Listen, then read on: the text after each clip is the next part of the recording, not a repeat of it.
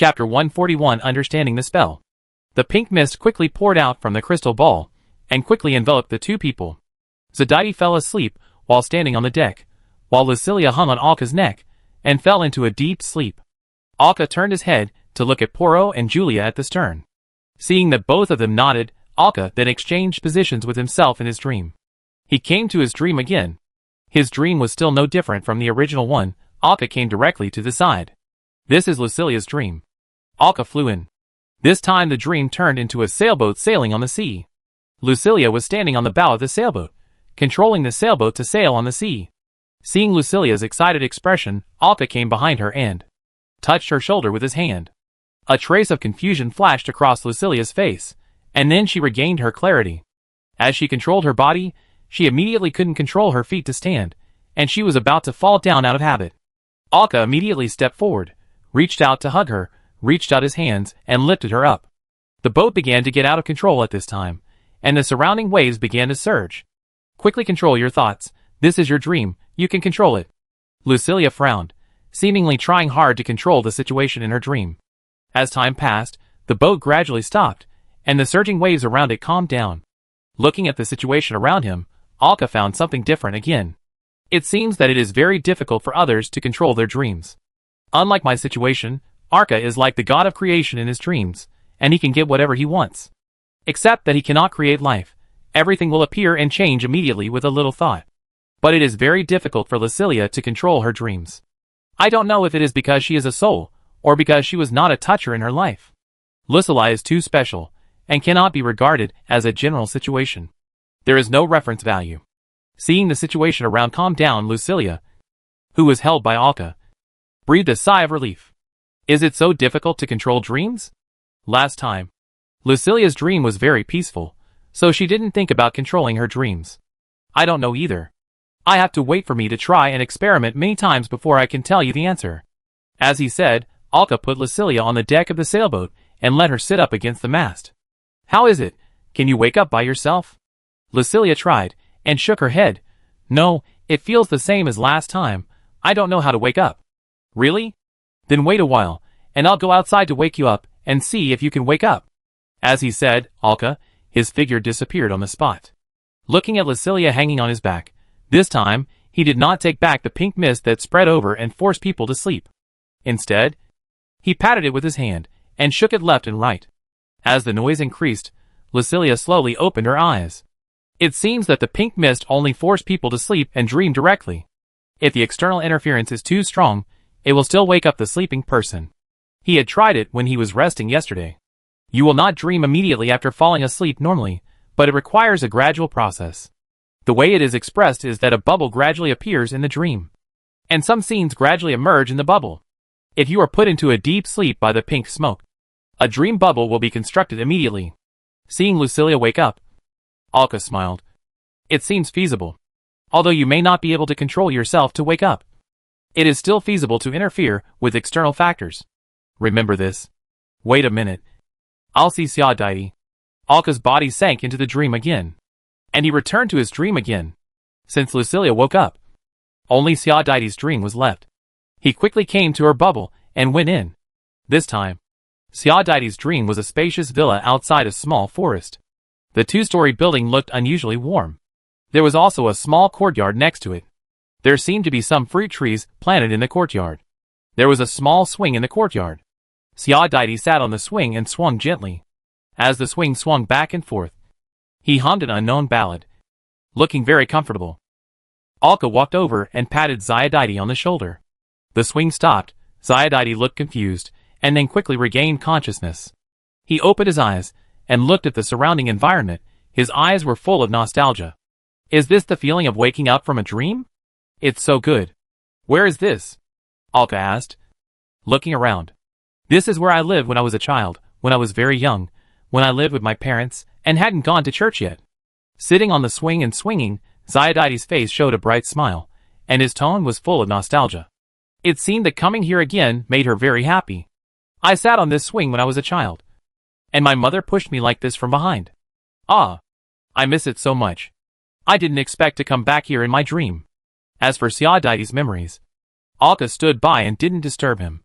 After reminiscing for a while, Xiao patted his cheek, stood up and said, "Okay, let's get down to business now."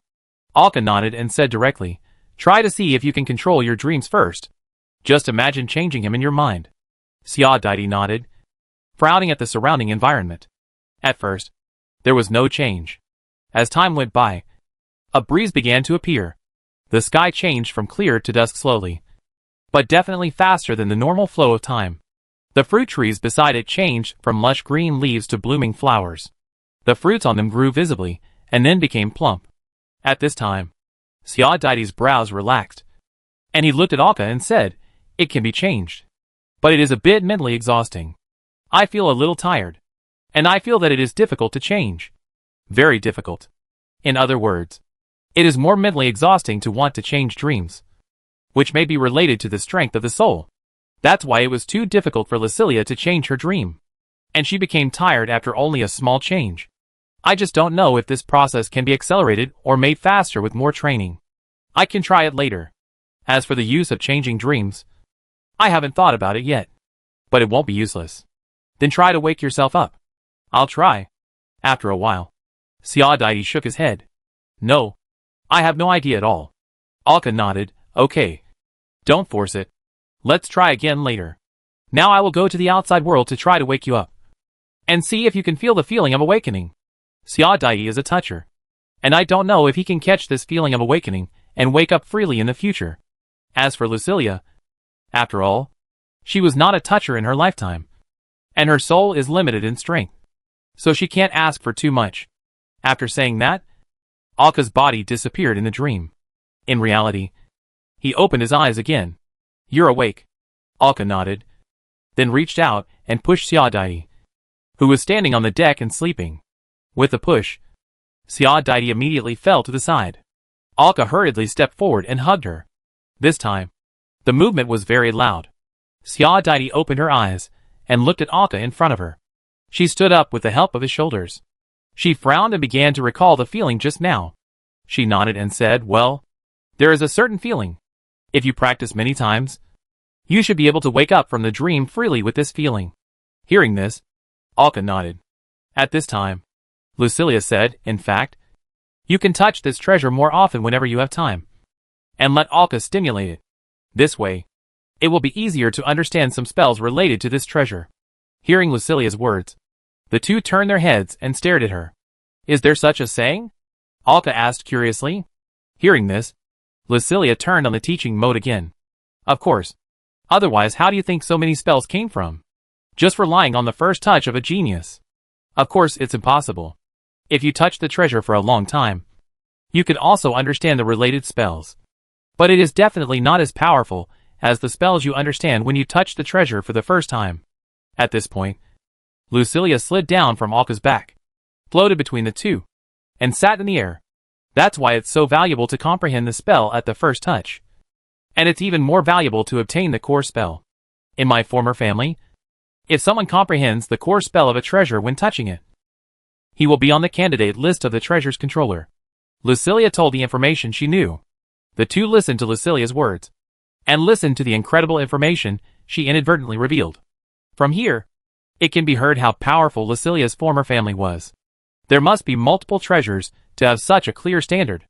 One or two items definitely don't need this standard. Thinking of this, Alka nudged Xiao next to him with his elbow.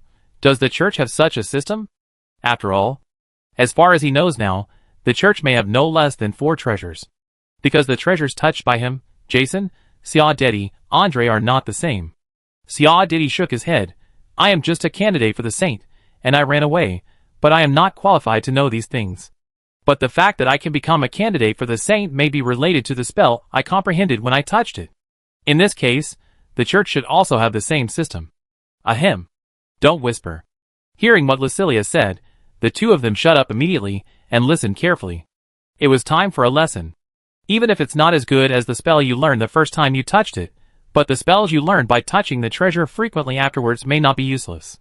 You may learn some powerful spells. So since you have the treasure, you should make good use of it. Let everyone touch it whenever they want. Who knows? Someone may win the prize if they are lucky. Hearing this, Alka waved his hand and let the dream catcher on his waist float in front of him. looking at Xiaodaidi beside him. He shook his head, indicating her to give it a try. Xiaodaidi rubbed his hands, and stretched out his hand a little nervously. When he touched the crystal ball, there was nothing but a hint of coldness, and he rubbed it twice more. Still nothing happened. He had to take his hand back, and shrugged helplessly. It seems that my luck is not good. It's not so easy the first time. Just come and touch it often in the future, and it's easy to understand some spells through the treasures with more contact. But there is only one chance to understand this. You don't need to touch it often after understanding it, and you won't understand it again after that. Lucilia said beside them, telling them how to touch it to improve efficiency. Looking at the dream catcher in his hand, Alka looked at Pororo, who was steering the ship. He walked over directly. You have heard what Teacher Lucilia said. Come and touch it, just in case you win a prize. Hearing this, Pororo stretched out his hand, as if he was going to show off his skills. Let me try. I think I have always had good luck, and the ocean will bless me. With a large palm, he slapped the crystal directly. However, nothing happened. Pororo frowned, as if he couldn't believe that his luck was so bad. He touched the crystal and rubbed it hard twice. But still nothing. It must be because this treasure is not suitable for me. Yes. Yes. Yes. Alka said perfunctorily, and then controlled the dream catcher to come to Julia, who had been listening to their conversation. Let the crystal ball float. You try it too. Julia nodded.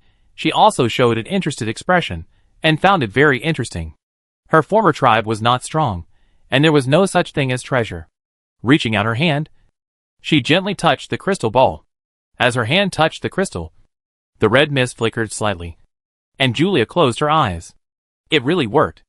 Alka was shocked. She just let everyone try it, and they actually understood it after playing around. In Lucilia's words, it is easier to understand if you touch it frequently. I didn't expect that she would understand it after the first touch. After that, Julia didn't need to touch the dream catcher again to understand more spells. Pororo fixed the rudder directly, and ran over with a few big steps. Lucilia and Xiaodaidi also quickly gathered around. Everyone showed a curious face.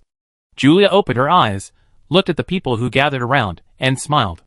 I did understand a spell, but it doesn't seem to be very useful. What spell? Is it strong? Does it have any ability? Everyone asked one after another. Julia smiled, raised her hands, and told everyone not to get excited. Raising his right hand, a light pink spell with 3 twisted lines appeared. The name of this spell is Sleep, and the effect is very simple. Just like its name, it allows people to sleep peacefully. After hearing Julia's explanation, everyone was silent. How should I put it? As soon as I heard the name and effect, I knew that it was very consistent with the process of understanding from the dream catcher. But as for this effect, if you say it is useless, then you can't say that. There are many people in this world who are troubled by insomnia and pain and can't sleep peacefully. But if you say he is very useful, that's a bit exaggerated. It's okay. At least it's better than us not understanding anything, Alka said lightly. Julia also smiled and said, I think so. After chatting for a while, everyone dispersed. But from their expressions, it can be seen that they don't have much hope that they can get any spells by touching the dream catcher later. Alka returned to the room. His room was just behind the captain's room, and it was connected to the captain's room in front. Sitting on the bed, Lucilia, my current strength has been raised to the triple helix because of the treasure. Will meditation increase my efficiency now? He vaguely remembered that he had mentioned this when chatting with Lucilia before, and now he wanted to confirm it. After all, he was very eager for strength now. Lucilia's voice reached his ears. Yes, according to the records in the book, and what I know. The speed of meditation of the treasure owner is much faster than others, especially if it has not reached the triple helix. Holding the treasure in hand, it can make the surrounding magic power gather in the middle of the treasure, because this treasure itself is a high magic energy body. It can also help stabilize the meridians in the body, and withstand faster meditation speed. These all play a decisive role in improving strength. This is the most basic mastery standard. So if you speed up your meditation now, it shouldn't take long to reach the triple helix. And when you reach the triple helix, you can be considered to have truly mastered the treasure. After all, Alka has not even met the most basic requirements for mastering the treasure, and he still relies on the feedback of the treasure to achieve it. If you really say that he has truly mastered the treasure, then you are flattering him. If my strength improves in the future, will the feedback from the treasure help me improve my strength? After hearing this, Lucilia's voice came after a while. It should be possible. I'm not sure. You will know when you reach the triple helix. Although she knows a lot of knowledge, she knows very little about the specific feedback after possessing a treasure. After all, I was not a toucher in my lifetime. My understanding of touchers comes from my daily observations and the introductions in the books. Okay. Alka sat cross-legged on the bed and began to prepare to enter meditation. Before entering, he suddenly said, "By the way, I forgot to tell you that I have remade a soul doll through the precision hand. The new one allows you to talk in the doll, and it should last longer." "Really? Great, thank you Alka, you are amazing." "It's okay." Chapter 142. Single person destroying a ship. On the dark sea. A faint light, moving slowly in this dark environment. Look closely. This is an ordinary three-masted sailing ship sailing on the sea. The raised black sails, and the flags on it are telling others that this is a pirate ship. Many pirates in shabby clothes are climbing up and down the ropes, manipulating the canvas. At this time, if the pirates on the ship have dark vision, they can see that there is a strange current on the sea not far below the ship. A shark's fin and half of its back floated on the sea, quickly swimming towards the pirate ship. Alka sat on the fish's back, looking at the pirate ship not far away in the darkness. This was another pirate ship of the prayers for the dead. This time it was not an accidental encounter, but Alka deliberately stayed in a certain area, waiting for the enemy to arrive. While the enemy had not discovered them yet, Alka took the lead this time. Pororo carried Alka to the bottom of the pirate ship. Alka took the lead directly, and clung to the edge of the ship. The Dreamcatcher crystal ball was at his waist. And as he controlled it, pink mist gushed out, wrapping him up completely. Reality and dreams were exchanged, and Alka's figure disappeared in the darkness. Then Alka climbed up silently, and directly flipped over the deck. Leaning on the edge of the ship, he watched the pirates walking around on the ship, doing their own things, the surrounding noise, and the inevitable stench on the ship. Fortunately, this was just an ordinary pirate ship, and the lighting stones on the ship were sparsely placed everywhere, making the whole ship look slightly dim. Only in a few key places, the surrounding environment can be clearly seen, and other places can only be carefully distinguished by these weak lights. Alka began to wander around the entire pirate ship without paying attention to others, observing the structure of the entire ship and the placement of some items. Then he also checked the pirates in different costumes, who seemed to be looking for targets. However, these pirates on the ship ignored Alka, who was walking around on their ship. Even though Alka walked in front of them, the disappearance of the figure, coupled with the relatively dim light around, created a perfect environment for Alka. Bang! Suddenly a heavy object fell from the sky, hitting the deck heavily, even denting a wooden board on the deck. Alka looked back and saw a figure lying on the deck wailing. But he closed his eyes tightly, and his whole body was twitching constantly. In Alka's eyes, countless dark elements had already accumulated around this pirate, as if he was covered with a black coat. This place has been completely penetrated by the dark elements, and there is almost no need for rescue. An ordinary person. I don't know how long he has been in this central area. After being invaded to this extent, he must have been here for more than 2 months. Many pirates around came over, looking at the pirates, who were constantly twitching, and were helpless. Go away. Go away. What's so good about this? A pirate with an ordinary appearance, but obviously better clothes than these ordinary pirates came over. He dispersed the pirates who were surrounding him, and looked at the pirate who was twitching on the deck. He shook his head helplessly and sighed. Alas, I'm sorry, good brother. He squatted down, and a dagger appeared in his hand. He gently covered the twitching mouth of the pirate, and then slashed it. There was a light red light on the dagger. With such a slight swipe, a long and thin wound appeared on the pirate's neck, but no blood flowed out, and he died quietly. The speed of death was very fast. It should be the effect of the spell on the dagger. The pirate put away the dagger and looked at his dead companion. Another pirate came over, looking at his clothes. He should be a toucher as well. He squatted down and stretched out his finger, gently touched the neck of the dead companion, and the wound that was originally cut healed. But that was all, just to make the pirate die more beautifully. The pirate toucher who killed him personally picked up the body, came to the edge of the boat, and threw it directly into the sea. With a splash, he fell into the water. There was no trace of him anymore. Alas! He shook his head helplessly, and turned around to see many pirates around him staring at him. What are you looking at? Go to work. Also, someone come and repair this deck. Carve your name on the replaced wood and throw it down," he said and walked away. "Maybe we should leave." A pirate who was going down to get the tools to repair the deck said. The pirate next to him looked at him and said, "Don't you want to be like them? Someone who has magical powers? But if you stay like this, you will die. We are pirates, we will die outside, it's just a matter of time." His companion fell silent. Most of the pirates on the ship were quite numb to the death of the pirate just now. They had become accustomed to this situation during this period. Every day, one or two of them would go crazy. The whispers and songs in the dark became the material of their nightmares at night.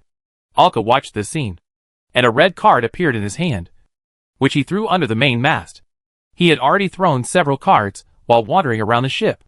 The worst thing about the illusory body was that it could not use the pocket ring, because the pocket ring was brought into the dream by Alka's real body.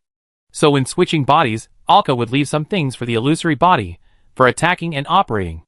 Fortunately, there was no difference other than that, and he could still use magic and spells. After throwing the card away, he followed the pirate, who had just killed his companion, to the captain's room. As soon as he came in, he saw a total of 3 people in the captain's room. The lights inside were dim, and it was almost impossible to see the faces of these people clearly. "Another dead one?" a figure asked. "Yeah. When will this end? I've heard it 5 times, I'm going crazy." A tall figure, roaring, punched the wooden table in front of him, making a crack.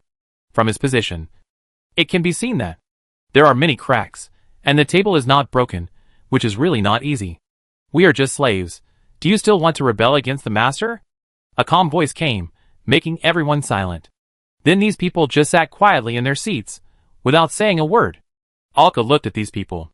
It seemed that these were the touchers on the ship, plus the one who was repairing the wound he had just met outside. That meant there were a total of 4 touchers on the ship. As for how many spirals there were, he didn't know, but he didn't care. He came behind the figure, who was hammering the wooden table angrily. The pink mist slowly spread along his arm and onto the man's back. Because the light was dark here, no one noticed anything wrong, until the figure saw the pink mist on his neck.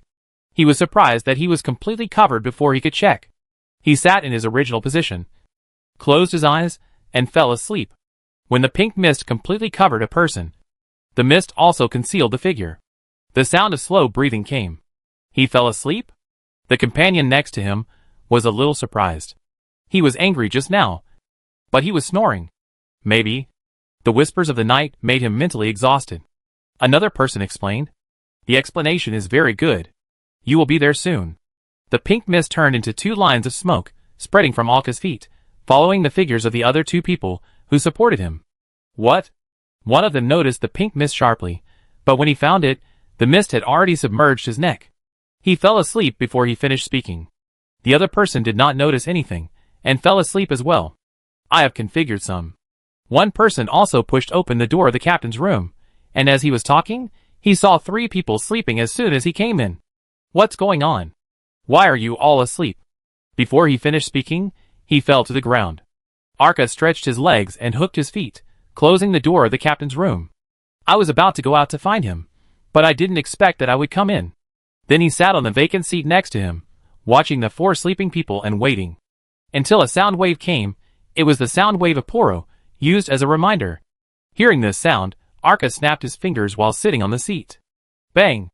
There was a violent explosion outside, flames shot up into the sky, and the fire pillars that rushed out from several corners ignited the flammable materials on the ship in an instant. The canvas mast turned into a tall pillar of fire, illuminating the surrounding darkness. "Ah! What's going on? What happened? Where's the captain? Where are the captain and the others?" In the captain's room. With the sudden burst of fire, the entire pirate ship was filled with running and screaming in fear. Alka stood up and knocked out the 4 sleeping people one by one. The noise of moving them would definitely wake them up, so it would be more convenient to knock them out. He stretched out his right hand, and with the blue light flashing, for thick water chains sprayed out, tying up the 4 fainted people. With the noise outside, the door of the captain's room was opened. A metal card appeared in Alka's hand, and as he swung it, it flew out in a strange arc. The sharp metal card instantly cut the neck of the pirate who opened the door, and blood gushed out. He flew out with undiminished power. Alka dragged 4 water chains and walked directly towards the open door. 6 or 7 pirates outside had already fallen. All of their wounds were from scratches on their necks. Alka raised his left hand and caught the card that flew back. The spring water in his hand surged, washing away the blood on his hand, and the blood remaining on the edge of the metal card. A thin layer of water shield was wrapped around his body, blocking out the gushing blood and the surrounding flames. The whole ship was in chaos. Some pirates were putting out the fire, and others had already jumped off the ship in panic. Killing all the panicked pirates, Alka dragged the 4 unconscious touchers off the ship. Below, the Flying Swallow had already stopped there. Zidide and Pororo were already waiting for him on the ship. As Alka landed on the ship, the 4 pirates he dragged also fell into the water. Alka dragged the water chain and dragged them onto the ship. Are these the touchers on this pirate ship? Hearing Zidide's question, Alka nodded. Then the Flying Swallow sailed quickly into the darkness. The pirate ship behind exploded again, and the sky-high pillar of fire appeared again, completely igniting the entire ship. It became a bright beam of fire in this dark sea. It took only a short while for the Flying Swallow to bring them to the side of their ship. With the help of the fallen cable, the Flying Swallow was tied up and pulled up. Then they tied up the 4 touchers tightly, and tied them to the mast. The pink mist once again enveloped the 4 unconscious people. I'll go into their dreams to ask for information. Alka sank into the dream. As for asking for information in reality, it was basically impossible. As long as these touchers dared to say some important information, they would die on the spot. That's why Alka tied these touchers to the ship to see if he could get some useful information from their dreams. It's impossible to die if you say some important information in a dream. That's a bit too outrageous. And Alka had some experiments that he wanted to try on these pirates. As he sank into the dream, Alka immediately noticed 4 floating bubbles around his dream. He picked one at random and went in. As soon as he entered, he saw the vast sea, with countless ships sailing on the sea.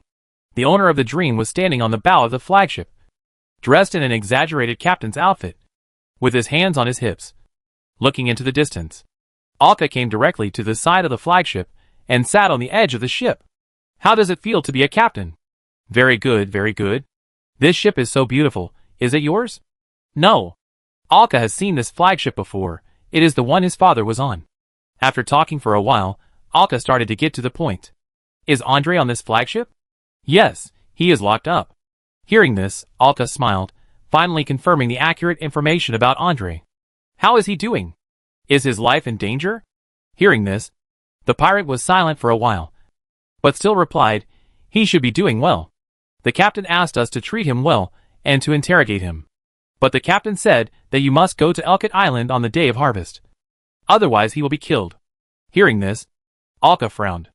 Good news and bad news came together. Harvest Day is a grand festival of the Virgin Mary, which is almost the same as the New Year in this sea area. It is a festival to thank the Virgin Mary for her protection.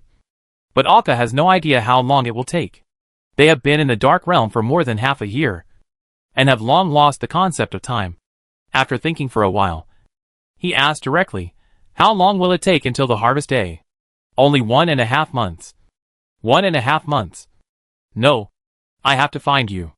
After saying that, Alka was pushed out of the bubble. The bubble broke and disappeared in front of him, which meant that the owner of the dream had woken up. This sudden change made Alka a little confused. How could he wake up like this? I reminded him of something important in my dream, which made him wake up suddenly. This feeling should be similar to thinking that you are resting today and want to sleep a little longer, and then suddenly remember that you have to go to work and wake up suddenly. Although it was a bit sudden, but I also gained some information about the dream. Alka floated his body to reality and saw one of the pirates wake up. However, he had been controlled by Zidide and his men, and Alka fell into a dream again. He had not finished asking questions yet, and he had to take this opportunity to fully grasp the information of the prayer for the dead pirates. He once again entered the dream of one of the pirates. However, the pirate's dream was a warm farmland. He had been working on the farmland, and unless Alka asked him questions related to farming and plants, he had no intention of answering Alka at all. This man's dream does not meet the requirements of the inquiry. Alka switched the dream again. This time the dream became an isolated island, and a pirate was sitting quietly in the middle of the island, staring blankly at the sky. Alka walked over and sat down. He asked a few questions casually, and found that he answered whatever I asked. Just like a talking tree. Wait. This man doesn't really think he is a talking tree. Does he? What do you think of Sivers? He is a real madman. He is irritable and unpredictable at one moment, and elegant and peaceful at another moment. A madman. Alka thought about it, and then changed the question. Do you know what the treasure he holds is? It's a flag, as long as an arm, with the emblem of the prayers for the dead pirates on it. What power does this treasure have? Alka's tone became excited. As long as he mastered the power of the treasure, it would be much easier to deal with. I'm afraid of the unknown. I don't know. He has never shown it, except for upgrading us to touchers. Hearing this answer, Alka couldn't help but feel a little discouraged. What a pity, what a pity. After regaining his spirit, he started to ask questions again. With such a good opportunity, he had to ask all the questions. How strong is he? Very strong. I have never seen anyone stronger than him. He usually attacks with cards and canes. The cards he throws have various abilities, and each one is very powerful. These words made Alka silent, and he frowned. What does it mean? His father mastered Jack's fighting methods? That is to say, Jack may have put something inherited in the normal treasure. Then his father mastered it. Or, there are other possibilities. Chapter 143, Death in Substitution. Alka kept a careful eye on the pirate's answer and kept it in mind. He must find out when he has the chance. This is very important. It is related to his future actions. He looked at the pirate in front of him, thinking about what other questions he needed to ask. It was a rare opportunity to ask all the questions at once. You have become touchers. How did Sivers control your lives? I don't know. When we become touchers, our lives are already in his hands. We must follow the rules he set. Once we violate them, we will be punished up to death. Don't you know? There are automatic punishments. This made Alka a little silent. When he became a toucher, he directly controlled their lives. Did he do something to these people when he touched the treasure? Alka recalled that when he touched the treasure, he was directly immersed in the stimulation of his body. He didn't know whether he was sensitive to the outside world, because no one would disturb him at that time. But since we don't know the specific reason, there is nothing we can do. But from here, we can know that his father must trust these touchers, because they will not spread these secrets, and they cannot spread them. Then the accuracy of the secrets known by these touchers is almost certain. No need to be suspicious anymore. How many touchers are there in your pirate group?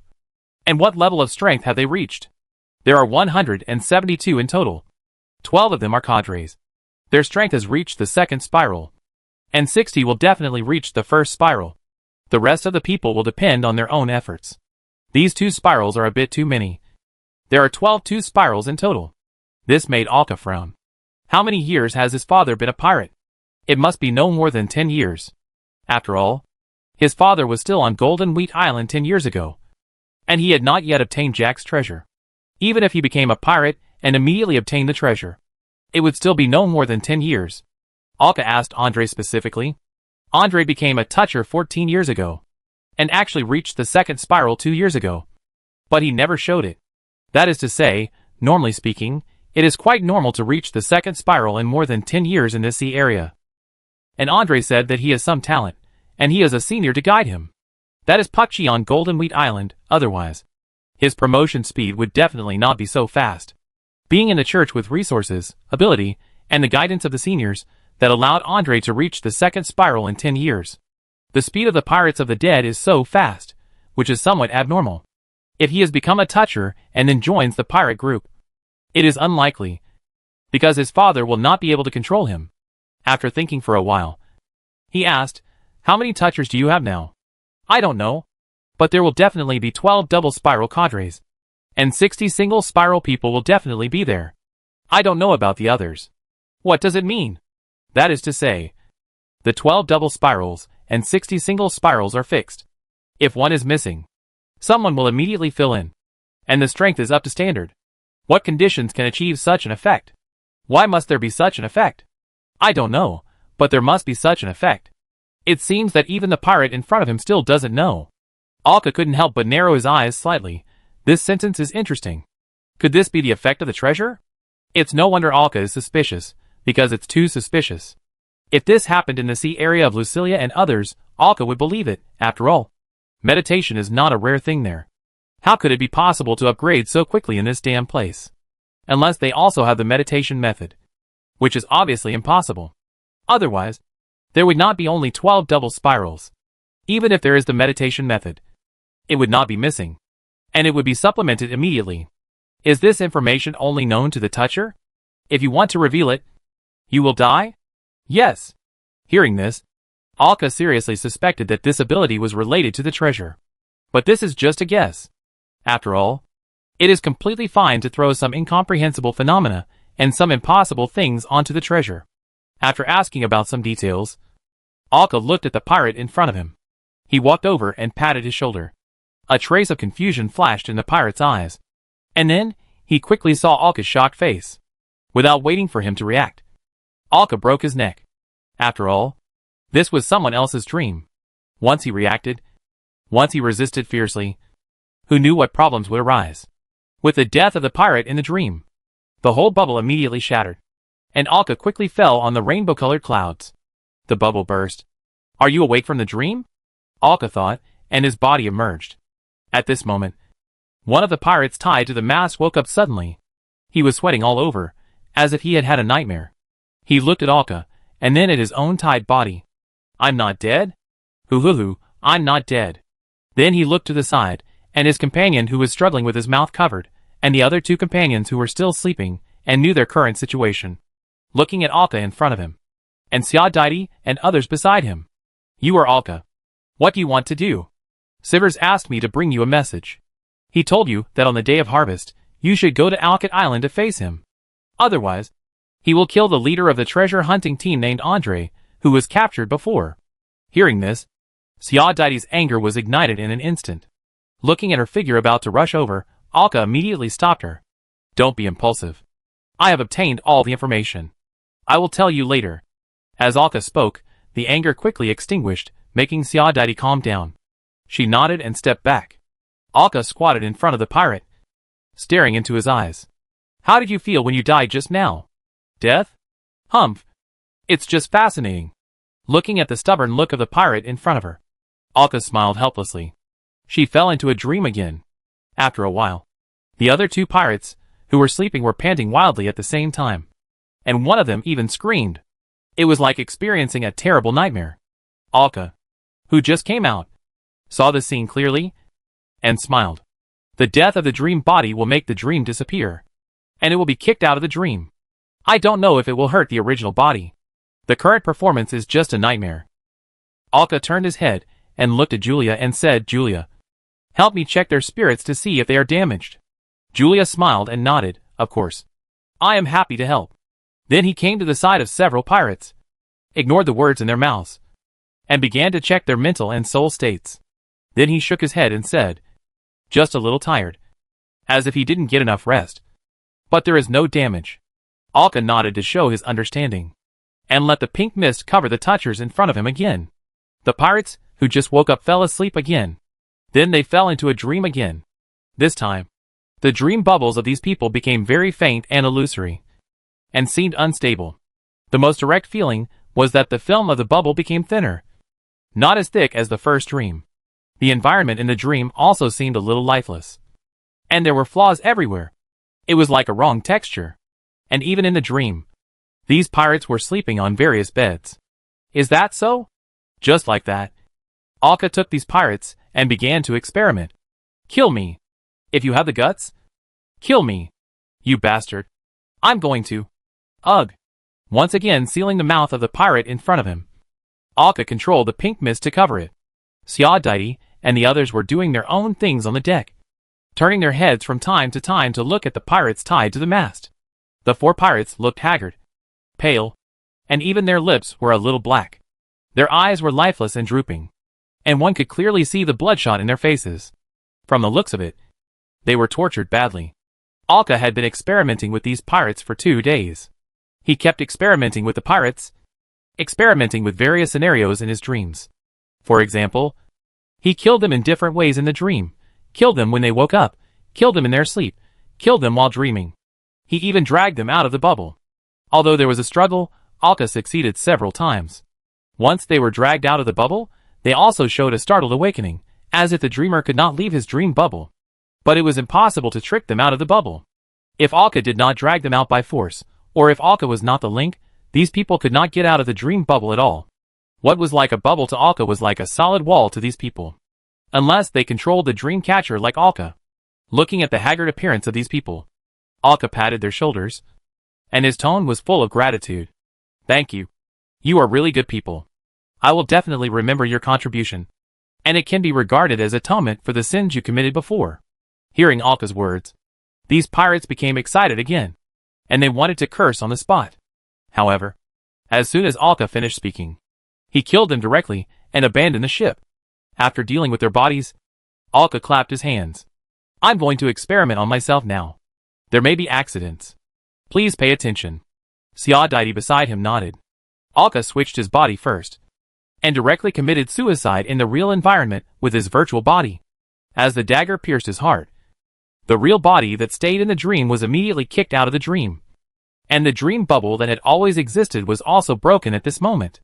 The body that had just died from a pierced heart, restored to its original state again. It was not that he did not die, but at the moment of death, the real body was dragged back, and it behaved as if it had been refreshed. Alka, who had returned, took deep breaths continuously.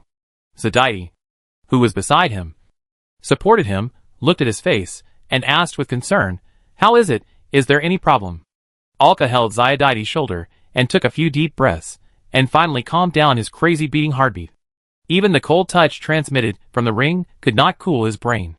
He could clearly feel that the feeling of death in reality was definitely different from that in a dream. The after effects were much greater than those of the pirates. And with the dream catcher in hand, he was more sensitive to his senses. After a short rest, he began to conduct other experiments. Finally, after the sacrifice of 4 pirates, and his own personal experience, Alka understood the difference and consequences. The virtual body can be used as a death-free card, provided that the virtual body in the dream world must be used to fight first, and then die. As the virtual body dies, the real body will take over instantly. It will appear as if it has been refreshed. But there will be various sequelae at this time. It is like facing death in person. And it is impossible to be completely free of any problems. And the dream world will also be tired and damaged. He must have a good sleep after the virtual body dies. And he must also sleep in the dream world. It takes about a whole day of sleep to repair the loss in the dream. That is to say, the chance to replace death must be once every 2 days.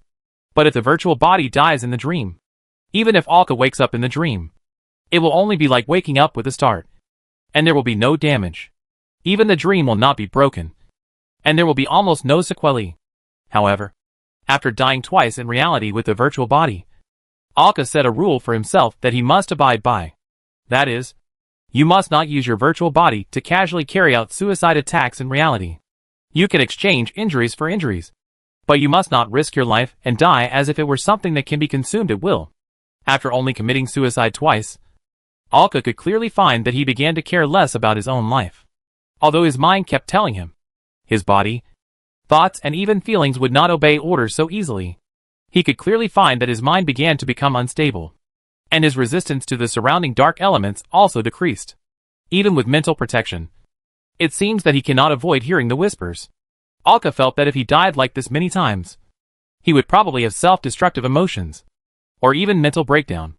This is based on the fact that his soul is stronger than others and his spirit is stronger than others. If it were someone else, their spirit would only be more fragile, and they might collapse after 2 times. For example, those pirates who woke up from their dreams had already experienced mental breakdown after dying 4 times. Not to mention Alka's feeling of dying in reality, which is even more shocking. Each death should leave enough time to repair the mental problems. The sequelae of multiple deaths are too bizarre. It may even be impossible to recover, so be cautious. Alka thinks that if this trend continues, he will definitely have a tendency to self-destruct if he dies more than 4 times in a year. More than 5 times will definitely lead to mental breakdown.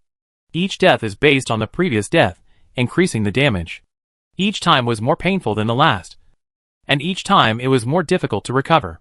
Judging from Alka's feelings after dying twice, he would need to recover for at least half a year to ensure the next death, like the first time. When he died for the first time, Alka felt that he only needed to rest for a month to eliminate the collapse and self-destructive tendencies hidden in his mind and soul. The death of the illusory body in reality was so real, which kept bringing up the memories that had been buried. Fortunately, it is not that it cannot be used, but it must be strictly restrained. Death is not a joke. But no matter what, this ability has become powerful again. As long as he rests for a long time, Alka will have an extra life. What better thing can be better than this? And as long as he is not dead, he can easily return to the dream to repair his broken arms and legs. There will be no problem. At most, he will have to endure this kind of pain. But the price is too low compared to losing this. Moreover, it can overdraw more lives in times of crisis. When one's spirit becomes stronger later, perhaps such sequelae can be alleviated. But no matter what, if one is prepared, one or even several lives can be saved, which can already show how powerful this treasure is. Of course, the premise is that Alka used an illusory body when he died. Do you really have to keep the appointment on the day of harvest? Zadidi beside him suddenly asked, interrupting Alka's thinking. When testing the pirates, Alka had already told everyone the information he had asked about in the pirate's dreams. Alka turned his head and looked at her, nodding. Of course we have to go. Our main goal now is to find the church's ship and go with them. After all, there are too many enemy touchers, and there must be 12 2-helix ones, which is still very deterrent. They have 2 2-helix ones and 2 3-helix ones. Alka can feel that in a few days, he will be able to use the dream catcher to truly reach the 3-helix stage. Julia, with her experience and strength, can use the power of the triple spiral with the double spiral. The number of enemy touchers is indeed much more than Alka and his group. Not to mention, Sivers is the old man next to his father. According to the information obtained, the old man's strength will not be lower than the triple spiral. So conservatively estimated, the enemy has 2 triple spirals, one of which has a treasure. So it is necessary to unite with the church. Of course, before that, more information must be collected. With the dream catcher, the absolute confidentiality rule of his father's pirate group has completely lost its effect. This is their biggest advantage. Chapter 144, Reunion. The captain's room of the treasure harvest. Behind the captain's room is the room where Alka lives. He just opened his eyes from the bed. He was not sleeping, and seeing that he was sweating, you could tell that he was meditating quickly. With the dream catcher, meditation is more efficient, and it will be accelerated before reaching the triple helix. Quick meditation also has a certain pressure on the physique, but fortunately, it will only cause more fatigue. He could feel that it was almost done. In 2 or 3 days, he should be able to reach the triple spiral and complete the first stage. After cleaning up, Alka came to the deck. At this time on the deck, Zadidi was holding a 2-headed gothic doll, rubbing his face against the doll's cheeks frantically. Ah, Lucilia, you are so cute. Really? Really? Lucilia didn't dislike it at all at this time, and asked happily. The voice she made was childish. Hearing this voice, Alka scratched his head. He couldn't figure out why it was this voice. He used the precision hand to create a new doll for Lucilia to use, and used the precision hand to reconfigure and construct it. In addition to allowing Lucilia's soul to interact with reality, the doll now allows her to express herself with the doll's body. It can also protect Lucilia's soul, using some of the technology Alka obtained from the soul-trapping mirror. Because Alka tried to make a soul-trapping magic mirror, customized for Lucilia, which might make her live more comfortably in the mirror. But it is still under research and experimentation. However, the combination of the two allows Lucilia to play in the doll for a longer time, extending from 1 hour to 2 hours, directly doubling. And even after playing for 2 hours, Lucilia's soul will not feel abnormally tired. In the next stage, Alka plans to develop a function of multiple play sessions and quick recovery. This way, Lucilia can use the doll to carry out activities throughout the day, and at most she needs to rest in segments. It is just like an adult needs to sleep, except that Lucilia needs to sleep in segments, and sleep longer. But at least it allows Lucilia to interact more with reality, so that she will not feel lonely. But why does Lucilia speak with the doll in this voice? Is it because I did not adjust it correctly? As Alka came to the deck, Lucilia jumped directly from Zadidi's shoulder, crossed a distance of more than 2 meters, and lay steadily on Alka's shoulder. Then he struggled twice, and finally sat firmly on Alka's shoulder. Thank you, Alka, I like this doll body very much. Hearing the babyish voice in his ear, the Lucilia doll body is really cute. Why do you speak with this voice when you use the doll? The doll shook its head. I don't know. After entering this body, the voice becomes the same as when I was a child. Is that so? Alka rubbed his chin, and remembered this point in his mind. The mystery of the soul is really magical. He looked at Xia Dai and asked, "How is it? Have you tracked the church's ships or pirate ships?" Xia Dai shook his head, and said helplessly, "No, this sea area is too empty, and I don't know why no pirates are coming to our area even if we stay where we are. They haven't encountered church ships in half a year, but they know from some pirates that the church is attacking them, and it has caused them great losses. They wanted to capture some pirates, and asked them if they had encountered any ships of the church. But they didn't even encounter any pirates. It was as if they had given up their goal. Even if they stayed where they were, no pirates would surround them, and search for them in the sea. This was very different from the way they chased like hounds before. If they dared to stay where they were for more than a day, many pirate ships would appear around them to search for their traces. That's why they had to keep moving. They had to move even if they had no goal." Hearing this, Alka frowned and thought for a while before saying, "My father must have confirmed that I received his message. So he is now retreating to Elkut Island, waiting for my arrival. Given his father's control over the Touchers under his command, he would definitely know clearly after his death. And the ship that was burned before, there should be survivors. There are too many channels for his father to know that he already knows the message he wants to convey. Be careful, there is a ship approaching us." Pororo, who was steering the ship, suddenly looked like he was listening attentively, and then said. After hearing Pororo's words, the people on the ship immediately became alert. Even Lucilia on Alka's shoulder pulled out a sword from somewhere. Of course, the sword was the size of her body, like a toy. But judging from Lucilia's appearance, she should be very satisfied. She posed a handsome pose on Alka's shoulder. Alka came to the stern, holding a monocular telescope in his hand to observe. As the ship gradually appeared on the sea level, Alka began to observe carefully. Speaking of which, the detection range of Poro is really far. It can detect movements outside the field of vision. Of course, only on the sea surface. After all, he is a warrior of the sea, and the sea surface is his home. Once on the island, the detection still depends on the silver ripples of Xiaodai. High precision, wide diffusion. It is a ship intertwined with gold and green, and the whole ship exudes a faint milky white light, which is extremely conspicuous in the dark night. As the ship sailed, Alka finally saw the sign on the canvas of the ship. Our Lady's Church? Alka never thought that he would run into it like this. He hadn't run into it for half a year, and now he happened to run into a ship that wanted to run into the church. Could it be that the Virgin Mary was blessing him? Thinking of this, Alka couldn't help shaking the silver metal box that he had been carrying on his back. Speaking of which, he had been carrying this box for half a year, and it was almost fused with his back. Even when sleeping, Alka would wrap his hands around the chain. However, the consumption of magic power by the Sword of Kindness was really outrageous. So Alka didn't like to use this sword. His fighting style was to use various cards that had been prepared in advance, which consumed very little magic power. He always had enough magic power in his body to deal with dangerous situations. Once he used the Sword of Kindness, with the magic power in his body, it would be like a pump running at full power to extract the magic power in your body. That feeling was really uncomfortable. So generally Alka would not use this sword, unless he encountered a critical moment. Like the last time he encountered the red evil spirit, he would draw it out without hesitation to meet the enemy. As for these pirates, to be honest, it was difficult for Alka to be interested in using the Sword of Kindness. The reason they ran away was not because of the other pirates on the Prayer of the Dead, but because of his father. If his father had not been chasing him from behind, these pirates would not have been enough to make them flee. After knowing that it was the ship of the Holy Mother Church, Alka waved his hand, signaling Pororo to stop the ship. Then the whole spell ship began to light up faintly, and the ship controlled by Alka activated the energy spell on the edge of the ship to protect against dark elements. Such light, coupled with the lighting stones on the ship, was quite attractive in the dark night. Sure enough, the church's ship came straight towards Alka and his team. Along with it, there was also a blue-lined bird. Seeing the bird flying over, Alka frowned. Was there someone he knew on the boat? Otherwise, how could a bird come over?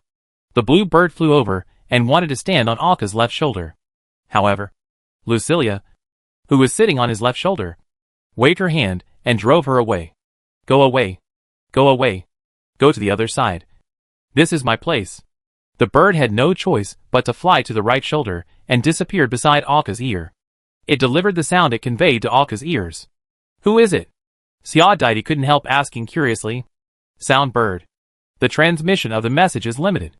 You either know the person you want to pass the message to, or have had contact with him. If you have never even met him, you can't pass the message. Of course, it is not impossible if there are other media. The connection between the church and Alka is through Andre and others. Xiao doesn't remember who Alka knows in the church. Alka turned his head and looked at her. It's Jason. Hearing this, Xiao smiled. Is it Jason? Does that mean Vanessa and Jamie are safe? They have not received any news about Jason and his friend's safety so far. They only know that the pirates have not caught them. Hearing this, Alka shook his head helplessly. I don't know about that. Jason didn't say anything. He just said that he was the one on the ship and would meet us soon. Will this guy pass on the message? Xiao gritted his teeth and waved his fist twice. As the church's ship slowly approached Alka, they also saw the scene on the ship. At this time, Jason was wearing a white robe with green stripes like branches on his body. From under the white robe, he could see equipment like soft armor.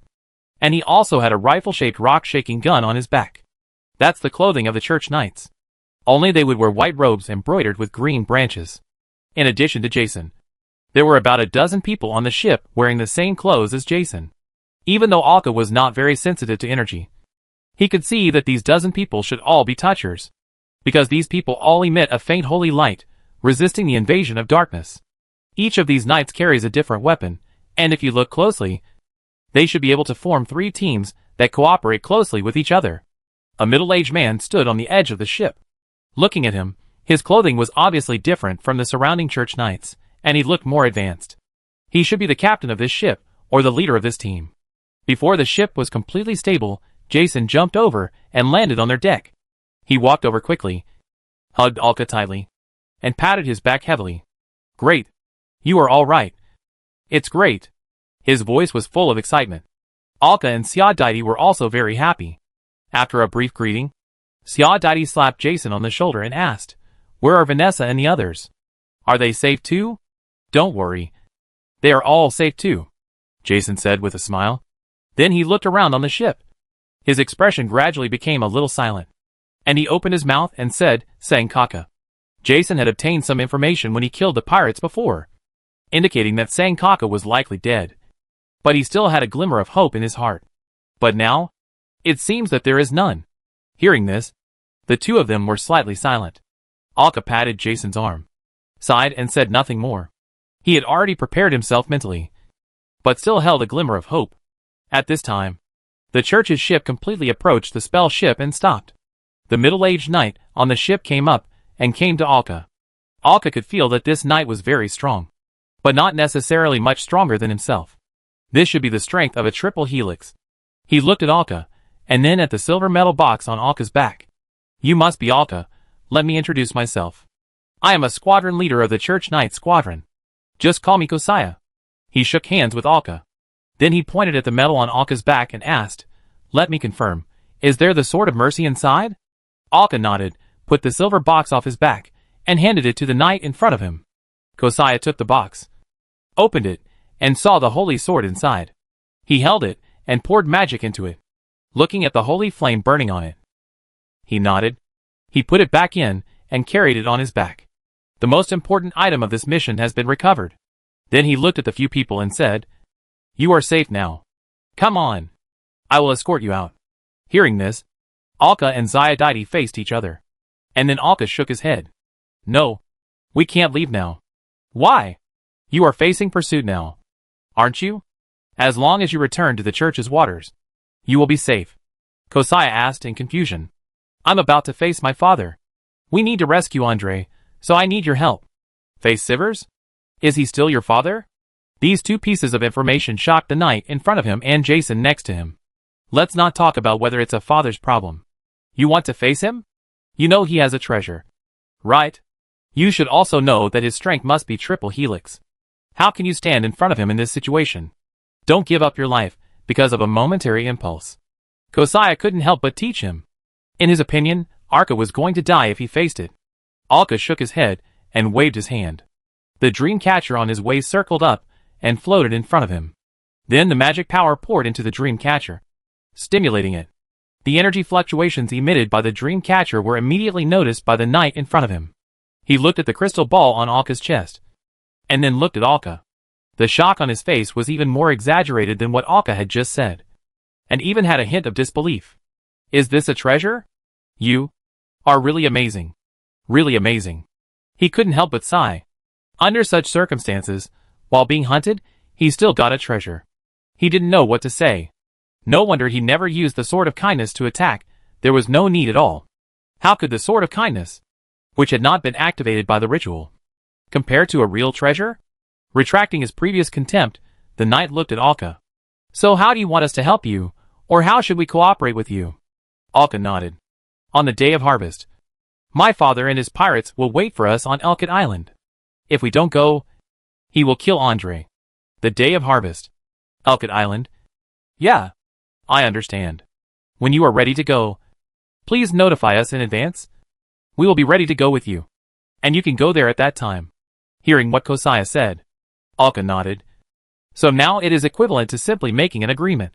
As for what to do next, what intelligence they have obtained in the meantime, they will communicate with each other. Now they need to return the holy sword. They will not feel at ease if they carry it on their backs. After the communication, the knight captain looked at Jason next to him and thought for a while and said, Then you stay here now, as a temporary liaison. No problem, Captain. Jason happily accepted the task. It's less than a month before the harvest day. I need to convey this information to the church as soon as possible and make adequate preparations. Then I'll take my leave first. May the Virgin Mary bless you. The knight crossed his hands and nodded to Alka and the others. Alka and the others also returned the greeting. Watching the knight return to his ship, then control the ship to return along the same route, gradually going farther and farther away. Is this true? You have a treasure? At this time, Jason asked in disbelief. Alka nodded. After getting Alka's confirmation, Jason held his head in disbelief. Oh my god, what have I missed? Listening to Jason's sad words, the two of them couldn't help but smile. Jason essentially joined the treasure hunting group because he loved treasure hunting, and even joined the church. Missing the treasure hunting experience of finding treasures, it was an absolute heavy blow to him.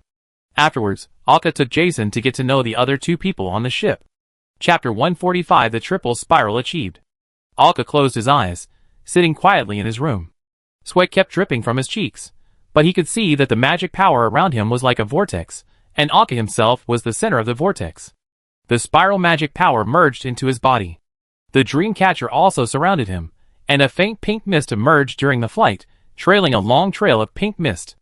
As the vortex of magic power became more and more exaggerated, there was a certain vacuum of magic power around Alka, causing all the dark elements to be squeezed out. The vacuum only lasted for a moment. And then, the magic power was filled again.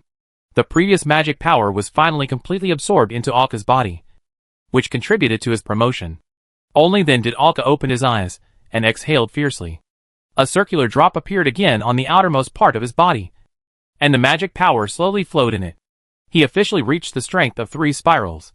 The 3 spiral drops overlapped in his body, absorbing the surrounding magic power to strengthen his physique.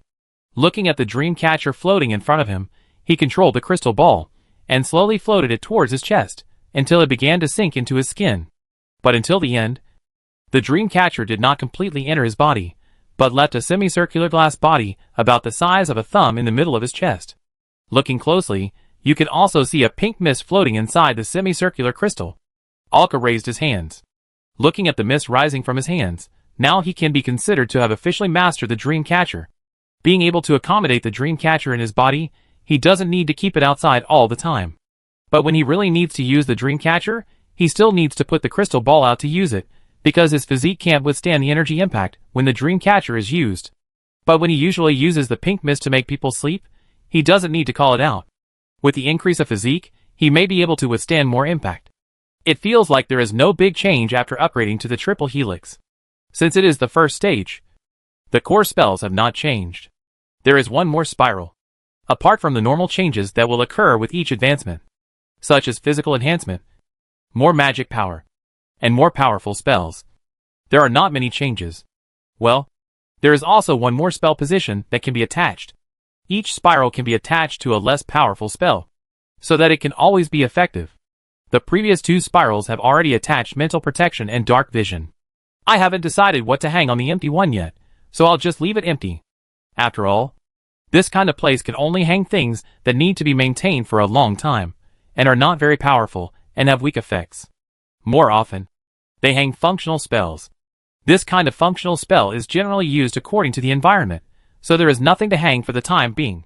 Immersing his body and mind in the dream, Alka began to experiment to fully master whether the dream catcher has provided any new capabilities, or whether any of the original functions have been strengthened. I came to my dream bubble again. At this time, I could still clearly see some cracks around the bubble. These were all caused by the death of Alka's dream body in reality.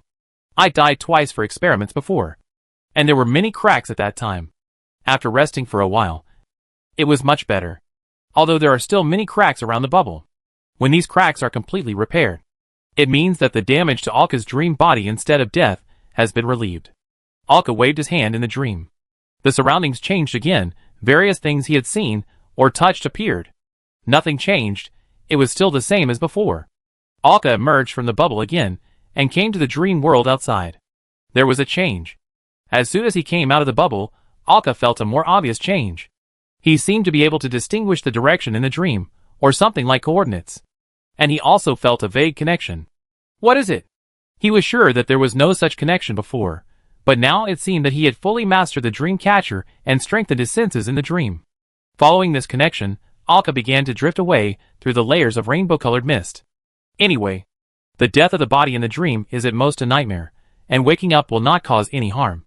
So Alka's exploration was relatively bold. Following the connection, Alka flew, until he finally arrived in a space covered by fog, looking at the two overlapping bubbles in front of him. This was outside the dream of others. Looking at the scene in front of him, Alka frowned. Is there such a dream? A bubble represents a person's dream.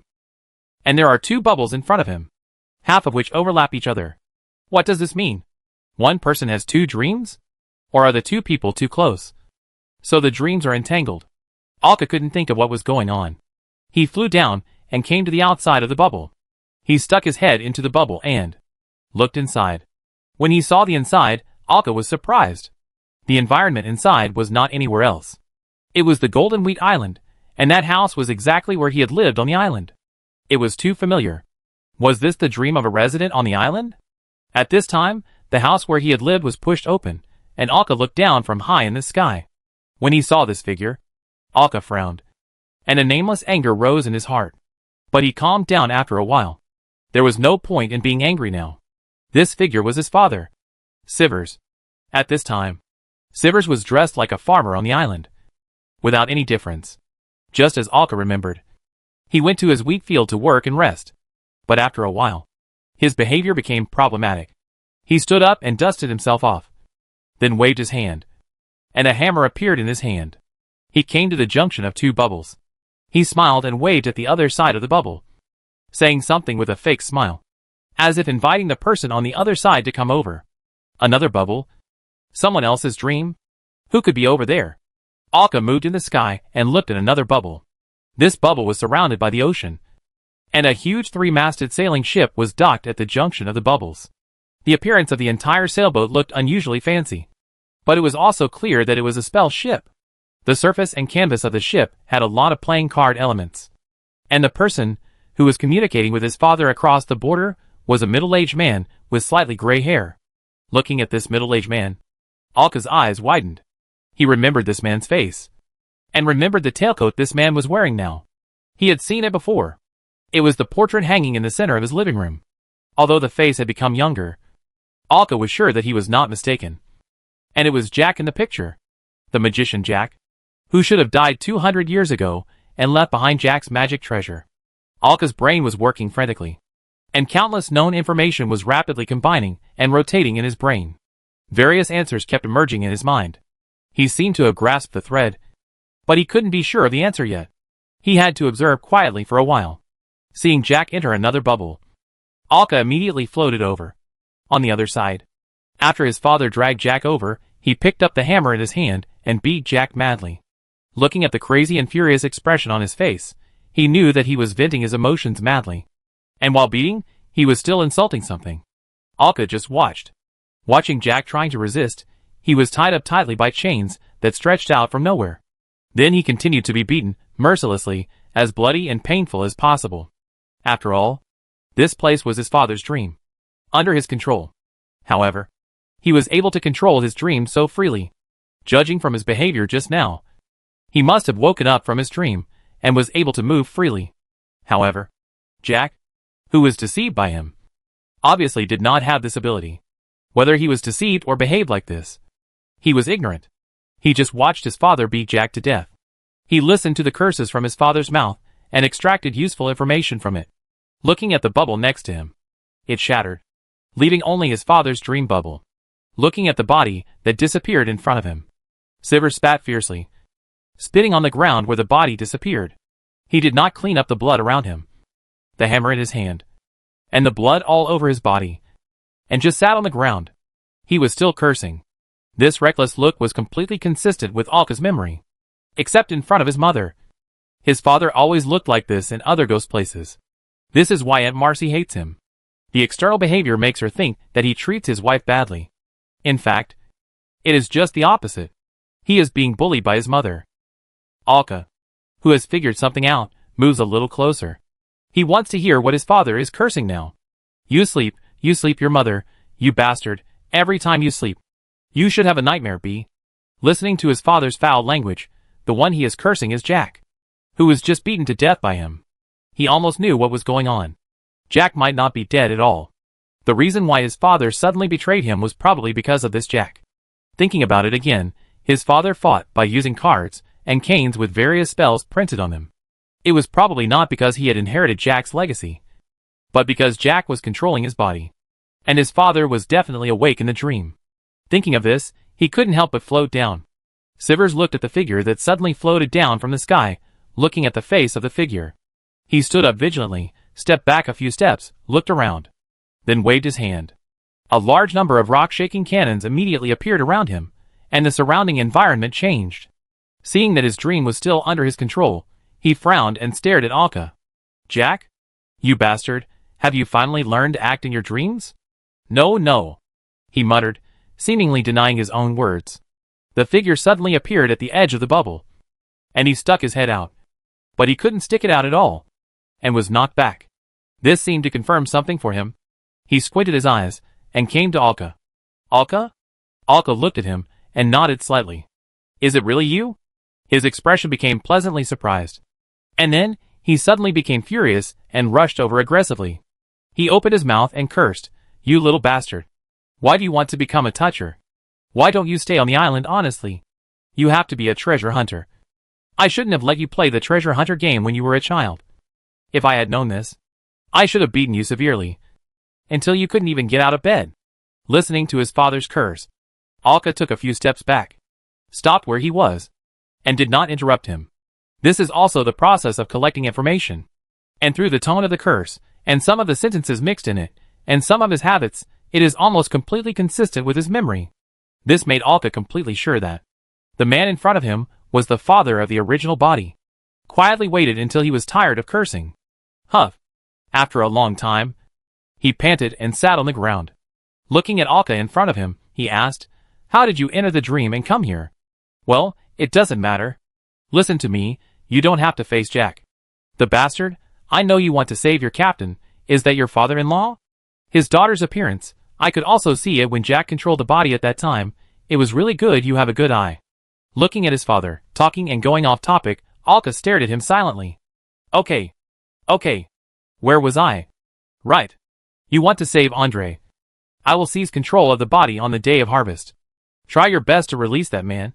Don't you have a fisherman on your boat? Just let him come to pick you up. Oh, by the way, we have a big-headed fishman here. It's a hammerhead shark man. Alka corrected quietly. The air was quiet for a moment. Don't I know? You bastard. I need you to correct me. Don't interrupt me when I'm talking. This hammerhead shark man. Listening quietly to his father conveying information for him. After listening to him, Alka said, I don't want to escape. I want to kill you. No. I mean to kill Jack. Sivers nodded, looking at Alka quietly. And his meaning was very clear. I have a treasure. And my strength has reached the triple helix. And I have joined the church. And they will act with me. His meaning was very clear, which was to express the basic conditions for achieving his goal. And he wanted Sivers to give more information. Listening to Alka's words, Sivers put his hands together, put them on his head, and began to think. After a long while, he raised his head and stared at Alka deeply. You have grown up. But it still won't work. Because you will die. What do you mean? Alka seemed to have thought of something as soon as he finished speaking, and raised his left arm, looking at the chain on the inside of his left arm. As expected of my son, yes, it's what you see. That damn bastard, he carved this chain on your hand before he left. It has two functions. One is to allow him to take over your body smoothly, to occupy your body perfectly. This comes from a kind of spell, and he carved it with a treasure at that time. The second is to allow you to save your life. If he suffers fatal injuries, he will pass the injuries to you, and you will bear it for him. So do you understand? You can't do anything to him, unless you can find a way to remove this chain, or you can find a way to make yourself immortal. Otherwise, after hearing his father's words, Alka looked at his arm. This chain was actually carved with a treasure? It can also let me save his life for him. Lucilia really got it right. Alka frowned, thought for a while, and said, maybe it's not that bad. My treasure may be able to resist death this time. Looking at his father. Don't worry, that bastard is a waste in the dream. I have controlled the dream, so I can fight him until now. He easily understood what Alka wanted to express. Alka nodded, and told others about the ability of the fake body. Sivers frowned, and after thinking for a while, he said, you can give it a try. I'll tell you a curse. Keep it in mind and try it out when you go back. The principle of this curse is essentially the same as the chain on your hand. It's just much weaker in comparison. But if your fake body can bear it, then it can definitely bear the curse of the chain. Sivers handed the elements and methods of the curse to Alka. Now, I have to tell you everything, including his abilities, the configuration and strength of the people on the ship. Don't come again. When the curse can be tolerated, you will keep the appointment. I know what to do. If you don't keep the appointment, it means that the curse cannot be replaced. So don't come. I will persist until the moment when you really face Jack. Alka nodded. He could understand his father's worries. And the next thing, you must remember it firmly. It's all about the treasure of Jack. The bastard. His treasure doesn't have much advantage in frontal combat. It is more used to develop power and strengthen power. That's why he hides it like this. Chapter 146 Sivers and Jack. As Sivers spoke, a short-handled flag began to form in front of him, probably only as long as a normal person's arm. A rectangular flag with a slightly damaged tail fluttered on it. The entire flag was blood red, and had some black iron-like colors, as if it had experienced a long war. Two long swords were intertwined and printed on the flag. This flag seemed to have nothing to praise except that it was a little damaged. It looked so ordinary. According to the introverted property of the treasure, if no one activates it, it will be thrown on the ground, and no one will pick it up. This is the treasure of that bastard Jack. Bloody Team Flag. It can forcibly enhance the strength of others, calculated according to the person who holds the flag. The name of this treasure is very simple, but the effect is extremely simple and straightforward. In addition to the person who holds the flag as the captain, you can also set a vice captain, 12 small captains, and 60 team members. Depending on the strength of the person holding the flag, the strength of the subordinates will be improved. Most importantly, it can set military rules through the flag, and those who violate the rules will be punished differently, including death. Hearing this, Alka suddenly realized. It was just as he thought before, but he didn't expect that the control to prevent others from telling secrets was actually achieved with a treasure. Thinking carefully, it is indeed only a treasure that can do it. From the name and the function of this treasure, you should be able to tell that this treasure should be used for group combat. When the so-called team leader and team members act at the same time, they can get all-round bonuses. The more people there are, the greater the bonus. Jack, this scumbag, looks down on those pirate scumbags. So he has never trained with them. But he will never refuse if he really needs it. If the Virgin Mary hadn't cursed him, he wouldn't have become a pirate. He was forced to be a pirate. He also hated pirates, which made him, under normal circumstances, not fight with these pirates. So even if they act together temporarily, there will be many mistakes and omissions. And they can only get attribute enhancement, because they look down on the pirates. They are too lazy to train their cooperation and tactics. Hearing this, Alka couldn't help laughing. Just pretending to be noble. It's really disgusting. What's the difference between Jack and those pirates? But this point did help him. If you really want to come to the appointment, you must let the church people attack first. Divert the attention of those pirates, and don't let them join together. When you fight him alone, he will definitely fight you alone with his pride. But when you can really defeat him, he will definitely use the treasure's last killer move without hesitation. That will allow him to absorb the power of other team members, making all his abilities temporarily improved. You must pay attention to this. And I will help you at this time. Then Sivers kept telling Alka about the distribution of the pirates' abilities in each team member, and what kind of orders he would give before letting these pirates separate first. Sivers, who was hiding in the body and fighting with Jack for control of the body, was the biggest hidden danger. And now Alka has joined Sivers and started to plot, then this hidden danger will be infinitely magnified, giving Jack a fatal blow. The invisible net has enveloped Jack's head. Finally, Sivers instilled all the information he could understand and remember into Alka. Looking at Alka in front of him, he said softly, "Okay, you should leave here, bastard." Alka looked at him. Then he said, "I want to know the whole picture at that time. The whole process of how things developed at that time." This is not only what he wants to know, but also what the remnants of his memory and his former soul want to know. Sivers looked at him, knowing what he was talking about, nodded, and did not refuse. "No problem." As he said that, he waved his hand. The surrounding environment changed dramatically, and in an instant they arrived at the Strait of Golden Wheat Island, which was where Alka first harvested the treasure. Looking at the cave on the cliff, and the branches next to the cave, I will show you the whole picture of what happened at that time. As he said that, Sivers waved his hand, and the scene in front of him began to move. It was like being there in person. This is the special feature of dreams. The first thing that appeared was two figures, but the figures had no specific clothes, no appearance, just a human outline, and you could tell the gender. There were also huge marks on their bodies. Since you can't create a living being in a dream, you naturally can't create a human phantom. It can only be presented in this way. The two figures were Sivers and his wife. And Alka and Sivers himself were watching the actions of the two phantoms from behind. "Are you sure it's here?" "But there's nothing here."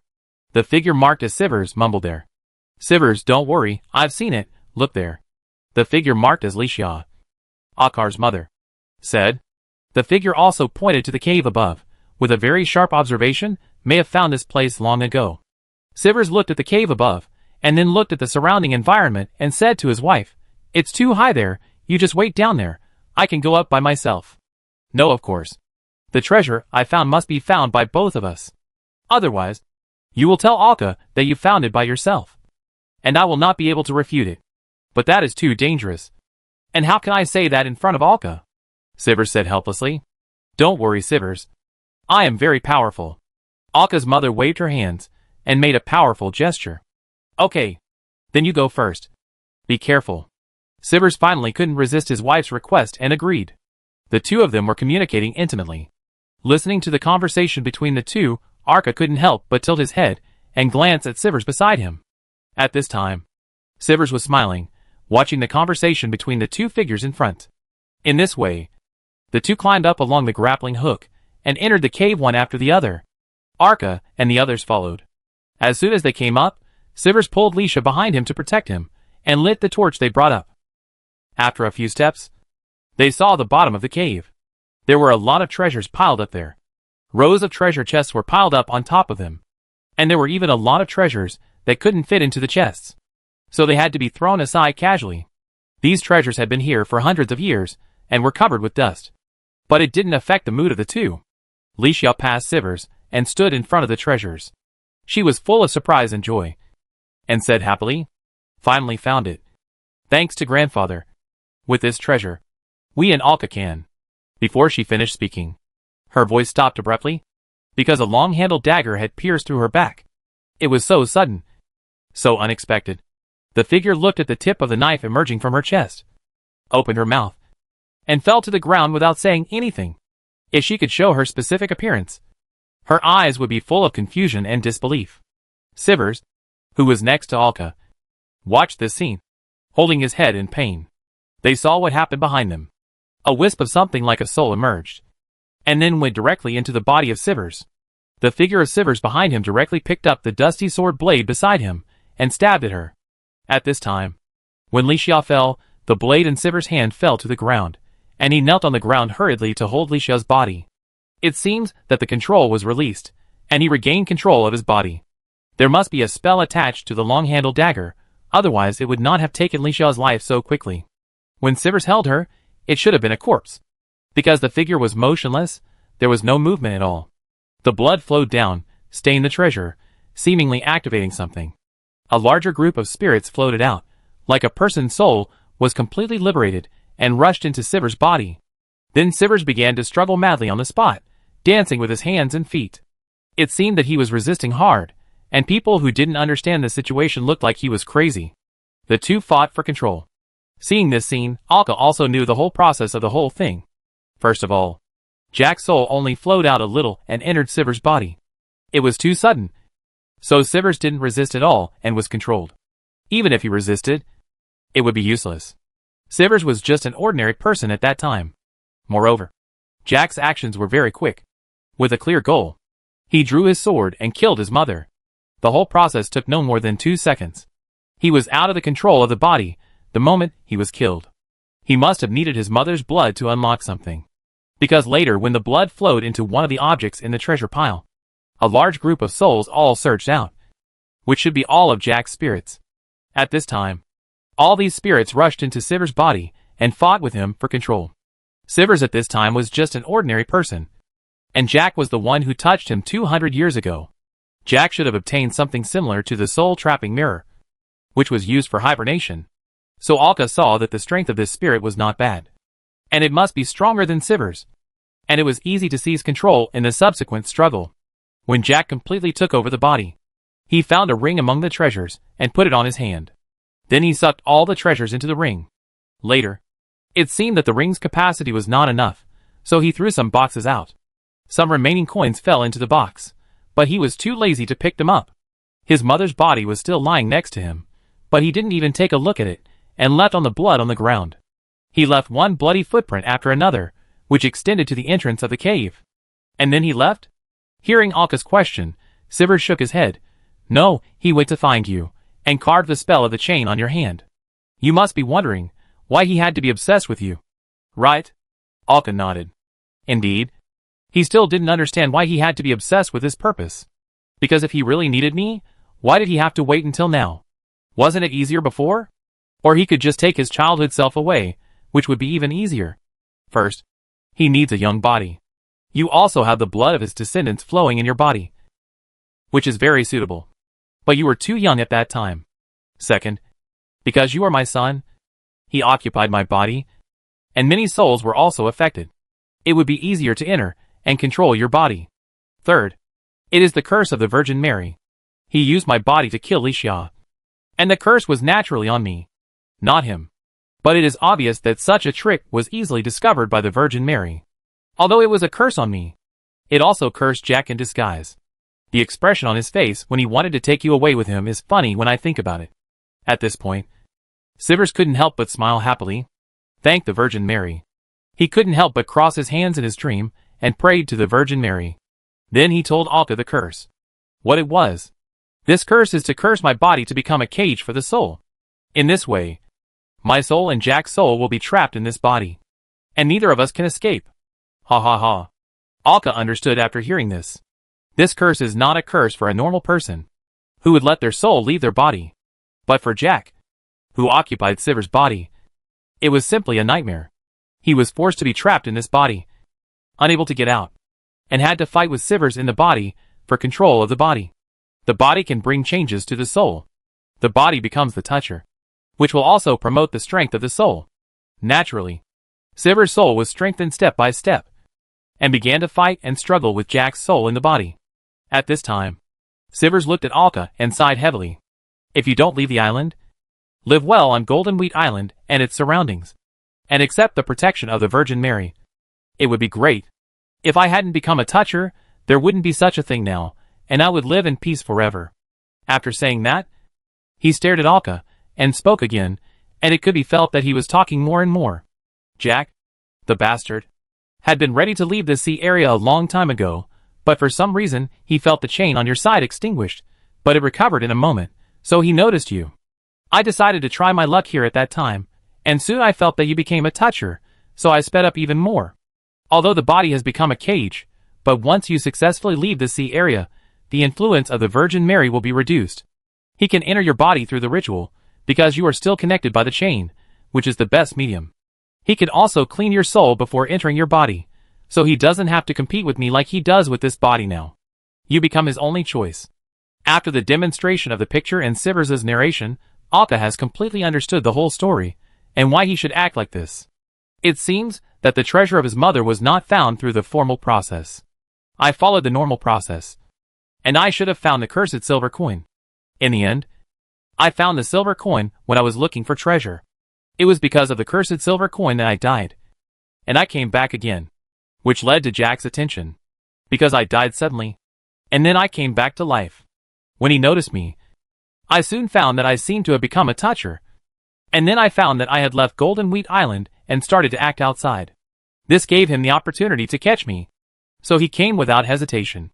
This triggered a series of events. The whole thing was completely clear and laid out in front of him. Okay, kid. It's time to go. Listening to his father's words, Alka looked at him and nodded. Looking at Sivers' appearance, Alka walked forward, opened his arms and hugged him tightly. Sivers also used his own hands, kept patting Alka's back. Then Alka was pushed out of the bubble. Alka, floating in the mist, stared at the bubble in front of him for a while, then turned around and flew back. Sivers in the bubble sat there, and finally couldn't help but smile. Ha ha ha. Jack? You bastard. Your death is coming soon. Ha ha ha. Lisha. Wait a little longer. I'm coming. Laughing. Tears flowed from the body in the dream. Then thinking of Alka's performance, he couldn't help but smile again. Although he was very angry about Alka's behavior, he was also proud of Alka's behavior. All of this represented Alka's growth. The stone that had once weighed on his heart was broken. Lying in the wheat field, he quietly stared at the blue sky and white clouds. At this time, Alka returned to his dream. He controlled his physical body to float up and exchanged with the fake body on the bed. The figure sitting on the bed opened his eyes. Alka couldn't help but stretch out his hands and rub his head. He had received too much information in the past moment, and he needed to sort out his thoughts. I kept thinking about what my father had said to me, and sorted them out one by one. First, I needed to hand over the information about the treasure, the abilities and configurations of the enemy pirates to the church. Then I had to use the curse to test whether the fake body could block the curse of the chain. Finally, I made preparations. Chapter 147, The Ship of Music. After sorting out these things, Arka pushed open the door of his house and came to the captain's room outside. This time, he had more information to tell. Arka drew a card, and after infusing it with magic, the card immediately turned into a mirror and began to tell the information he knew. It was not realistic to use the sound bird to tell his information, because it could not send such a long message. Unless he did it many times, divided into multiple sections. Until he finished speaking, the mirror in his hand turned back into a card. However, the card has obviously changed, which means that this card with the sound bird engraved on it has been used. It is equivalent to a burned CD. Alka came to the window of the captain's room and shouted to the deck, Jason. Jason, come here quickly. I have something to ask you. Hearing his shout, Jason pushed open the door of the captain's room and walked in. What's wrong? Alka handed him the card in his hand and said, input magic power into it and send it to the church. Jason looked at the card in his hand and saw the pattern of the sound bird on it. He knew it was supposed to be used to transmit information, but he smiled awkwardly and said, I can't send it that far. It's okay. It depends on my proficiency in magic. Use it with confidence. The card made by Alka was, of course, based on his proficiency and ability. Hearing this, Jason looked at Alka and nodded, and input the magic into the card. The card also turned into a normal bird and flew out of the window, disappearing into the darkness. At this time, the door of the captain's room opened again. Siadati walked in, and then looked at Alka. You have already reached the triple helix? She knew that Alka was in the captain's room before, and now he was no longer meditating, which meant that the upgrade was successful. Hearing this, Jason stared at Alka with wide eyes. What the hell? How could it be so fast? He just remembered now that it seemed that Siadati had also become a double helix, and he hadn't noticed it before. So why are they progressing so fast? Thinking to myself, it seems that it is only one spiral. The gap is a bit too big. Alka nodded, confirming Xiaodidi's question. After thinking for a while, he waved to Xiaodidi and said, I am going to test something, you come and help me. Xiaodidi nodded, walked over and sat in front of Alka. What do you want me to help you with? Alka took out a pen and paper, and wrote on it the method and spell that his father had given him to curse. He handed the written paper to Xiaodidi and said, use the above method to curse me. Curse? You? Alka's words made Xiaodidi confused for a moment. Yeah. Alka nodded, then smiled and explained, don't worry. This curse is very weak. It is mainly used to adapt to the illusory body, to see if you can also withstand the damage of the curse. Xiaodidi nodded after hearing this. It was much easier to understand. Okay. Then I'll try it. Does it have to be harmful? How serious the damage is to be effective? Of course. This is the only way to test the effect. Just cut a huge wound. Cut it on the arm. The left arm. Xiaodidi nodded, and the two began to discuss the details of the curse. Hearing this, Jason also came over, watching the two people's behavior, sitting next to them and watching curiously. It has been too long since I last saw Alka and the others, and I have missed too much. I need to get to know them better. Until Alka replaced his body, Jason did not find any changes in Alka. Xiaodidi prepared the materials and process of the whole curse, and began to carve the spell. Then he drew a simple pattern for the curse on Alka's hand, and drew the same on his own hand. After doing all this, he stared at Alka in front of him and said, Shall I start? Well, let's start. Xiaodidi closed his eyes, and the curse began to take effect. He took out a dagger and slashed his left arm fiercely. When the knife slashed Xiaodidi's arm, there was no wound at all, and the damage was transferred. The transferred curse caused a wide blood mark to appear on the arm of the illusory Alka, and blood kept flowing out. There was no difference from the real body. Xiaodidi looked at the bloodstains on Alka's hands. It seemed that the curse was successfully used. Then the real body emerged, and the bloodstains disappeared as if refreshed. Alka's hands were not damaged at all, which meant that the curse was blocked by the fake body. Very good, it seems that it can be resisted. Alka's tone was full of excitement. This meant that he had directly cracked Jack's most difficult ability, and this was without Jack's knowledge. Once used, this will be the most deadly intelligence. It's time to make the final preparations. Wandering aimlessly on the sea of the Dark Realm, Alka and his men have been conducting some training on the ship, and they have been communicating remotely with the church's ships from time to time. It has been confirmed that all the pirates have shrunk and are now acting in groups. But the range of their wandering has been fixed on Alkit Island. There is still half a month before the harvest day. Now Alka and his men are also sailing in a circle around Elkit Island. It takes about 6 or 7 days to sail to Elkit Island. After many exchanges with the church, the accuracy of various intelligence has been confirmed, and some targeting and planning have been made, and the manpower they have gathered has quietly arrived in the Dark Realm. Everything is ready. Now everything is waiting for the arrival of the final moment. The day of harvest. This should be translated as distance, not length. Haven't I said it many times? Why are you so stupid? Hearing the voice coming from behind, Alka turned his head and looked over, and couldn't help but smile. On the deck at this time, 3 figures of different heights were carrying stools, sitting behind a long table. In front of them was a stool, with several thick books on the book, and a 2-headed doll stood on top, roaring at them. Although the roar was childish, it was hard to believe that she had any deterrent power. Xiaodidi, Pororo and Jason were receiving Lucilia's teachings. The teachings were nothing else but the extremely difficult but very important white crocodile text. In Lucilia's words, many secret knowledge, information that is difficult to convey, are written in this language. If you can't understand this language, you will miss out on too many useful things. Originally, Xiaodidi was the one who was learning. Jason was originally very interested in treasure hunting, so he certainly wouldn't miss this opportunity to learn knowledge. This also led to Pororo's interest in trying it out. As for Julia, she already knew it. Alka's learning stage was completely different from theirs, and Lucilia usually gave him some special lessons. Looking at Jason, who was being scolded, Arka couldn't help but smile. Turning his head again, looking at the map in his hand, his brows couldn't help but frown again. A flashing blue dot was moving slowly on the map. Since Arka and his friends hadn't landed on the island during this period, the blue dot had been following them. Before, It would wander around the islands that Arka and his friends had been on, but now it stopped pretending and just followed them directly. In other words, this blue dot was attracted by them.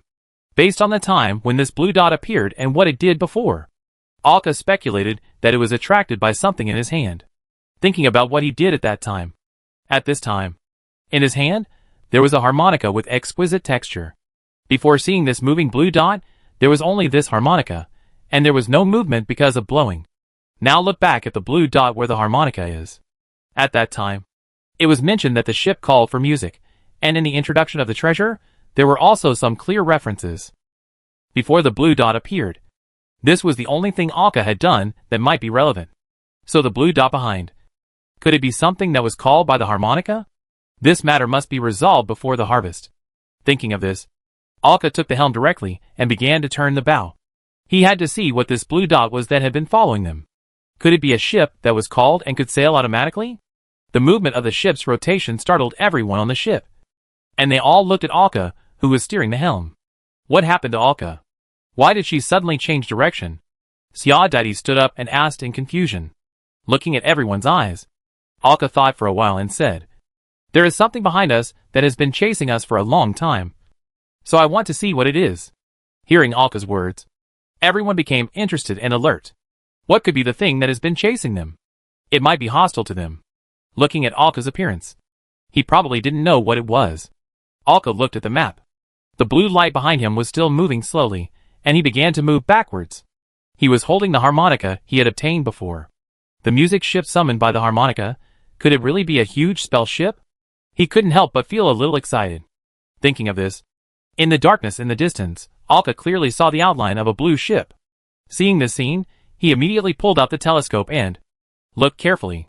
The blue outline was enlarged, which meant that this blue dot was ridiculously large. It wasn't that there was a blue treasure, or that it was placed on some extremely large object, but that the blue treasure itself would move. It really was a ship. Alka looked at the ship that was getting closer and closer to them. Others also saw it outside their field of vision. They all prepared for battle.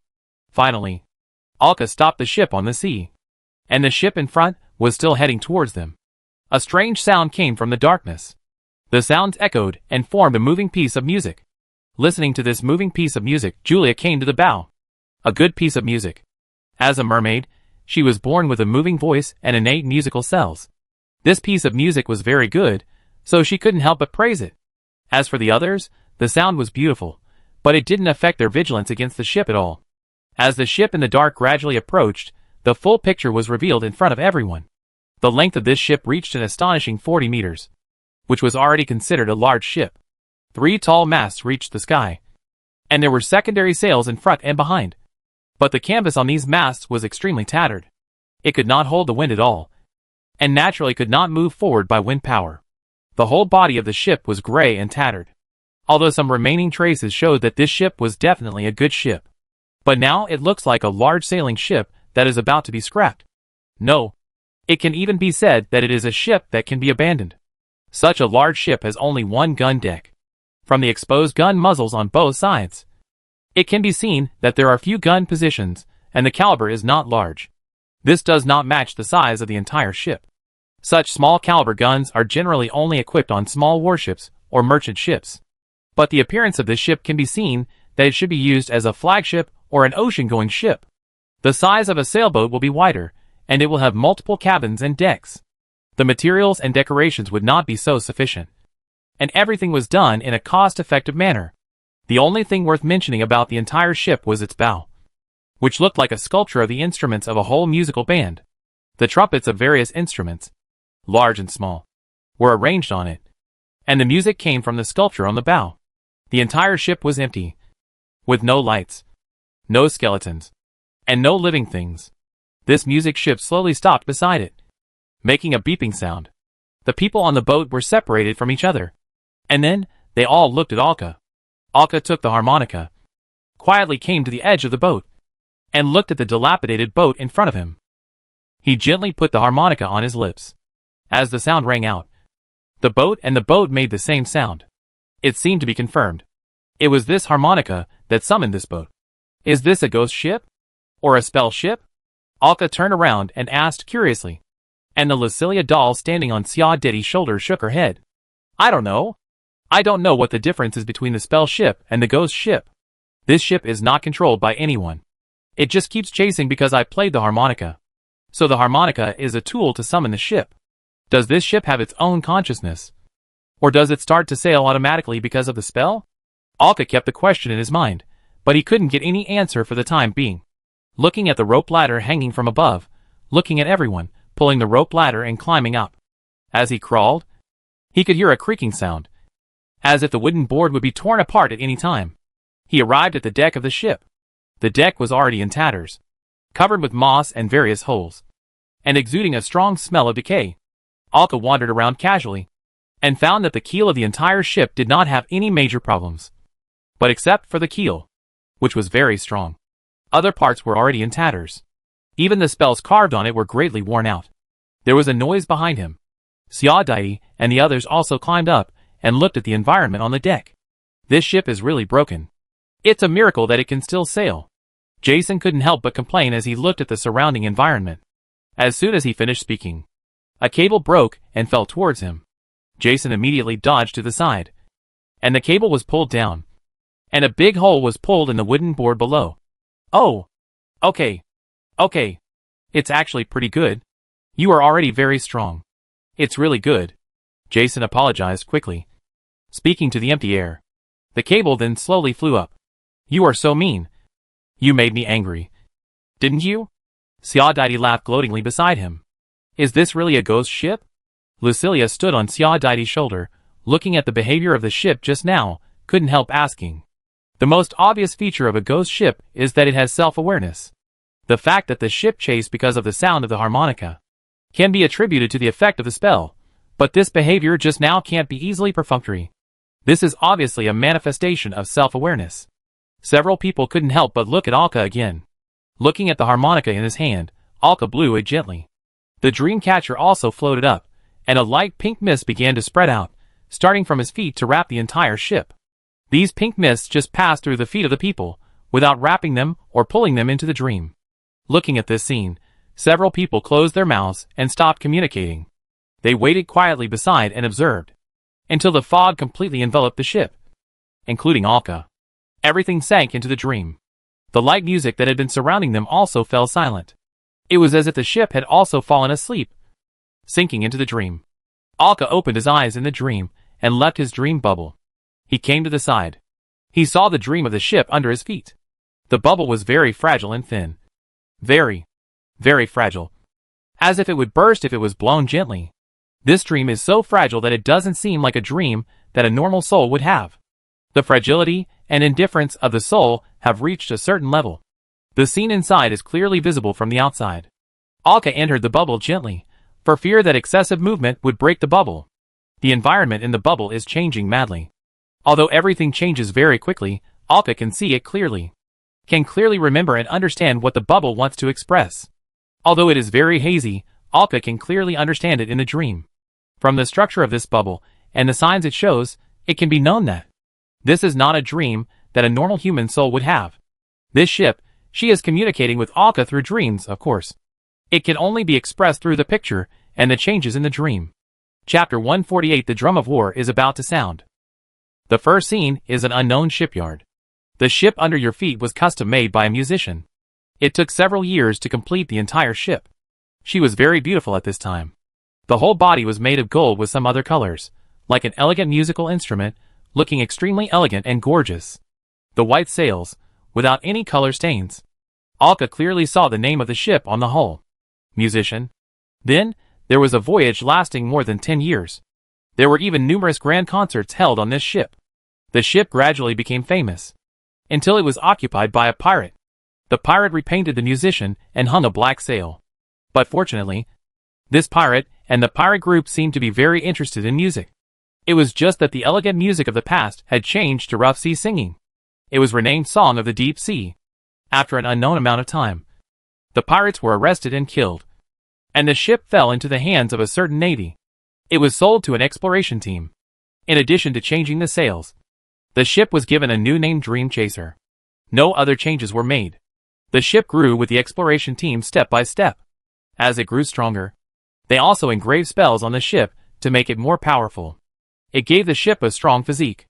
At this time, the leader of the exploration team was holding something like a harmonica.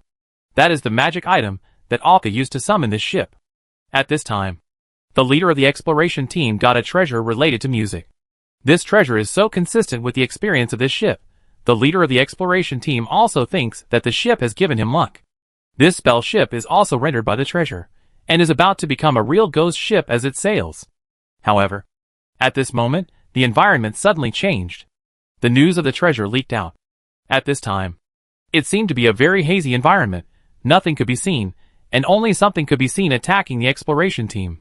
The entire group was completely destroyed, and no one knew where the harmonica that summoned the ship had gone. The ghost ship, which had just been enlightened, but had not yet fully acquired its own consciousness, began to drift alone on the sea, until it encountered the invasion of dark waves. The ship, which had already suffered a lot of damage, suffered even greater damage. Relying on instinct, the ship docked in a safe cave until Alka played the harmonica. He did not have much independent consciousness. Just relying on instinct, she responded to the harmonica's call. Then the bubbles dimmed and disappeared. The ship's self-consciousness was too weak, and the dream lasted only a short while, allowing her to tell Alka about her life. Alka was once again wrapped in the rainbow-colored mist. From the environmental changes just now, Alka could tell that when the exploration team was destroyed, it was at least 400 years ago, and there was no war. Because at that time, the surroundings were not pitch black. Until later, the ship sailed alone, and the exact sailing time was unknown. It was not until the darkness exploded and hit it, and the ship was about to be damaged and could not hold on, that she found a safe place to stop. At that time, she blew the ship for the purpose of experimenting, and woke it up again. After understanding the context of the matter, Alka came back to reality. Once again, she saw the shabby ship that was almost completely destroyed. She had a new and different feeling. In the dream, I witnessed her life quickly, witnessing her from birth to growth and strength. And now on the verge of death, I gently patted the mast. After so much, you have survived. It's really hard for you. If you are willing, follow me to sail. I will find a way to restore you to your original state and make you better. How about it? When Alka's voice fell, a beeping sound came from the ship, weaving into a moving music. Having witnessed the ship's later performance, Alka could understand what she meant. Then it seems that you agree. Alka smiled. With this ship that is about to become a ghost ship, as long as it is repaired, he can use his treasures to enlighten it again. It will become a real ghost ship in no time, compared with re-enlightening it by himself. It will save a lot of time. This is already very good. So is this really a ghost ship? Xiao and others gathered around, staring at Alka, and asked with wide eyes. This is a legendary ship, and Lucilia told them about it. Before this, they didn't know that such a ship with autonomous consciousness existed. Alka nodded, then shook her head and said, yes, but not completely. Her former owner was a person with a treasure, who enlightened the ship. But when it was about to be successfully enlightened to become a ghost ship, her owner died. So it became like this now. Hearing this, everyone nodded. So he is now? Jason asked. Hearing Jason's words, Alka patted the main mast, smiled and said to Jason, you have to call her. She is a girl. Be careful, she will hit you with a rope again. Okay. She. After all, it is men who have been operating on the sea for many years, and they naturally treat these ships as daughters, and always call them girls. When it is enlightened and has wisdom, it naturally becomes a she. She is willing to follow me now, but I have to repair her well after we go out. And she can't be as shabby as she is now. But we are going to. Xiao reminded beside him. Oh, yes. Alka was so happy that he forgot about it. He patted his forehead. He said to the air on the boat, we are going to do something very dangerous now. You find a place to hide, and we will call you again after half a month. How about you come to us then? A moving tune came from the boat, but you can hear an unhappy voice in the tune. She seemed reluctant. Don't worry, it will only take half a month. Then he emphasized, I promise. The tone of the music was a little low, but it was raised again in the end. Then let's put it this way. After saying that, several people jumped off the boat and returned to the deck of their own ship. The music gradually sounded, with a hint of sadness. Several people on the boat waved their hands. watching this music ship disappear into the night. It's amazing that there is a ship with independent consciousness. Jason couldn't help but say. Lucilia was on Sia Daddy's shoulder, and her voice was excited. That means we will have a ghost ship in the future? A real ghost ship? Haha. Great. The premise is that we can survive this time. Julia stood by and said lightly, as she watched the ship sailing into the darkness. Everyone was silent for a moment. Time flew by. Alka emerged from the dream world again. He just followed the connection, and flew to the two overlapping bubbles again, secretly watching the situation inside. He watched his father inside continue to beat Jack, until the bubble burst. And his father's bubble has indeed always stayed in the dream space, and rarely breaks. When his father's bubble breaks, it should be to snatch control of the body, and sometimes succeed. But the bubble breaks very rarely, and very briefly. Basically, it will be kicked back after a short time, and the bubble of the dream will reappear. As for whether the snatch was successful, you only need to look at your father's behavior after the bubble reappears to know. Cursing loudly means the snatch failed, and cursing with gloating means the snatch was successful. It also made Alka sure that there was nothing wrong with all this. He still didn't trust his father very much. Until now. After observing for a long time, he confirmed it. After all my feelings for him come from memory. I have no personal experience. The body sitting in the room opened its eyes. Alka straightened his clothes, pushed open the door, and entered the captain's room. Thinking for a while, he took out 2 stacks of cards that had been placed in the ring. Walked out of the captain's room. On the deck at this time, everyone on the ship was communicating with each other, making final preparations. They were already heading to Alcat Island, and there was not much distance left, at most 1 day. The day of meeting is just around the corner. It has been confirmed from the intelligence of the church. All the remaining ships and crews of the prayers for the dead pirates have gathered around Alcat Island. The church is also ready to cooperate with them at any time. They must annihilate this pirate group and teach them a bloody lesson. The prayers for the dead pirates should have realized that the church has surrounded them. But they still resolutely stayed on Alcat Island, waiting for Alka's arrival. Sivers' attention to Alka exceeded everyone's imagination. But only Alka knew why. Alka came out and handed the 2 stacks of cards in his hand to Zyadidi and Jason. You know how to use it, right? I'll give it to you to use. Hearing Alka's words, the 2 took the stack of cards in their hands. There are all kinds of functional cards and 3-color cards, which will definitely be of great help in the battle. Especially for Jason, who only has 1 spiral strength. After thinking for a while, Alka said, Jason, when the battle starts later, you must follow the church's actions. Jason heard this and nodded silently. Because Alka and his team were going to go inside to face the leader of the prayers for the dead pirates. It was too dangerous for him to follow them in. Following the church. Killing pirates on the periphery would be safer and more reasonable. He did not refuse. Because that was the strength. The gap was too big. As for the 2 stacks of cards, they must have been taken by Alka. At this time, there was no treasure in Alka's ring. He took them all out and threw them into the cabin. Everything inside was for fighting, or items that could help in fighting. The most numerous were of course various cards. After more than a month of preparation, he might not be able to finish all the cards even if he threw them from the beginning to the end. These materials were also purchased from the church. Everyone was quietly communicating on the deck, waiting for the ship to arrive at Alcat Island. Alcat Island. The prayer for the dead pirates. A temporary base. A flagship and 3 large sailing ships were parked around. And there were also many pirate speedboats. Thousands of pirates gathered on these ships. In addition to them, there were several pirate ships outside, but from the flags, they did not seem to belong to the same team. This place had become a pirate's lair. All the ordinary pirates were drinking and reveling, waving bottles and machetes in their hands, singing and dancing in the darkness. They seemed to want to dispel the darkness. There was no seriousness at all about the battle. Some pirates suddenly fell to the ground in such a situation, trembling all over. The other pirates would only laugh when they saw him, throwing him off the ship and sinking him to the bottom of the sea. Only those who were touchers in the prayers for the dead pirates looked ugly and remained silent. 2 touchers from the prayers for the dead pirates stood on the bow of a pirate ship, silently, waiting for something unknown, looking at the darkness ahead. A slave with power is still just a slave. Hearing his companion suddenly say something, the pirate next to him glanced at him. It's better than being a slave without power. That's right, may the Virgin Mary bless you. Bless you? It's nothing, I'm going to beat you. However, His companion next to him ignored him, and continued to pray with his hands crossed. He shook his head helplessly, and suddenly asked, "Do you regret it? Regret coming here and becoming such a pirate?" The pirate put his hands down, but shook his head. "No regrets. At least I have mastered the power.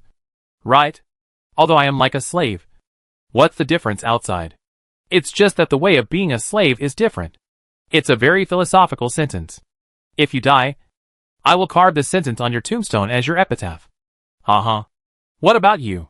What do you want me to carve on your tombstone? I don't believe in the Virgin Mary.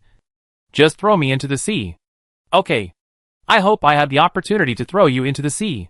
I also hope I have the opportunity to carve an epitaph for you. The two people's communication at the bow did not affect Jack on the flagship at all. "Captain, will he come?" The old man who had been following Jack suddenly asked. "Yes. I can feel him coming towards us. Are you ready? I don't want to be disturbed by the church." Hearing this, the old man nodded and said, "Don't worry, Captain. I'm ready, and I will definitely buy you enough time." "That's good. Only by putting enough bait can you catch the fish you want." I can't help laughing when I think that the pirate group I have carefully managed for so many years will be destroyed here. At this point, Jack really showed an elegant smile on his face. He didn't take the pirates under his command, who worked hard for him, seriously at all. You have harvested something more valuable, so it is worth it to fish for more baits. But the other you, won't it rob your body? The old man reminded him carefully beside him. If the body is robbed at the critical moment, wouldn't everything before that be in vain? Hearing this, Jack smiled faintly again and tugged at the white gloves on his hands. "Don't worry. I will give him a chance before the fight, and then he won't bother me again." Sivers in the dream quietly watched Jack's performance outside. I really hope you can still laugh in a while. At this time, he was no longer as angry as usual, but calm. Time passed by little. Standing at the bow, Jack felt that the source of his blood was getting closer and closer, and the smile on his face became more and more unstoppable. Until at the end of his vision, he saw a glimmer of light in the darkness. Alka is here. As soon as the light appeared, Jack's face changed immediately. Although his face was still the same, his temperament had changed significantly. It made people feel like he had become a different person. Sivers took over the body temporarily. "You let me out on purpose. You are such a bastard," he said to himself, and then looked at the old man next to him. "Let that big-headed shark, I mean the hammerhead shark man, go to greet him. Remember, let him go alone." Although the old man knew that the captain was no longer in control of the body, he still nodded and gave the order. The hammerhead shark man who received the order had a dead look on his face. Isn't this just asking him to die? I didn't expect that it would be his turn to be unlucky. The other pirates around who heard the order looked at him with pity. Although he knew he was facing death, he still jumped into the sea. He swam quickly towards the approaching ship. If he didn't go, he would die. If he went, he might survive. He knew how to choose him. Then Sivers shouted to the pirates behind him, "Where is Andre? The leader of the treasure hunting team who was captured. Come up to me." "Yes." The pirates behind him acted quickly, and soon Andre, who was tied up by chains, was pressed up by several Toucher pirates. At this time, Andre's right arm was completely broken, and his body and cheeks were covered with scars. But these wounds had already healed. Looking at his current appearance, at least he was fine, and his life was not in danger. When Andre was pressed in front of Sivers, Andre looked at him quietly. "Are you going to kill me?" Sivers ignored him, and continued to say to the pirates behind him, "Gather the boats together, face the enemy from the side, and then put away the guns." "Huh? What? If you want to live, do as I say." "Yes. Yes." The pirate quickly passed on Sivers' order, but his mind was already confused. Gathering together and putting away the guns. Wouldn't that mean getting beaten? Chapter 149 Face-to-face Fight. Forget it, the enemy is just one ship. The pirates around thought so. These ordinary pirates don't know that. The church may also join in this battle. Perhaps not possible, but certain. Only the surrounding Touch pirates. The anger and confusion in their eyes became more vigorous. In their view, what is the difference between this and asking them to die? The old man next to him couldn't help but lower his head, silent, stretching out his free hand to touch his eyes. He didn't want to see any more. He only hoped that Jack could get his body back quickly. If he didn't hurry up, he would lose the time he had just promised Jack. Sure enough, After a while, Sivers frowned. Jack was already beginning to regain control of his body. At this time, Sivers quickly cut the chains on Andre and kicked him off. Then his temperament changed immediately. Jack regained control of his body. And Andre, who had just been kicked off the boat, climbed up again and wiped his face. This was a fake. He was just pretending to be Andre. Following Jack's previous order, he replaced the real Andre. This prevented the bait from escaping and disgusted Sivers, who had been fighting for his body. Jack straightened his clothes, snapped his fingers, and said to the old man behind him, "Bring up the real Andre." The old man nodded and waved the huge scepter in his hand.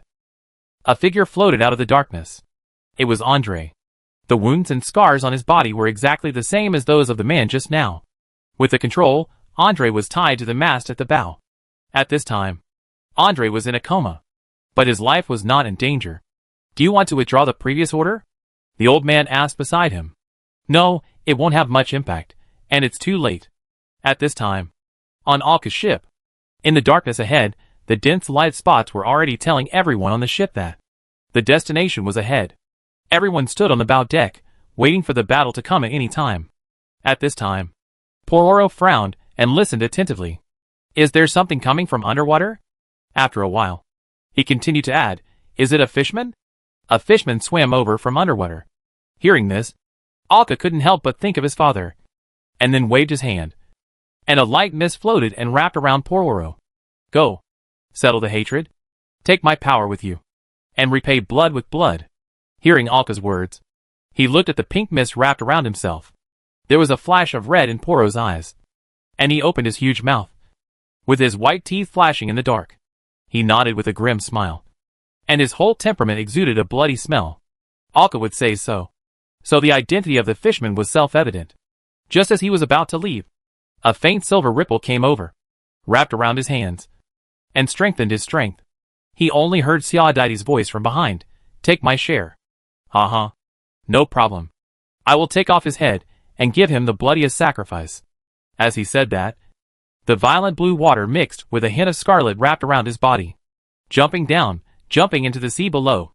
As the ship continued to move forward, a trace of blood had already appeared on the sea surface on the side, and the battle below had already begun.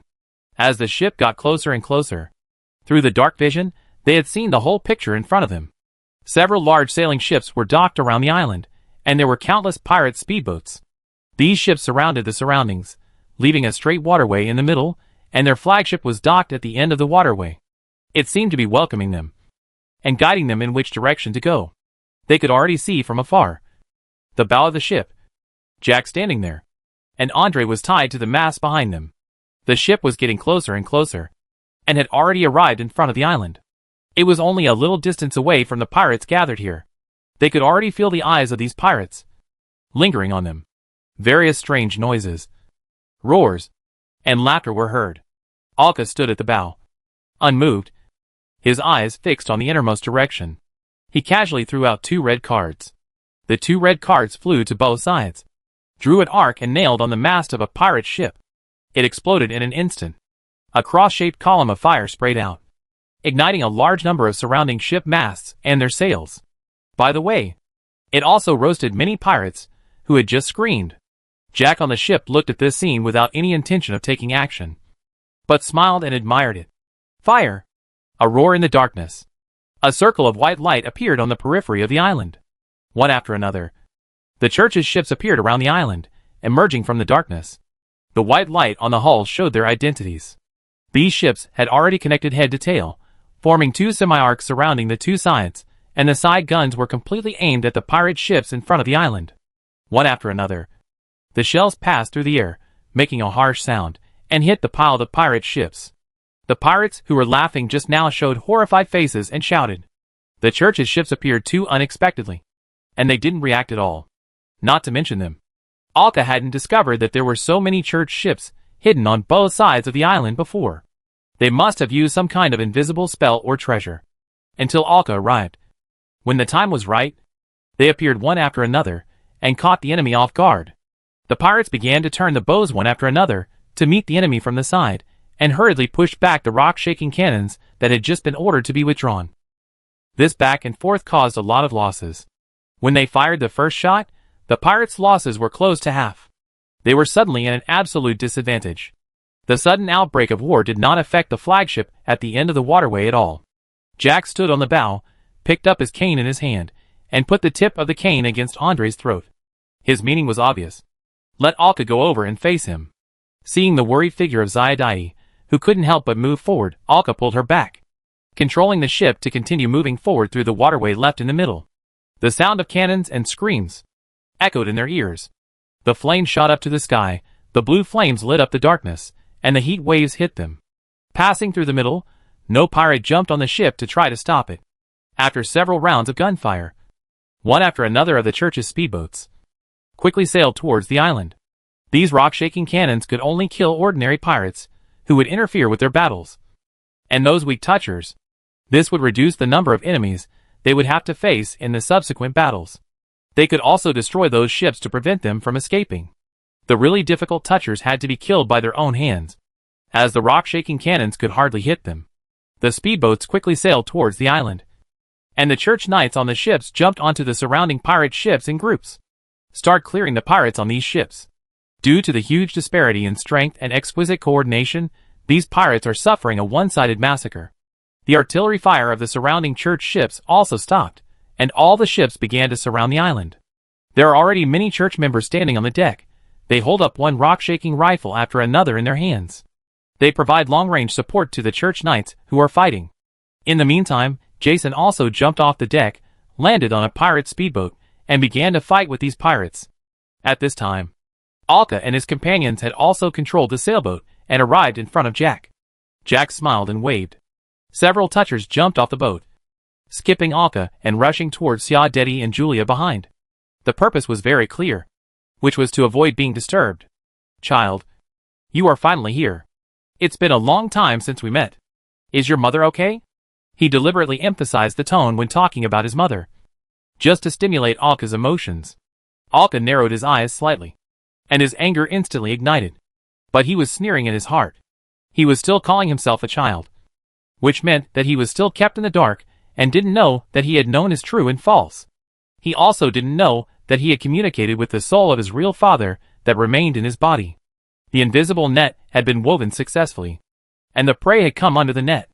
At this time, on the deck of the pirate ship in the distance, there were large-scale screams.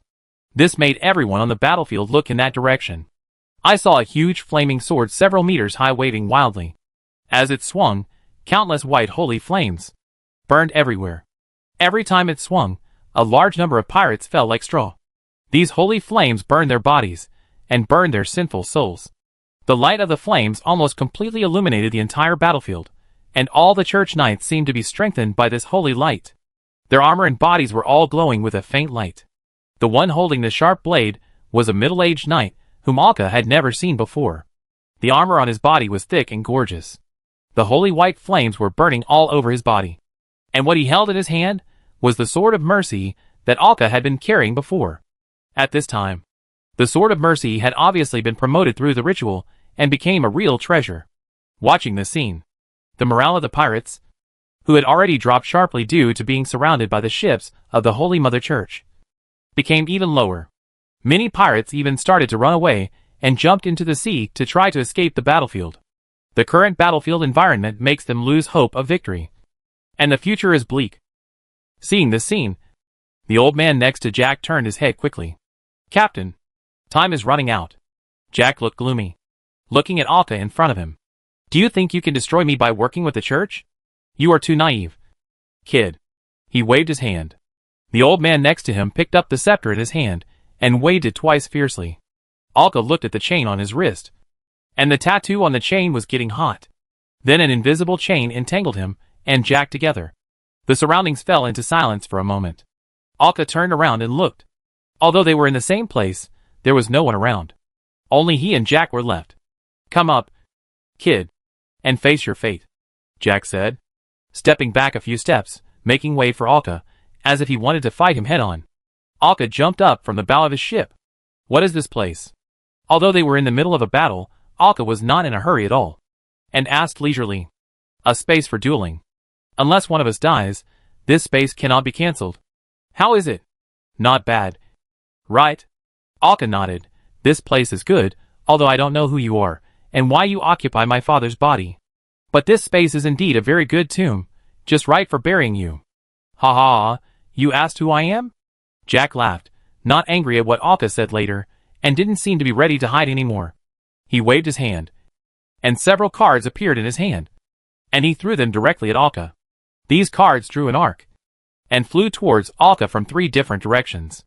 Then they exploded beside Alka at the same time, and several chains flew out, wrapping around Alka. It was the spiral water chain. Fortunately, when the cards flew over, Alka jumped back accurately, avoiding the cross attack of the cards.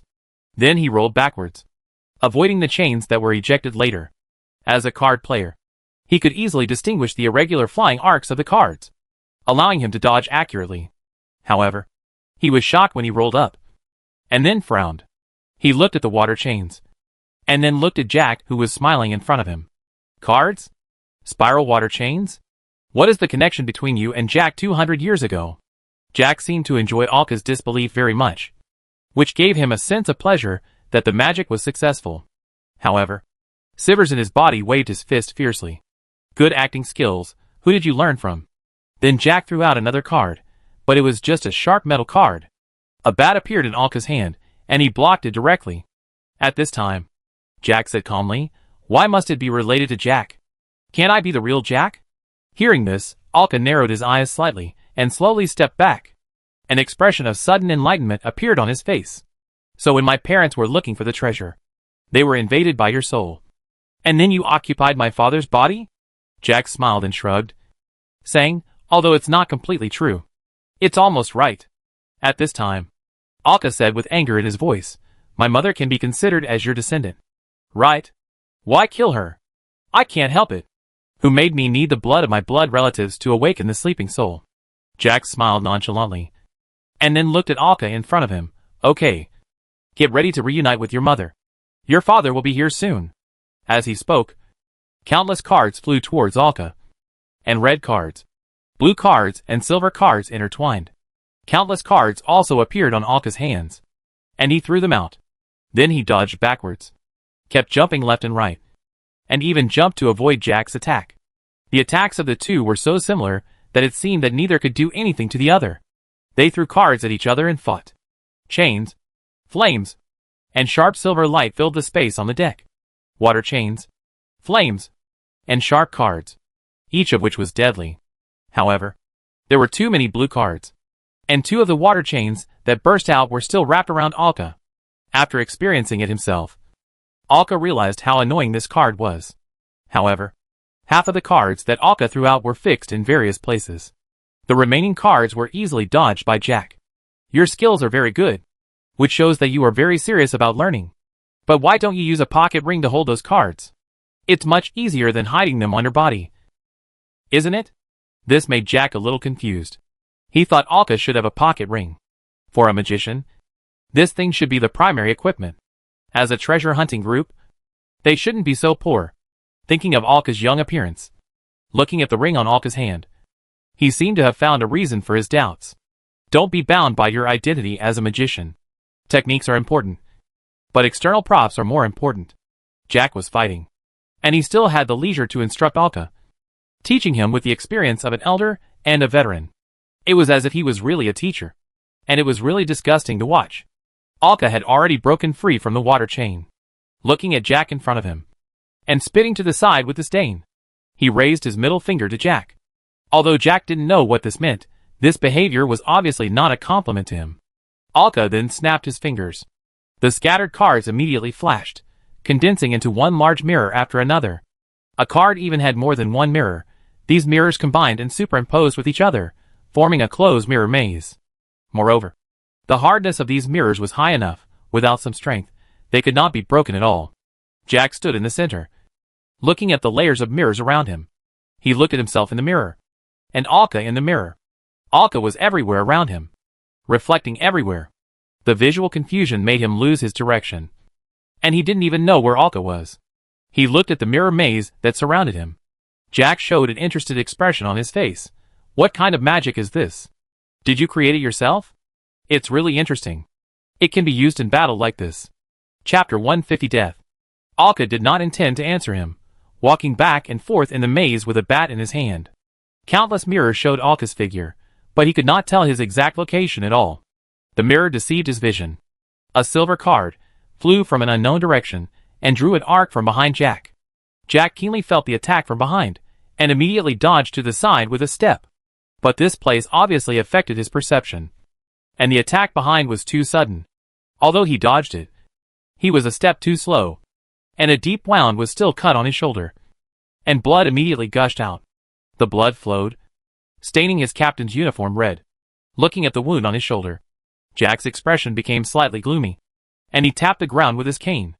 Invisible ripples spread around, and began to explore Alka's specific location, trying to solve Alka's mirror maze in this way.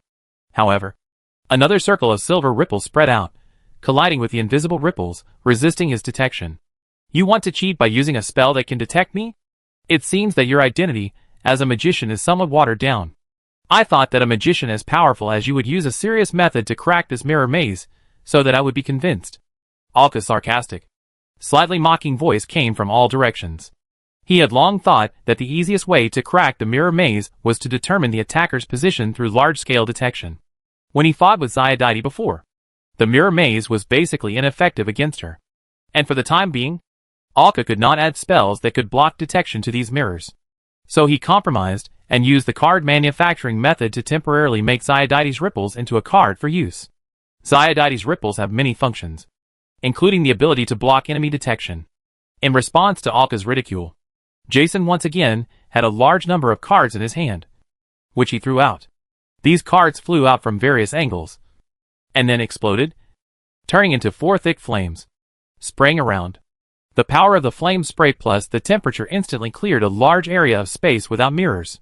Just as Jack was about to smile, mirrors appeared one after another, and the speed of their appearance was extremely fast. The mirror that had just been destroyed was replaced, and the damage that had just been caused was restored to its original state in an instant. What are you thinking about? Such an easy way to crack. How could I not think of it? Although Alka was mocking, he had no intention of getting close. Although the hardness of these mirrors has been improved, and they have the ability to regenerate quickly. But with Jack's strength, he can destroy these mirrors even with brute force. He has already felt that Jack is hiding his weakness, hiding his strength, and seems to be deliberately letting himself attack. Showing weakness to the enemy, Alka deliberately hides his strength, and most of the attacks he throws out have reached the limit of what the 2 spirals can reach, but not the level of 3 spirals. But Jack? This guy looks like he has been fooled by himself, and he is acting very well. It is impossible for him not to be aware of his own strength. It is only the 2nd spiral, whether it is from the time when he became a toucher or because of other reasons. It can be known. On the contrary, if his strength reaches the 3rd spiral and possesses a treasure, it is something beyond the imagination of ordinary people. So why did he perform like this? Alka was a little confused. There are knights of the church holding treasures waiting outside, and they are holding the kind of treasures that are extremely effective in frontal battles. Jack's treasure is not good at frontal combat. He should make a quick decision. Take me down, and leave immediately, instead of dawdling here and playing tricks with me. So what is the purpose that makes him do this? The first possibility is that the flow of time here is not equal, so he doesn't care about the situation outside. There is a certain probability of this situation, but the probability is not high. This is not the ability of the triple helix at all, unless there is a treasure. But if the old man had a treasure, he would not be under Jack, nor would he be controlled by Jack's treasure. If I am not mistaken, the old man should be the deputy captain, and the one whose strength is improved the most. The second is Jack's purpose. It is not to capture or kill him instantly, but to make him do something. He is guiding him. Thinking of this, Alka narrowed his eyes slightly. He threw out several cards again, and they flew away from different directions. A blue card suddenly flew from a strange corner, and then exploded. Jack rolled to the side. However, one hand and one foot were still entangled by 2 blue water chains. Taking this opportunity, a silver card flew out and crossed a strange angle. It aimed at Jack's other arm. Once it was crossed by the silver card, it was very likely that the arm would be cut off. But Jack was not a pushover. He tried his best to dodge. The water chains were beginning to collapse. A huge gap was cut in an instant, Blood gushed out. But it was not fatal. And it basically did not affect the combat effectiveness. This small wound was much smaller than a broken arm. Then 2 cross-shaped flames were ejected, one of which was dodged, and the other hit Jack's back. Fortunately, there was a magic shield, which blocked the attack for him. But the shield was also shattered. Don't you have a treasure in your hands? Why don't you use it? Alka's puzzled voice came from behind the mirror. If I have to use treasures to deal with a young man like you who has no treasures, it would be too shameful. After saying that, Jack waved the cane in his hand, and silver blade lights flew out one after another. It quickly cut the mirrors around. The number of mirrors was falling in pieces, and Alka was still making them, offsetting the loss of mirrors. Do you have a lot of magic power? I want to see how much you can make, Jack said, waving the cane in his hand even faster. Each of his attacks could shatter a large piece of mirror. The energy consumed by Alka in making mirrors must be greater than his attack. He seemed to be improving his strength. While attacking, he also said, I should have taken you with me, or killed you, instead of just killing your mother. Listening to Jack's words, Alka roared, Shut up. This guy was irritating himself. What on earth did he want to do? Alka threw out a bunch of cards again in confusion. These cards were still scattered everywhere. Then he took out the batting stick and hit the ball hard. The ball flew out quickly, with great force, feeling the whistling sound coming from behind. Jack turned around and hit it with his cane. He directly pushed away the flying ball, which hit the mirror behind him, breaking several sides. He threw out a card and pushed away the silver card shot by Alka. You have only been a toucher for a year, right? You can already make these 3 cards skillfully, which is very good. Jack smiled, and another card appeared in his hand, flying towards Alka. At this time, the surrounding mirror maze had been mostly destroyed, and the maze had lost its effectiveness, revealing Alka's figure. This was a black card, flying towards Alka. It was not one of the 3 cards Alka knew. It slid past Alka's side, exploded into a black mist, spread out, and wrapped Alka in the middle. Alka in the black mist was blinded for a moment, and the black mist was invading his mind. This is some kind of attack on the mind. Then the blue card flew over, and the exploding chain wanted to wrap around Alka. But Alka was not hit by the mental attack of the black mist, and he dodged it easily. But his body was still in the black mist. Jack rushed into the black mist like a cheetah. Looking at Alka, who was not tied up, he was a little surprised, and hit Alka with a cane in his hand. Your mental protection is very good. No wonder you can stay in this dark prison for so long without going out. Is there a spell to protect the mind? He harassed Alka with his mouth, and kept hitting Alka with a cane in his hand. Alka could only use the bat without the ball, and kept blocking the enemy's attacks.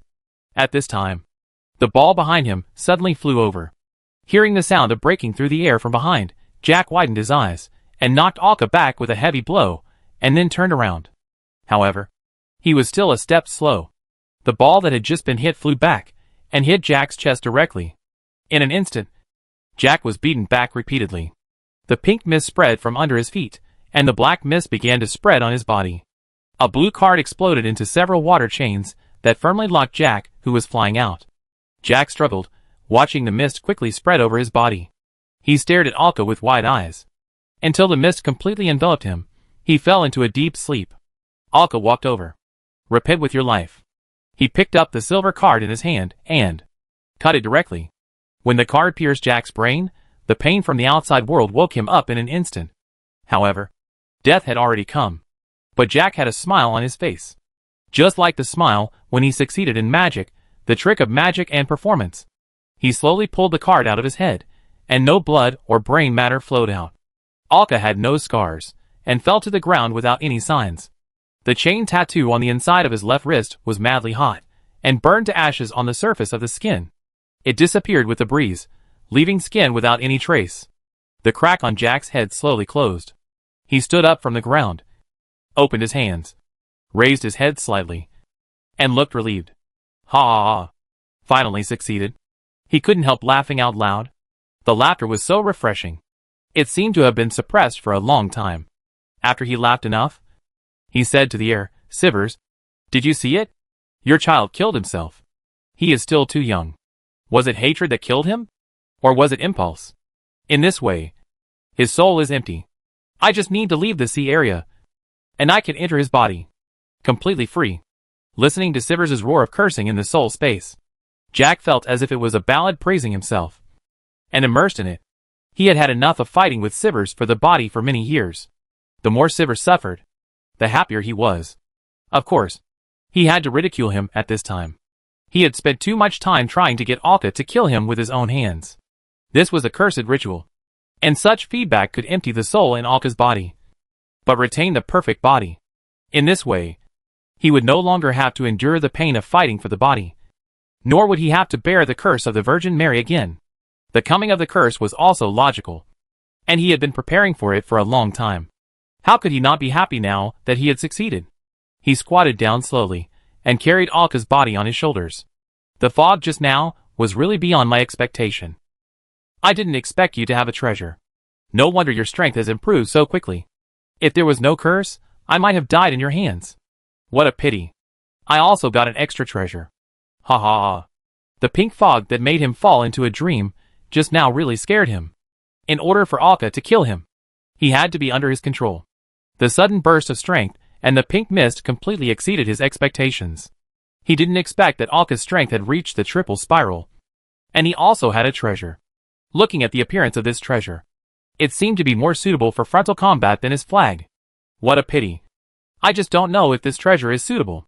It would be a pity if it is not in the same group. Looking at the little bit of crystal semicircle exposed on Alka's chest, he muttered to himself. He did not leave the space immediately, but took up his cane and tore it apart. A flag was pulled out from it. It was the flag that Sivers showed in his dream. Jack's treasure. He held it in his hand, and let his magic power infuse into the flag. The flag floated up directly, and the flag on it began to flutter in the wind. There was a blood-red flame on it, and the sound of metal colliding with swords, as if there was also the roar of war and the shout of charge. After getting ready, he snapped his fingers. The surrounding environment changed immediately. The sound of metal collision between swords, the dull sound of rock-shaking cannons, shouts and screams, all came out in an instant. The originally quiet environment immediately became noisy.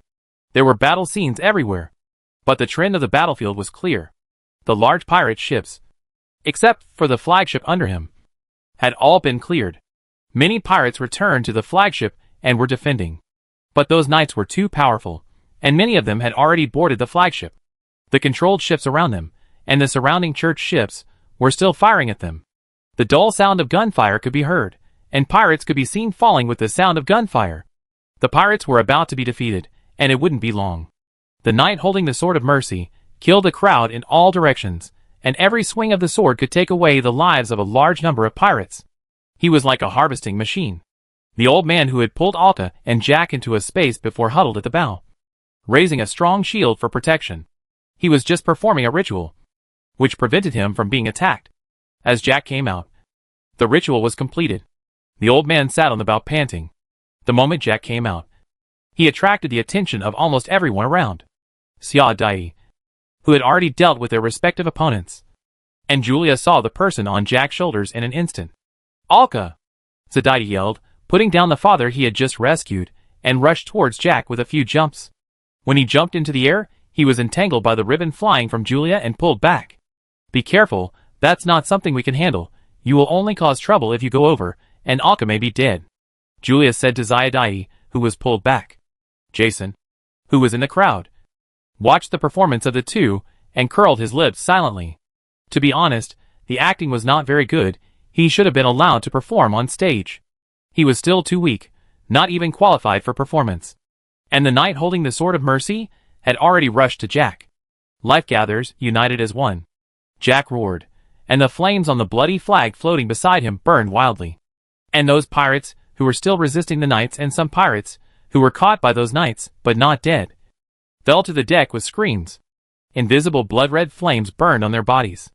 All of these people were touchers without exception. Even some of the fallen bodies caught fire for no reason. Pororo, who had just climbed onto the boat, holding the body of the hammerhead shark man in his hand, watched the body burn. It disappeared in an instant. Inexplicable anger emerged from his mind. This was the sacrifice he used to commemorate his cousin, but it just disappeared like that. And all the burning flames gathered on the flag, and then melted into Jack's body. United we stand? It is a great irony to use such words to describe such a scene. The blood-red flame barrier blocked the knight's first attack. Jack's whole body was ablaze with blood-red flames, which gathered on his body and formed a set of armor for him. Even Jack's body became taller. It was strengthened in all directions.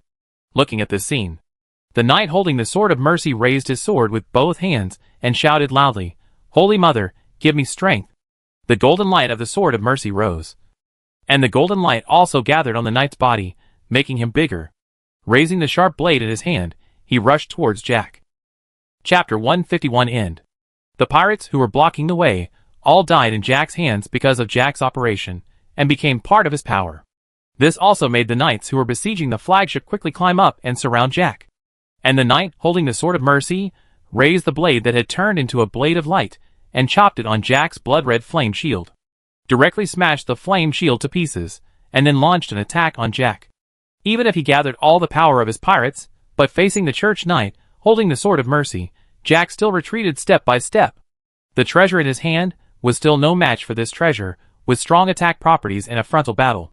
Not to mention that the knight in front of him was obviously much stronger than him. Jack could only defend himself as much as he could and delay some time, because the two people holding the treasures made too much noise in the battle. Various damages began to appear on the deck, and where the two people were fighting, there was no room for others to intervene. Even if they came around, they could only watch from the side. "Captain!"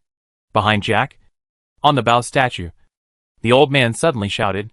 As soon as he heard the voice, he gathered magic power in his hands, and with a swing, some kind of spell sent out a violent shock wave, gathering blood-red flames, and sending out a strong repulsive force.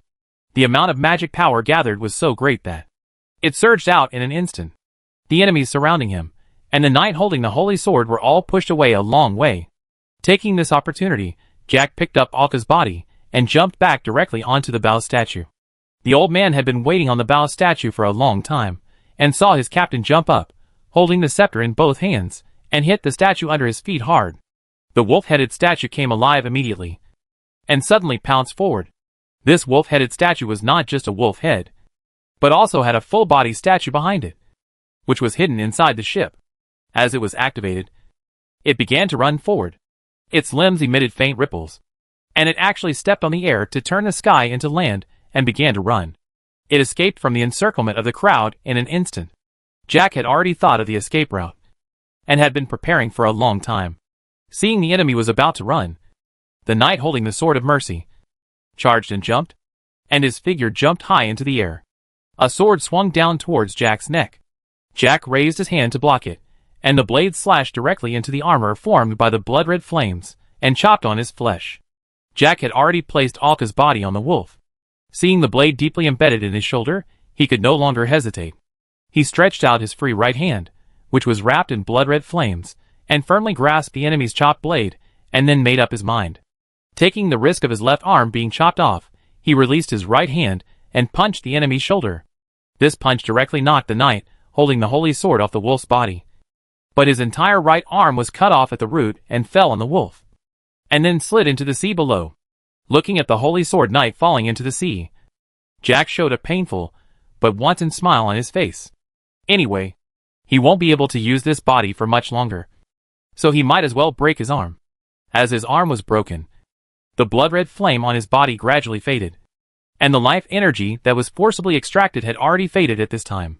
The gathered power is temporary after all, and it is not the main function of this treasure. Countless church knights below looked at Jack and the other man in the air, and kept firing ammunition upwards. But it was meaningless. They could only watch him take Alka's body and ride on the giant wolf in the air, and gradually leave. It seemed that he really escaped like this, but it was obviously impossible. When the blood-red flame subsided, Alka, who was lying on the ground as a corpse, suddenly opened his eyes. The old man standing next to him and controlling the giant wolf was the first to notice this scene, and just as he was about to shout a warning, the doll on Alka's waist was already ready, and it jumped swiftly to the old man, holding a sword blade like a long needle in its hand, and stabbed it into his intact eye. "Shut up, and don't disturb Alka." At this time, behind Alka, countless pink mists gushed out crazily, wrapping Jack and the old man who was blinded next to him. At this time, Jack was sitting there panting because of the pain in his shoulder, and the sequelae of using the flag to gather power. His mind was relaxed, and he was in a trance. He couldn't react at this moment. Taking this opportunity, Sivers, who had been hiding for a long time and hiding his soul power, immediately began to fight with him for the body. Jack was already in a trance, tired from the battle, and seriously injured. How could he win against Sivers, who was well prepared? The defenses he had set up could no longer stop Sivers. In an instant, his body was seized. The pink mist that Alka gushed out enveloped both of them at the same time. The old man, who had just fallen into a dream, woke up immediately because of the pain in his eyes. But when he woke up, he saw two black gun barrels side by side in front of his eyes. As the trigger was pulled, a dull sound rang out. The last bullet that had been stored in the locker was ejected. With the holy flame, a huge dent was made on his face, and the sword blade that was like a long needle was still firmly inserted into his face. The center of his face sunken. All kinds of flesh and blood flowed out, and he fell heavily on the giant wolf sculpture.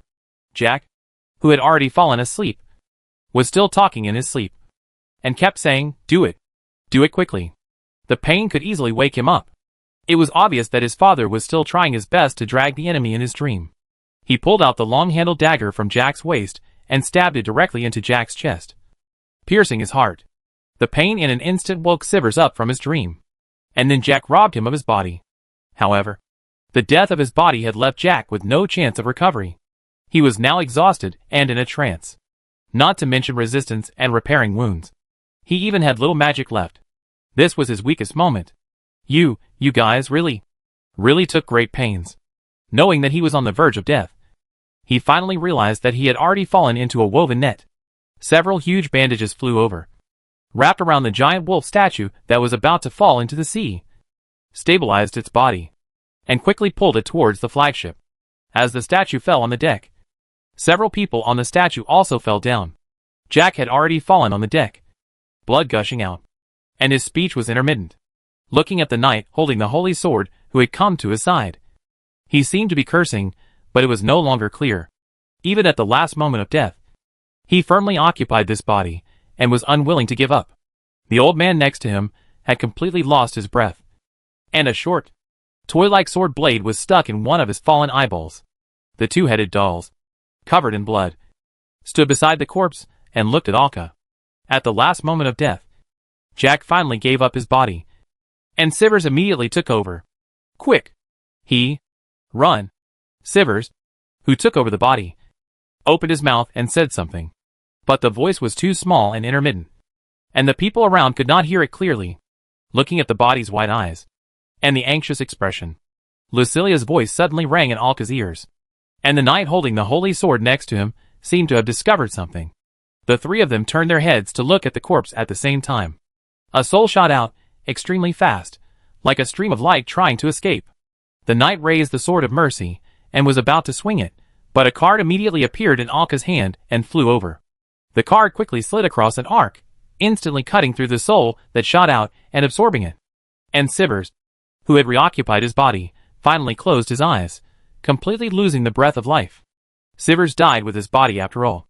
Looking at the corpse in front of him, Alka was looking at the dagger that was stabbed into his heart. This dagger looked so familiar. It was the dagger that stabbed into his mother's chest from behind, when Sivers reconstructed the scene for himself. Looking at the blade, there were a few words engraved near the guard, stained with blood, reflecting light. Wife killer. Do you want me to hold a soul transfer ceremony for you? This is your father, and what he did was not his intention, the middle-aged knight of the church said, standing in front of Alka. As a knight who can hold the treasure of the Sword of Mercy, he certainly has the highest status in the church. Naturally, he knows a lot of information. Sivers' body is cursed by the Virgin Mary. If he does not transfer his soul will be trapped in this body forever. Alka did not refuse the knight's proposal and nodded. Thank you. At this time, Xiaodai also came over with an arm and put it in the arms of Sivers' body. It was the arm that fell into the sea. Alka stood up, and the knight holding the Sword of Mercy knelt on one knee. He chanted something, a eulogy for the dead, and the Sword of Mercy in his hand ignited a sacred flame, which then became illusory. The illusory blade pierced into the body. The holy flame began to wrap around the body and burn. Close your eyes, chant the name of the Virgin Mary, and see him for the last time. Hearing this, Alka folded his hands and began to praise the stone mother. Then he felt the sound of dripping water and opened his eyes. The environment he had seen before appeared again in front of him. He once again stood on the calm sea, and the soul of Sivers appeared in the same place. He smiled at Alka, his face was full of joy and ease, and he was very indifferent to death. Alka just looked at him calmly, and the memories hidden in his mind began to roll constantly, and it seemed that the soul in his body was also wriggling. He opened his mouth and said, "Father." Sivers nodded with satisfaction, and the smile on his face became even wider. A small boat came over, with a lantern hanging on the bow to illuminate the darkness, and a figure on the boat. It was Alka's mother. She came to pick him up. After seeing her, Sivers immediately turned around and walked quickly towards the boat. Death did not seem to be painful to him. He got on the boat and hugged her. Alka just watched the two hugging and greeting each other, but could not hear what they were saying.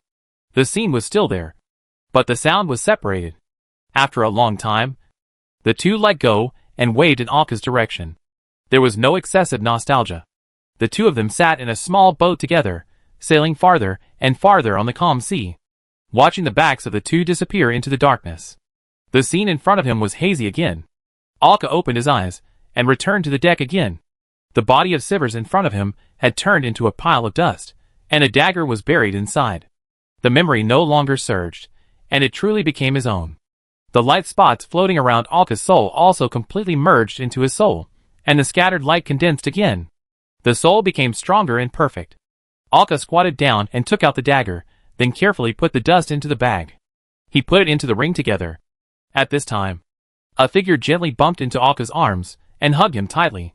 The Lucilia doll on his shoulder also hugged Alka's head. Watching the movements of the two, Alka smiled helplessly and said, "Don't worry, I'm fine." "Really, but..." Sadidi didn't know what to say to comfort him. Lucilia said on Alka's shoulder, "But your parents are gone, and you are alone now. This should be very painful." Alka was silent. It can only be said that Lucilia, who is not very experienced, has a unique way of comforting. Then she said, "Don't I still have you? How can I be considered alone?" Sadidi immediately loosened his arms, turned around and walked away, and her ears could be seen to be slightly red. Only Lucilia sat on Alka's shoulder. The doll's arm patted his head happily. "Yes. Yes. Don't worry. I will always be with you. I am a soul now, and there should be no constraints on life. I just don't know how long you can live." "Alka. Thank you," Alka said with a helpless smile, and then sat down on the deck, looking at the thing in his hand. This is the treasure he got from Sivers before. Then he looked around to see the situation of his teammates. Sadidi walked away, towards where his father was. Andre was sitting on the deck in the distance, receiving treatment from Vanessa, and he didn't know when she came. Andre kept looking at this side. Looking at Alka, who was looking over, he stared at him with dead fish eyes, and made a fist gesture to Alka. He saw a bad scene when he just woke up. In response, Alka could only smile awkwardly. Pororo was also receiving treatment from the church staff on the deck. He smiled at Alka and showed 2 rows of sharp teeth. Julia stood aside and talked to someone. Jason came over at this time. His face was stained with blood. He sat down next to Alka. "Ah, it's finally over. It's finally over. Oh, I'm so tired." Alka sat on the deck, looking at the darkness in the distance inside, shaking his head and said, "Yes, it's finally over. What are you going to do next?" Judging from Andre's appearance, he shouldn't continue to create treasure hunting groups. "Let's go out to sea by ourselves. I'll be the captain this time. Do you have a destination?" The two of them sat on the deck, talking to each other. "I have only been at sea for a year. I have experienced various treasure hunts in the first half of the year, and became a toucher. And my father suddenly attacked me in the second half of the year. Now I have resolved the hatred between my father and mother, and avenged Sankaka and the people who died on the ship, and saved Andre. Suddenly, I felt a little empty, and I was exhausted. Maybe I should take a break for a while. I am too tired. I have been sailing in the dark for half a year. It's really too tiring. I have been in the dark for so long. I have been constantly attacked by darkness for half a year. It was not until I was promoted to the second spiral that I felt better after I got the mental protection suit. But generally speaking, it is almost impossible to sleep peacefully. It has been a long time since I have seen the real sunlight. I think about the many treasures I have placed in the dark realm, and I haven't had time to deal with them yet. If I don't take them in together, it will be a huge loss. When I think about it, there are still various things that need to be done, and I feel more tired for no reason. But I can't stay still. Thinking of this, Alka immediately got motivated. But before that, there is still one thing that needs to be dealt with. Thinking of this, he pulled out the card that had just been shot out. The back of this card was dark blue, with a hint of dark green, and the card face was a mirror symbol. It didn't seem to be anything special, but the entire card seemed to be filled with a faint mist. Alka poured magic into it. The entire card immediately turned into a palm-sized mirror, and there were dense spells engraved on the back of the mirror. Looking into the mirror did not reflect Alka's face, but a figure appeared inside, knocking frantically. The soul in it was his enemy, the one who had tried to leave his body and escape. Jack. Seeing Jack angrily knocking inside, as if cursing something, Alka couldn't help but smile. This mirror was originally a semi-finished product made to create a new residence for Lucilia, but it didn't work for various reasons. So he kept it. The reason why it didn't work was that this thing couldn't let the soul inside enter and exit independently, and it really became a magic mirror that trapped the soul. How could this work? Of course, it couldn't be used by Lucilia, but after all, it was a semi-finished product. So Alka didn't destroy it, but just put it in his pocket ring. There are several other samples like this with various problems. I didn't expect that they would play a key role at this time. Jack's soul was locked in. Alka looked at the soul inside and said with a smile, "Although you are my enemy, you can be regarded as my teacher after all. But think about it carefully. The reason why you left the inheritance there is to keep a hand. Maybe you can lead me to the extraordinary road. After all, he didn't take me away at that time. Nor did he take down his body. He must be unwilling. Carving the soul chain on his hand, letting go of the inheritance was just a backup plan, a casual stroke. He should have thought of himself, having a dream of being a treasure hunter. If it weren't for the cursed silver coin, even the original Alka would have a good chance of finding the box of inheritance. At most, he might be a year or two slower than himself, and then he officially embarked on the path of transcendence. After all, you are my teacher, I can't kill you. Hearing this, Jack in the mirror showed doubts, looking at Alka with disbelief. Alka smiled and said, "Don't worry, you will be alive." Chapter 152, Hearty Revenge. The smile on Alka's face became more and more unbridled. Jack in the mirror also had a very bad premonition when he saw this scene, and he madly knocked on the mirror. But Alka could only see his helpless and angry face, and could not hear his shouting. The precision hand worn on Alka's right hand appeared. A piece of gold and some gems appeared on his hand. As the magic power flowed out of the precision hand, these gold and gems were quickly melted and combined. Like flowing liquid, he supported the back of the magic mirror and began to make a gorgeous edging. After a while, a gorgeous mirror appeared in Alka's hand. It felt very heavy in his hand. It was wrapped in gold and decorated with brilliant gems on the back. Alka smiled and said, "How about it? The new home is beautiful. And it is also very good as a tomb. Don't say that I didn't give you a gift for becoming a disciple." Then he took out a piece of silver metal again and shook it on the mirror. "How about it? It's familiar, isn't it?" Alka smiled and remelted the silver metal and began to change the arrangement and spells in it with his precise hands. Then it turned into a silver metal block again. It wrapped itself with the metal, forming a soundproof transparent sphere. An unknown language formed the opening spell, and it was fixed on the silver metal block. Then the metal block turned into something like mercury, and Alka placed the mirror on it. He gestured goodbye to Jack in the mirror. The silver metal completely wrapped the mirror, and turned it into an extremely heavy piece of metal. "Sleep in the eternal seabed, live forever, isn't this what you pursue?" Saying so, Alka threw the heavy metal block directly down, until he saw it sink to the bottom of the sea. The reason why he did this was, because in addition to what he just said, the magic mirror could not come out on its own, there was another important reason. That is, the magic mirror does not have the function of automatic sleep, and can only stay awake forever. The decoding spell on the metal block uses his former mother tongue. And the spell is, "Jack is an idiot." This is still the central area of the dark domain. If the metal block can be salvaged in such a place, and the spell is solved, and Jack's soul trapped in the magic mirror is still conscious. If all these conditions are met, then Jack deserves to live. If such conditions cannot be met, then he will stay awake in the darkness forever, until he loses consciousness. Alka believed that such revenge would be much more satisfying than killing him completely. He felt even happier. After doing all this, Alka came to the knight, who was holding the Sword of Mercy. He already knew that this knight was the Knight Commander of the Holy Mother Church. Badistan. Lord Badistan, thank you for your help. The knight smiled, stretched out his hand, and patted Alka's shoulder heavily. Haha, we should thank you. If it weren't for you, this holy sword wouldn't be so easy to return to the church, so this should be called mutual benefit. And we also need to destroy this pirate group to tell the outside world that although the church is kind, it also has a ruthless side. This group of pirates has seriously offended them. And these pirates are not good people. As pirates, they still provoke the church. Isn't that a way to death? After the two of them exchanged greetings for a while, Alka said goodbye. Haha. If you have something unfinished, then go ahead. We have so many ships, and so much spoils, that we can't run fast. Alka nodded. He turned back to his ship. Pororo and Julia had already returned to the ship, waiting for him. Jason also jumped onto the deck.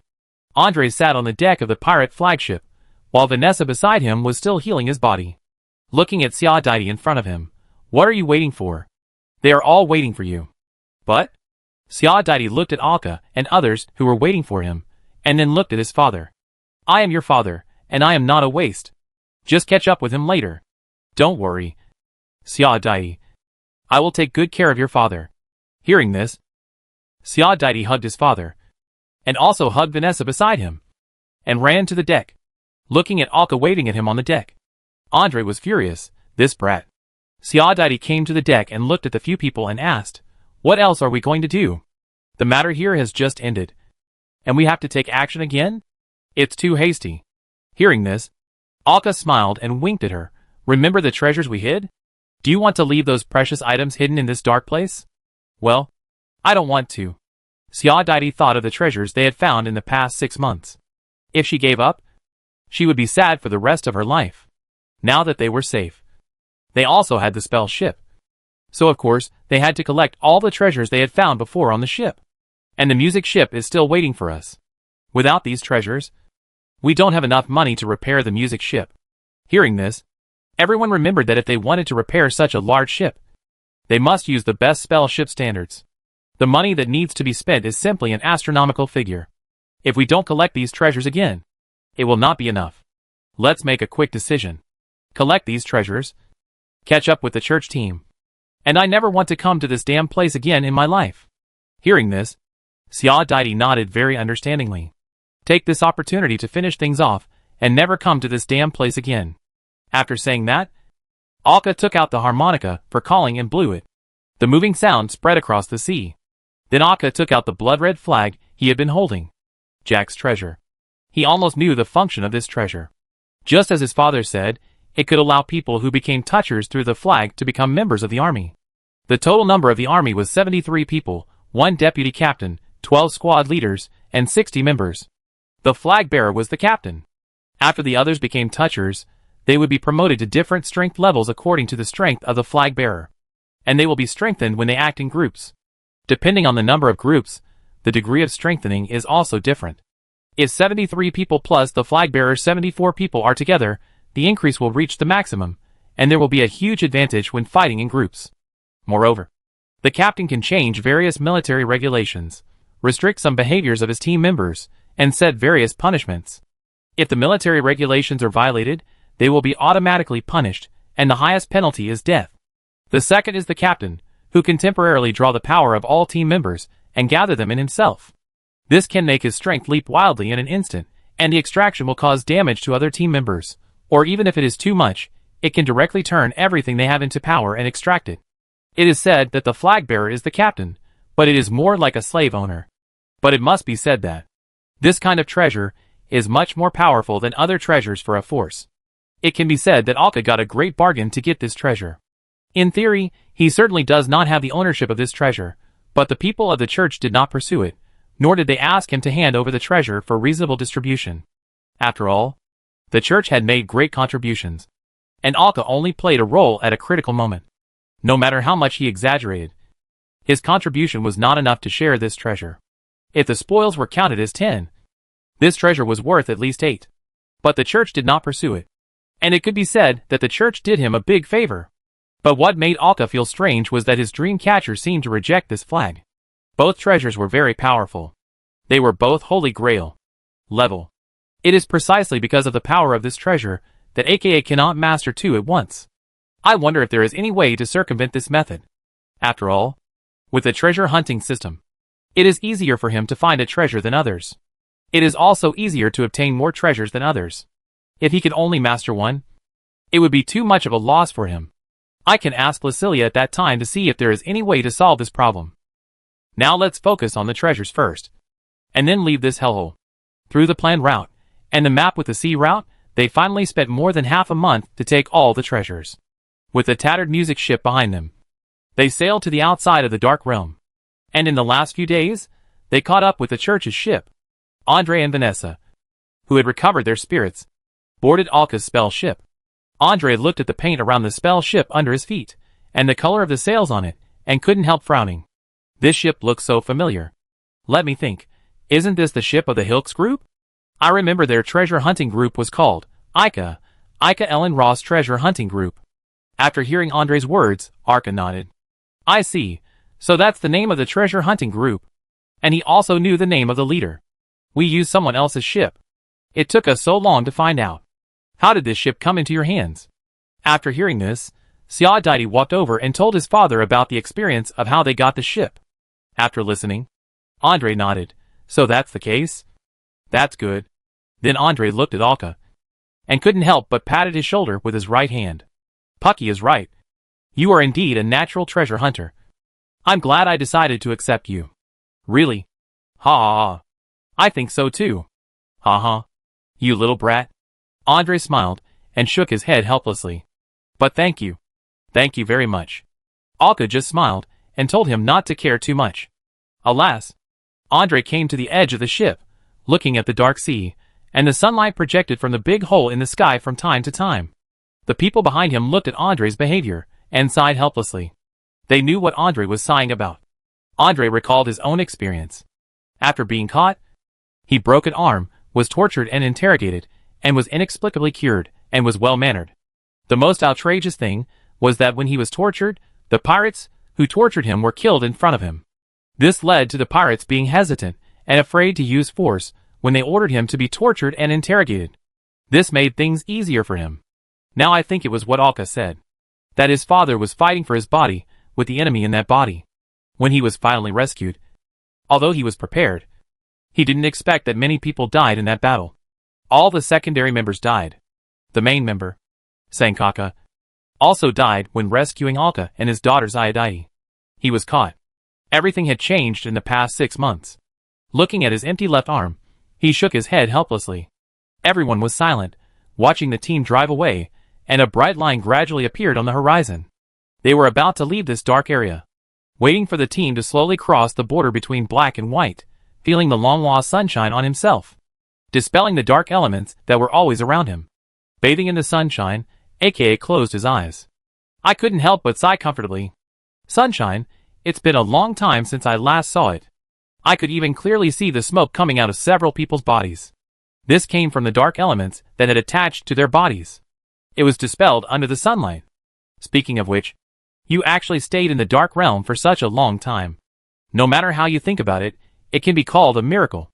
Jason looked at the black smoke coming out of several people's bodies, and couldn't help but sigh. The black smoke coming out of these people can be described as a large amount, which shows how many dark elements are deposited on their bodies. He still hasn't figured out how these people stayed in the dark realm for so long. Looking at the sun and the blue sky, Arka turned his head and looked at Pororo. Pororo, join us, ride with us on the sea, and search for those buried treasures. Listening to Arka's words, Pororo turned his head and looked at him. So I wasn't one of you before. I thought I was already one.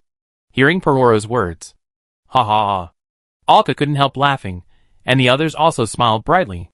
It's my fault. You are welcome to join us, Pororo. Alka walked up and hugged Pororo tightly. Of course, he just hugged Pororo's thighs at most. Pororo's body was considered tall among mermaids. In order to hug Alka, he had to squat down. Andre and Vanessa next to him looked at everyone with a smile. A new treasure hunting group. A few days later. The cathedral. The largest cemetery on the island. It is called the place of the heroic spirits of the Virgin Mary. Alka, Andre, Zadite, Jason, Vanessa, Bobby, Gammy, Porwaro. These people stood in front of a row of tombstones. Bobby, who lived on the island after retirement, had also rushed to the cemetery. Gammy, who had been working in the cathedral since returning to the island, was also here. They gathered here today. They paid tribute to their companions who died in the pirate attack half a year ago. The rows of tombstones in front of him were Hamo, Matt, Lapoka, and Sankaka. After placing a handful of wheat in front of each tombstone, everyone crossed their hands and prayed silently. After everyone finished their silence, Alka looked at the tombstone in front of him again. This was Sankaka's tombstone. He had only been in this world for a little over a year. After all, there were 3 people who could be said to have helped him a lot, or even saved him. When he first arrived, he used the last remaining soul in his body to clear his mother, Lisha, of the fatal curse on himself. When the pirates attacked, he tried his best to cover their retreat, and finally sent them to a safe area, and even asked Porwaro to protect their Sankaka in the subsequent operations.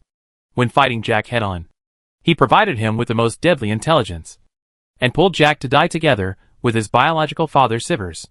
There is even another person who provided him with a body and strengthened his Alka with his dying soul before he died. After witnessing the departure of his father and mother, all the remaining memory spirits completely disappeared, and even strengthened his soul again. I couldn't help but sigh. I prayed again, for everyone. I turned my head to look at the cemetery. Andre, Vanessa and Bobby, they were talking in front of other tombstones. They were members of the treasure hunting team who had once acted together. They all died in some incidents, and were finally buried here. The 3 of them had experienced too many separations. This is the sea. After the moment of silence, the 3 of them left, and came over to chat while walking. I didn't expect that I had just retired, and encountered such a thing, alas. Bobby didn't know for a moment whether he should say that he was lucky. Hearing Bobby's words, Jamie couldn't help scratching his forehead. What you said? Isn't it just that I have bad luck? Then Bobby turned his head and looked at Alka, and asked with a smile, Alka, and you? Are you interested in talking to me, an old man, about your experiences during this period? Your experiences during this period are more legendary than my life. Inviting them to his home in disguise. It can also be regarded as alleviating the pain of the departure of relatives and friends. Hearing this, Jason, Andre, and the others turned around and looked at Alka and the others. They were also very curious. What exactly did Alka and his people experience in the past 6 months? Their strength improved so quickly. They gained so much. And they persisted in the Dark Realm for more than half a year. Such a legendary experience naturally made others curious. Alka looked at Zadite and the others, and seeing that they had no objection, he nodded. Of course. No problem. Let me have a good chat with you. Chapter 153 Treasures and Treasures. Bang! With a loud noise brought by the shock wave, the flag in Alka's hand was directly hit out. It fell to the ground in the distance, rolling diagonally on the ground, until it touched the door frame and stopped. Alka kept rubbing his numb right hand, as if his right hand suddenly cramped. The noise in the living room alarmed everyone living in the villa. This is a 3-story villa with a garden, located on the outskirts of the cathedral. This is the place where Bobby bought and lived after retirement, and planned to spend his old age here. Alka and his friends are resting here temporarily, including Andre and his friends. Fortunately, the 3-story villa has a large enough area and has enough rooms for them to rest. However, only Alka and his friends are in the villa now. Andre, Vanessa and Bobby went to the cathedral. What's wrong? Jason poked his head out from the 2nd floor. Seeing Alka on the 1st floor standing up silently, he picked up the treasure flag at the door again. So extravagant. Throwing treasures around? Zadite walked in, looked at Alka's actions, and asked with a smile. There was also Lucilia standing on her shoulder. Porwaro and Julia also walked in from outside. The commotion just now was indeed quite loud. Alka picked up the flag, sat back on the sofa, and sighed. Lucilia jumped onto Alka's shoulder with a few jumps, sat on it and asked, "What's wrong? Alka, did you encounter any problems?" In front of several people, Alka raised the flag in his hand and said, "I can't control this flag. The dream catcher is very repulsive to it. As long as I try to infuse magic into it, the dream catcher will send out a shock wave of magic to bounce it out. And this flag is also very resistant to magic with the attributes of the dream catcher. It is unwilling to accept it at all and rejects it all. Alka's consciousness is very clear. It seems that these two treasures cannot coexist in one person. And with his physique, Alka could feel that if he was forced to do so, the conflict between the two treasures could cause internal injuries to his body. Obviously, Alka's question touched upon the knowledge-blind spots of several people. Regarding Alka's question, several people were confused. Questions related to treasures were really too beyond the scope, and they were not able to understand them. Alka nodded to Lucilia on his shoulder and asked, "Do you have any idea about this?" Lucilia sat on Alka's shoulder, with her doll's hands folded in front of her chest, and tilted her head to start thinking.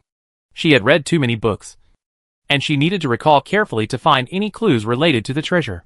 But it must be said that it was almost impossible to find knowledge related to the treasure in books.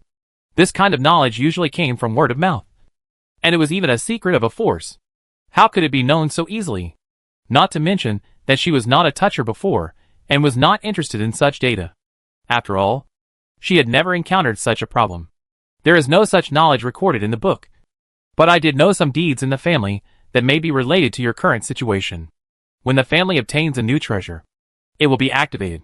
At that time, some members of the family who hold the treasure are not allowed to be present. The activation of the treasure means knowing what kind of ability the treasure has without mastering the treasure. This is what Alka learned from Lucilia when he obtained the treasure before. Some knowledge about the treasure. This kind of stimulation will activate the energy of the treasure, and these energies have certain treasure abilities. Some treasure holders are not allowed to be present. That is to say, exclusion is not absolute. Of course, this is just a simple guess, and it is difficult to be confirmed. At this time, Lucilia's voice sounded again, and Alka, "Do you know? During the period of your death, I mean the period of fake death. What's wrong?" Alka asked puzzledly. "I heard Jack say something very strange, which may be related to your situation." "Jack?" Alka frowned, even more confused. Lucilia nodded. At that time, Lucilia was not in the magic mirror, but temporarily in the soul space of the fake body. It was safe here. Even if the fake body died, she would not be in any danger, and she could still feel the situation outside. It was not only Jack who did not expect it at that time. Even some of Alka's preparations were temporarily adjusted. Through the previous curse experiment, Alka thought that after killing Jack, Jack's wound would be reflected on his body, and then he would die. But it turned out not to be the case. It seemed that Jack did it on purpose, and let him kill him with his own hands. This ritual seemed to cause his soul to die instantly. On the contrary, the curse did not transfer the wound on the body. This caused the false soul in Alka's fake body to be destroyed. But the body remained in the world. That's why Alka was not ejected from the dream immediately, but stayed in the dream. Because Lucilia was in the soul space of Alka's fake body at that time, she determined that this body was still usable, so Alka was not ejected. Because the fake body was only half dead. It was for this reason that Alka was able to lurk in the form of a corpse, and withdraw at the critical moment. Originally, their idea was that at the moment of their death, Jack would definitely have a gap. At this time, their father occupied Jack's body, and Alka, who was resurrected, took this opportunity to kill him. As a result, because the body was not completely dead, Alka and the others had time to wait for the best opportunity. Lucilia heard some of Jack's mumbling at this time. At that time, he said that he was lucky to get an extra treasure, but he hoped that your treasure was a set. A set? Hearing this, Alka frowned and thought, what does it mean? Is it that there is a connection between treasures, and those that can be connected and combined are a set? Or can they be adapted together, and not conflicting be considered a set? Alka said to himself. When the others heard the news, they all shook their heads in confusion. They didn't even have any treasures, and these things were too far away for them. However, Julia said, but there is one thing that is absolutely certain. That is, treasures. You must have 2 or more. Hearing this, everyone turned their heads to look at her. Julia must have experienced much more than them, and her knowledge must be broader. In my hometown, I once met a man who had 2 treasures. He used the 2 treasures very smoothly, and there was no rejection. Hearing this, Alka nodded. Since this point can be confirmed, don't make too many guesses. No matter how much you guess, you can't get accurate information. After thinking for a while, Alka stood up and said, "Why should we guess here? Isn't it enough to go to the Archbishop and ask him directly? Anyway, the Archbishop must know that Alka now has 2 treasures. Although I am not a member of the church now, I am still a devout believer of the Virgin Mary. Even if I ask the Archbishop, he will not give an accurate answer. But at least, he should give me some useful information. If he knows it for sure, he might be waiting for me to ask." After all, Alka did not feel at ease to take this treasure flag. It can be regarded as the church's indifference or generosity. Hearing Alka's words, several people nodded. That's true. We can't come up with the right answer by just guessing. Alka thought for a moment and asked Xia Dai, how are the treasures being handled? Hearing this, Xia Dai waved his hand helplessly and said weakly, "There are too many treasures, and the types are too complicated. I need to sort out these types, and then find the right buyer to sell them." Alka smiled and nodded. "Thank you for your hard work, keep it up. There are indeed too many treasures, and they have to be sold out slowly. Otherwise, if they sell too much at once, they will definitely be forced to lower their prices. Anyway, they are not in a hurry now, and they have plenty of time, even if they are on vacation." Hearing Alka's encouragement, Xia Dai rolled his eyes and waved his hand helplessly. Then Alka put Lucilia on his shoulder on the coffee table and walked out of the villa alone. Along the cobblestone road, he came to the circular street of the cathedral. The whole island is called the cathedral, but the origin of the name is because of the Cathedral of Our Lady in the middle of the island. On both sides are various buildings with a strong religious atmosphere. Half of the island is occupied by various church buildings and facilities. The half close to the periphery is where the pilgrims live. The periphery of the entire island is a port, and countless pilgrims come here every day. Because there are too many pilgrims, the number of people who can come in to worship every day is set, otherwise, the number of pilgrims can fill every gap on the island. Today's streets are still filled with pilgrims coming and going. There were civilians in plain clothes, wealthy businessmen in luxurious clothes, and even nobles with arrogant faces. However, even if you look down on others here, you have to hold it in. Otherwise it would be a blasphemy against the Virgin Mary. Alka walked on the white marble street, around the ring road all the way to the center of the island, and walked towards the Cathedral of the Virgin Mary at the foot of the huge statue of the Virgin Mary. The huge statue of the Virgin Mary can be clearly seen even in the surrounding sea. Even facing the sun in the sky, the light will not shine, and it will always reveal softness. The huge Cathedral of Our Lady below is composed of various spires and reliefs, and the golden ears of wheat around it replace the roll of flowers. This place is full of elements related to the Virgin Mary.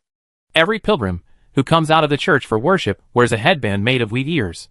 Looking at the golden headbands on everyone's head, Alka couldn't help but think, are these golden ears of wheat enough? Will they be bald? Would it be a bit disrespectful to think about such things in this place?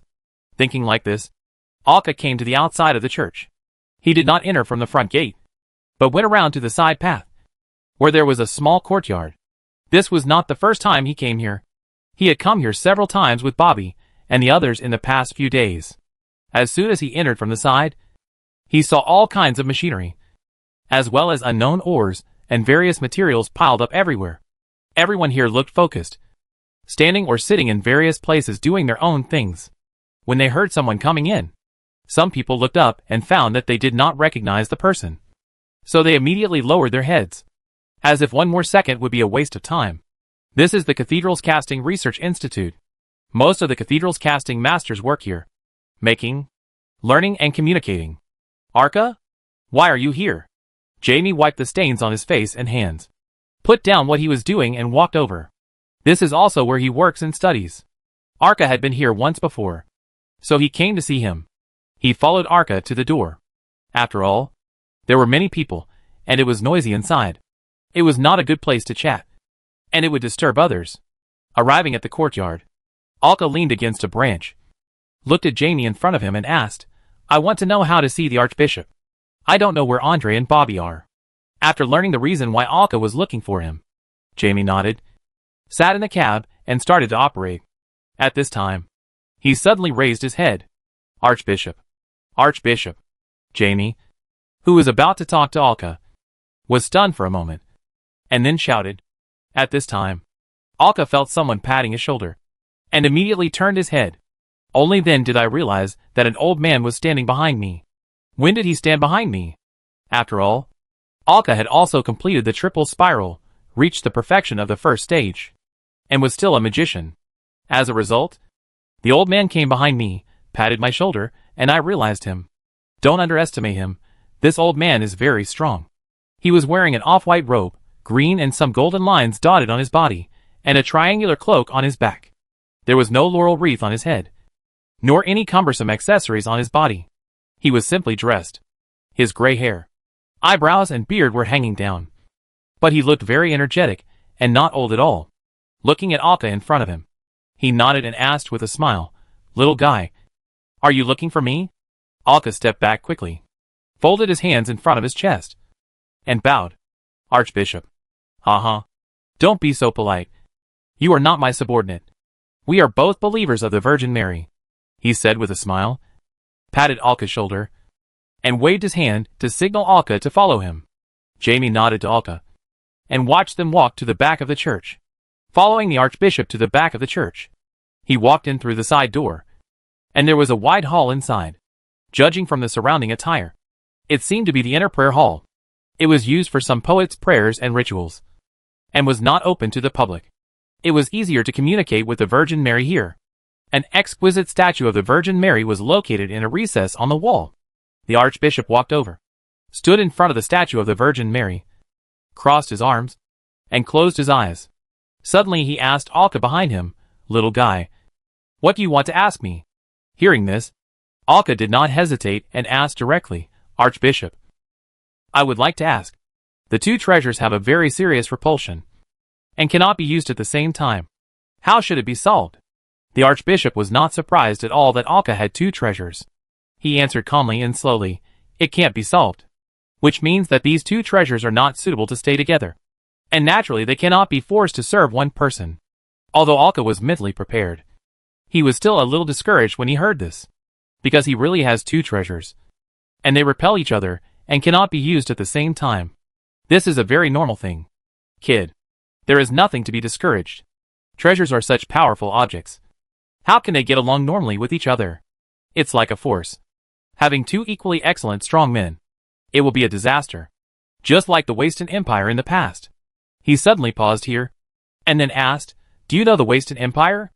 "I know a little bit. It fell into the Dark Realm together with the Miniature Alliance." The Archbishop nodded, and then said, "Do you know? Hundreds of years before they fell, they were one. It is one of the most powerful forces in this sea area. Even the church has to respect them." However, in the same era, they had a pair of twin princes. They were so outstanding that any one of them would be a pioneering monarch in other eras. However, they were born in the same era. Because they were born in different orders, the eldest prince inherited the kingdom, as his twin brother. The second prince? How could he be inferior to others? They are equally outstanding, with the same royal blood and the same pride. They naturally split. It's just like treasures. It is normal for powerful treasures to repel each other. It is very rare for them to be willing to live in peace with each other, and even willing to cooperate with each other. At this point, the Archbishop suddenly laughed. "Haha, I haven't chatted with young people like you for a long time. I accidentally talked a little too much. No problem, I benefited a lot from it." "Really? Haha, that's good. That is to say, if you want to have two treasures, you have to find treasures that can cooperate with each other, or at least not mutually exclusive. But such treasures are rare, and you need opportunities. It is difficult for ordinary people to get even one treasure, let alone two compatible ones." Thinking of this, Alka suddenly asked, "What if the levels are different, such as Holy Grail and Scepter?" Chapter 154, The Real World Map. When Alka said this, the Archbishop seemed to have finished his prayer, put down his hands, and opened his eyes. He came to the seat next to him, and sat down, pointed to the opposite side of him, and asked Alka to sit down as well. After Alka sat down, he waved his fingers slightly, and a delicate little teacup appeared in front of him, which was automatically filled with a glass of water. "Oh, thank you." Alka picked up the little teacup and thanked. After doing all this, the Archbishop said, "Then, they are not equally powerful. Of course, there is no problem. One Holy Grail and one Scepter. There is a whole level difference between them. Of course, there is no repulsion, because the relationship between them is not equally excellent. But one is strong and the other is weak. The weaker party naturally has to yield. After understanding these things, Alka nodded. There is no place for him to know such knowledge in the outside world, and it can only be summarized in such a big force. Just because he asked, they were willing to tell him for free, which was already very good. Alka was very satisfied. Thinking of this, Alka asked again with some doubt, why are you willing to give me the treasure for nothing? My contribution is not enough to get a whole treasure. This has always been his doubt. So he took this opportunity to ask. Hearing this, the archbishop looked at him, smiled and shook his head. That is your father's relic. At least in name. Of course, it is better to give it to you. And that treasure is not suitable for the church. At this point, the archbishop suddenly stared at Alka, and after thinking for a while, he said, you have other questions you want to know. Right? Although this sea area is vast, it is too narrow for you and your companions.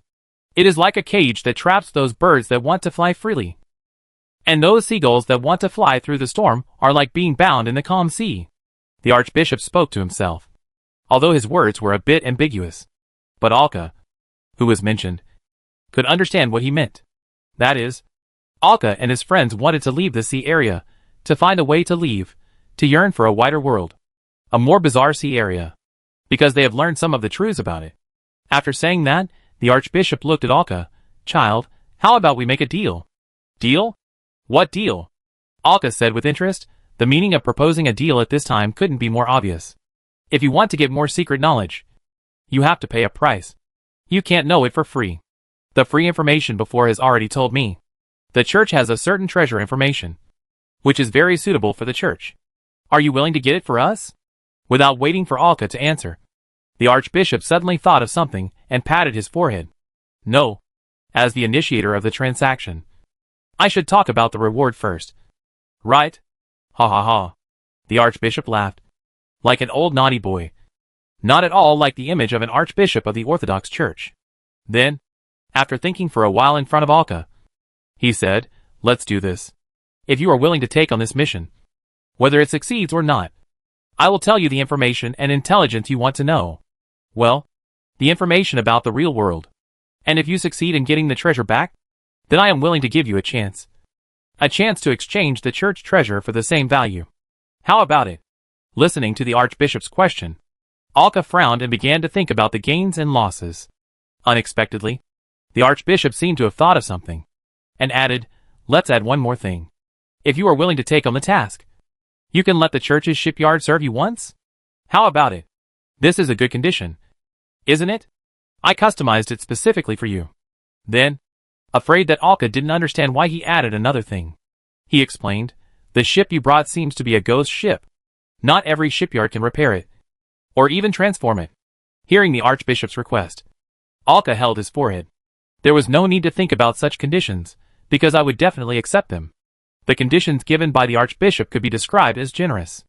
As long as I was willing to take on the task, whether I succeeded or failed, he would give me a way to leave the sea area, and even provide free boat service. This was urgently needed for Alka. After all, the state of the music ship was really too bad, but ordinary shipyards were not qualified to touch it, let alone repair and transform it. The church's shipyard is not bad. At least it is the best in this sea area. It can be seen from the church's ships.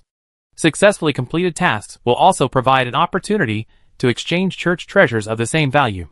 Why is such a reward given? Alka frowned, somewhat puzzled. Why is the archbishop sure that he must need such an opportunity?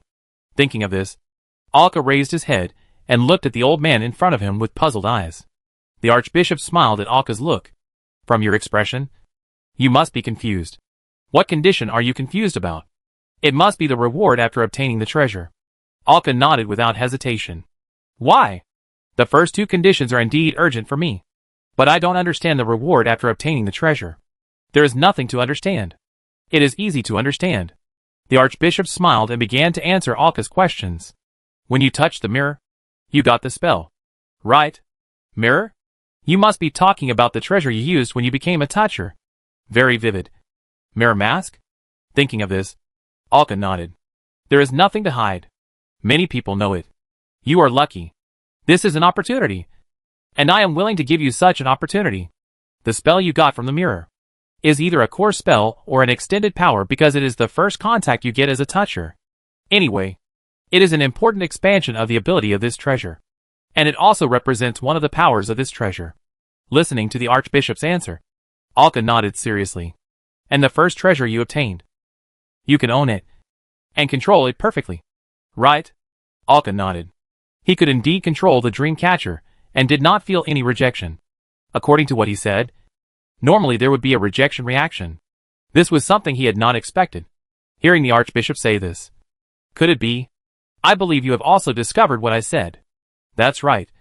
The exclusive spell you have learned from a treasure does not cause any rejection between you and the treasure. That is to say, Mirror will definitely not reject the treasure you have in your hand. At least they can coexist peacefully. And even better, they can cooperate with each other. Plus, you have also obtained a certain spell of Mirror. And it would be a pity not to own it. So I am willing to give you such a chance. Hearing this, there is no need to hesitate. The so-called exchange of equal value should be to exchange with a flag in your hand. Or even other treasures of the same level. It is certainly a good deal for Alka to exchange unusable things for usable ones. It is not a loss for the church. But being willing to exchange is a big favor. However, Alka still said, I have to go back and discuss with my teammates before I can give you an accurate answer. Of course. No problem. If you are willing to accept it, just tell Jamie, Bobby or Andre. With that, the Archbishop stood up and left here with a smile. Alka was also thinking all the way back to Bobby's villa. Alka, you are back. How is it? Did you get the information you wanted to know? Hearing Jason's words in the living room, Alka looked at him and nodded. I just know, but there are more questions. When everyone is together in the evening, we will have another meeting. Okay, no problem, the others will be back soon. Alka sat on the sofa and chatted with him. Near dusk, everyone came back. Even Bobby and Andre came to the villa. However, they did not disturb Alka and the others' party. Nor did they intend to listen in. Alka and the others were the only ones left in the living room. Let's plan what we will do next. And then, I will tell you some of the information I talked about with the Archbishop today. First, we need a suitable shipyard to repair or even transform the music ship. This also requires a lot of money. At this point, Alka looked at Xia Daidi and nodded. The funds will be handled by Xia Daidi for the time being. After selling those treasures, the funds obtained will definitely be sufficient. It will be a huge fortune. Then we need to find a way to leave the border of this sea area, find the hometown of Julia and Lucelia, and go to see it together. Sea border? Julia and Lucilia's hometown? Jason was confused beside him, and had no idea what they were talking about. Hearing Jason's puzzled words, everyone looked at him. At this time, Alka remembered that he and others did not seem to have told him about Julia and Lucilia's situation. It was not unusual for Jason to see a doll that could run and jump. It was normal for some strange things to appear in the dark realm. Alka even got the treasure, so how could he find such a thing strange? Thinking of this, he quickly explained it to him. What? That doll is actually a human soul? Julia is actually a mermaid? Mermaids really exist? Now there were more questions. Jason stood up in confusion, looking at the doll standing on Alka's shoulder, and Julia sitting next to him and looking at him with a smile. He sat down again. Holding his head with both hands, his eyes were full of confusion, his mind was constantly thinking about all kinds of information. He muttered to himself. The world is so confusing, so what did I miss? Jason already regretted getting on Gammy's boat at that time. He should have jumped off with Alka and the others on the other side. Although this would be very dangerous, at least he could experience these interesting things in person. Instead of like now, once the things are over, then let others tell him. I could only nod in confusion. I missed an experience that I could talk about for the rest of my life. After knowing these things, although Jason was still confused, he still nodded, indicating that he had a general understanding, and motioned Alka to continue. Alka continued, Today at the Archbishop's place, I not only learned why the treasures repel each other, but also learned more things. Then he told everyone about the conversation between himself and the Archbishop, and asked everyone if they were willing to take on this task. Of course I have to take it. Yes, this is definitely worth it. That's right. Seeing that everyone agreed, Alka nodded. Then I'll go upstairs to find Bobby, and ask him to convey the message to us tomorrow. Alka went upstairs directly. In a small living room upstairs, he saw Bobby, Andre and Vanessa. They were talking and laughing about something. Seeing Alka come in, they looked at him in confusion. "Have you finished talking?" Alka nodded, then came to Bobby's side, and said what he wanted him to convey. After listening to him, Bobby looked at him strangely. And then a thick suitcase appeared in his hand. The brown suitcase had green lines, and a symbol of the Church of Our Lady. Bobby handed the suitcase to Alka and said, "This is what the Archbishop found me this afternoon, and asked me to teach you. He said you would definitely agree. And he also said that he had already made arrangements at the shipyard. And you can take the documents inside, and drive the ship directly over." After taking the suitcase, Alka was a little dazed, but still nodded. "Thank you." After saying that, he ran downstairs with the briefcase. The people below had not dispersed yet, and were sitting on the sofa and talking to Jason about their experiences. Seeing Alka carrying the briefcase, they all looked at him in confusion. Alka also silently put the briefcase on the coffee table, and said slowly, "This is the information we need. The Archbishop thought we would definitely agree, and he had already given these things to Bobby." The people were not surprised by the Archbishop's prior prediction, because he was at the top of the charlatan. It was normal to do some weird operations. "Don't tell me he's a real charlatan." "Then open it and take a look," Xiaodai asked. Alka nodded and opened the suitcase. Inside were piles of information, some maps, and a parchment document. This document should be the proof to go to the shipyard and ask them for help. Everyone picked up the information and began to check it out. As they looked at it, they all became confused. This was too different from their current worldview, and for a moment they were all a little confused. Alka looked at the information in his hand. His heart was filled with excitement. So this is what the world is like. It is very different from what he originally thought. Because this world is not a complete world at all, it is a broken world, but it is maintained by the four gods as much as possible. Or it can be said that simple repair work has been carried out. According to the information, in ancient times, because of some things, a huge war was launched, and the world was broken into pieces.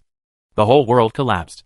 Some former gods left, many gods fell, and only four gods who were attached to the world and sympathized with their suffering remained in this world.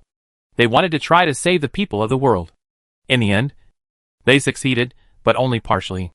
They used the original ocean as a base, turned the fragments of the former continent into islands, and tried their best to piece them together, so that they could maintain. Then, the successful world was divided into four areas. These four gods are the mother, the wise, the sea god, and life. Each of them gets a piece, and they use their own ideas and power to maintain the normal operation of this world. They are all gods who are willing to stay, and they are all gods who care about their believers and people. This also makes them no longer believe in other gods, and they use their own will to maintain the world and shape the world. The sea area where they are now is called the Maharid Homeland, also known as the North Homeland Sea. It was the mark on the world map when Alka first came into contact with it. It is a place controlled by the Virgin Mary. The only one who preaches here, besides the Virgin Mary, is the sea god who provides the sea as the foundation of existence. But the sea god does not preach, so it is usually the fishmen and some islands that believe in the ocean who will take the initiative to worship him. Only some fishmen islands have the sea god's temple. That is the sea that Poro believes in. To believe in the sea is to believe in the sea god, and in a world full of sea water, this kind of belief is the least lacking. So the sea god never takes the initiative to preach, because he provides the foundation of this world, but the sea god's believers are all over the world. The other three worlds all have his believers. This is inevitable, and the other gods will not deliberately suppress them. And the other three gods can also preach in the sea area controlled by the sea god, and the sea god will not care. This is the tacit understanding between the four gods. And this information is written so clearly on these materials, and it does not feel disrespectful at all. And the sea areas where the four gods are located, there are world storms that have been broken, which makes it impossible for them to communicate with each other. So it led to the current situation. And the fragments of the broken world did not completely disperse, but stuck together through the seawater, formed an endless sea, spreading forever into the distance, even reaching the starry sky. This led to the structure of this world being extremely strange. And that map drew the general appearance of this world. It was this map that brought a great shock to everyone. This world is sea-shaped. When seeing the shape of the world, Arka was stunned. It is not a round earth or a sphere, but a sea-shaped one. A sea-shaped world floating in the universe is really strange. The top of the letter C is the starting point of the north. This area is the sea where they are now, also known as the North Sea. There is a gap below, which is the sea of all living things, where Lucilia and Julia live, and is controlled by the gods. The next is the Sea of the Wise, the Ocean of Enlightenment, which is the sea where the Holy Machine Church is located. The lower end of the letter C is the South, which is the sea area of the sea god, the South Storm Sea.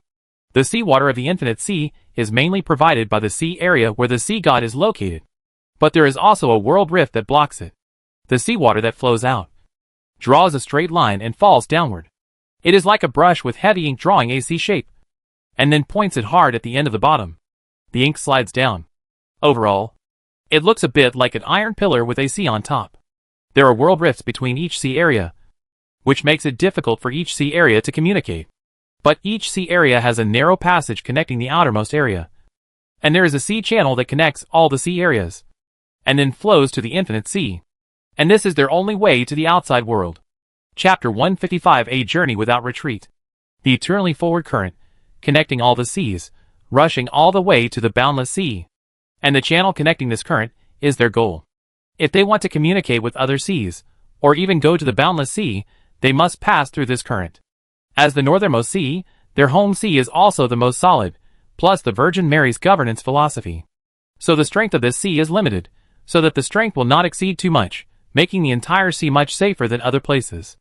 And deliberately ignored the information from the outside world, but just didn't publicize it, not completely concealing it. If someone knew the information from the outside world and wanted to leave, no one would stop them, but would give them more information and help. After all, the structure of this world always makes people curious about what is outside, and it is not difficult to find out if you want to go out.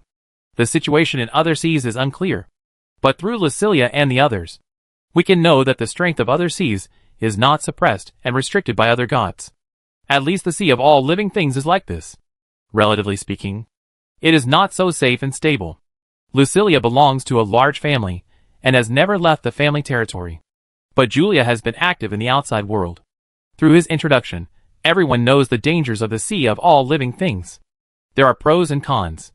But what can be seen from the information is that once you go to the Infinite Sea, all restrictions will be gone, and the power can be exerted more unscrupulously. Even some treasures will be strengthened to a certain extent. Because there is disorder there are no restraints, no restrictions. However, when Alka continued to look down at the data, his face became serious, because the speed of this ocean current was extremely fast. It simply could not be stopped. And the channel connecting each sea area to this ocean current was not open at any time, but required a time and waited for the moment when the storm of the world rift was the calmest.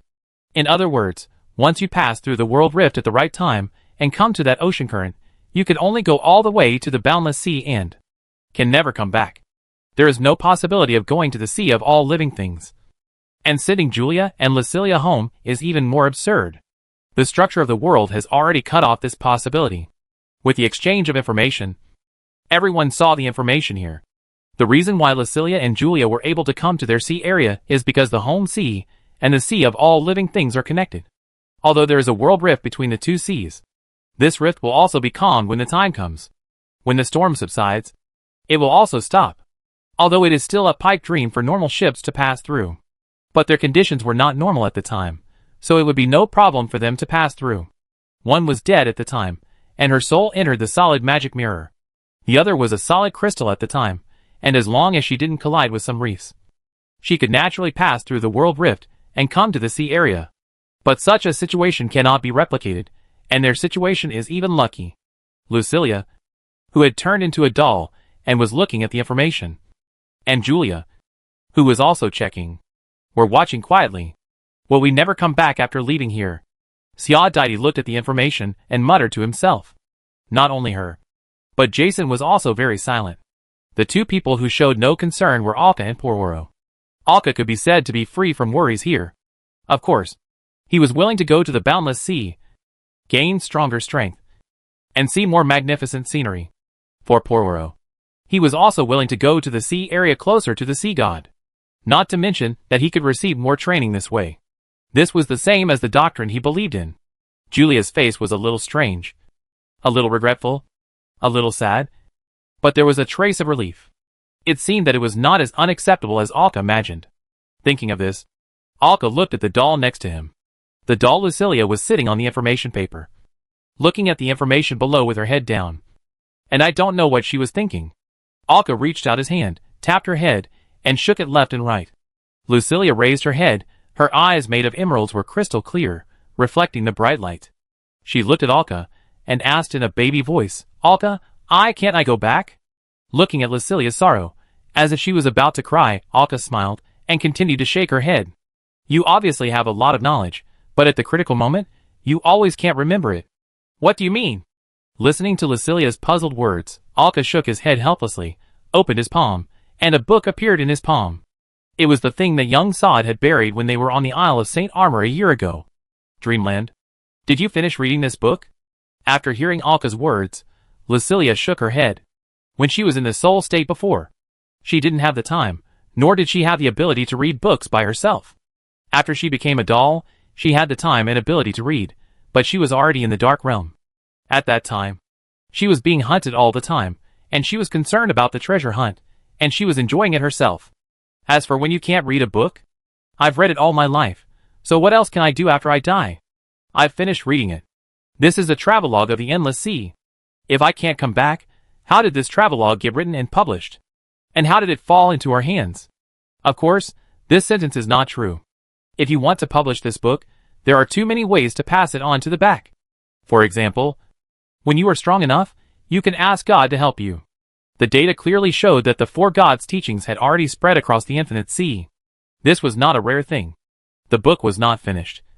And it was very likely that the author was still alive, and sailing on the infinite sea. Of course, it was also possible that Alka and the others only got one copy. However, Alka, who had read the entire book, had more solid evidence. In front of everyone, Alka flipped through the book until page 136. Look here. In addition to Pororo and Julia, Siadetti and Jason had also flipped through this book, because sometimes Lucilia would use it as a teaching material. Used to learn other languages, this is written in the language of white crocodiles. On the page that Alka pointed to, it was written like this. In the Tavern of Solacrone, I heard the exploration team next to me talk about this, saying that there is an undercurrent in the sea that flows in the opposite direction. If you pass this undercurrent, you can return to other seas. This undercurrent is not a secret in the eyes of many strong people. It is the last retreat for weak people who have no intention of striving. They seem to want to make money with this current. Oh my God, are they stupid? That is the private land of the four gods. How can they be allowed to come and go so casually? Do they still think they are the only smart people in the world? Sure enough. No matter where, no matter how strong or weak, there are enough stupid people to set off my wisdom. Several people saw the words written in this book. Alka tapped Lucilia's head. See? It's not as bad as you think. We can go to the infinite ocean. When we don't want to continue sailing, we can come back through this undercurrent. Also, Alka knew that in the dark realm, the blood-red evil spirit was a cultist from the ocean of bright delusion. Maybe there are other ways, but they don't know it yet. Although that's what they said, everyone can see from this text that this undercurrent is not so easy to use. The strong know it, but few people use it. This is a kind of tacit existence. But you can see from this home sea that only a few people will come back. But at least it is a way, and it will not be cut off. This is the case for Lucilia, who wants to go back to the sea of all living things to take a look. Everyone has finished reading the information. Alka stared at them. He asked in a slightly serious voice, "Have you thought about it? Do you want to go to the infinite sea with me? This is a road of no return. I believe you have seen it. Even if there is an undercurrent as the last retreat, it is obviously not something that everyone can use. It is more likely that you will never come back. But you don't have to answer me now. Let's complete the task assigned to us by the church first, and then we will make a formal decision. This matter is not something that can be decided immediately. Alka will give them enough time." After hearing Alka's words, everyone nodded, indicating that they had no objection. The data showed that the next time the world rift subsided, it would be 1 year later, and that period of time was called the intersection. The intersection came randomly and without signs. However, it would take at least 10 years to open once, and the longest time was even more than 30 years. So such a good opportunity should not be missed. This year should be enough for them to complete the task and for everyone to figure out whether they are willing to go. However, only Siadetti and Jason were still struggling. The others didn't care, and some were even impatient. Alka patted the coffee table and asked, Is there anyone willing to go to the church's shipyard with me? I'm going to find them to repair the music ship. Sia Dedi, who was thinking, raised his head and said, I'm familiar with the place. I'll go with you. She stretched out her arm, and Lucilia followed her hand and stood on her shoulder with a few jumps. The three of them left the villa and walked along the path to where they docked the ship. The huge but tattered music ship, which looked like an abandoned ship, was docked at a huge berth. Due to its peculiar appearance, it always attracted others to stop and watch. Fortunately, Alka had made special instructions. Therefore, the music ship did not show any peculiarity. And the church guards at the port also kept an eye on the ship to prevent some ignorant people from disturbing it. Taking advantage of the dusk, the three boarded the ship.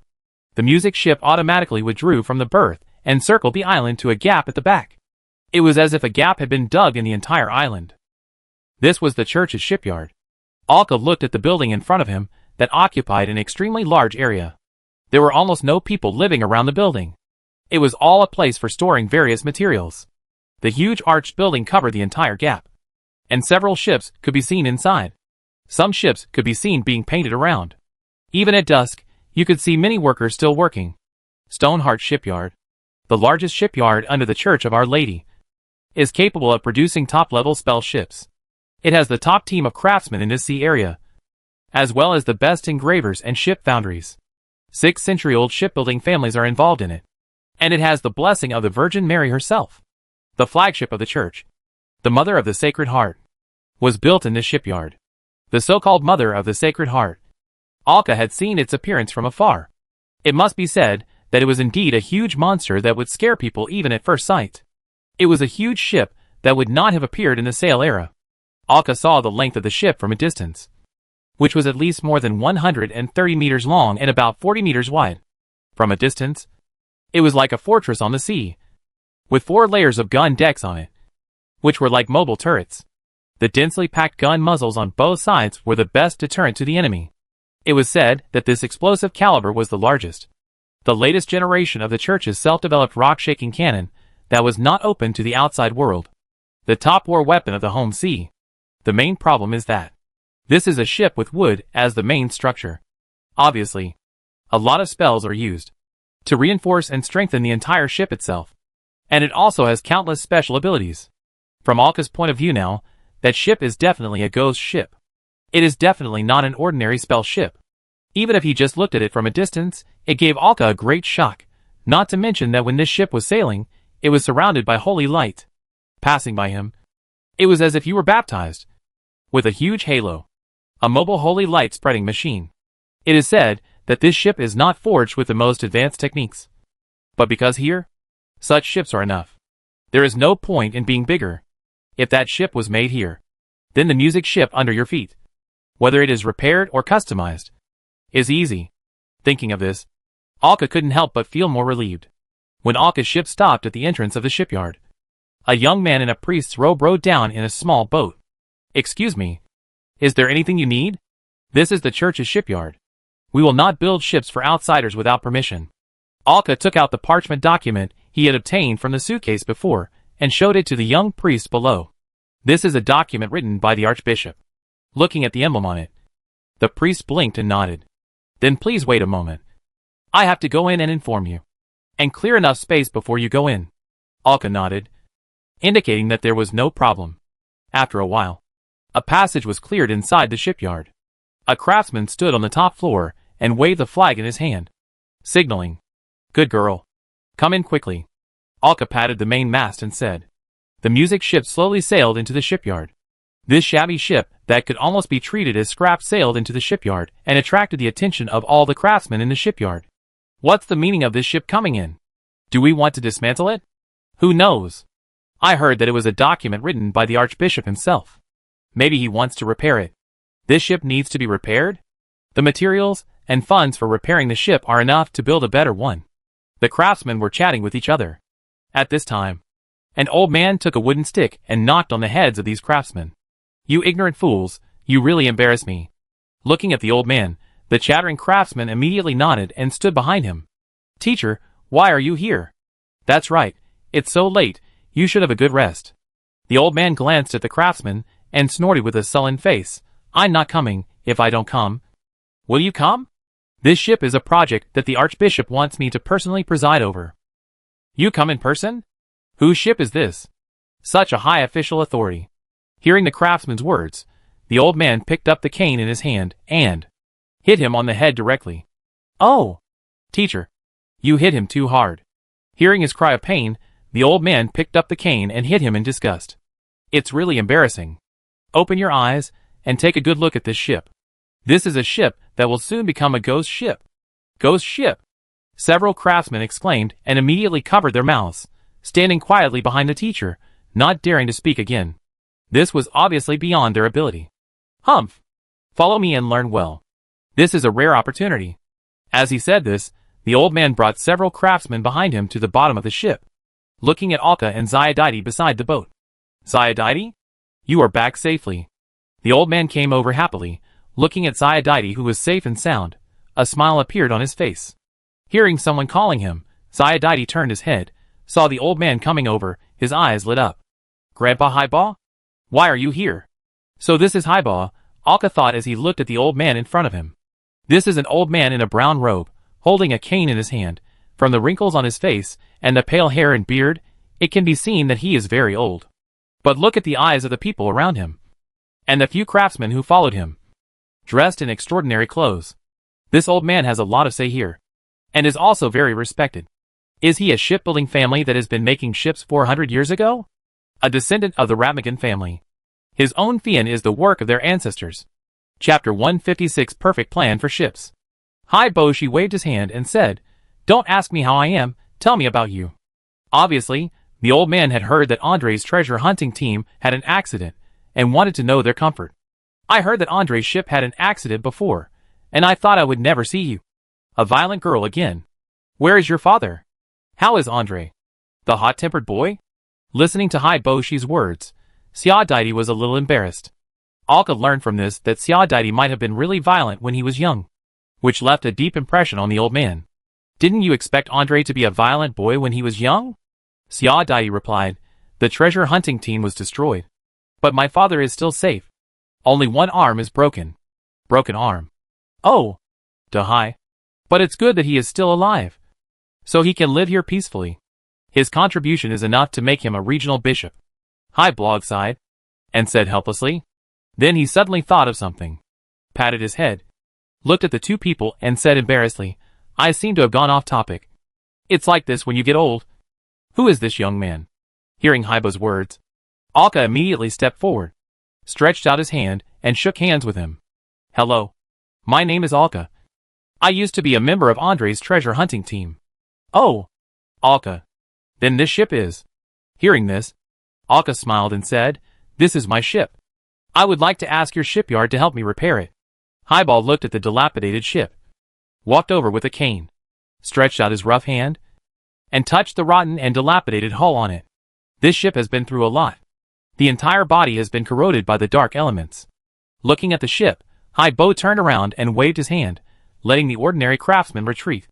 Then he took the craftsmen behind him, who seemed to be his apprentices, onto the ship, and asked the two to come on board as well. It's safer here. You should know the situation of your ship. It's a ghost ship. Alka nodded. As expected of a descendant of a shipbuilding family, he could tell at a glance. She's still a little short of it. Can you? Well, I mean, can you help her complete the last step? Highbow's words were a little cautious, but his meaning was conveyed. Alka nodded. He knew that Highbow was talking about whether he had treasures, whether he could help the ship take the last step and officially become a ghost ship. After all, he was the master of the shipyard, and knowing this information should be helpful in repairing the ship. Yes, it's good. Then, there are more options. Highbow was obviously relieved. Then the old man took the apprentices behind him and began to look around the whole ship, measuring here and there with various magic tools. Alka and the others stood on the deck and watched them busy while measuring. The sea blogger also lectured the apprentices behind him. The tone and intonation of the curse did not sound like an old man at all. The apprentices were scolded so much that they could only nod in agreement. They were busy until late at night before they finished. Highball put away the measuring tools, and with the help of the apprentice behind him, he returned to the deck. He looked at Alka and said, For this ship, I have two plans. You can decide which one to choose. The first plan is also the most basic plan. We will replace the entire ship in all aspects, retain the core keel, and repair it according to the highest level of spell ship. The advantage is that it is convenient and fast, and the materials used are relatively cheap. How cheap is relatively cheap? Alka couldn't help but ask curiously. 2,000 to 2,500 gold sales, which is already very cheap, because it is an order issued by the Archbishop. There is no labor fee, only the most basic material fee. An apprentice behind him also said, if labor fees are charged, the price will have to double again. Hearing this, Alka and Xiaodaidi were silent. According to Alka, an ordinary and low-level spell ship would cost several hundred gold sales. For example, Andre's ship is worth about 600 to 800 gold sales. But after all, it is the property of the church, and it should have been manufactured in this shipyard, so the price should not be the normal market price. And that is just a medium-sized spell ship. I didn't expect the price of spell ships to be so different. But looking at High Blog and the expressions of the apprentices behind him, it seems to be really cheap. 2,000 gold sales. What an astronomical figure. And it would have to be doubled if the labor cost is included. That is to say, if you buy it outside, it may cost 4,000 gold sales or more. It may even be in short supply. After all, not every shipyard can build ships of this level. In the ocean world, ships are strategic resources. In this way, the top-level spell ship is definitely something that cannot be bought with money. Alka couldn't help but turn his head to look at Xiaodaidi. What he wanted to know was how much the treasures they brought out of the Dark Realm could be sold for. Xiaodaidi looked at his eyes, understood what he meant, and stood on tiptoe to whisper in his ear. It is estimated that it can be sold for about 4,500 gold sales. Hearing this, Alka's eyes widened. Did they bring out so much treasure? He had been frantically looking for treasure, but he had no specific understanding of the amount of treasure. It turned out that he was already so rich. He turned around and asked without hesitation, what about the second plan? Now he has money, and he is rich and powerful, and he wants the best. The second option is that we use special means to strengthen and forge the usable parts of the entire ship, and the part where the enlightened soul is located into a stronger keel. This requires a special ceremony and the help of the priests of the church. Then, with the help of materials, we can rebuild a ship according to the specifications of the top spell ship. After all, the forging technology and spell style of this ship are 600 years old, which is already behind the current era. The advantage of this is that it is more malleable, and it can also customize more functions that suit you. The disadvantage is that it is time-consuming, labor-intensive, and requires more money. It will take more than half a year to complete, and it will require about 4,000 gold sales, which is purely material cost. Not only is it bigger and better, but the price has also doubled. The main thing is that the wealth does not belong to me alone, but to me, Lucilia, Xiaodaidi, and Pororo. It's just that I account for the majority. Turning his head to look at Xiaodaidi. Xiaodaidi, who knew what he meant, said directly, I'm fine. Me too, Lucilia said, shaking her hand. The talking doll attracted the attention of several people, but they just looked at him curiously. As for Pororo, he must be fine, but we can ask him later. The three people present now have a total wealth of 4,000 gold sales. Thinking about them, there is still 1 year left, and they have to complete the task given by the Archbishop. But the most important thing is to ask the music ship itself. He patted the main mast. Good girl. Which option do you want to choose? Two elegant voices came. Obviously, she likes the second option, and wants the feeling of a new look. Since the ship has chosen the second option, what is there to hesitate about? Okay, then the second option. Alka gritted his teeth and said forcefully, fearing that he would regret it. Haibo smiled and nodded. No problem. Then you can leave the ship here. You need to give the functions and layout of the ship you want in the next few days. Then we will draw up a design plan and start manufacturing. As for the payment, it will be delivered after the forging is completed. You can go back now. Come back when you have thought of your own customization requirements. We will sign the contract then. Alka nodded. Then he thought of something, and a stack of information appeared in his hand, and handed it to the sea blogger in front of him. This is what we got when we sailed in the Dark Realm before. Xiaodaidi said it was related to your family. Hi Blog took the information and looked it up after hearing this. A smile appeared on his face. Although the technology is outdated, it has a very important commemorative significance for our family. Thank you. I will do my best for your ship, and will definitely satisfy you. Alka nodded. Then the three of them said goodbye and left, following the road behind the shipyard, returning to the villa. On the way, Alka couldn't help asking, can Xia Daidi really sell it for so much money? It will be embarrassing if the money is not enough. Don't worry. You have to believe in my vision and means. 4,500 will only be more, not less. Hearing Xia Daidi's confident words, Alka nodded with relief, chatting all the way back to the villa. From a distance, I saw that the yard of the villa seemed very lively, and I could hear Bobby's heroic laughter. Several people opened the gate of the yard and walked in. You're back. Why did it take so long? I can't wait for you any longer, so the barbecue party will begin, Jason said, looking at the three people, with a long string of skewers in his hand. It's really abominable that they started without waiting for us, Alka said with a smile, and then hurried over. The Lucilia doll on his shoulder returned to its original shape, and fell off. Alka caught it, and hung it on his waist. Moments like this are the moments that Lucilia hates the most. She will go into the magic mirror to rest. Alka had no good solution. He could only shake his head helplessly. He looked at Pororo, who was chewing a large piece of barbecue, and said, Pororo, the treasures we got before may be spent on the manufacture of ships. Are you willing? Hearing this, Pororo waved his hand casually. It doesn't matter, you can decide. He then concentrated on chewing the barbecue in front of him, and said to the old Bobby next to him, although you have a strange temper, but your barbecue skills are really good. You damn fishman, you have good vision, said Bobby. Raised the wooden wine glass in his hand, and clinked it with the wine barrel in Pororo's hand. Cheers to delicious food. Ha ha ha. The impromptu barbecue dinner dispelled the fatigue and grief in my heart. Laughter, singing and wine relieved my tired soul. It was not until noon that Alka rubbed his head and got up. Luckily, his physical fitness is good, otherwise. He drank so much last night, it would be great to be able to get up today. After washing up, I came to the living room. I don't know where the doll on my waist went early in the morning. After a while, Jason and the others woke up and chatted in the living room. Pororo came back from outside. As a fishman, the sea is more suitable for him. He is not used to resting in the room of the villa. However, Julia does not seem to have such a problem. As long as she has Alka's humidifier, she does not care much. Compared with fishmen like Pororo, mermaids seem to be more human. At this time, Xia Daidi also came down from the second floor, holding the doll Lucilia in her hand. Seeing that everyone was there, Alka clapped his hands and said, Do you have any personal needs for the future ship? You can say it now. I will go to sign the contract in a while. Hearing this, everyone sat over with interest, listening to Alka's brief account of his experience in the shipyard yesterday. He also asked them to answer their respective requirements. First, Poro.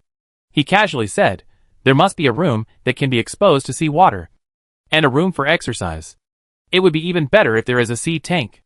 After hearing Poro's request, Alka wrote it down directly. As for whether such a question can be completed, he didn't care. They just needed to give suggestions. Hearing that some of Poro's requests were a little outrageous, the crowd also became bolder. I want a library. It would be best if plants could be planted in the library. It would be even better if trees could be planted. Lucilia climbed onto Alka's shoulders, said as she sat on it, Have you planted trees yet? But Alka still wrote it down on paper. Who cares? Just ask for it, and we'll talk about it later. Then I want a drawing room, a big bathroom, and a sturdy treasure house. That's it. Hearing Xia Dai's request, Alka nodded. This request was much more reasonable. Jason pondered for a long time before he said his request. I want a shooting range for practicing, a safe ammunition depot, and a gun workshop. Then I want a karaoke room that won't disturb others, and a personal room, half of which should be able to be freely filled with seawater. Alka wrote down everyone's requests on paper, without any deletions or changes. Then he added his own request at the end. Extra vacant rooms, double-layer gun decks, fully automatic loading and firing. It needs to have the function of automatically identifying attacks when encountering them, and opening the shield. And it also needs to be able to dive, and be strong enough. Well, it needs a large cold storage. Then, there needs to be a large captain's room. It needs to be made like a conference room, and a mechanical manufacturing room, constructed according to the standards of a carver and a caster. Finally, some strange functions were added. Looking at the list in his hand, he nodded with satisfaction. Sia Daidi watched curiously from the side the whole time. After Alka finally finished writing, she couldn't help but look up and look at him with a strange look. She felt that even if the good-tempered highball grandpa was so good, he might beat him up. Are these requirements really achievable? Sia Daidi finally couldn't help asking. We just need to make requirements. And they need to worry about which ones can be achieved, and which ones cannot be achieved. And which ones to try their best to achieve. Alka acted like the client, with a righteous attitude. Then he came to the shipyard with this customized requirement. With the guidance of the service staff, we came to the office of Highball. At this time, Highball was writing and drawing something on a huge drawing. Alka did not disturb him, and waited quietly beside him, looking at the composition on the drawing. It should be about the improvement plan of the music ship, which can be seen from some clues. Alka was not in a hurry, and watched quietly beside him. After a long time, Highball seemed to have completed a small stage of work, nodded with satisfaction, and looked up at Alka. Sorry, I kept you waiting. Alka shook his head. It's okay. I'm studying too. Highball smiled and nodded. A very polite child. Then Alka walked up and handed him the opinion sheet. Highball smiled and took it, looking at the opinions on it. The smile on his face changed from bright to smiling, then solidified, and finally stiffened. Alka was beside him, with a polite smile on his face. Highball, with a stiff expression, raised his head and looked at Alka in front of him. He decided to take back his previous comments. This kid is not polite at all. Can Grandpa Highbach meet this requirement? Alka directly changed to a close name. Do you think it can be achieved? Highbach couldn't help asking back. Alka nodded. After all, it is the best shipyard in the world. I have full confidence. Hee. Highbach shook his head helplessly, pulled Alka, and began to make choices based on his opinions, and gave Alka a plan for reference to see if they could reach an agreement. Although the request was outrageous, as Alka said, this is one of the world's top shipyards after all, according to some of the opinions given by Highball. Alka sometimes nodded, sometimes shook his head, and sometimes argued with him. They talked from noon to dusk, and finally to night. Highball slapped the table breathlessly. That's enough. Let's do it. It's decided. Don't give me any more opinions. Seeing the old man in front of him panting and looking like he was about to suffocate at any time, Alka quickly shut up, ran over, patted the old man's back, and let him relax. Sign this damn contract now, and come back in half a year. Alka signed the contract with a smile, and was then driven out by the old man. Oh, why are you so angry? But it's worthy of being the church's shipyard. It's really amazing. According to the argument for most of the day, almost all the above requirements were met, and Alka also took the opportunity to raise a few more suggestions. It was perfect. Chapter 157 New Journey. Cathedral. Alka and others have been resting on the island for nearly a month. Sia Daidi has also dealt with the treasures, and now they just need to wait for the right time. These treasures will be sold by the right people at the right time. The expected harvest can reach between 4,500 and 5,000 gold sales. A huge sum of money. However, considering the cost of resetting the music ship, there will not be much left by then. And Alka also got the main information of their mission from the Archbishop. Another suitcase. Alka took the suitcase and came to the living room. It was a bit embarrassing to say this. He had been living in Bobby's villa for a month. Although Bobby didn't mind at all, he was very happy. After all, the whole villa was much more lively. For an old man, this couldn't be better. As for Andre and Vanessa, they hadn't figured out what to do next. It wasn't that there were no choices, but that there were too many choices. He put the suitcase on the coffee table and opened it, and began to check the information inside. There were still some information recording papers, and several maps of different sizes. And this time, there were even some pictures. Alka picked up the information first and flipped through it casually. The doll on her waist suddenly moved twice, and Lucilia got into the doll and jumped onto the coffee table. She also started flipping through the information.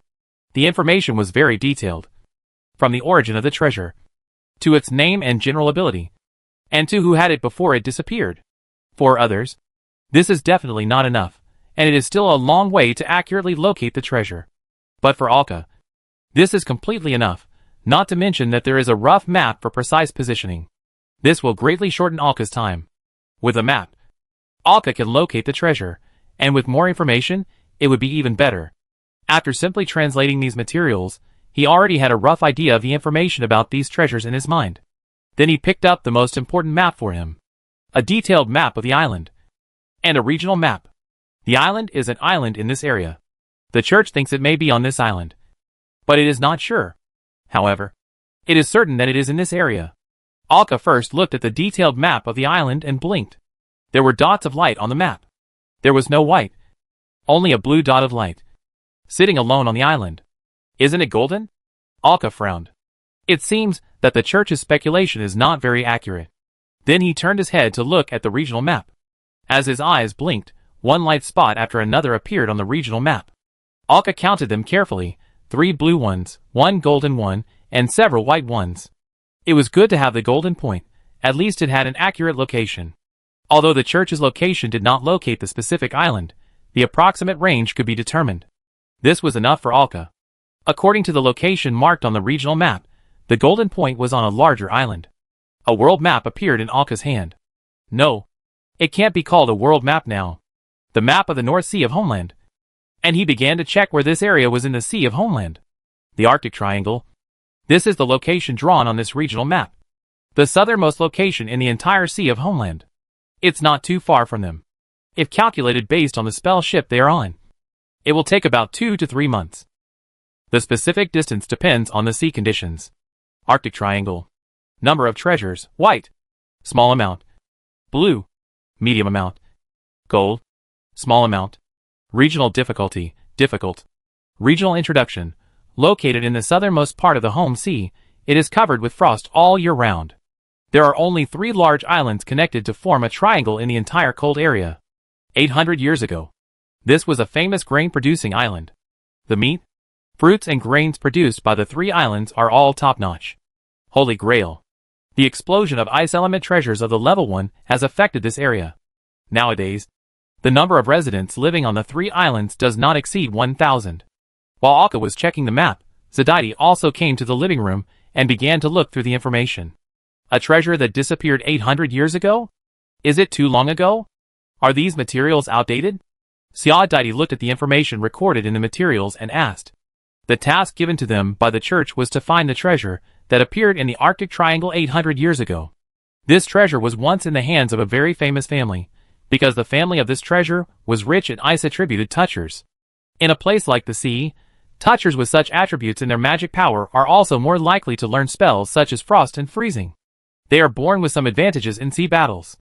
However, an elder of the family disappeared with this treasure, and the family declined rapidly in the next 300 years.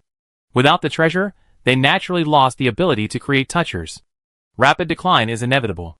They can still persist for 300 years, which is enough to show their strength. Not long after the elder disappeared, that area became an extremely cold place. It used to be spring all year round there, and the surrounding environment could not produce such extremely cold conditions. Therefore, scholars of the church believe that the treasure might have been lost there, and it had caused a wide range of impacts. They had sent people to explore many times, and obtained a lot of information, but they had never found the treasure. Thinking of Alka's treasure hunt in the Dark Realm, they gave them this task. It didn't matter whether they could complete it or not. After hearing what Zadaidi said, Alka shifted his attention from the map. No problem. That area is now in extreme cold, and there is little possibility of change. And the church will send people there to look for it almost every 10 years. So these data are reliable. And they are enough for me. Thinking of Alka's treasure hunting ability, Zadaidi nodded. She just asked casually. She had no doubts about Alka's ability. During the time they acted together in the Dark Realm, she had already taught him firmly that he should not question Alka's treasure hunting sense. This is not in the same dimension as ordinary people. Not long after, everyone came to the living room and picked up the information to check it out. This is the goal they are about to complete. So let's learn about it. Seeing that everyone was almost done, Alka said to them, "It's still early. You all should get ready. This time we are going to an extremely cold area. At least we need to prepare all the clothes. We plan to leave at noon tomorrow. Do you have any objections?" Everyone shook their heads. They had rested for more than a month, and it was time to get moving. Seeing that everyone had no objection, Alka nodded, clapped his hands and dismissed them. Julia and Xiaodidi took their doll Lucilia to the street to buy winter clothes. As for Alka, he just asked them to help buy some. He still had to prepare some materials. Everyone started to prepare. Prepare for tomorrow's action. The next day at noon, Alka came to the port early and directed the workers on the dock to transport some supplies to the spell ship. The corresponding supplies for the ocean must be prepared. He would not worry about such things before, because such things would naturally be worried about by others. Now that I have truly become a captain, there are many more things to worry about. Only after finishing these things, I saw Xiaodidi and others coming late, followed by Andre and Vanessa. I think they should be seeing them off, watching everyone carrying large and small bags onto the ship. Why don't you buy a pocket ring? The 1x1 pocket ring is very cheap, of course. Only for them now. Every time the area inside the pocket ring expands upwards, the amount of money required will skyrocket. So the most affordable is this standard pocket ring, which can be obtained for more than 50 gold sales and less than 100 gold sales. It should not be difficult for several people, although they have gained a lot of wealth in the dark realm and have not sold it all. But there is still a lot of wealth, which is saved in coins, and it has been distributed at that time. Hearing Alka's question, Xiaodidi said, "It's a bit too much to buy pocket rings in this place. We will pass Yunka Island on our journey this time. That is the birthplace of pocket rings. It is much cheaper to buy them there." Hearing this, Alka nodded. Although we don't know how much the difference is, it's worth it to let Xiaodidi convince everyone to wait for the explanation. Looking at Andre, who was waiting at them at the port, Alka also smiled and waved to them. "Have a good trip. Be safe," Vanessa said loudly. Andre said to Alka, "Bad boy. Take good care of my daughter." "Uh-huh. Don't worry." Alka waved. The sail fell and slowly left the berth. Alka stood on the bow. At some point, a captain's hat appeared in his hand, and he put it on his head. He had wanted to do this for a long time. Set sail. Set sail. Blue stripes appeared on the bottom of the spell ship, and the sails engraved with secret spells began to absorb the surrounding wind. The ship quickly sailed forward. It cut through a wave of white water. Alka returned to the deck, looking at the map in his hand. Began to plan the route. Heading south, passing the Blood Gold Alliance, then heading straight for the Arctic Triangle. They were already in the southern sea of the home sea, and not too far from the Arctic Triangle. According to the route plan, it would take at least a month, and that would include the time for midway supplies and stops. Looking at the map, Alka thought about it, and decided to go home first. He still had his father's ashes on him, and he had to bury them together with his mother's. It was just in time to go back and see Aunt Marcy and the others. After planning all this, Alka nodded with satisfaction. How does it feel to be a captain? Is it more troublesome than you imagined? Jason came behind Alka, patted his shoulder, and said with a smile. Hearing Jason's words, Alka nodded without hesitation. It is indeed too much trouble, and there are more things to worry about. Then he suddenly thought of something, looking at Jason in front of him. You can cook, right? I remember that. There is no chef on the ship for the time being, so the cooking is left to you. Come on. After saying that, Alka patted Jason's shoulder, turned his head, and did not give Jason any chance to refuse. Ah? What? Jason hadn't reacted yet. Then he immediately shouted, "No, my cooking is not good." Alka ignored Jason shouting behind him and returned to the captain's room silently. Your cooking is not good, only your cooking is good on this ship. Back to the captain's room, sat down at the big wooden table. Looking at the world map in his hand, Alka began to plan. There is still 1 year before the intersection. This trip, Alka conservatively estimated that it would take half a year, no more than a year. The current members on the ship are myself, Xiaodidi, Pororo, Julia, Jason, and Lucilia. A total of 6 crew members. To be honest, the number is still too small, the number of personnel is too scarce. If there is a chance this year, I can see if there are any suitable crew members. See if I can pull them on board. However, it is still difficult to find suitable personnel. First, they must be touchers. Secondly, they must be capable, and then they must be willing to leave their home sea, and may never come back. It is not easy to find one when all 3 conditions are met. The first goal is to find a chef. This is the most important thing. But there is no need to rush. It is better to have nothing than to have something bad. After all, we are going to the Endless Sea. Going to the Endless Sea, there are more choices. However, if we look for someone in the home sea, we may be more intimate and familiar with the endless sea later, after all.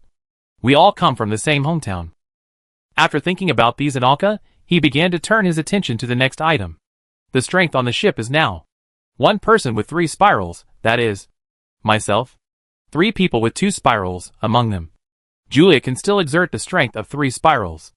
According to her, if she gets familiar with it more, she should be able to officially restore her strength to the 3-spiral stage. And once she goes to the boundless sea without the restraint of the Holy Mother, her strength will directly soar to 6 spirals. 1 person with 1 spiral, that is, Jason, but Alka has already handed over the meditation method to Jason some time ago. It should not be long before he will also be promoted to the 2 spirals. There are 2 treasures actually controlled on the ship. The idol treasure Bloody Flag. This treasure is actually good in Alka's opinion, but it doesn't fit them very well. Alka hopes that his crew will take the route of elite soldiers, rather than quantity. The effect of this treasure will be greatly reduced. To play it perfectly, at least 73 people are needed. The number of people required is too much. Now it is meaningless to give it to teammates, because this treasure has extremely limited effect on strengthening itself. The source of the enhancement must be contributed by others. You have to find ordinary people, and upgrade them to touchers to achieve this condition. If this mission is successful, you will need a treasure of the same level to exchange for the mirror. You can put this treasure in the exchangeable options. Now that we have the exact location and information of the treasure, there are 2 left. One is the treasure map that Thad hid when he was young, and there is a treasure buried in the volcanic lava. The other thing is the treasure of the royal family of the Waston Empire. Although his strength has not reached the 4th spiral yet, it is still no problem if he has the treasure. The main problem is the royal bloodline. It is not that Alka has not inquired about it, but there is no information at all. The clue to obtain the treasure is broken here. So Alka is more inclined to use this information to exchange some more precious magic items with the church to strengthen the strength of his teammates. Good magic items almost all need to be customized, and someone has to be willing to do it. Moreover, this information can play a greater role in the hands of the church. After all, the church is a big force, and it will definitely be easier to find the royal bloodline of the Vastan Empire. An ancient map appeared in his hand. Looking at the golden light spot on the map. This golden light spot must be put on the agenda.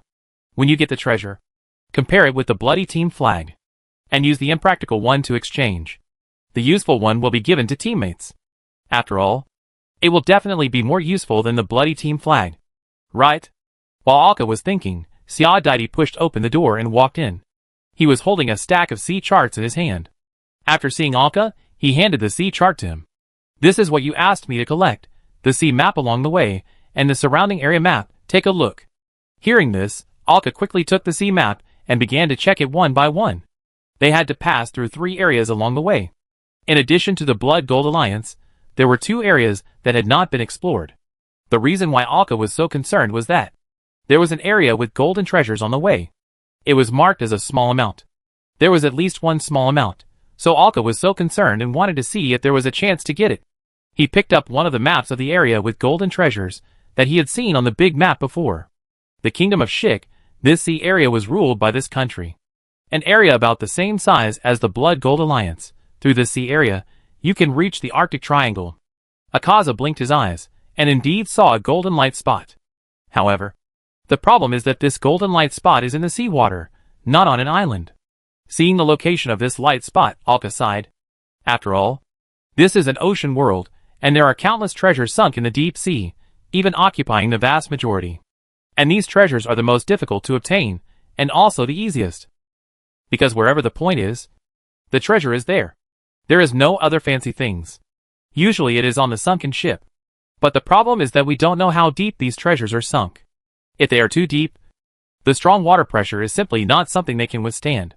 So usually when seeing these treasures, Alka will just skip them. But the golden treasure point is worth spending a little thought. When passing by, let Sia Daidi spend more time on it. Thinking of this, Alka began to look at other sea maps. Then he found a golden light spot on another sea map, and this golden light spot was on the island. He quickly began to compare it with the map. This sea area is further south of the Arctic Triangle. When the mission is completed, you can go there by the way to see if there is any chance to get it. Looking at this island, Alka felt more and more familiar, and couldn't help but frown. Chapter 158 Going Home. Looking at the map in his hand, Alka couldn't help but patted Sia Daidi in front of him and said, Xiaodaidi, come and take a look, are these two places the same? Hearing Alka's question, Xiaodaidi took the regional map and the ancient map from his hand. The ancient map was the volcanic island where the treasure was buried. Xiaodaidi compared them carefully, then nodded seriously, and said, the appearance is very similar, these sea maps are carefully made, and the boundaries of these islands are generally not drawn casually. Wait a minute, I'll compare it with the world map again. As he said this, Xiaodaidi checked the overall map of the home sea. Finally, he nodded in confirmation. From the detailed map of the island, it can be seen that this island is a volcanic island. Generally, few people would name such an island, unless they are locals. And this kind of volcanic island will be simply marked on the overall map, but the regional map will not be marked. On the map of the home sea, this area does have a volcanic pattern. Similar island appearance, plus the fact that they are both volcanic islands, then it is almost certain that the two are the same island. Hearing Xiaodaidi's affirmative answer, Alka couldn't help but smile. Didn't expect it to be here? Now that I think about it, it's not a big problem. After all, Thad was born in the Blood Gold Alliance. How far could he sail when he was young? If there is no spell ship, and it is just an ordinary voyage, it will take at least half a year from the Blood Gold Alliance to the Arctic Triangle. And there are all kinds of tsunamis and storms to go through. It seems that after completing the mission, this place must be visited, Alka thought with a smile.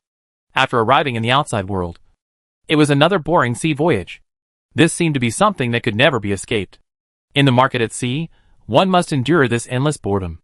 Watching several people playing poker in the captain's room, Alka sat beside them and flipped through the books in his hand out of boredom. You could also see a two-headed doll, which was also engaged in a fierce battle. Some of the poker playing methods that Alka knew were very novel to them. But for Alka himself, these playing methods had long been tired of playing. It was okay to play from time to time, but it was still not okay to use it to kill time for a long time. Ha ha. Ace bomb, I win. Lucilia's baby voice just came out and immediately stopped. The dolls on both heads immediately fell down and lay motionless on the table. Watching the scene, Jason silently took down the last remaining card that Lucilia was holding with both hands, and then everyone tacitly threw down their cards and shuffled them together. Pororo, who was watching from the side, also took her place very consciously. Looking at the doll lying on the solid wood table, Alka shook his head helplessly and reached out to pick her up. Lucilia's soul came out. Oh! I obviously won. Why did it run out at such a critical moment? The soul said tiredly, after complaining for a few words. It went into the magic mirror on Alka's chest. Although the doll has been transformed by Alka, there is still a time limit for each play, but you can play while resting. The segmented rest does not need to be as troublesome as before, and you can only play for 1 hour a day. In this way, 1/3 of the day can be moved through the doll's body. But if you don't pay attention all the time, it will stop working directly due to excessive excitement like just now.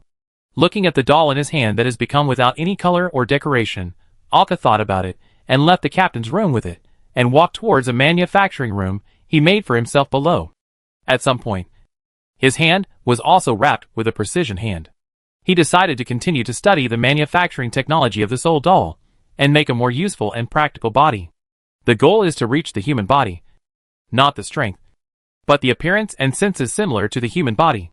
Otherwise, if she keeps using the doll's body to move, but does not get the same feedback as the human body, Lucilia's soul is likely to be distorted, because the soul and body will affect each other. At least the doll's body should be brought closer to the doll's senses, and it should be simulated as much as possible. It is difficult for Alka to say that for Lucilia's safety, she should use the doll's body less. This is too cruel for this soul girl.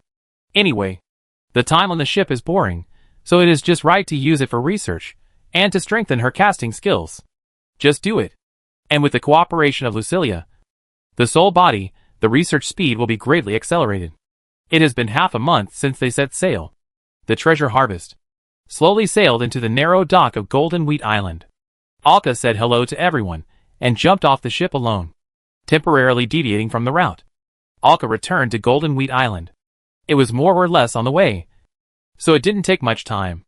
The arrival of the strange ship attracted the attention of some fishermen and boatmen at the port. When they saw the person jumping off the boat, they were somewhat surprised. Alka? You're back? An old acquaintance was greeting Alka. Alka smiled at him politely, exchanged a few words. and then walked through the town. The residents of the town saw Alka coming back, and greeted him one after another. It seemed that after only 1 year of absence, Alka had matured a lot. The main reason was that Alka no longer had to play the role of his former self after returning after a year away. Alka responded one by one, and after chatting for a few words, he walked along the path back to the small courtyard where he used to live. He pushed open the low wooden door that looked like a fence on the courtyard wall, and walked into the small house. It was still the same as before. The inside was cleaned very cleanly, and there was no thick dust that had not been lived in for a long time. I think it must be Aunt Marcy who came. Now that he was here, Alka also wanted to see how the family was doing. Otherwise, if Aunt Marcy knew that he didn't visit her after returning, she would definitely tell her later. After closing the door again, he followed the path to Aunt Marcy's house, but looking at the closed door, it seemed that they were not at home. Alka had no choice but to walk along the path to the center of the island, all the way to the boulder. The Pakchi priest saw that Alka was safe and hurried over, pressed his shoulder, and looked him up and down, and then patted his shoulder with relief. "You're back safely? That's good. I heard about you from the church before, and I didn't know how to tell Marcy. After all, Pakchi can be considered a member of the church. Although the news here is relatively closed, it has been more than half a year since the incident, and he knows more or less, especially when he knew that Andre and his treasure hunting team were in trouble." His heart was beating in his throat. Andre was his former subordinate, and he was also his teacher and friend. Not to mention Alka, a resident of Home Island. He watched Alka grow up since he was a child. Moreover, he was the one who recommended Alka to join Andre's treasure hunting group. But less than half a year later, something went wrong. It was hard for him not to blame himself for this incident. So he had been waiting for the exact news from the church. He even prepared for a time how to tell Marcy about this matter in a peaceful way, and accept Marcy's hatred. Now that Alka is back safely, the heavy stone in his heart has finally fallen. He couldn't help asking, "Where is Andre? How is he?" Captain Andre is still safe, but he lost an arm. Hearing this, Pakchi felt a little regretful, but he still nodded, and said, "That's good, as long as he's alive." "Didn't he come with you this time?" Alka shook his head. "No. I accepted the mission of the church, and came here on the way." Pakchi looked at Alka now, and couldn't help but glance at him several times. He was concerned about Alka's safety just now, so he didn't notice it. He only noticed now that he was next to Alka and felt threatened. You know, he is a triple helix, and he can feel the threat from Alka. Could it be possible? To be honest, this was a bit beyond his imagination. Alka had only been at sea for more than a year, and he thought it was just an illusion. But he still asked, "Alka, how strong are you now?" After all, he was a resident of the island, and his guide, Alka, did not hide it, and said directly, "Triple helix." Pakchi was silent. He was really silent. It really was a triple helix, although he guessed in his heart, he did not dare to think about it with certainty. He opened his mouth, but then closed it again. To be able to reach the triple spiral so quickly, there was only one way in his memory and understanding that could achieve this. Forget it. Forget it. It was completely beyond his knowledge. So what would it matter if he asked? Then he changed the subject and asked, "Why did you come back this time?" "I want to build another tomb next to my mother." "Next to your mother?" Hearing this, Pakchi could not help but frown. Then he thought of something and said, "Could it be that you found?" Alka nodded, "Yes. I have my father's ashes." Hearing this, Pakchi nodded and patted his shoulder silently. "Go ahead. I won't bother you anymore." Alka nodded, picked up a shovel next to the cemetery, and came to the side of his mother's grave and started digging. After digging a hole, he took out the ashes, put them in, and went to the cabin next to it to take out a tombstone without any inscriptions. He placed it on the grave, and then began to build it with his own hands, making it completely stable. He began to carve on the tombstone. A husband, a father, a warrior. After carving, a long-handled dagger appeared in his hand, and the dagger was covered with a cloth scabbard. It was the dagger that his father used to kill his mother from behind. It didn't matter what it was called before. Sivers personally engraved the words "wife killer" on the dagger to remind him of his sin. Looking at the dagger in his hand, Alka thought for a while. He said to himself in front of the tombstone, "Forget about this dagger. Putting it here will affect the relationship between you and your wife." As he said that, He pulled out the scabbard and tied the rope used to hang around the waist to the tombstone. I remember that this scabbard was made by your mother herself. It doesn't match this knife. Put this here. This can enhance your relationship. Looking at the magic dagger in his hand, Alka engraved a line of words on it. Parricide. Finally, he put it in his pocket ring. He picked up the wheat ears that had been prepared long ago and placed them beside the graves of the two people. He crossed his hands and prayed for the two people. After that, he said goodbye to Pak Chi and walked along the path towards his own courtyard. When passing by Aunt Marcia's house, the door was still closed. As a result, I happened to see Sigurd at the door of his yard. He seemed to be wondering why the door of the yard was open. He was about to see if a thief had entered. Sigurd, hearing the shout from the side, he turned his head, then showed a look of surprise, and immediately ran over and hugged Alka tightly. Why are you back? It's been a long time since we last met. You seem to have grown taller, and obviously stronger. You too. How have you been doing during this period? What else can it be? It's no different from the past. Tell me if you have any good treasure hunting experiences during this period. Sigurd asked with an interested look. Alka must have had a lot of experience after being away for a year. Alka nodded, and stood at the gate of the courtyard and chatted with him for a long time. Until dusk. Looking at the sky, Alka asked, why didn't I see your mother? Mom and the others followed the merchant ship to Turan Island this time. According to the time calculation, they should not be back until tomorrow afternoon. Really? That's a pity. Alka felt a little regretful. It seems that I can't see Aunt Marcy this time. I hope she won't complain when she comes back next time. What's wrong? Are you leaving again today? Sigurd couldn't help asking. Alka nodded. My teammates are still waiting for me. I just happened to pass by this time, so I came back to take a look. Is the ship in the port your ship? It's different from the last one. Something happened. Alka then waved his hand, interrupting their conversation. A book suddenly appeared in his hand, as well as a golden wristband, decorated with 2 gems. Didn't I say I would bring you the treasure I found last time? Here, this is it, take it. This golden wristband is a magical item that can be used without magic power. It can strengthen the user's physique and enhance the strength of the hands, which is very suitable for Sigurd. As for the book, it simply records some things in the extraordinary world and the experience during this period. It can be regarded as an introductory manual. An introductory manual for treasure hunters. Sigurd, this book records some of my experiences and more special things in this world. I will come back before the harvest day next year, and you can think about it carefully before that. I won't bother you anymore. I'm leaving now. Bye. Alka said goodbye to Sigurd and walked along the path towards the port. Looking at Alka's back, Sigurd looked at the golden wristband in his hand and the small book. Although he didn't know what Alka meant, at least he knew that he could see him again next year. It seemed to be a very important matter. But isn't this golden wristband too expensive? Will my mother beat me up? Because the whole wristband looks like it is made of gold, and the 2 gems on it are still shining in the light of dusk. The more I think about it, the more likely it is. He actually accepted something so valuable from Alka. Just when he was about to catch up with Alka, he found that Alka had disappeared from his sight. Why did you run so fast? He shook his head helplessly and took the things back to his home. He opened the book Alka gave him. What greeted him was a new world. On the other side, Alka was walking towards the port. Now that he had the treasure, he could naturally let the people around him become touchers.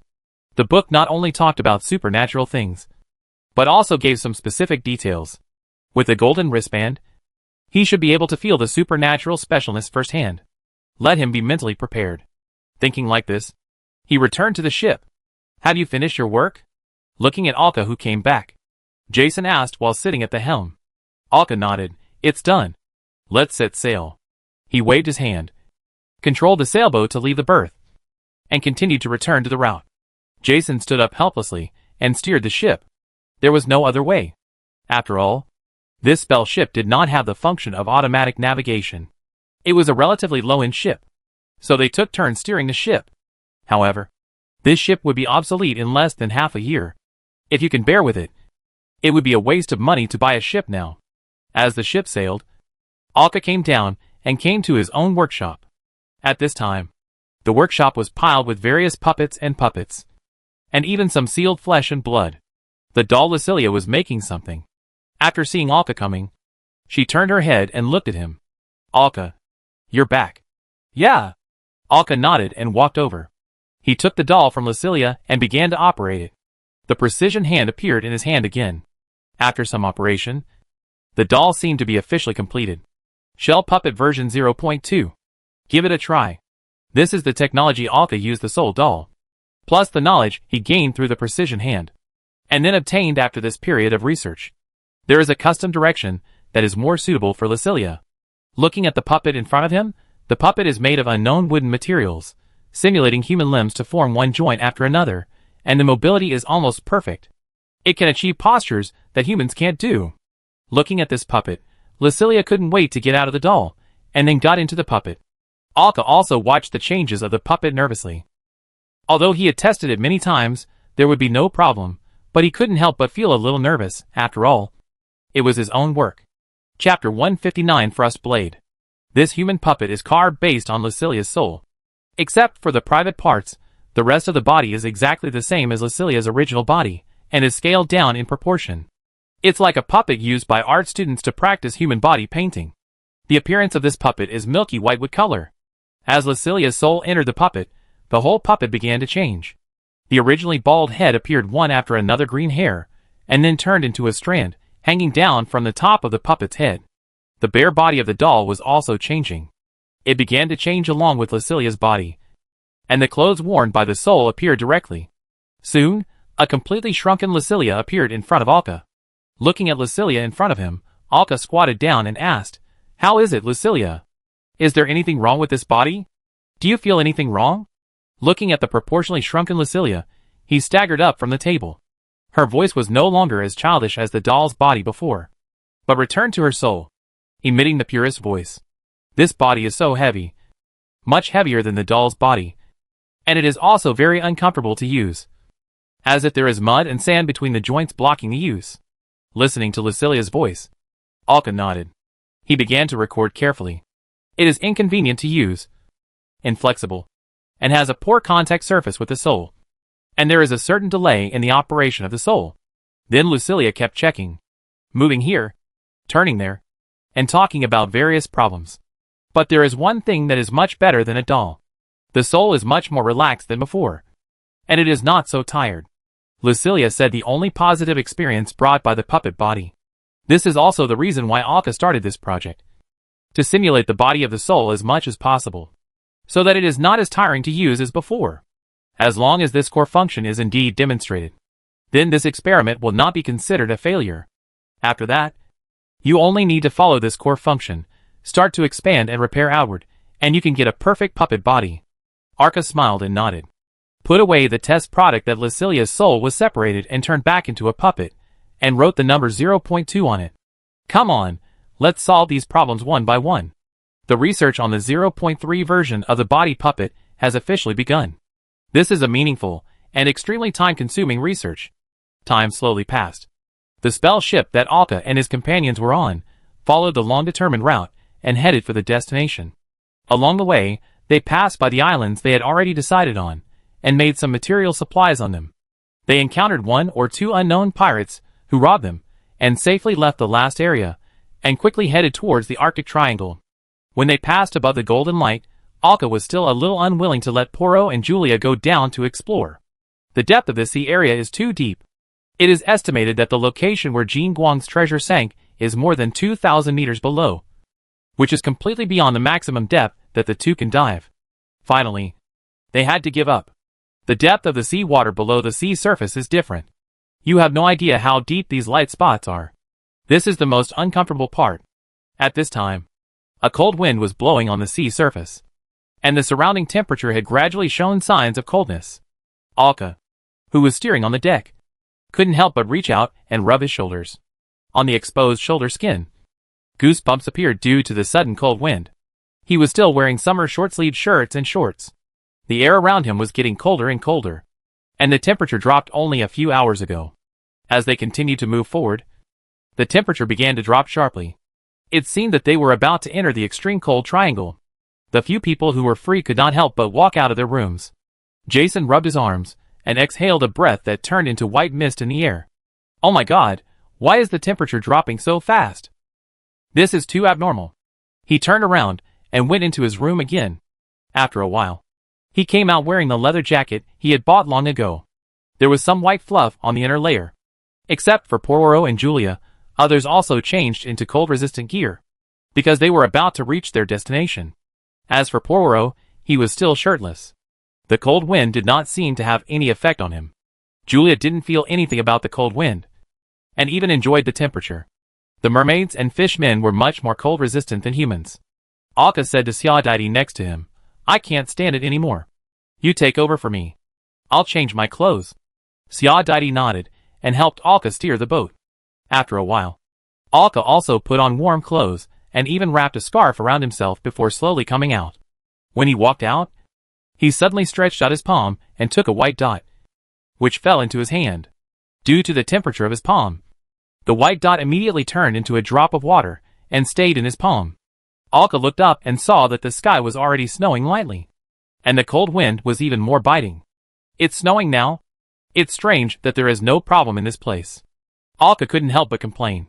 At most half a day ago, they were still wearing short sleeves in a tropical area, basking in the sun on the sea. At their speed, they wouldn't have gone far in half a day. As the snow fell, they officially entered the Arctic Triangle. This triangular area was out of tune with the surroundings. Which of the 3 islands in the Arctic Triangle should we go to first? Listening to Xiaodai's question, Alka came to her side and opened the map to check. The angle they entered was one side of the Arctic Triangle, with an island on both sides and an island in front. The 3 islands formed a triangle, sealing the cold in this area. The church thought before that the island that might have treasures was the one in front. However, from Alka's perspective, this was actually wrong. The island on the left was where the golden light really existed. The island in front had only a blue dot, which was their original destination. Let's continue to move towards the original destination, and go to the ice cap in front first. Yes, the name of the island in front was the ice cap. Hearing Alka's words, Xiaodaidi nodded. Then their ship sailed straight forward. The snow falling from the sky became heavier and heavier, until it even blocked the view. It turned into heavy snow like goose feathers, and was carried by the cold wind.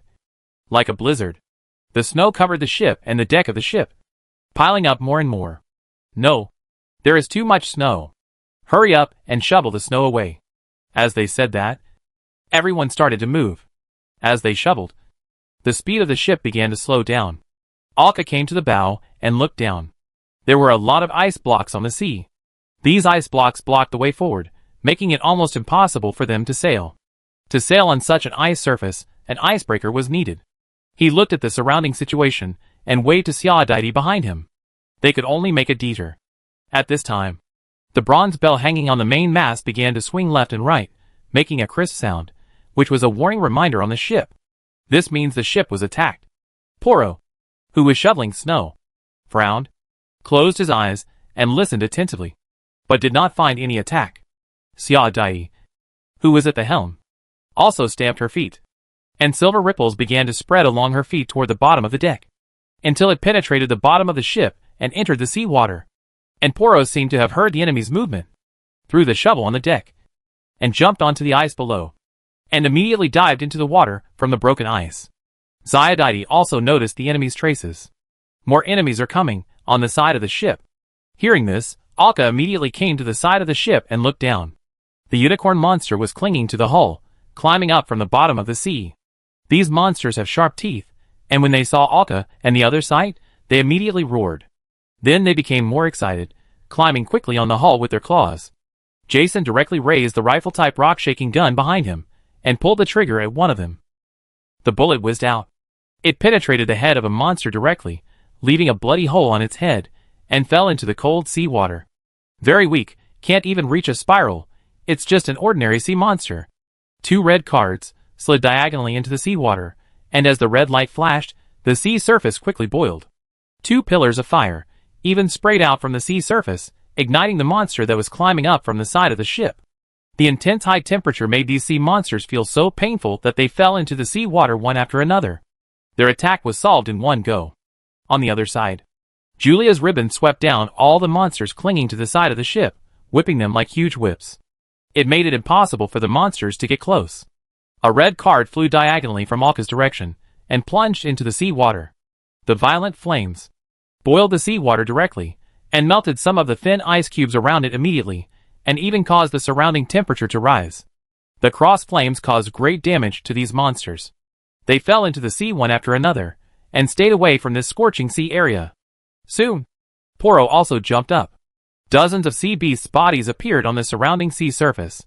Most of these sea beasts had various cracks and gaps on their bodies. It was Poro's masterpiece at first glance. Poro, who climbed up, couldn't help but spit down. Some bloody meat foam could be seen, which he spit out together. "Pa, the meat of these sea beasts is really unpalatable. It's like eating rubber." It seems that he habitually used his most deadly teeth and the terrifying bite force to attack these monsters. Then he took the towel handed to him by Alka and wiped the water stains on his body. There was no problem with the ship, and these monsters did not cause any damage to the spell ship. He waved his hand and sailed again. Looking at the corpses on the sea below the ship, Alka felt that these were a bit like the seals he had seen before. It just looked more bloody and brutal. And it was white. These monsters, except for their number, seemed to have nothing special about them. Jason said, as he looked at the corpses floating farther and farther away. Just now, those monsters attacked upward from both sides, and it can be seen that they were fighting in groups, at least more than 50. Poro shook his head beside him. Not only that, their movements hardly make any noise in the water, and they are very stealthy. Real aquatic predators. That's right. After all, they had already launched the attack. And Alka and the others realized that something was wrong. It seems that this sea area is indeed very dangerous for ordinary ships. Maybe no ship has passed here for a long time. Once passing this sea area, these sea beasts are simply a nightmare for ordinary ships. It is easy to drill through the bottom of the ship and sink it. The reason why the ship sounded the alarm before was because these sea beasts first attacked the bottom of the ship. But it was a spell ship after all. It was not so easy to be hurt by these ordinary sea beasts. It seemed that the sea beasts had been taught a lesson.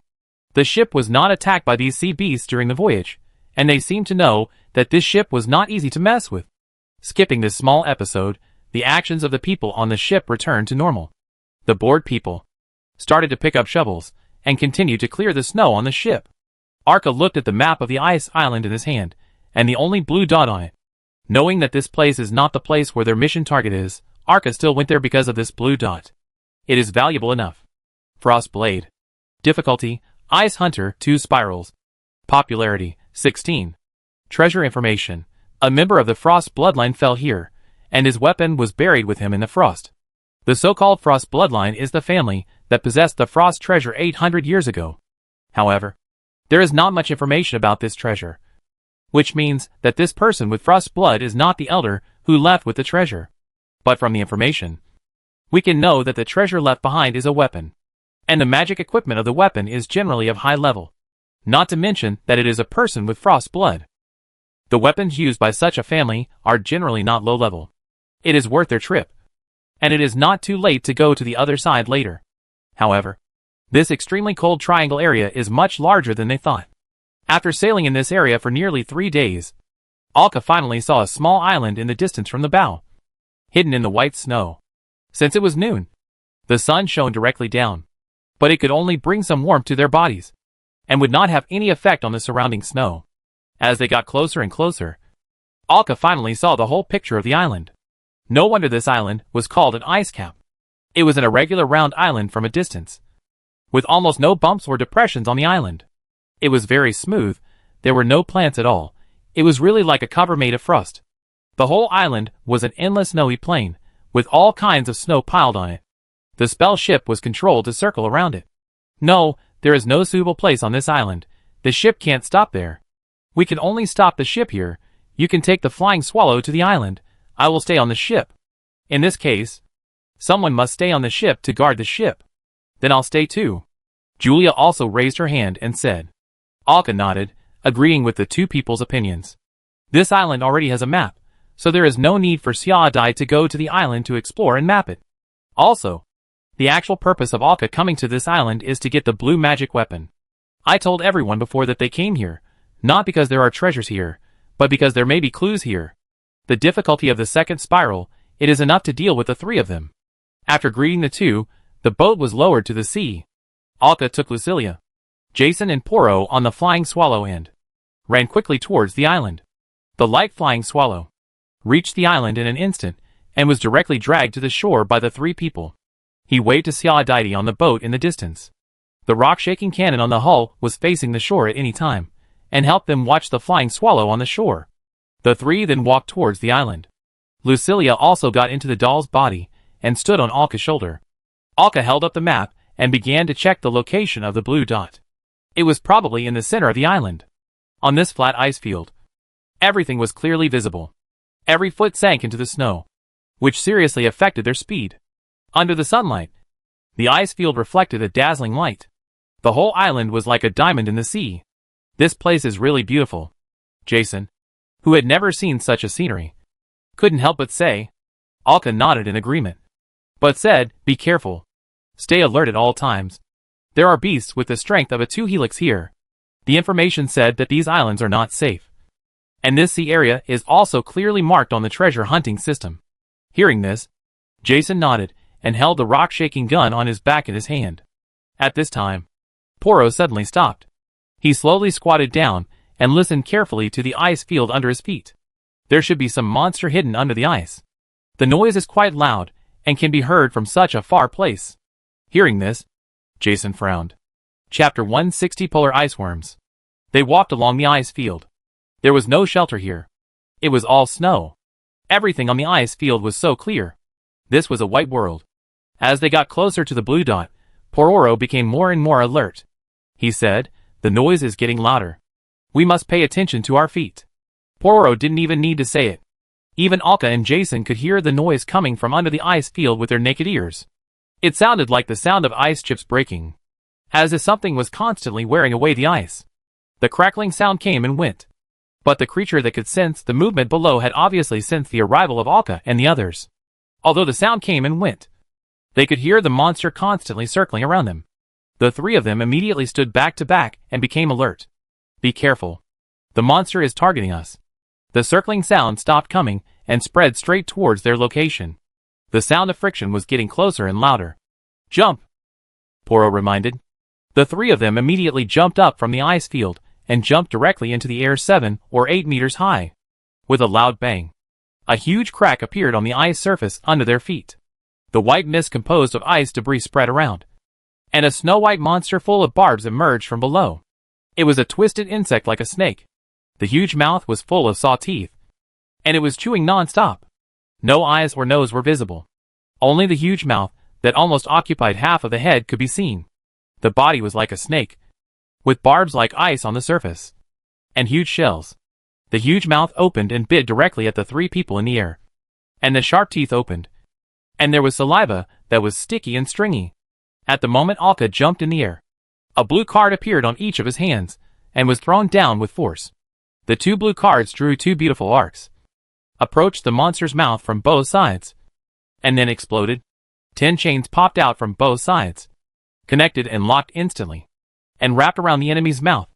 The sharp mouth that was originally open, still emitting a foul smell and roaring, was tightly closed in an instant due to the action of external force. It was tightly wrapped by the blue chain several times. In the air, Poro's hands and back were covered with tattoos like water streams, and his eyes were flashing blood red. Then the bodies of the three fell with gravity, taking advantage of the acceleration of falling. Alka stepped hard on the monster's head, because the huge mouth that almost occupied half of the head was closed. This kick directly broke several exposed teeth, and Poro fell from the monster's side. His claws completely inserted into the monster's body, and as he slid down, he pulled out an extremely exaggerated wound. A trace of dark red blood mixed with the dark green gushed out from the torn wound. However, such ugly blood gushed out with a plant fragrance, unlike its appearance that emits a foul odor, because its mouth was tightly wrapped by the water chain. The monster kept struggling, and even the screams were restrained in its throat. Jason chose the same method as Pororo, falling from the other side, holding a sailor's long knife in his hand, and inserted it into the enemy's body, cutting a similar crack with the gravity of the fall. As the enemy struggled hard, the water chain in his mouth began to lose its stability, and a red card appeared in Alka's hand, facing the gap where he had kicked the tooth off before. He stuffed it into the monster's mouth with force. Falling from the side, he kicked the monster's chin hard, kicking it upside down. Alka fell directly into the snow. With a dull sound, flames gushed out of the monster's mouth, and the piercing screams almost pierced their eardrums, making it a little unbearable for them. But compared to them, the monster had completely fallen on the ice, and even had a part of its body buried in the ice, not completely out. But its huge body kept crushing the surrounding snow and ice as it struggled, leaving the surroundings in a sky full of flying snow and broken ice. A burnt smell was transmitted, and the temperature around it rose significantly. The monster fell on the ice, twisting and twitching constantly. But it was obvious that the movement was getting smaller and smaller. The remaining dark green turbid blood mixed with a trace of red began to spread on the ice, and then slowly froze into ice, until the corpse stopped moving. A 2-helix ice monster was easily solved by 3 people. Alka was too lazy to even spread the pink mist. Before he knew it, his strength had reached this level. This monster is too big. Jason looked at the body of the monster in front of him, and couldn't help but exclaimed. The snake-like body was at least 1.5 to 2 meters wide. And what was even more frightening was its length. The part that protruded from the ice was already about 7 or 8 meters long. But it could be seen that at least part of its body was buried in the ice. Alka walked to the body of the monster, took out a dagger, and cut off a piece of the monster's body. He took the meat, and smelled it under his nose. There was really a faint plant fragrance, and there was no smell of blood at all.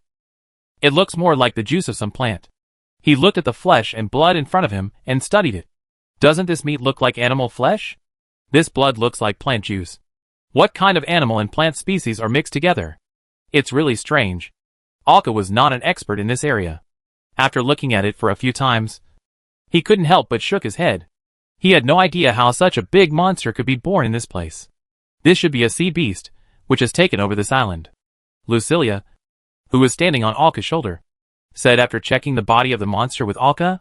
She found some characteristics of sea beasts on the monster. Forget it. Never mind. Alka waved her hand indifferently, and then pulled the rest of the monster's body out of the ice cave below with Pororo and Jason. Only after the whole body was pulled out, they were able to see the whole picture of the monster. The body length reached an astonishing 16 meters, a giant monster. If the whole body of the monster had just been pulled out, then they would have to spend a lot of effort to kill this huge monster.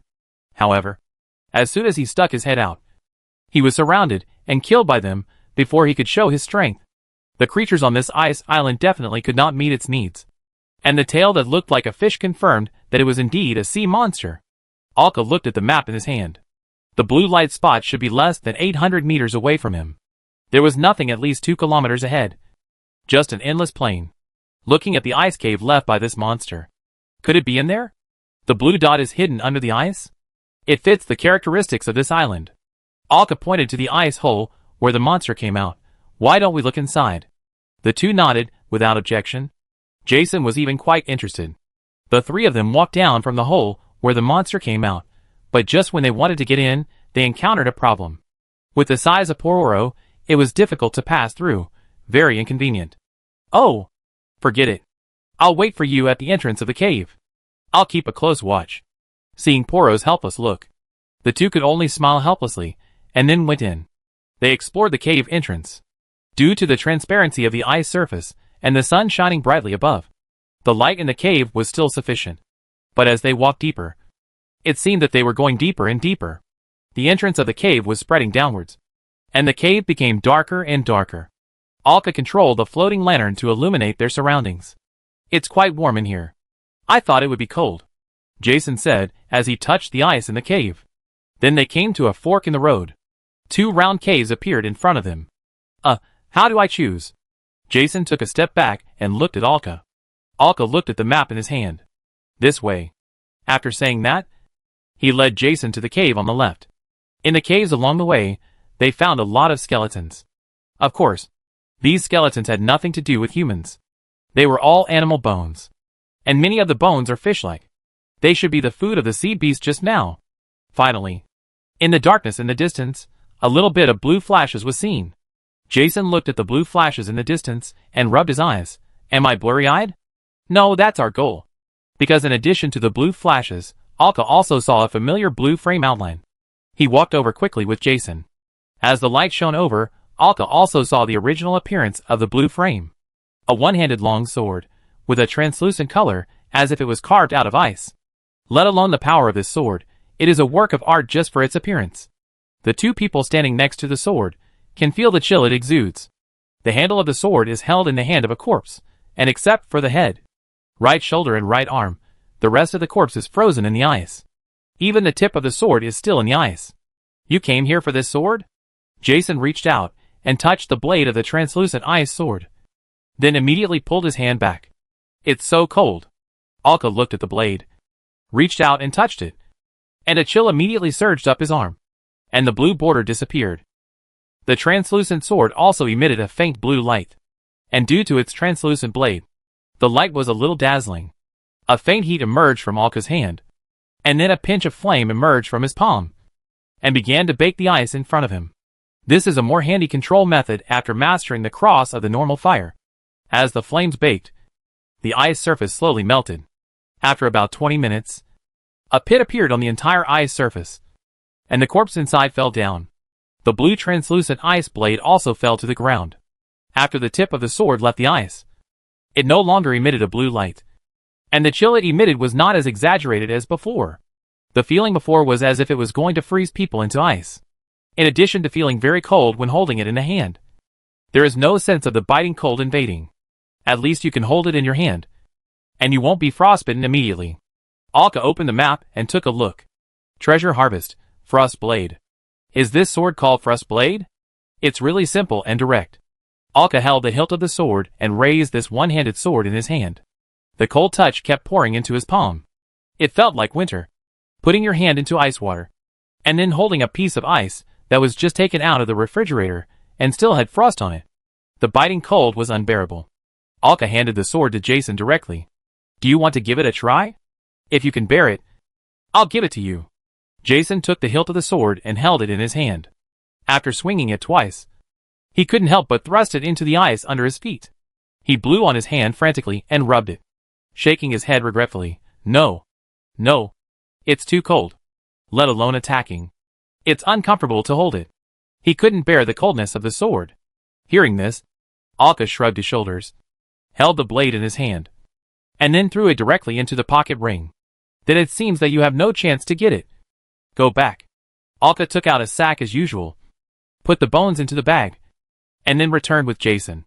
When the two came out of the cave, they found that there was a small group of other people outside besides Pororo, and frowned. Pororo heard the movement behind him, looked at the two people and said directly, they are tribal residents living in the extremely cold triangle. Tribal hunters of the Snow Island. Hearing this, Alka frowned and nodded. The Arctic Triangle is not uninhabited. According to the church's information, the three islands used to have different populations. They either came here to escape, or they were originally residents of the three islands, and they were unwilling to leave despite the cold and stayed. Over the past few hundred years, they gradually developed into tribes. But this is the Ice Island, and Poro said that the hunters of this tribe are from Snow Island. Snow Island is the island that Alka and his friends are about to go to, the island with the treasure. It takes at least 2 weeks to sail to Snow Island from here. Why did these people come here? These hunters were cutting some flesh and skin from the sea beast. At this time, a hunter who seemed to be the leader saw Alka coming out of the cave, and the two of them ran over with a smile. He was holding a spear in his hand, and carrying a few short-handled javelins on his back, and a harpoon. He was wearing thick plush leather clothes, wrapping himself tightly. You killed this blood-toothed beast, right? Listening to the words of the middle-aged man in front of him, Alka nodded. Although the tone was a bit strange, it was still understandable. Thank you so much? Thank you. Thank you for killing this monster. Looking at the puzzled eyes of Alka and others, he said quickly, we used to be tribal residents living on the Ice Island. It was because of the arrival of the blood-toothed beast that we had to leave the island and go to the Snow Island for help. We have been living on that island for many years, but we still come to take a look from time to time every year to see if the monster has left. Hearing the story of the middle-aged man in front of him, Alka nodded in understanding. That means this monster has only been on this island for a few years, so there is no specific record in the church's documents. Thinking of this, Alka waved his hand. No need to thank me. It's just a small favor. Alka didn't have much desire to communicate with the strangers in front of him. He waved at them and walked towards the shore with Pororo. The purpose of coming here has been achieved, and there is no need to stay here. Return directly the same way. When they arrived at the shore, They saw a 20-meter-long two-masted sailboat not far away, which was parked on the shore. It should be the ship of the hunters. There were still a few people left on the ship, watching Alka and his friends vigilantly. Alka and his friends ignored them, pushed the flying swallow into the water, and quickly sailed towards the spell ship on the sea. After arriving under the ship, they used the ropes that fell to tie the flying swallow to the side of the ship again. They returned to the deck. "Have you met the hunters from that tribe?" Xiaodai asked them as soon as he came up. Alka nodded, and then briefly explained the situation of those hunters. Xiaodai nodded after understanding the situation, and did not pay too much attention to it.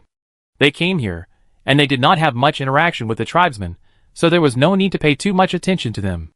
Instead, he looked at Alka and others and asked, "Why did you come back so soon? Did you gain anything?" Alka nodded, stretched out his hands, and the translucent ice sword appeared in his hands, and he placed it directly on the deck, due to the cold air around. As soon as the sword was placed on the deck, a small circle of frost spread around it. A magical weapon. It should be the weapon used by the family of Frost Blood. There was also a corpse next to the weapon. When Alka came back, he had buried the corpse on the island. Looking at this weapon, Xiaodai and Julia seemed very interested, because the appearance of this weapon is really beautiful. It is more like a carved work of art. Does anyone want to use it? If you want to use it, pick it up and try it out. After hearing Alka's words, Xiaodai directly raised the ice sword by the handle, waving it twice, and then put it down again. She couldn't help rubbing her palms. "It's so cold, my hands will freeze if I use it too much." Xiaodai was originally a person who fought with her fists. She was not used to using weapons, let alone this weapon. She just wanted to try it out of curiosity. Bororo was even less able to use weapons, and the length of this weapon was seriously inconsistent with his body size. It might be like a small dagger to him. Everyone looked at Julia. Besides Bororo, she was the only one who could tolerate the cold extremely well. Julia came over, held the blade in her hand, and waved it twice casually. She seemed very satisfied. This little bit of cold was nothing to her. It seemed that the sword had found a master who could use it. Chapter 161 Snow Island. Julia stood on the deck, holding a translucent ice blade in her hand. Alka did not know the ability of this blade. Although he had held this sword before, even if he held it in his hand, it would make him unbearable because of the coldness contained in it. Naturally, he did not infuse magic into it and use it. "Julia, try it and see if this sword is powerful," Xiaodai could not help but say beside him. "After all, the appearance is here." Julia nodded. Holding the sharp blade tightly in her hand, the magic power in her body began to flow into the translucent ice blade along her arm. As the magic power was poured in, a blue flash could be clearly seen in the center of the translucent ice blade. Then, the light condensed into a thread-like thread in the translucent center of the sword. Holding the sharp blade in her hand, thinking for a while, facing the sea, she slashed with a sword. With just such a light swing, the magic power in the sharp blade dissipated, forming a long white breath like ice chips in the air. Like a chill, an extremely icy road quickly appeared on the sea, extending forward along the chill, clearly visible. The freezing of the seawater was still spreading around. It slowed down until the frozen ice road reached a width of more than half a meter, extending all the way for more than 10 meters. This was probably the farthest distance of the chill. Looking at the effect of the sword, Alka thought it would be a magic ice blade. Unexpectedly, it was cold air, although this cold air could instantly freeze the sea surface into ice. But it felt too far from what he thought, and it was still more handsome to fly out the ice blade. Julia raised the blade, and carefully examined it in the sunlight, and could see the bright threads inside were wriggling. It seemed that Julia was controlling her magic power, and feeling the general ability of the blade. Several people were watching from behind, and did not disturb her. Julia raised the blade again, and swung it gently, and another long streak of coldness flew out. But this time, the effect was different. The ice on the sea surface was no longer like a flat road, but kept stabbing upwards, forming one ice cone after another protruding upwards. It extended all the way out. But the distance was only about 7 or 8 meters. It was shorter than the distance of the last attack. But the damage caused was much stronger. Each ice cone was at least half a meter long and extremely sharp. As if she finally understood how to use this weapon, Julia raised her free left hand. Magic power also flowed out from her left hand, emitting a faint light. And an unknown spell effect flashed. Water flowed in her palm. Then the water suddenly spurted out, forming a water column. The sword in his right hand swung immediately, and the visible chill spread out. The chill passed through the water column, freezing it. One after another, ice blades flew out in the air, hitting the sea in the distance. The moment these ice blades hit the sea, they would freeze a large area of the surrounding sea surface into ice. Then they turned into a piece of floating ice, floating on the ice surface. However, the size of these ice blades was equal to the width of the chill passing through the water. The water flow in Julia's left hand changed. She gently moved forward, and a barrier of water appeared in front of her. The sword blade kept swinging at the water barrier, and ice blades flew out one after another. The length of these ice blades reached more than 2 meters, and it can be seen that the thickness of these ice blades is very thin, but extremely tough. They hit the ice surface that had just condensed, and cut it very smoothly, and then froze the sea water below again. After simply testing the weapon in her hand, Julia nodded with satisfaction. Alka and others behind her were stunned. The effect just shown should be the advanced way of playing the sword. But Julia didn't know whether it was because of her experience. She easily found out how to achieve the maximum lethality of the ice sword. She also found its various strange effects, and the operation just now required very delicate operation to achieve it. Otherwise, the coldness would freeze the water flow directly, instead of shooting it out, and it would not form a sharp ice blade. Alka thought that he couldn't do it in such a short time. If he was allowed to use the sword to attack and test it, he would have to play with it for a day or half a day to achieve the same effect as Julia. As expected, she was once a 6-spiral sword, but her strength was suppressed in the sea area of the Holy Mother. She still has experience and ability. Just as Alka was thinking this, he suddenly felt some fluctuations coming from her body. He could clearly feel a fluctuation emanating from Julia. A small magic vacuum appeared around Julia, but it came so suddenly that everyone could feel it. After noticing the fluctuations emanating from Julia, "Have you recovered to the triple helix?" Alka asked Julia. Julia was also a little surprised. This recovery was a little too sudden, but she nodded. "Yes. I don't know why it suddenly recovered. I thought I would have to wait at least another week or two." But this was not a big surprise for her. After saying that, she looked at the blade in her hand. "But this sword is really good. The appearance is very much in line with her heart, and the effect is also very interesting. For the delicate control of this kind of coldness, she feels that she is still very good at it. There are already many effects that can be achieved by using this blade in her mind." "Okay, as long as you like it. I'm afraid that such a weapon will not be used by anyone, which would be a pity." Alka nodded and said, "After all, the weapon's appearance alone can feel its power. If the people on the ship can't use it, and can't digest it internally, then it can only be sold externally, which would be a pity. Such a good thing should be used by our own people." Then he waved his hand, and the sound of the iron chain turning was heard, controlling the anchor to rise. The sail fell. He came to the rudder and said to them, "I looked at the island, and there is no treasure as the church said, nor does such a thing exist. Next we will go to Shui Island, which is the largest island in this sea area, and we will go there first to take a look." Hearing Alka's words, everyone nodded, without objection. As the captain, he just needs to decide the next route. At night, the sky is full of nebulae. The blizzard has weakened a lot tonight, only a few white dots fall from the black sky from time to time. The cold wind is also unusually weak, even with the sign of holding one's breath. Alka is sitting in his room. He is meditating at this moment. Sweat keeps dripping from his forehead. The magic power around him is gathering in his body. Slowly exhaling, Alka opens his eyes, picks up the towel that has been prepared beside him, and wipes the sweat off his face. Then he couldn't help but sigh and said, "What's going on? It feels like the magic power is blocked and can't grow anymore.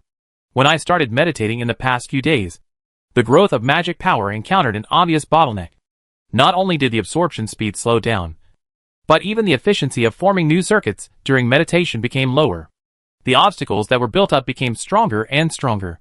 If this continues, I don't know how long it will take to break through the 3 spirals and reach the second stage." This can be learned from the knowledge taught by Lucilia. Although the upgrade from the first stage to the second stage can be considered a small bottleneck. But this should not exist for Alka, or not just for him, for anyone with a little talent, it should not be considered a bottleneck. With Alka's soul strength and physical talent, there should not be such a bottleneck, and he can achieve it very smoothly by just meditating step by step, instead of feeling the obvious magic blockage like now. The situation of slowing down the growth rate. Meditation becomes stronger as strength increases. The speed of increasing magic power will only get faster and faster, because the total amount of demand is increasing. The physical fitness is being consumed, the magic circuits are increasing, and naturally with stable runes, you can absorb the surrounding magic power more exaggeratedly. The speed of magic power increase should not be reduced. In response to Alka's complaints, Lucilia's soul came out, and sat in the air and looked at him. Is it possible that this is the sea area of the Virgin Mary?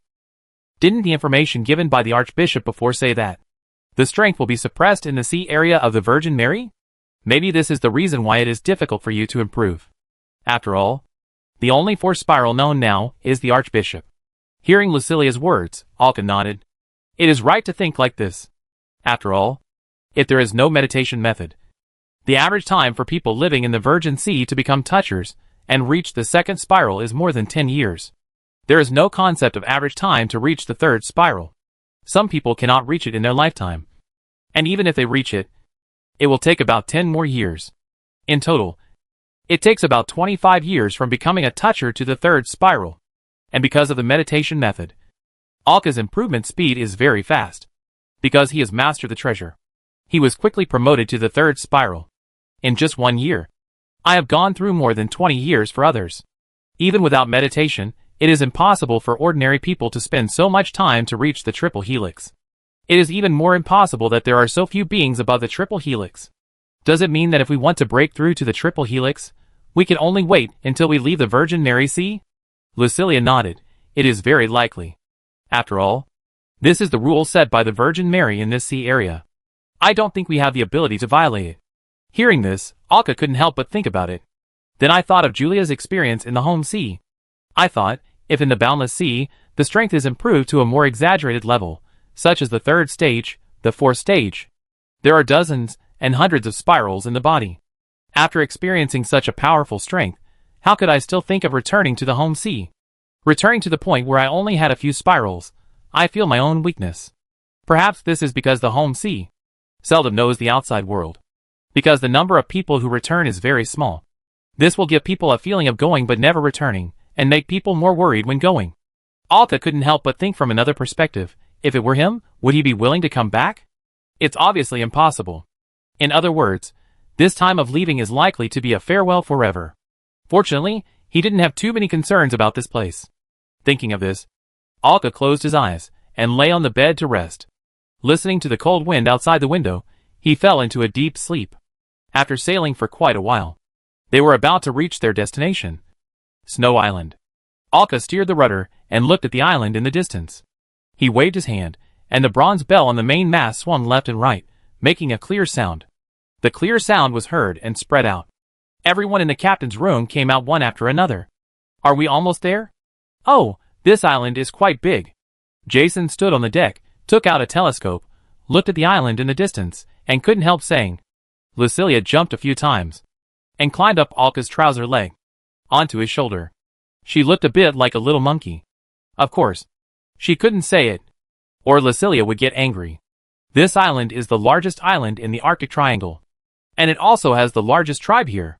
According to the last statistics, there may be 500 or 600 people, Xiao said, recalling the information in his mind. As they talked, the ship soon approached the sea area around the island, and saw a very simple port, which was casually built with sticks and planks, and the interface was made of some kind of vines. There were 2 or 3 ships of different sizes in the port, but they were all relatively simple. They should be the ships used by the tribal residents on the island. Several small wooden houses could be seen in the port, and several tribesmen wearing thick furs were watching them vigilantly, because the port used by these islanders was a bit too small. They went around in a circle before finding a suitable place to dock the ship, but it was still some distance away from the island. Untie the Fian and let it fall to the sea. Alka turned around and looked at everyone. This time, Xiao must go with us. We need to map the terrain of the island to facilitate its map making. After hearing this, Jason looked at Pororo, and after discussing it, they decided to stay and guard the boat. Julia, Xiao and Alka went to the island. There was no need for so many people to go this time, after all. They were just drawing a map, not really looking for treasures. At least the map had to be drawn, so that Alka could take a good look at the information of the golden light, and then they would proceed to the next step. As for Lucilia, she would naturally follow Alka at any time.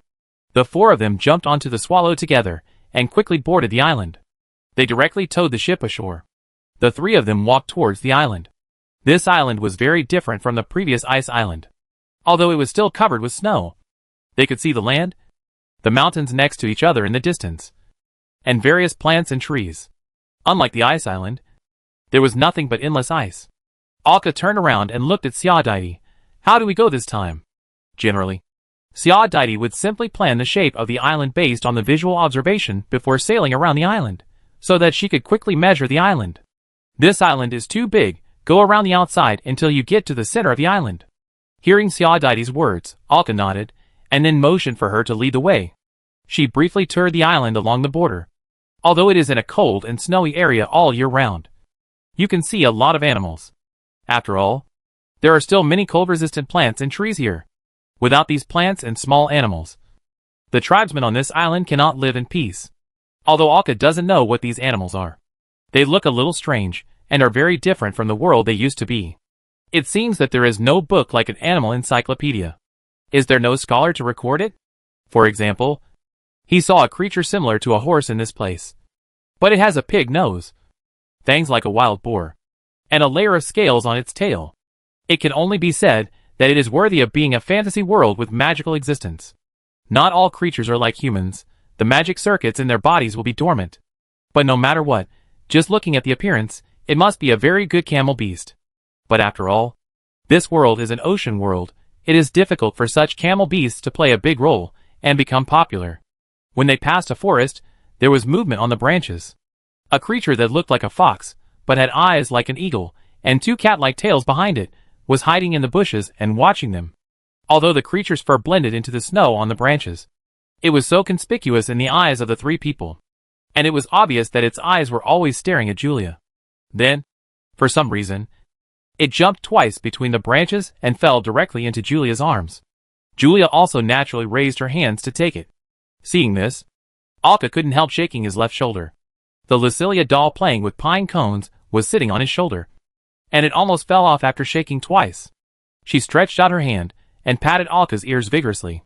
It was a pity that her soft arms could hardly cause any damage. What are you doing? Alka shook her head. Lucilia then saw the little animal in Julia's arms. At this time, the animal was constantly nudging Julia's arms, making coquettish sounds. What's so strange about this? Aren't all mermaids like this? As she said this, she saw Alka and Xiaodaidi staring at her. Okay, I forgot that Julia was the first mermaid you saw.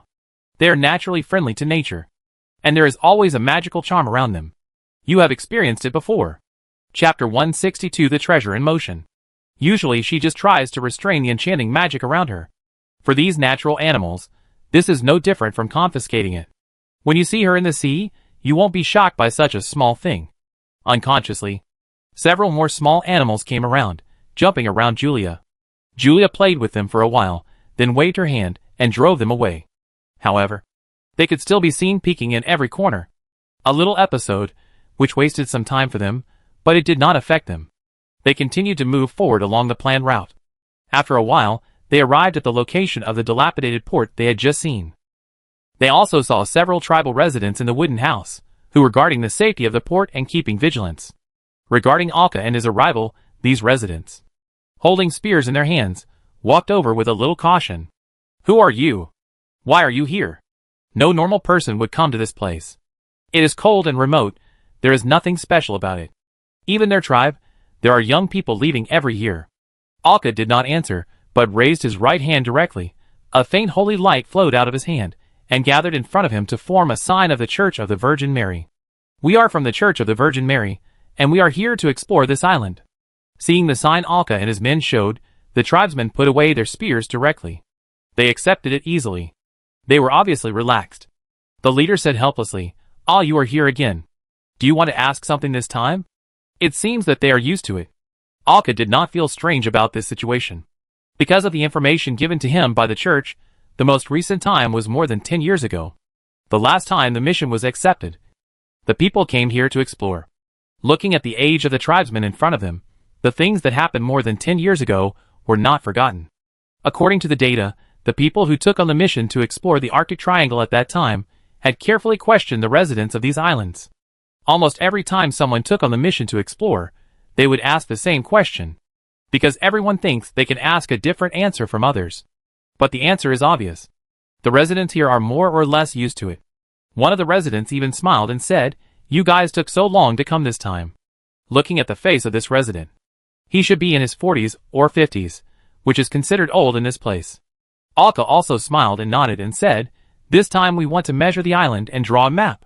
I hope I don't disturb you." Map? The leader thought for a while and said, "We have a map. Do you have any extra supplies on your ship? If possible, let's exchange." Hearing that they had a map, Alka smiled. This would save them a lot of time. Of course, the supplies on the ship were sufficient. After all, there were only 6 of them. Even if they consumed more, they would not consume much. Take some in exchange for the map. Of course I am willing. No problem. But I have to see if the map can be used first. Let's see if the light spots can appear first. If the light spots can't appear, what's the use of the map? After all, they are the residents here, and they may not draw the map in a standard way. Maybe they just mark it randomly and follow their habits. The leader nodded, then walked into the hut behind him, and soon came out with a piece of animal skin, and came directly to Alka and spread it out for him to see. Although the map was rough, it looked well drawn and well marked. Alka blinked. A light spot flashed directly on the map, and the golden beam of light was so dazzling. Well, not bad. It can be used. Then wait a moment. I'll ask my crew to deliver the supplies. What do you need? After a brief exchange, Alka took out about 5 silver snakes of supplies to exchange with them. Of course, this map is not worth that much. Alka gave some, which did not affect it. Who knows if we will need their help later? After all, this island is someone else's home. Rubbing his fingers, the blue lines formed a flying bird, flying away. About an hour later, Pororo controlled the spell ship to sail over, Jason controlled the Swallow to stop directly at the port, and it was loaded with some supplies. After moving the supplies, the tribesman handed the map in his hand to Alka. He also showed a bright smile, and thanked Alka repeatedly. Alka waved his hand after getting the map. Let's go back to the ship first. After that, they boarded the Flying Swallow and returned to the ship.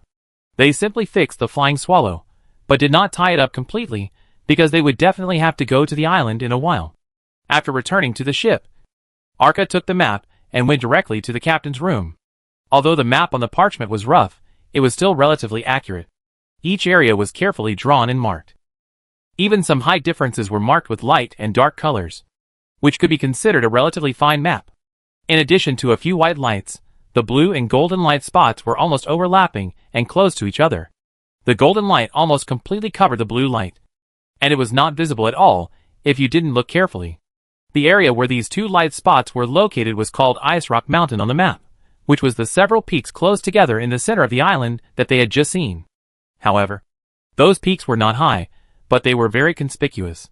The mountain was covered with snow. From a distance, it looked like a piece of white clothing on the island. This place got its name from this. Alka reached out and stroked it. Since the golden light and the blue dot almost overlapped, this time he touched the blue dot. Ancient thing. Difficulty, anti-god. Popularity, 3521. Treasure introduction, Bahamulot's ancient magic guardian. This is a difficulty name I've never seen before, and this difficulty is ridiculous no matter how you look at it, and there is no strength spiral marked at the end. The anti-god doesn't look like a spiral without strength, but the popularity is inexplicably high. Is it because this magic guard is also famous in other places? As for the popularity, Alka basically has a full understanding of it. The so-called popularity is not for this treasure, but for the name of the treasure itself. For example, the Sword of Mercy, as long as you are a believer of the Virgin, and you can read the Virgin's scriptures, you will know this thing. Most people don't know that the sword has been lost, and they may think that it is in the control of the church. But this does not prevent these people from knowing it and becoming famous.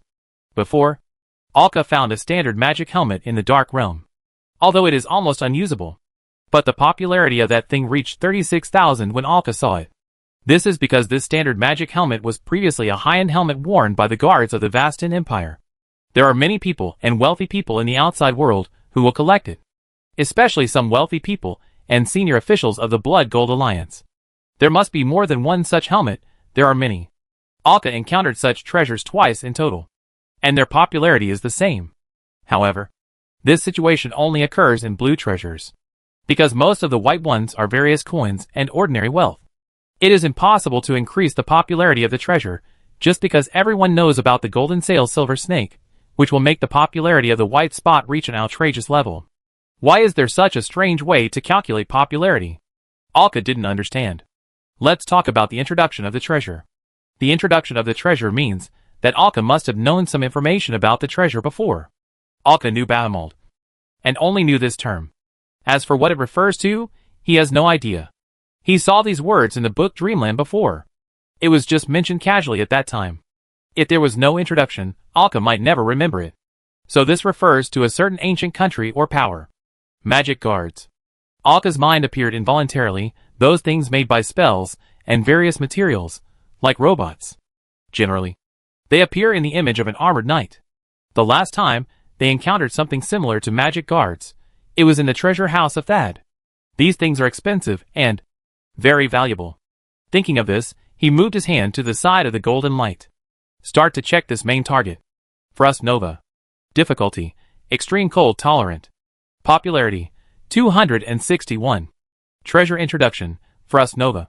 A Holy Grail level treasure held by the Frost bloodline family, controlled by the then patriarch Rhodes. 800 years ago, Rhodes discovered a small ancient ruins on this island. While exploring the ruins, he was discovered by the ancient guards in the ruins. The ancient guards launched a sneak attack on him. The fatal attack killed Rhodes on the spot.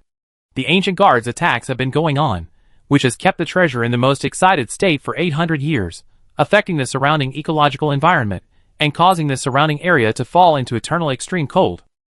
The guards' attacks are aimed at all lives that carry or possess treasures, as well as the treasures themselves. You must break through the solid ice layer, reach the area where the two attack each other, and then shut down the ancient guards. Otherwise, the treasure's excited state will continue to freeze everyone who approaches into ice sculptures. Perfect. The treasure introduction actually appeared perfectly. This was the second time Alka had seen a perfect treasure introduction. A perfect treasure introduction would directly disclose all the information about the treasure to Alka. It would also tell him the difficulty of obtaining the treasure, and the conditions required to obtain it. Alka looked at the information on the introduction. Taking the information given by the church as an example, this introduction should essentially only extend to the state where the treasure is attacked and is in an excited state. And the following information will not be presented. The following information will be presented. It should be that Alka just clicked on the blue point first, and through the introduction of the blue point, he learned the information of the ancient guard. So all these combined make the information perfect, and the expansion is complete. The guard just now is also a treasure, and the difficulty of obtaining it is that of an anti-god.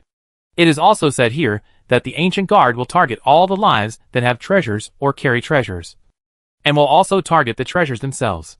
Tell Alka, don't mess with people who have treasures. The patriarch who once had the Frost bloodline named Rhodes should have come here with the treasure. And then he was attacked. The sneak attack directly caused death, which shows that the attack power of this guard is absolutely strong. But both the blue and golden dots show that you don't need to be strong to get it. In other words, as long as you don't carry or control the treasure, you won't be attacked by the guards. If you want to go down there, you have to endure the extreme cold, because the treasure is in an excited state. This excited state even makes the surrounding sea area fall into an extremely cold environment. If you want to get close, it is impossible unless you have a certain degree of resistance to the cold. But as long as they can endure the cold, ordinary people can also turn off the guard.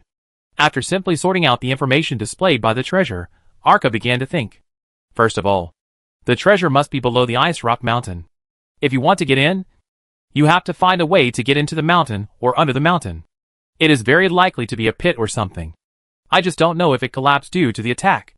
Because I own the treasure and control the treasure, it doesn't mean that I can do without the treasure.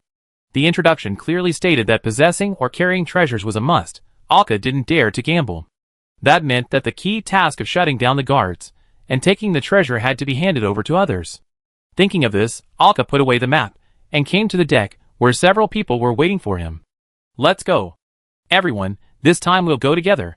After Alka finished speaking, a silver bell appeared in his hand and was tied to the mast.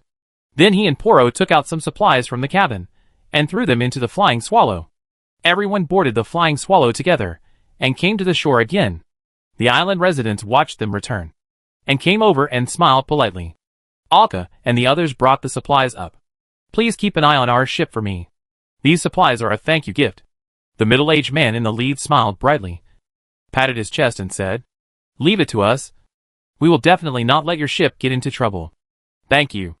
Alka nodded, and then led Jason and the others to the center of the island. The ice rock mountain was extremely conspicuous. Even from the sea, they could see the peaks in the center of the island. They followed the path all the way to the foot of the mountain. This was a mountain with 3 adjacent peaks close together, covered with thick snow, and no plants could be seen on it. At the foot of the mountain, Alka casually moved the snow on it, and felt that something seemed wrong below. Then he took out a red card and threw it directly into the snow. As the flames broke out, the surrounding snow melted rapidly, causing the snow on top to collapse downwards and collapse. Fortunately, this mountain is not high, only about 100 meters. The snow slid down, but the flames did not disappear. It turned into water and fell down. As the flames disappeared, a large area of snow around also disappeared, revealing the rock layer of the mountain below. Only then did everyone see. There are only 2 peaks. The middle one is actually a layer of ice rock, rising from the gap between the 2 peaks.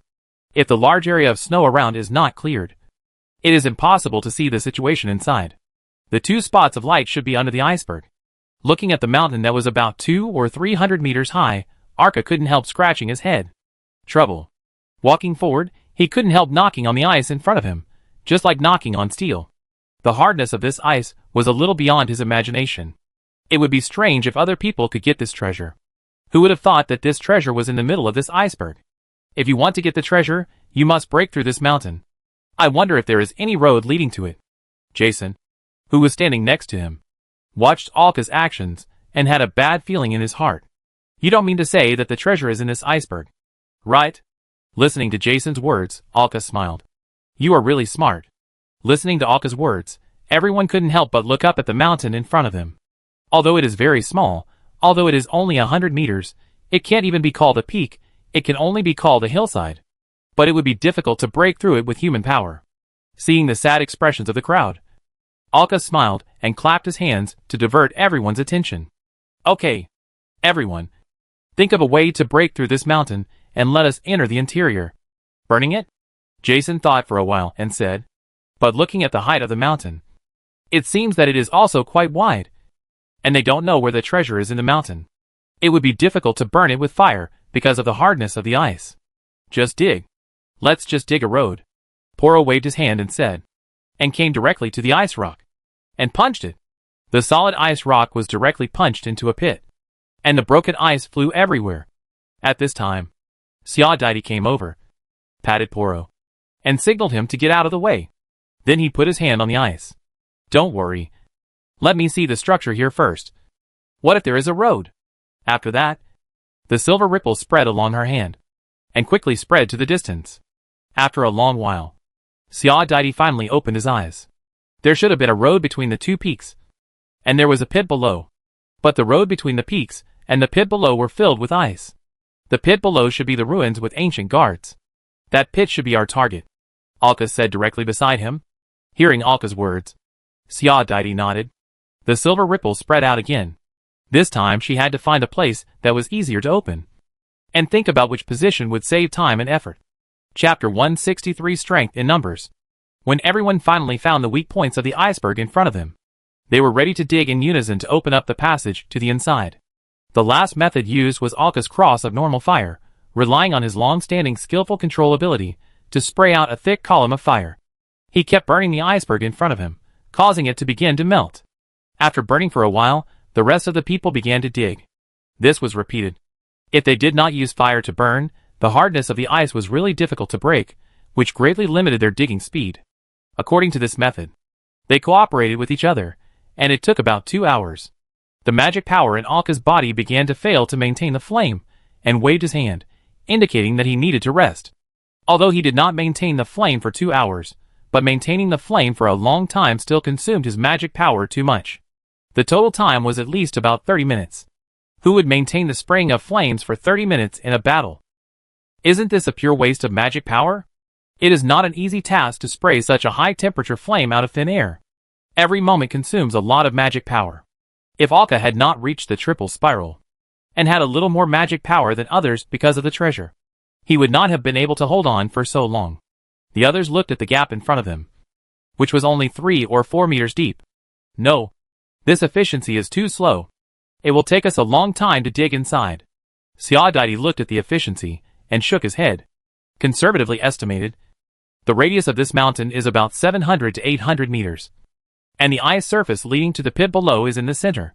With the current efficiency, Alka would have to rest for 34 hours after maintaining it for 2 hours. Even if he operated it without stopping for a moment, it would take about 1.5 to 2 months to get through the middle. Not to mention that this is impossible. The time will only double. Such time consumption is almost unacceptable to them. Because the harder the ice is, the closer it is to the treasure. And the cold will also be attacked. At that time, the consumption of maintaining the flame will increase further. And even the power of the flame will be weakened. After all, the ice here is not formed by the natural environment, but by the gathering of too many ice elements, which will greatly affect the surrounding fire elements. Too many ice elements will even squeeze out the fire elements. At this time, Jason looked at the depression that had just been dug for a long time, and couldn't help saying, "Have you noticed that these ice blocks seem to be recovering slowly?" The others heard this, and gathered around to look for a long time, and finally confirmed Jason's statement. These ice blocks are indeed slowly growing and solidifying. Although they grow very slowly, they are still very obvious after a while. Seeing this, Alka shook his head. No, this method is totally unworkable. If the ice blocks can continue to grow slowly, the time spent will increase. It may not be possible to break through in a year, because they still have to break through the ice blocks in the underground pit. After wasting 2 hours, they concluded that the dumbest method does not work. Now we can only think of other ways to solve this problem. Jason looked at the ground under their feet, and couldn't help but use his feet to push away the snow. After stomping a few times, he said, "What do you think if we dig directly underground, and dig into that hole?" Alka looked at the ground under his feet, and nodded. "We can give it a try. This method sounds good, but I don't know what problems will be encountered in operation. Anyway, the land here must be frozen hard." Several people took tools and started digging at the ground under their feet. Because it was frozen soil, it was much harder to dig than the soil outside. But at least, it was much better than the ice. The ice that formed the iceberg was obviously abnormal, and its hardness was ridiculously high. With their joint efforts, a pit quickly appeared. Poros stood in the pit, facing the direction of the iceberg. They were going to try to dig inside, and the pit quickly expanded, all the way to the foot of the mountain. Dang! The digging tool suddenly touched something like a stone, and there was a metallic collision on it. What happened? Did you dig up a stone? It is normal to encounter a huge stone blocking the way when digging underground like this. Baroro did not say anything, but changed his position, but the same thing happened. At this time, the people who were digging noticed something wrong. They began to test the area in front of them. It was not a huge stone at all. The area in front of them was just ordinary soil. No, it should be called frozen soil. I don't know how it is made. This piece of frozen soil is even harder than the ice above. It is impossible to dig a tunnel downwards. Thinking of this, everyone stopped what they were doing. Jason sat down on the ground next to him helplessly, and scratched his hair. Another method failed. The people with mud on their faces looked at each other, and shook their heads helplessly. They climbed out of the pit with tools. Can we only dig with brute force? Xiaodaidi sat on the edge of the pit, and couldn't help saying, "It seems that this is the only way out now. Spend a little more time, and dig down with brute force." Others were silent when they heard this, because it seems that this is the only way. Just now they thought about cutting down the surrounding trees, and burning them, to melt the ice. But there are not many trees around, to be honest, and the islanders living on this island also need them. Moreover, these trees are alive, and if they want to burn cold-resistant plants, they also need to dry the wood, which takes a lot of time. And their demand will definitely destroy the local ecology. Alka sat by the pit, and his eyes accidentally glanced into the distance. There were several children from the tribe, who were hiding in the snow and watching them. For these children, outsiders like Alka were too strange. Looking at these children, "I have a solution. I have a solution," Alka and Lucilia on his shoulder said at the same time. Hearing the sudden voices of the two, The others turned their eyes. Lucilia on his shoulder patted Alka's face. You go first. Alka did not delay. Nodded and said, why do we have to dig into this cave by ourselves? Aren't there hundreds of tribal residents on this island? We can mobilize them to help us dig.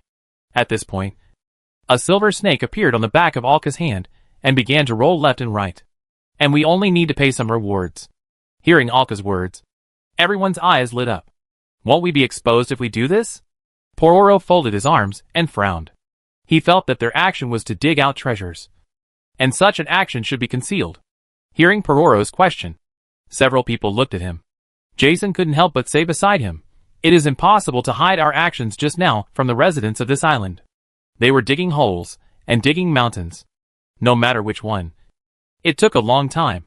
And it was impossible to hide the actions from the residents of this island. This is something that will definitely be exposed. Not to mention that they had a group of people with the same purpose coming here almost every 10 years. Many people would also interrogate the residents of the island about some information they knew. If the residents of the island didn't know something in the past few hundred years, Arka would not believe it. But no one would have thought that they were looking for the treasure buried under the center. Hearing this, Poro nodded in sudden realization. So that's it. This method is indeed feasible, and we can accept the reward. Hiring these island residents, to be honest, doesn't cost much money at all. Not to mention that the tribesmen on this island are not closed-minded people. They still take boats to leave the hunger and cold triangle and conduct some trade with the outside world. They also have boats. But no merchants are willing to come here. The population is too small, and the supplies are not abundant. At this time, Alka shook her shoulders. What about you? It's similar to what you think, and I will also ask others for help. But she thought of telling the Archbishop directly, since the location of the treasure had been determined. It was no different from finding a treasure. How to break through these ice blocks, just let the Pope worry about it. It's just that the reward may be reduced. However, after hearing Alka's method, I think it's worth a try. After all, it will take several months for the Archbishop to get the news and rush over to help. Since everyone thought it was okay, Alka nodded. He said to Jason, I'll leave the negotiation to you. Is it okay?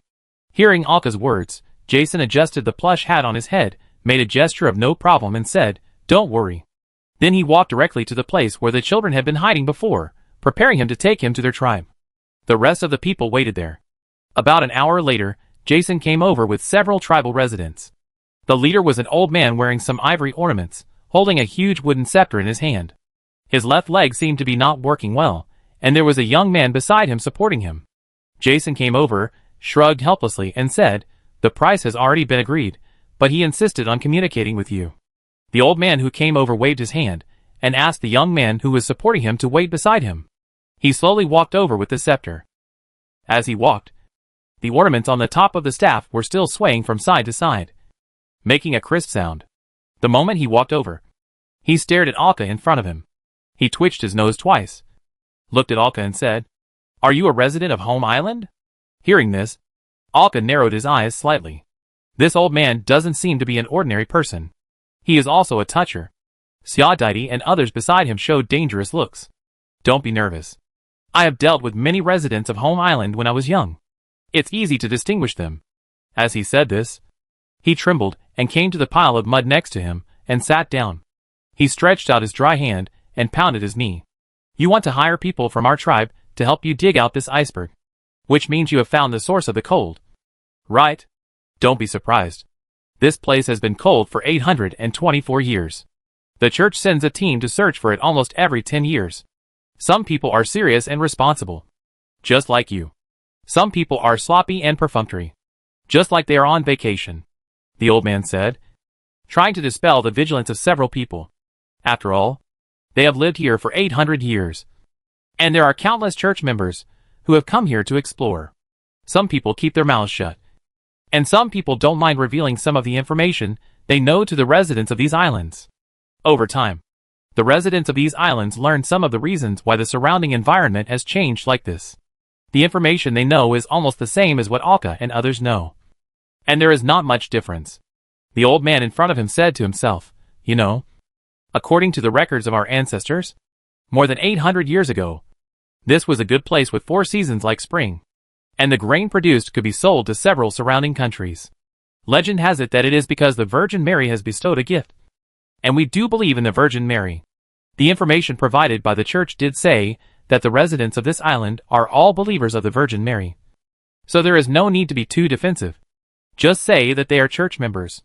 Don't look at me like this. When I was young, I was also a member of the church. As he spoke, he revealed a tattoo on his dry right arm. Siadaiti looked at the tattoo, turned his head, and said in Alka's ear, "He is a lone missionary of the church. He is indeed a member of the church." The old man continued, "So I have a deep understanding of this area. After all, when I was young, I followed a team that took on this task and came here to explore." At this point, he opened his eyes slightly, stared at Alka in front of him with his cloudy eyes and said, "So, the source of the cold here is in the iceberg, right?" There was a tremor in his voice, but it was so firm. Alka nodded. He was not hiding anything, because there was really nothing to hide, just as the old man in front of him said. The information they knew was almost the same as what Alka knew. Okay, the old man said, and stood up with his crutches, and the surprise and excitement in his voice could not be concealed at all. "We thought we were on the ice island, but it turned out to be here? What's your name?" Hearing the old man's words, Alka nodded. It seemed that the old man had indeed taken on this task when he was young. The location given by the church is also thought to be on the Icecap Island. Although it is called the Arctic Triangle, the overall neutral location is the Icecap Island at the top of the triangle, according to normal logic. And the fact that the Icecap Island is colder than other islands. Normal people would think this way. Just call me Alka. Okay, Alka. I will let the residents of our tribe cooperate with you. As he said this, he couldn't wait to use his crutches and limp back to the original path. The young man came over to help him. After a while, a large number of tribesmen wearing various furry animal skins came over. One of the sturdy men looked at Alka and said, "Are you Alka? The high priest told us to listen to you." Looking at the various digging tools in the hands of these tribesmen, they even brought their own tools. He nodded. He began to plan these people to dig into the interior of the iceberg. The digging operation was in full swing. Even with the help of these tribesmen, it would be difficult to dig through without 10 days or half a month. Because the deeper you go, the harder the ice becomes, and the speed has to be slowed down. When facing these stubborn ice blocks, Alka will use fire to burn out some points of force, so that they can speed up the excavation efficiency and save some strength. Their ship also left the Arctic Triangle as early as the excavation began. Jason and Poro on the ship are going to some supply islands outside to buy some food and tools. The hardness of these ice blocks greatly increased the wear and tear of the tools of the tribesmen. And there was not much food on the island, and Alka couldn't let them work for him on an empty stomach. As time passed, the progress finally advanced 600 meters inside. According to Siadaiti's detection, digging about 160 meters inside would reach the top of the pit. But here they encountered a problem. The hardness of the ice blocks reached an extremely exaggerated level, no matter how these residents operated. At most, we can knock off some debris from the ice. It's better for these ice blocks to recover quickly. Your mission is completed. These food and tools are all given to you. Leave the rest to us. Alka took out a bag of gold coins from his arms and handed it to the man in front of him. Looking at this situation, the strong man scratched the back of his head in annoyance. "But we didn't help you dig in." He felt a little embarrassed. Alka and his men gave them new tools, enough food, and even money. However, they still hadn't completed the task.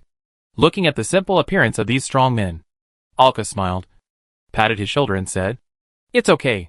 We will take care of the rest. Just tell the high priest." The strong man nodded and said helplessly, "Okay. You are a generous person. I wish you all the best. And may the Virgin Mary bless you." He crossed his arms over his chest. Alka nodded and returned the greeting, "May the Virgin Mary bless you." After watching the tribesmen leave, Alka turned to look at the tunnel in the middle of the iceberg. He said to Siadaiti beside him, "Let's go in and give it a try. Now we can only rely on ourselves." As they spoke, several people walked into the tunnel, while Poro stood outside waiting. His body was too big, and it was impossible for him to spend a lot of time to expand the tunnel upwards. So although he was very powerful, he could only be on guard and wait outside. Chapter 164. Bang! A crisp sound rang out. One end of the pick used to dig the iceberg broke directly, and the broken pick flew out in a spiral, leaving only a very shallow pit on the ice in front of him. Looking at the pick in his hand, Alka helplessly threw it aside. The same was true for Xiaodai and the others next to him. The ice pick in his hand could not have much impact on the ice in front of him at this stage. The only thing that could have an impact now was the flame in Alka's hand. But the extent of the impact is limited. At most, it can only burn a thumb-sized dent. It is simply a pipe dream to melt the entire ice surface. What should we do now? Jason asked, looking at the broken pick in his hand. They are in trouble again. These ice blocks are too difficult to deal with. The hardness is ridiculous. It has come to this point. They can only find a way to dig out the ice in front of them. Looking at the pick in his hand. Now the tools limit their opportunities to explore forward. With their strength, if there are better tools, they should be able to destroy the ice in front of them. Alka thought for a moment and said, "You guys temporarily limit the speed of ice recovery. I'll go prepare some better tools." Hearing Alka's words, several people nodded. Alka returned to the ship and came to the workshop in the cabin. The right arm was covered with a precision hand, and blue stripes flickered on it. Alka was going to spend some materials to make a few magic pickaxes. Although it was a bit extravagant, it was still worth it for a treasure. At worst, the church could reimburse him later. After all, he was taking on their mission and working for them. Thinking of this, Alka went to the workbench and started making it. About a day later, Alka returned to the excavation site with the tools. At this time, Xiaodai and others were resting in the tent next to them. Seeing Alka's arrival, they all came out of the tent and took the new ice-digging tools from him. Jason waved the pickaxe in his hand twice. "How do I use this thing?" Because this pickaxe looks no different from an ordinary pickaxe, except that its materials look more advanced. There is also a square with an eye logo on the handle. Alka put the pickaxe on his shoulder and walked into the hole. As he walked, he said, "Come with me, I'll show you how to do it." After arriving at the ice surface before, Alka held the pickaxe high with both hands, and the magic power flowed along the handle to the pickaxe head facing the ice surface. A thin layer of silver light appeared on it, and then Alka smashed it hard on the ice. The 30-centimeter long pickaxe head pierced directly into the ice, and Alka once again infused magic into it. The pickaxe could be seen, and it obviously vibrated several times. He took advantage of the situation and exerted force on the pickaxe. A large piece of ice split into several pieces, which fell off, revealing a conical pit about 40 centimeters deep. Looking at the effect in front of him, Alka nodded with satisfaction, turned around and said to everyone, "How is it? Not bad, right?" This icebreaker was engraved with a spell by Alka. In addition to the stronger material, its function is to increase the sharpness, and a strong shaking structure was built at the back. When one end is inserted into the ice, it vibrates quickly a few times, prying the ice directly up and down, greatly increasing the efficiency of breaking ice. Looking at Alka's behavior, and then looking at the ice pick in his hand, Jason walked up. He also took action. However, due to the difference in physical fitness and magic strength, Jason only dug a 20-centimeter hole. But this is enough. It has fully proved the effectiveness of this tool, which will greatly speed up their speed. Efficiency is significantly improved. "Okay, everyone, come on, let's get started." The four of them began to wave their ice picks and dig at the ice in front of them. "Come on! Come on!" A babyish voice came from behind. The doll Lucilia was holding two ribbons next to them. "Cheer them up." Alka made a lot of strange things for Lucia. Finally we've dug here." Jason panted and threw the severely worn magic pickaxe in his hand aside, sitting on the ice, and taking a break regardless of the coldness of his butt. The others were not much better than him. They all leaned against the ice and began to pant. Their breath immediately turned into cold mist and dissipated in the air. They finally dug to the top of the pit. The cold here had reached the limit that several people could bear. Even though the three of them were wearing thick clothes, and in such a pit, they still felt the biting cold penetrating into their bodies. In order to avoid illness and frostbite, they had to use magic to dispel the biting cold from their bodies. This increased the consumption of their magic power. Even Julia, who was more cold resistant, put on a layer of thick clothes to keep warm. But for her, this was enough. It took them a whole week to finally reach this 160-meter distance, because the hardness of the ice would increase slightly every time they dug 10 meters, which greatly slowed down their speed. Except for resting and eating, they kept digging. But it took a week, because it took them 3 days to finally dig the last dozen meters. In the last few days, they were almost like digging ice with a small spoon. This week's digging even took their physical strength and caused some blisters on their palms. It can be said that they honestly experienced the feeling of being a miner. Fortunately, hard work pays off. Finally, when the pickaxe was severely worn, they dug to the destination. The cold from below was so obvious and biting. But the ice surface under their feet did not seem to have anything special. Of course, only if you look at it with your naked eyes. Xiao Daidi half knelt down, put on thick clothes, and touched the ice under their feet with both hands. The ice below was so cold that, if he didn't put on clothes, he would probably get frostbite on his hands. The silver ripples kept passing downwards, probing the environment below. Due to the stimulation of the treasure and the so-called attack, the energy below was abnormally chaotic, which would interfere with Xiao Daidi's detection. Before, she could only detect obvious pits here, because the gap between the ice and the soil was still very obvious. Now that we are at the top, we can explore more carefully. That's right, it's right under our feet. This is the location of the cave entrance. Xiao Daidi took a pickaxe and drew a circle of 1.5 meters between them. The mark disappeared in less than 10 seconds. Xiao Daidi continued, there is still a thick layer of ice here, about 20 meters deep. There is a hollow layer below 20 meters. There is no ice, but it is full of energy. That is their final destination this time. They still have to dig 20 meters deeper. This is not an easy task. The closer we go down, the closer we get to the treasure area. The hardness of the ice can be imagined. Looking at the location marked by Xiao Daidi, Alka stood up after a short rest, held his pickaxe with both hands, poured magic power into it, and smashed it down hard. With a crisp sound. The effect was not satisfactory. Only a small pit appeared, and a few ice chips flew out.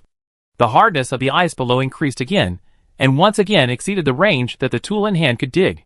Seeing this scene, Jason sighed helplessly. Although they had expected it, the thing they feared the most still happened. This 20-meter distance is really far, Alka said helplessly, and then threw the pickaxe in his hand aside. The harder it is, the deeper it goes. Even a magic ice pickaxe will hardly have a better effect. I knew it wouldn't be that easy. It's really troublesome. To be honest, it would be better to put a few powerful monsters next to the treasure to wait for them. Even if it's a puzzle, it's fine.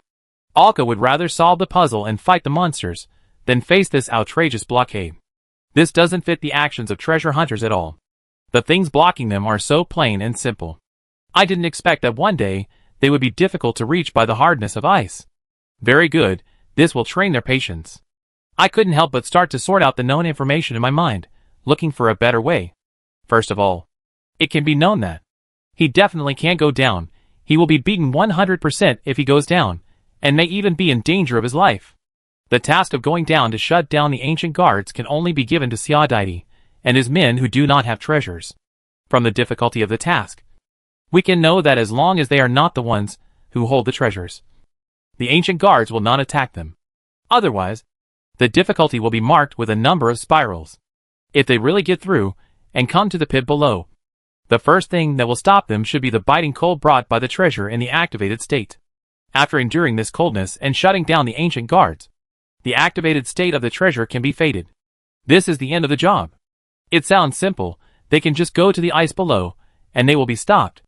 Thinking of this, Alka turned his head and looked at Lucilia, who was sliding on the ice. If we just make a tunnel for Lucilia to pass through, would it be easier? Let Lucilia turn off the ancient guard. It seems feasible, as long as we take protective measures for Lucilia at that time, to ensure her safety. Thinking of this, Alka decided to dig a small tunnel downwards first, so that they can observe the situation below. If the situation is optimistic, let Lucilia go down through this tunnel and close the ancient guard. Let's dig a small tunnel, 20 cm wide, and see the situation at the bottom first. After hearing Alka's suggestion, the others turned their heads and stared at him. Although I don't know why he did this. But since Alka said so, they can only try it. After all, there is no good way now. They can only take it one step at a time. Flames began to surge from Alka's palms, burning at the position marked by Xiao Daidi. After burning for most of the day, and resting for a while, she finally burned out a 10 centimeter deep hole. Well, a 20 centimeter wide hole might not be dug out. If it only takes 20 centimeters, I'll try, Julia suddenly said, and magic power surged. A halo appeared behind her, and 3 liquid ribbons flew out. How should she operate it? As she controlled it, the liquid on the 3 ribbons had a metallic luster, and then overlapped with each other, forming a cone shape, which was pressed against the hole that Alka had just burned with flames, and then spun wildly. It turned into a tiny drill. The friction between the drill and the ice surface made a harsh sound, but it could be seen that the broken ice was splashing wildly around. It worked. This small drill made of ribbons was much more powerful than they thought. It drilled down very smoothly, although the progress was slow, but it was visible to the naked eye that it was getting deeper and deeper. 2 days passed like this. She rested several times. Julia wiped the sweat from her forehead, although the meditation during the rest restored her physical strength and magic power. But controlling it all the time made her very tired. It's almost there. Get ready. As the words fell, the 3 ribbons that had gathered together suddenly became empty, and one section fell directly downward. This meant that they had drilled out of a tunnel. Energy surged out of the tunnel. The ribbons were immediately dispersed, and several people leaned together and retreated backwards. Gray energy and light blue ice energy kept coming out of the small tunnel that was only about 20 centimeters wide. The biting coldness was pouring out crazily. The surroundings were visible to the naked eye, and began to freeze again. Alka could feel the gray energy pouring out, and it was constantly hitting his body. And it was only hitting him. When these energies passed through the people of Xiodide, there was no harm. Alka was the only one who was beaten back step by step, and his hands and feet were numb. He quickly stretched out his hands, and magic power poured out, and a layer of water-like shield appeared. However, under the biting coldness around him, it immediately turned into frost, and turned into an ice shield. This actually strengthened his defense, resisting the gray energy rushing towards Alka. The silver ripples under Xiodide's feet continued to spread around, bringing up layers of holy light flames. It was clearing the coldness around. Otherwise, the pit would freeze again, and they would have spent so much time in vain. When the energy rushed out crazily, the 20-meter pit was shattered before it could freeze. These accumulated energies rushed out crazily, and after about 10 minutes, they finally completely subsided and rushed out of the tunnel. Because of the surging energy, a blizzard blew outside, forcing Poro, who was on guard outside, to huddle up to resist the violent snowstorm. Alka then sat down on the ice helplessly. The gray energy that just surged out must be the energy of the ancient guards to attack. The target was very clear, which was to attack him. Just as the information said, he aimed at the person who had the treasure and attacked. The few people who had no energy came to Alka's side immediately to check the status of others. Alka waved his hand to indicate that he was fine, and said, "I'm fine. Just a little exhausted." "Why did those energies have to attack you?" Xiodide couldn't help asking. Because everyone saw it. Those gray energies did not cause any harm when they passed through them. But when they passed through Alka, they hit him like a heavy hammer. And those energies were fine if they were far away. But if they were close, even if they just passed by, they would turn a corner and hit Alka. It was as if he was attracting firepower. Alka shook his head helplessly. "I don't know either. Maybe there is some different energy below, or it's because of some of my physical characteristics that attracted them, so I was attacked." After resting for a while, Alka recovered a little. Several people came to the pit. Xiodide's silver ripples once again passed downwards. This time, the detection was more detailed. The energy in the cave below had little impact after it surged out. The pit below seems to be some ruins. There are 2 high-energy objects facing each other. One of them should be the treasure that the church mentioned. It exudes a very obvious chill. Something is attacking the treasure nearby. It is a sphere with 4 legs. It is very large. About 3 meters. After hearing Xiodide's words, 2 cards appeared in Alka's hand, with 1 and 2 written on the front. Alka threw card number 2 directly to the bottom of the pit. As the card fell, it turned into a mirror, and a silk thread was hanging on it in Alka's hand. Card number 1 in Alka's hand also turned into a mirror. But the image displayed in the mirror was the image reflected on mirror number 2. However, only a blue energy ball and a gray beam of light could be seen below. The rest of the place was very dark and unclear. The 2 objects facing each other, although emitting light, were not scattered. Alka controlled the lantern to float down, providing light source. At this time, the image below appeared in the mirrors in their hands. Several people looked at the screen. Alka used silk threads to control the mirror to rotate slowly, trying to record the environment below completely. It can be seen that there are obvious ruins below. Although the ruins are dilapidated, they are definitely man-made. Or it can be said that they were made by other intelligent creatures. A blue energy ball floated on a corpse, and the original appearance of the ancient guard was also revealed. A heavy sphere, with serious defects on the side and dilapidated, even exposing the structure inside, a glowing component on the structure, so conspicuous. There was a small depression in front of the sphere, and the gray energy was ejected from there. The sphere was now tilted on the ruins, and its two mechanical cylindrical legs were still holding it. The other two were completely destroyed, and it had to lean on the ruins to keep its body steady. Alka began to speak out all the information he knew, comparing it with the scene on the screen. Chapter 165, Obtaining the Treasure. The gray energy that has been attacking me just now is emitted by that machine. Right? What makes me special compared to you? Looking at the picture in his hand, Alka asked. Xiao turned his head and glanced at him. It should be because you have the treasure. He pointed to the gray beam in the picture that was impacting the treasure, emitting blue light. Thinking about this picture again, it is easy to figure out the problem. Does this mean that this machine will only attack people who have treasures? Or will it prioritize attacking people who have treasures? Jason asked, looking at the screen. This question is very important. The two are two completely different concepts. It should only attack people who have treasures. Otherwise, when the gray energy passes by you, it is impossible that nothing happens. Hearing Alka's words, several people nodded. This is indeed the case. When the gray energy gushed out along the downward pit before, it really ignored them completely and had no effect on them. Except Alka. Alka looked at the screen and continued, that is to say, because the machine is attacking the treasure.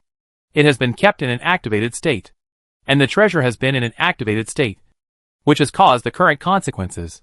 I believe we have all seen it. The extremely cold triangle should be trapped in the cold because of this reason. Just like the Dark Realm, because of the energy explosion of the treasure. It fell into such an environment. After passing through the Dark Realm, they had no doubt about the treasure's ability to change the surrounding environment. So we have to find a way to turn off the machine. Otherwise we can't get close to the treasure that is always in an activated state. Just looking at it can make you feel the biting cold, let alone getting close. Hearing Alka's words, Xiao frowned, looking at the screen and couldn't help asking, the question is, how can we turn off the machine? Looking at the circular machine with a huge gap in the picture, you can see the situation inside from the broken gap. Maybe we can destroy it directly from here? Arka couldn't help but think. At this time, Lucilia on his shoulder suddenly said, this should be the ruins of ancient Gumlad. Right? The circular pattern on it is a totem they often use. Lucilia suddenly said. Hearing this, Arka turned his head and looked at her. I didn't expect Lucilia to know this term, and clearly knew that it was an ancient relic. Lucilia seemed to know that everyone didn't understand these things, and she started to talk about them directly. That is an ancient country. I thought it was only in our area. I didn't expect that there are also its remains here. It is so ancient that it is a power that is unknown how long ago. The yellowish-brown circular lines are their totems. It can be seen on many machines and buildings. Does it mean that there are also such forces in the sea of all beings? There are also remains of such forces. It is unknown how far back in ancient times.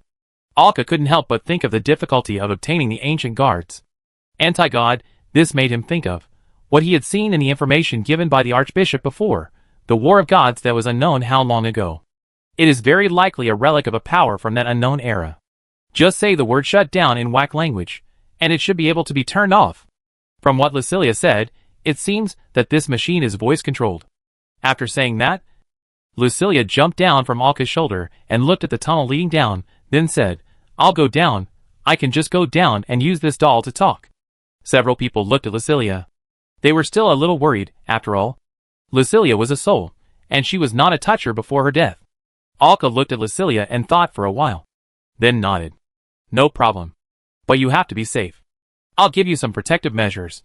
He knew that it might be dangerous to let Lucilia go down. But the cold below was more severe than above, and it was hard to say how long everyone could last with their cold-resistant physique. Lucilia's dull body was much better at keeping warm than them. But some preparations had to be made to ensure Lucilia's safety. And Alka knew better than everyone else that there was only one danger below, and that was the cold. After that, he wrapped a layer of precision hand on his right hand, and began to control the doll. He stuffed a gem that emits heat into it, which is a magical material. Then he took out a prototype magic mirror, which is very strong and hidden. Even if you input magic power, as long as the soul inside doesn't want it, you won't notice anything special about it. Alka hung a silk thread on the leg of Lucilia's doll. The gem stuffed into the doll can help you defend against the cold below. And this magic mirror can protect your soul. Once you are attacked and in danger, you can just get in. Hearing Alka's instructions, Lucilia nodded. No problem. Don't worry. After everything was ready, Lucilia was slowly sent down holding Julia's ribbon, until she was completely sent into the pit. Everyone could only check Lucilia's condition through the mirror. At this time, Lucilia had just followed the ribbon to the pit, and felt the crazy coldness coming. She was now in the body of a doll, but she could feel the touch of coldness, which meant that the coldness in the cave had touched her soul. Fortunately, there were heat source gems and dolls for protection, which resisted this soul-touching coldness and only allowed her to feel it. This long-lost feeling made Lucilia feel better. However, Lucilia clearly felt that the doll's movements became a little stiff, but at least it could still move. She immediately started to move. She ran towards the spherical machine standing in the ruins in the distance. Watching Lucilia running, the people watching the screen above couldn't help but hold their breath. They were afraid that the mechanical sphere would suddenly attack Lucilia. In the screen, the doll Lucilia moved very agilely, jumping on the boulders in the ruins, controlling the doll to perform many acrobatic movements. There was a mirror on her feet, which did not affect her movements at all. However, as time went on, it was obvious that the doll's movements became more and more stiff, because the closer it was to the machine, the closer it was to the treasure. Until the end, Lucilia's doll body could no longer move quickly, and could only move forward slowly, and even a layer of frost formed on its surface. Lucilia felt the heat source in her doll body, and at this time, she was madly consuming the energy in the gem, and it could not last long. She had to act quickly. But the frost on the doll's body stopped her again. Looking at the machine that was still more than 10 meters away from her, Lucilia stood in place, and poured most of the magic power into the sound-generating device. A sharp, unknown language came out of the doll's mouth.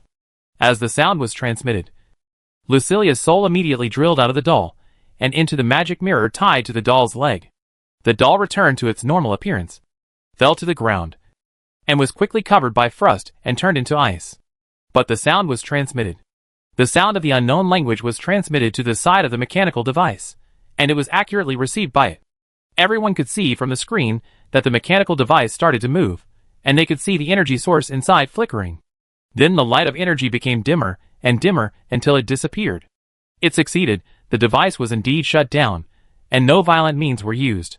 The gray beam also disappeared. Without the attack, the luminous object that had been emitting blue light also began to slow down its energy emission.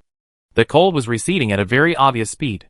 It not only slowed down the energy that was emitted, but also absorbed the energy emitted from the surroundings. However, it only absorbed the energy in the tunnel and returned to its original state. It seemed to be a spherical object. Before they could see it clearly, it fell to the ground and was blocked by the surrounding rocks. Outside the iceberg tunnel, in the depression of the mountain, Poro was hiding here, resisting the howling blizzard outside. Since Alka and his team in the iceberg tunnel broke through the ice and connected to the pit below, the energy elements gushing out from the pit made the blizzard outside even more violent. After resisting for a while, Poro finally couldn't help but hide himself in the depression. But at this time, he keenly felt that the blizzard that was howling in the sky was weakening. The sound of the wind beside his ears was slowing down, and the obscured white world began to settle down. It seems that Alka and his team succeeded. A large human settlement on the island, where the island's tribal residents live, is a place surrounded by rock walls and trees to block the wind and snow. The shaman in a hide tent suddenly walked out with a cane. The young men next to him immediately supported him and persuaded him, "Father, there is a blizzard outside now. You should rest in the tent for a while. The whistling sound outside can still be heard in the ears, but it has weakened a little, and it has not completely disappeared." The shaman shook his head, raised the staff in his hand, and pushed aside the heavy curtain of the tent, letting the wind and snow outside blow in. He closed his eyes and felt the intensity of the wind and snow with his body. The blizzard is slowing down very quickly, he muttered to himself, closed his eyes, and felt the wind and snow, then couldn't help but hold the staff in his hand and walk out of the tent. The young man immediately followed with a thick leather coat, draped it on the shaman, and shielded him from the wind and snow outside. The shaman did not refuse, and just stood in the wind and snow. As time passed, the snowstorm almost completely stopped, and even the heavy snow that often floated in the sky became smaller and smaller, turning into snowflakes. The temperature around was obviously rising, and the sun shone down after a long time. Bathing in the sun, feeling the temperature, the tribal residents who had been hiding in the tents before came out one after another, welcoming the sun with smiles. But they were not too happy. At most it indicated that there might be good weather today. But the shaman is different. He is a toucher. Although he is old, he has lived in this environment since he was a child. He is quite clear about the elemental content in this environment. He can clearly feel that the ice element that affects the environment is receding rapidly. This is a real change, which cannot be explained by good weather. He can't help but lean on his crutches and quickly climb up the small hill next to him. Seeing the shaman like this, the young people next to him and the residents around him hurriedly followed him to protect him, fearing that he would fall, following him to the hillside. The shaman looked at the mountain where Alka and the others were. At this time, the snow on the mountain was beginning to melt at a level visible to their naked eyes. The iceberg sandwich between the two peaks was exposed. Even the iceberg seemed to be melting. It felt more and more obvious here, especially the changes in the distance. The temperature was rising at a perceptible level, even though the sun was blocked by clouds. This was the place most affected by the energy emitted by the ice treasure. Now the state of the treasure's activation had faded, and it was hidden again. There is no new energy emission to continue to affect the surrounding environment. The surrounding environment is incompatible with it, and it is completely changed by the energy of the treasure.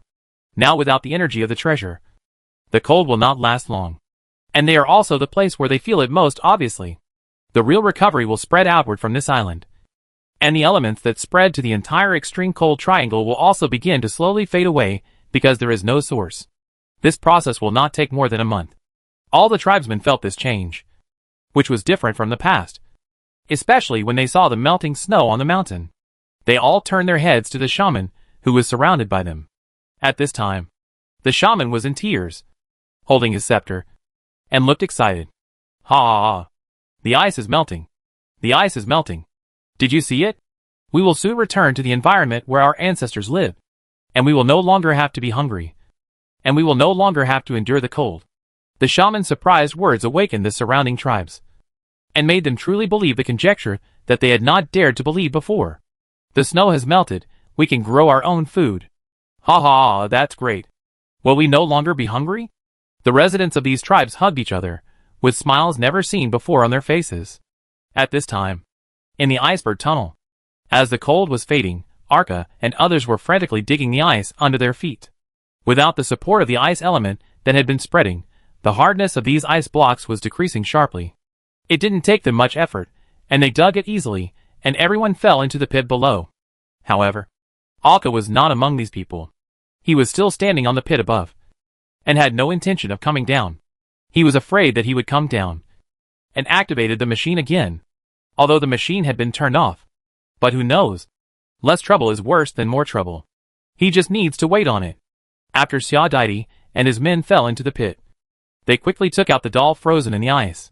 Lucilia also immediately got out of the magic mirror, looking at the doll held in front of her by Xiao, and said with some regret, "This doll is broken. What a pity."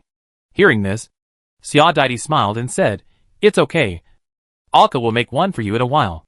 As they said that, they came to the place where the blue light was emitted before. A fist-sized blue round gem was placed on the broken ice below. The white light emitted by their lanterns reflected a brilliant light. This magic treasure is a spherical gem, made of a piece of pure blue crystal. The entire crystal sphere presents a brilliant blue light, like a star. The previous blue light should have been emitted from the middle of a gem, but because it is no longer in the excited state, the treasure will cover itself. The texture on the surface of the blue spherical gem is very delicate. It looks like snowflakes and ice crystals, which is very consistent with the characteristics it shows. These lines are very tiny, and need to be observed carefully to be seen. The whole treasure is not just a sphere. There is an exquisite base at the bottom of the sphere. The base is made of an unknown silver metal, and the surface is engraved with complex patterns, which are also similar to patterns such as ice and snowflakes. It is made up of dozens of metal lines intertwined and interwoven, like an extremely luxurious luxury item. Even if it can hide itself, its appearance is enough to let people know its preciousness. Except for the flag.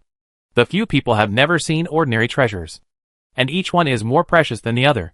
Xiao leaned over and took the whole treasure in his hand. There was nothing special about it, nor did it show any strange performance. It was just like an ordinary and luxurious decoration. Go and have a look at that machine. Alka said that it should also be a valuable treasure. Everyone came to the machine. If they hadn't seen the fluctuations emitted by the machine before, they would have thought it was just a piece of broken copper and iron in the ruins. The two broken mechanical legs and the broken and exposed internal structure. Who would have known that it could still move and even launch an attack? Jason touched the machine, knocked on it and asked, "Should we put this thing up? Who knows if this thing is completely closed? What if it hits Alka directly?" Hearing Xiaodai's words, Jason shrugged helplessly. "Do you see the energy source? Just take it down. That thing should be the core of this mechanical device." Lucilia pointed to the exposed internal structure and the diamond-shaped gray crystal in the middle. Hearing Lucilia's words, Jason took action directly and pulled out the dark gem with force. It was very easy, and it felt like the gem was just put in gently without any fixing measures. Chapter 166 Frost Nova Treasure Harvest, Ancient Guardians Data Core. Arca looked at the information on the map in his hand, and then looked at the huge mechanical body in front of him. Jason just told him that they had dismantled the energy core of the machine. So Arca came down to check the situation. Without the gray crystal, the Ancient Guardian had truly become a piece of junk. And the so-called harvest was the crystal that Jason pulled out. Data core? Arca thought this thing was just an energy core, but he didn't expect that it also stored data, which greatly increased its importance. The question is, if there is data in this crystal, how can it be taken out? He doesn't have the capital and the conditions. He has no idea how to extract the information in this thing. No, not necessarily. He suddenly thought of the data transmitted from the Hand of Precision, which he has not yet fully learned, because there is an advanced version. For something like this, that is obviously related to mechanical structure, it is possible to find the answer from that knowledge. But now, it can only be thrown into the pocket ring. Afterwards, everyone walked around in the ruins for a while, and found a human-shaped skeleton with a gap in the middle, which should be the Frost bloodline that once controlled the treasure. As usual, several people still collected the bones and put them into the bone bag. And Alka dismantled some parts of the machine that looked useful and packed them together. After making sure there was nothing, they climbed up. They had already obtained the mission target of this trip. Treasure Harvest, Holy Grail, Level Treasure Frost Nova. This was the blue gem with a base that they had obtained. Another new treasure related to Frost. However, since this thing was the mission target, it was naturally not allowed to be used by oneself, and could only be seen for fun. The things have been obtained. Let's leave here first. Hearing Alka's words, everyone nodded, wrapped the treasure in a cloth bag, and quickly walked out of the tunnel. After seeing everyone coming out, Bororo immediately came up. However, at this time, they saw the shaman in the distance, with a large group of tribesmen rushing towards them. Seeing this situation, several people looked at each other, although there was no change on the surface, but they all became alert. This time period is not a good time. This person came at the wrong time. At this time, the shaman came over with a group of residents, watching Alka and the others come out of the ice cave, and watching the water drops sliding down from the iceberg behind them. He knelt down in front of everyone. This great gesture startled everyone. Thank you all, for keeping us out of the cold." His voice was trembling, but also full of excitement. Before he could finish his words, Alka stepped forward and helped him up in a few steps. "You shouldn't thank us, you should thank the church that sent us here, thank the Virgin Mary." As Alka said this, he crossed his arms in front of his chest and said, "May the Virgin Mary bless you." This trick really worked. The shaman and the residents behind him, who were about to kneel down immediately, did the same thing. After all, they were followers of the Virgin Mary. Thank the Virgin Mary for her protection. Thank the Virgin Mary. Alka turned around, shook his head at the people behind him, and signaled them to leave first. Several people nodded, and immediately walked towards the port from the side. Alka stayed where he was, and said to the shaman in front of him, "We have solved the source of the extreme cold in this area. It should not take long, and the environment here will return to 800 years ago. I hope you are ready." The old shaman, holding Alka's hand, thanked him again and again. After a few pleasantries, Alka said, "We have completed our mission and need to return to the church. We will take our leave now. May the Virgin Mary bless you. May the Virgin Mary bless you, and have a safe journey ahead." Alka nodded and quickly caught up with his teammates. Without any communication, They rushed to the port and drove the flying swallow back to the ship. After tying up the flying swallow, Alka directly controlled the spell ship and left the sea. Only then did he feel like observing the changes in the surrounding environment. First of all, the temperature was returning to normal quickly, and the cold was fading away. The most direct thing was that the cold wind and blizzards that blew from time to time were completely invisible, and there were no snowflakes falling from the sky. The sun shone down, warming their bodies. Alka took off the scarf and thick clothes around his neck, and he began to sweat. Xiaodaidi and others beside him also took off a layer of thick cold-proof clothes. Then Xiaodaidi handed the treasure she had been holding in her hand to Alka. Alka took it out and put it in his palm. As soon as he took it in his hand, the feeling of rejection kept pouring out of his body. The mist in the pink crystal on his chest spread out involuntarily. Noticing such a change, Alka quickly handed it to Xiaodaidi. It's better not to put it in my hand. It's not as compatible with the dream catcher as the flag. He felt that if the dream catcher was conscious, he might rush out to hammer the gem. Has the compatibility been so bad? Xiaodaidi looked at the blue gem on the silver base in his hand. Putting it in his hand, he didn't feel any coolness at all. It's hard to imagine that it was this item in his hand that caused the entire extremely cold triangle area to be as cold as winter all year round. I really want to know what this treasure can do. Hearing Xiaodaidi's words, the people around him nodded involuntarily. This is a treasure. Who doesn't want to know what this treasure can do, and whether it is powerful? Hearing this, Alka said directly, you can try to infuse magic power into it and activate it. Hearing this, everyone looked at him. After all, Alka is the only one here who has experience in mastering treasures. Xiaodaidi was a little excited, but still asked cautiously, will there be any problem with activating it this way?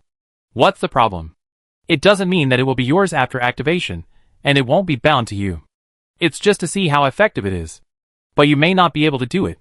He was quite happy to hear the previous words, but after hearing Alka's last words, Xiaodaidi's face showed a frustrated expression, and asked in confusion, why can't I do it? Because you understood the exclusive spell when you became a toucher before.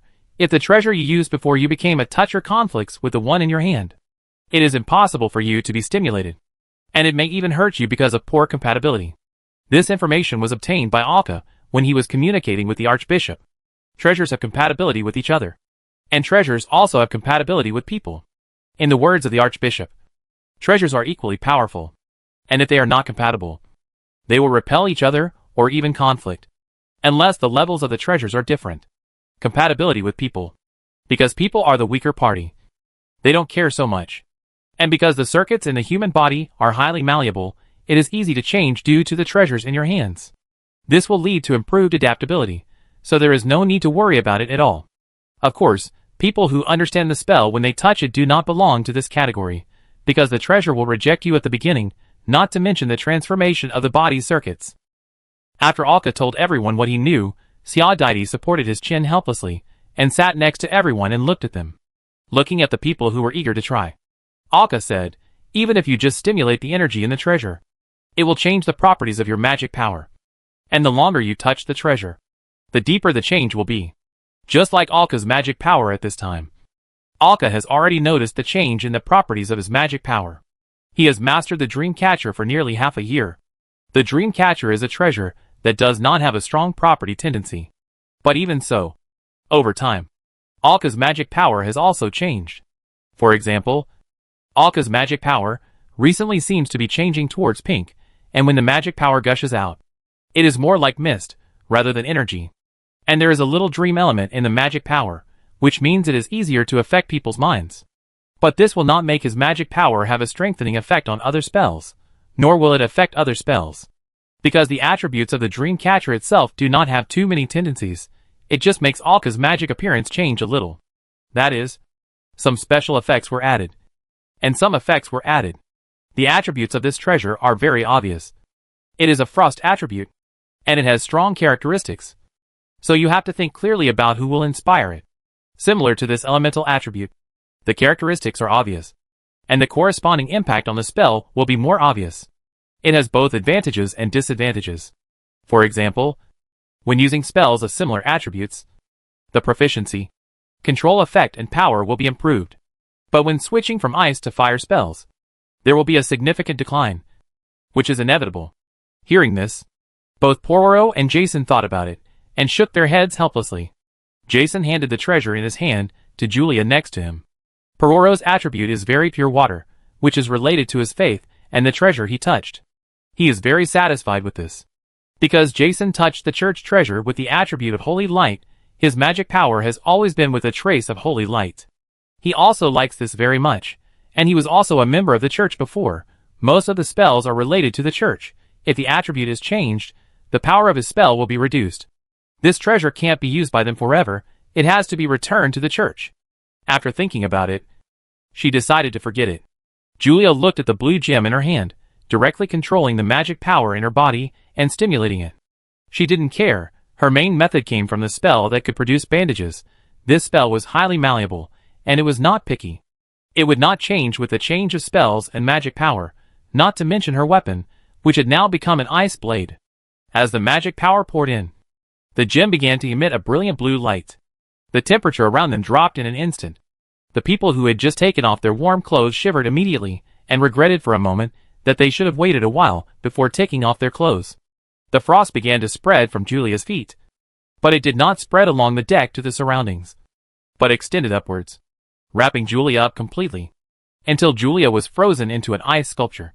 Just when everyone didn't know what to do, the ice sculpture cracked and Julia opened her eyes. At this time, Julia's pupils turned into an icy blue, which was a little darker than before, and a circle of white was around it, just like ice. Especially, Julia's skin became extremely white, and even began to reflect light in the sun. She exhaled slowly. A chill came out of her mouth, and condensed directly into frost in the air. The ability of this treasure is to control coldness. It can quickly reduce the temperature of the surrounding environment, quickly enter the extreme cold, and create a blizzard with heavy snow. Then a layer of frost condensed on the surface of her skin again, can coat her body with a layer of frost, even on others, to protect them from harm, and can effectively resist the attack of flames and ice, and even water flow. Can't directly create ice cubes, but lower the temperature around. The ability to control wind and snow as the temperature drops. And some frost abilities. Temperature reduction should be the core ability. That is, creating a chill. Controlling wind, snow and frost should be an additional secondary function. Julia then gave a brief explanation, which was consistent with Alka's guess. It is more in line with the characteristics of the Holy Grail level. The ability does not seem strong at first, but as you master and become familiar with the treasure, you can bring out its powerful side. After activating the treasure and knowing its ability, Julia controlled the gem to fall into Xiaodai's hands. Although she could accept the transformation of her magic power to the frost attribute, she did not want such a transformation to be too extreme. A slight transformation could strengthen her ability to use the ice blade, but too much transformation would affect the use of other spells, which would not be worth the loss. There was a limit, and she had to control it, knowing the ability of the treasure, and satisfying everyone's curiosity. Alka sat by the rudder and thought. At this time, Xiaodai was holding his hands on the rudder, shaking the rudder left and right. Where are we going next? To the place you mentioned before? Alka, who was in deep thought, raised his head when he heard Xiaodai's words. Then he nodded. Well, let's go there. There is a treasure that has been buried for a long time. It would be a pity if we don't try to get this information. After all, we will leave here soon. Xiaodai, who had already known this, was not surprised, nodded, and began to steer the ship, controlling the direction of the ship. Although she was not surprised, it did not mean that others were not surprised. Ha! A surprised voice came from the side. Alka turned around and saw Jason staring at him with a surprised expression. And Poro and Julia were also next to him. Both of them looked equally surprised. What are you surprised about? Didn't I tell you before? Did you tell me before? Okay. It seemed that I had not said it, but it was okay. It was not too late to tell him now. Spreading his palms, an ancient map appeared in his hands, and a regional map appeared in his left hand. Alka picked up the ancient map and said, Jason, I don't know if you still know Thad. Remember the Holy Armor Island we went to? I said I was going to look for treasure. Hearing Alka's words, Jason thought about it and nodded, as if there was such a thing. But it has been nearly a year. Who can remember it so clearly? After all, it is not an important thing, and it will not leave a deep memory in the mind. That time I found the things that Thad had buried when he was young. In addition to this map, there was also a diary of his and the book Dreamland, and a compass pointing to this map. He originally wanted to use this map to find the treasures related to it, but for some reason, he didn't have the chance. So he hid it together with his diary. When I asked Xiao to find the map before, I found a place similar to this island. We are sure it should be the same place, just further south of the Arctic Triangle. After listening to Alka's explanation, everyone nodded in understanding. So that's it. But even so, Jason couldn't help but come over and pat Alka's shoulder vigorously. You are the incarnation of treasure hunting. Treasures that others would never see in their lifetime seem not rare to them. Since entering the Dark Realm until now, they have seen and touched 3 treasures. 2 of them were found by them, and 1 was a trophy, and they are still on this ship. He was heading for the 4th item immediately. At this moment, the treasure that once seemed like a fairy tale seemed a bit common, and made people feel a little overwhelmed. For this situation, Alka just smiled, stood up and patted Jason on the shoulder. He said in a big brother tone, "Jason, you should get used to this situation quickly, it's just a treasure." As he said that, Alka stretched out his right hand, opened his palm, and then clenched his fist hard, as if he could get it easily. Hearing this, Jason glanced at him helplessly. Okay. I know you're good. But your freak-like sense of treasure hunting is really enviable." He raised the Frost Nova in his hand. "Where should I put this thing? This is a treasure, so I have to find a good place to put it. I can't just let him hold it in his hand all the time. Or put it in a cloth bag. That would be too insulting." A treasure chest appeared in Alka's hand. He was prepared. He didn't think he couldn't get this treasure. Chapter 167 Ancient Treasures, Hidden Treasures. Difficulty, Lava Tolerant, Strong Triple Helix. Popularity, 56. Treasure information, none. This was the first treasure information Alka had obtained. At that time, no information was displayed except for the difficulty. At that time, due to various reasons, plus insufficient strength, I was unable to suppress it in my heart. When I was preparing to go to this volcanic island, I was trying to find this treasure. Alka has already been investigating the information of this area and this island. This kind of information is very easy to find. The place where the treasure is located is called Jikra Sea. It seems that because of the volcanic island, the temperature of this sea area has always been higher than the surrounding sea areas. It is also known in the church that this area is very easy to produce some fire-related spell materials. I didn't expect that this sea area would be a neighbor of the Arctic Triangle. However, unlike the Arctic Triangle, the history of coldness is only 800 years. The Jikra Sea seems to have been this hot since the beginning of records. Alka looked at the compass in his palm. This strange spell compass came from the items they found in the treasure house when they were young and sad. It was discovered together with this treasure map. It always points to the island where the treasure map is located. And the pointer has been pointing forward, which means that Alka and his team are moving in the right direction. It can be basically confirmed that it is that island. As for the Jikra Sea where the island is located, there is no power at all. The islands in this sea area are all small alliances or autonomous forces. There are some trades between them. There are also some relatively large islands, but they are not very famous. It is a relatively peaceful sea area. There are no special products. After all, the spell materials have nothing to do with ordinary people. Not to mention that it is in a relatively remote corner of the entire home sea. It is almost in the southernmost direction and close to the southeast corner. There is no geographical advantage and traffic route. The island where this treasure is located is called Whirlpool Island, which is an island almost occupied by the entire volcano.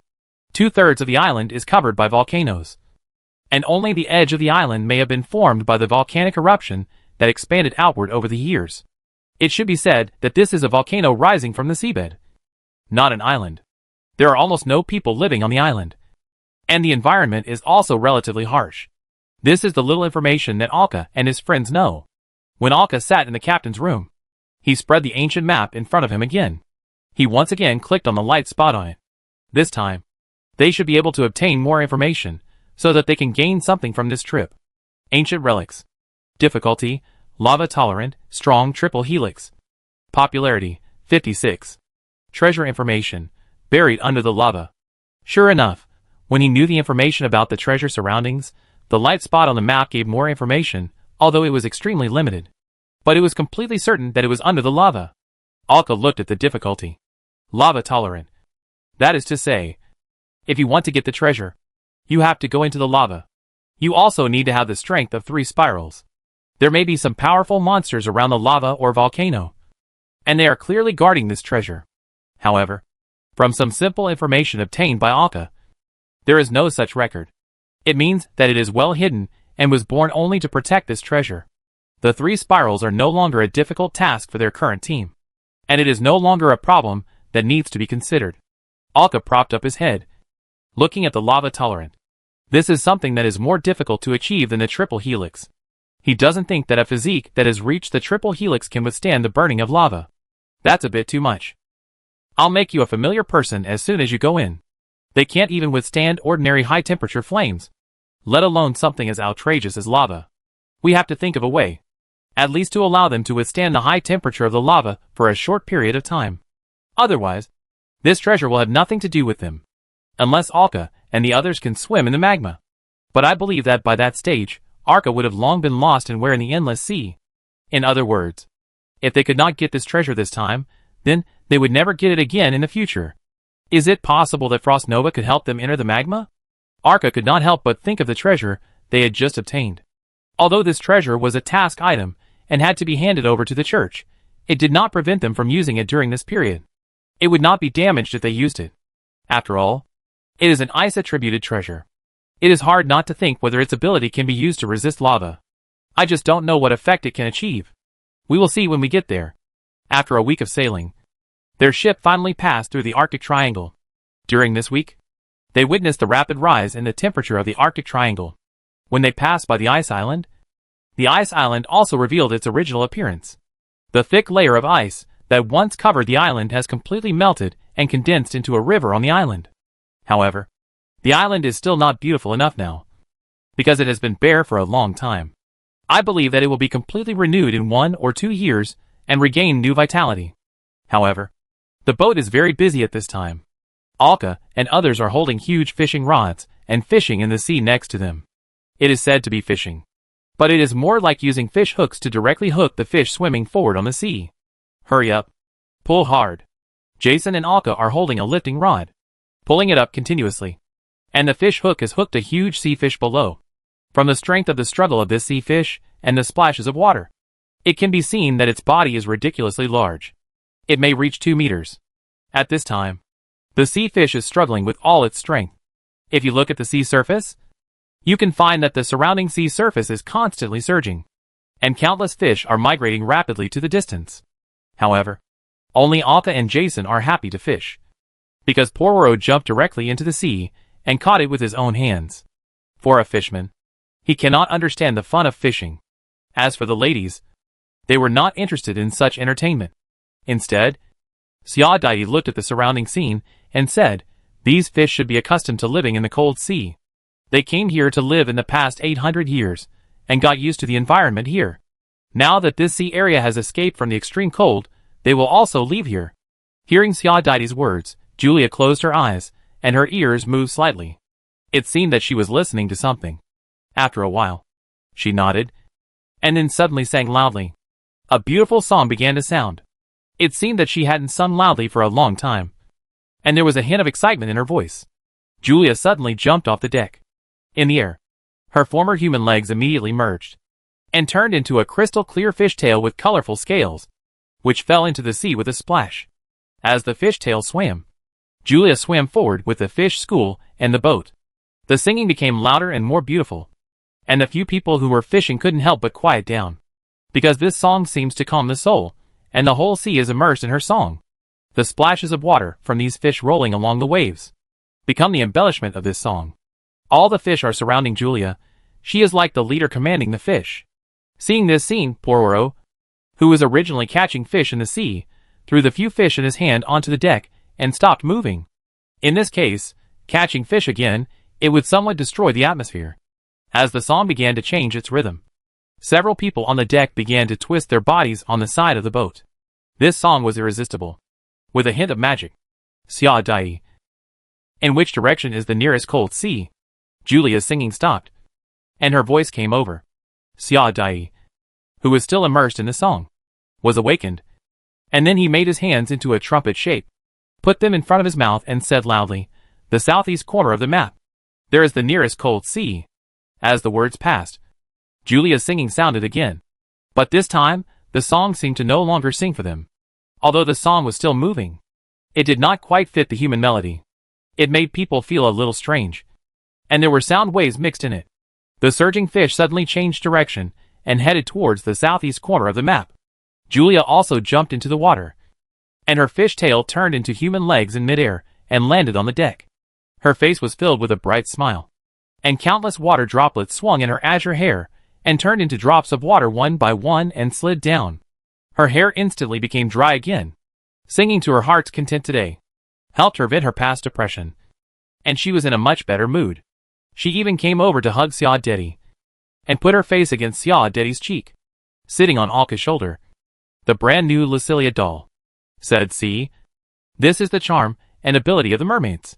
The creatures in the sea are willing to help her, and she is also willing to help the creatures in the sea."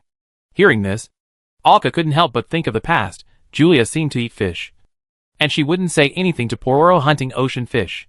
This seems to be inconsistent with her ability. Alka expressed her doubts. This is the law of nature. As long as there is no large-scale, meaningless and random slaughter of marine creatures, or destruction of the marine environment, the mermaids will not have any obstacles to such behavior. In this way, the mermaids are more like the maintainers and protectors of the ocean. After a period of sailing, they finally arrived at their destination. In the distance, at the end of their vision, they saw a wisp of black smoke floating into the sky. The surrounding environment is also slightly hotter than other places. After a simple supply on the island along the way, Alka also learned more about the volcanic island called Whirlpool Island. The volcano on this volcanic island is an active volcano, since it erupts every few decades, no more than 50 times. A large area around the volcano is uninhabited. The inhabited islands in this sea area are almost all around the sea area. If the sea area is divided into 3 rings, outer, middle and inner. The inner ring is the volcanic island. Every volcanic eruption will seriously affect the environment of this area. As time goes by, it will also cause pollution in the middle ring area. Only the outer ring is least affected. Except for scholars from outside, who come to study volcanoes from time to time, no one will go to that volcanic island anymore. Following the hot wind, their ship has sailed into the vicinity of the volcanic island. There is almost no vegetation on the island. The most conspicuous thing is the orange-red river on this island. It was a lava river that stretched from the bottom of the island to the sea surface, and the rest of the place was bare. Although it was an active volcano, Alka did not expect that the lava was still flowing out of the volcano. The raging lava flowed into the sea, and they drove the boat around the island to observe. Halfway through the observation, they found a very good docking location. They immediately docked the boat, and then jumped off the sailboat and stepped onto the island. Poro was still standing on the deck, waving at them. This time he will stay on the ship. The hot and dry environment of this island makes him very uncomfortable, and so does Julia. If Alka and the others really want to go into the magma to look for treasures, they need Julia to control the treasures and cooperate. So they can only wrong her a little, but Julia doesn't mind. Stepping on the sand under their feet, they headed directly towards the crater. This volcano is very large, but the slope is very gentle and not difficult to climb. You just need to find a good position to walk up, and there are no steep or high-angle cliffs. As they walked higher, the air became hotter. They saw the endless lava river again, and the hot air distorted the space. The humidifier that Alka made for Julia kept surrounding him, spraying mist. The humidifier was turned to the maximum horsepower, and it also cooled Alka and others. The pungent smell of sulfur became stronger and stronger. They finally arrived at the crater. Looking down, the amazing heat was overwhelming, and the orange-red lava liquid below was bubbling and boiling. Looking at the lava below, the 3 of them turned their heads and stared at Alka in front of them. Lucilia, who was sitting on Alka's shoulder, patted his cheek and couldn't help saying, "Why don't we just give up? How are we going to get it?" Even Lucilia couldn't understand how they could get into the lava below with its high temperature to get the treasure with their current abilities. This was simply courting death. Suicide in this place would leave no trace. Alka looked at the magma below, and he also began to back off. Facing it and imagining it are 2 completely different things. He had never really seen the situation in a volcanic cave before, let alone the magma. He felt that even with the help of Frost Nova, it would be impossible to get the treasure. Not to mention Julia, Although she had mastered the treasure, she did not have a deep control and proficiency. This treasure was to be given to the church. Putting too much energy on it would only be counterproductive and change the properties of the magic circuit in his body. Why don't we give it a try first? Julia suggested. Now that we are here, if we don't try it, wouldn't this trip be in vain? That would be a pity. Hearing Julia's words, Alka nodded. Since she said so, there was a box at Julia's feet, which was used to store treasures. Julia was keeping it at this stage. After all, her strength had reached the level of 3 spirals, and she also had experience with 6 spirals. It was more than enough to protect the treasure. Then a puppet appeared in Alka's hand. This puppet was developed when Alka made a new body for Lucilia. Although it has not yet fully achieved the goal of enabling Lucilia to move, this thing itself is already a scrap. At this time, it can be used for measurement. If you calculate carefully, this can also be regarded as a magic item. It's just a little rough. Julia, who regained control of the blue orb, changed the color of her eyes again. Alka and the others who were close to her, the surroundings also became cooler, which made them breathe a sigh of relief. Are you ready? Alka nodded. Julia stretched out a finger, and the frost spread from his finger, and touched the doll. The thick white frost immediately covered it. Even Alka's palm felt the biting cold. But he did not give up his grasping palm. Until the moment when it was completely wrapped, Alka immediately threw the doll into the magma below. The doll wrapped in frost soon fell into the magma, and a large amount of white steam quickly surged upwards. As the outer layer of frost disappeared, the doll was slowly submerged by the magma. Alka closed his eyes and frowned. And after a while, he opened his eyes. It only lasted 10 seconds, and the frost coating was burned. Being able to hold on in the magma for 10 seconds is already a very remarkable achievement. But these 10 seconds will hardly allow them to get the treasure below, because Alka was originally prepared to go down and take the treasure with his dream body. After a few months of rest, the cracks caused by death have been restored for more than half an hour. Even if he dies once with a fake body, it will not cause any harm, nor will it affect his spirit. But if he only has one chance and adds one more, it may damage his spirit, which is somewhat unacceptable to Alka. Because if you fail once, you cannot guarantee success next time. In the end, 2 chances might be wasted. Going any further might cause irreparable damage. Alka would never hurt himself for a treasure. Then try again. I can coat it with a thicker layer of frost, as long as the doll can withstand it.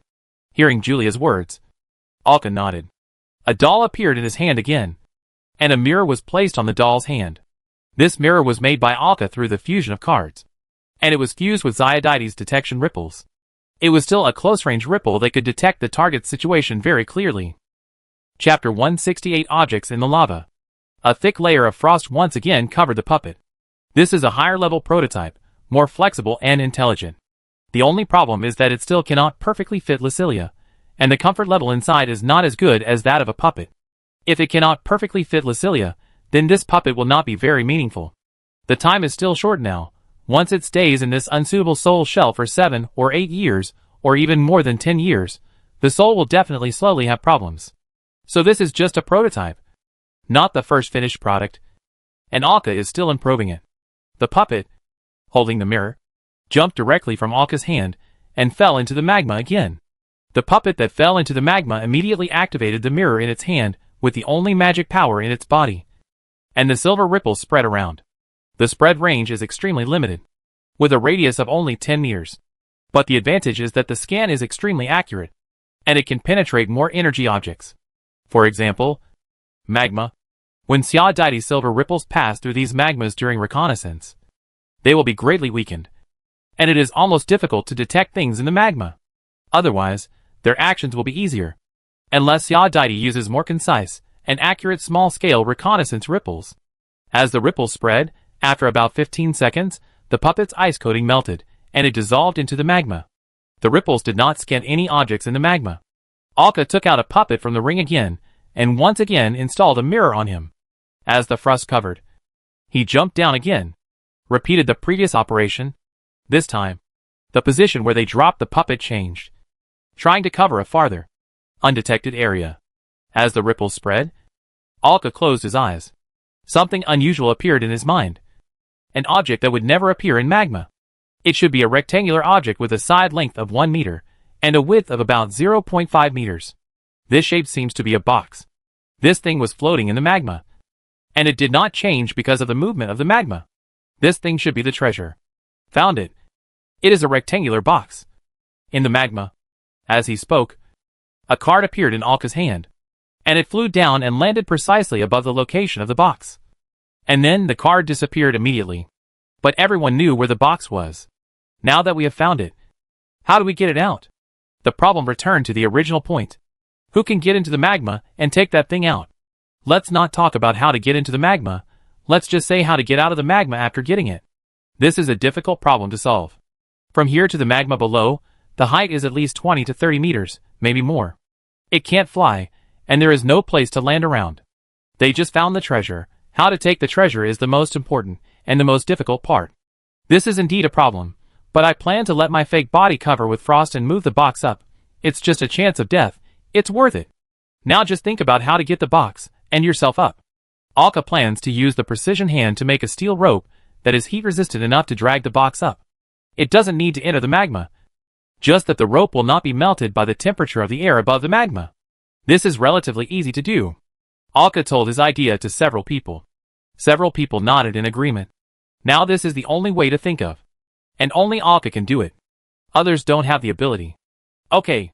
Then it's decided. Let's go back to the ship first.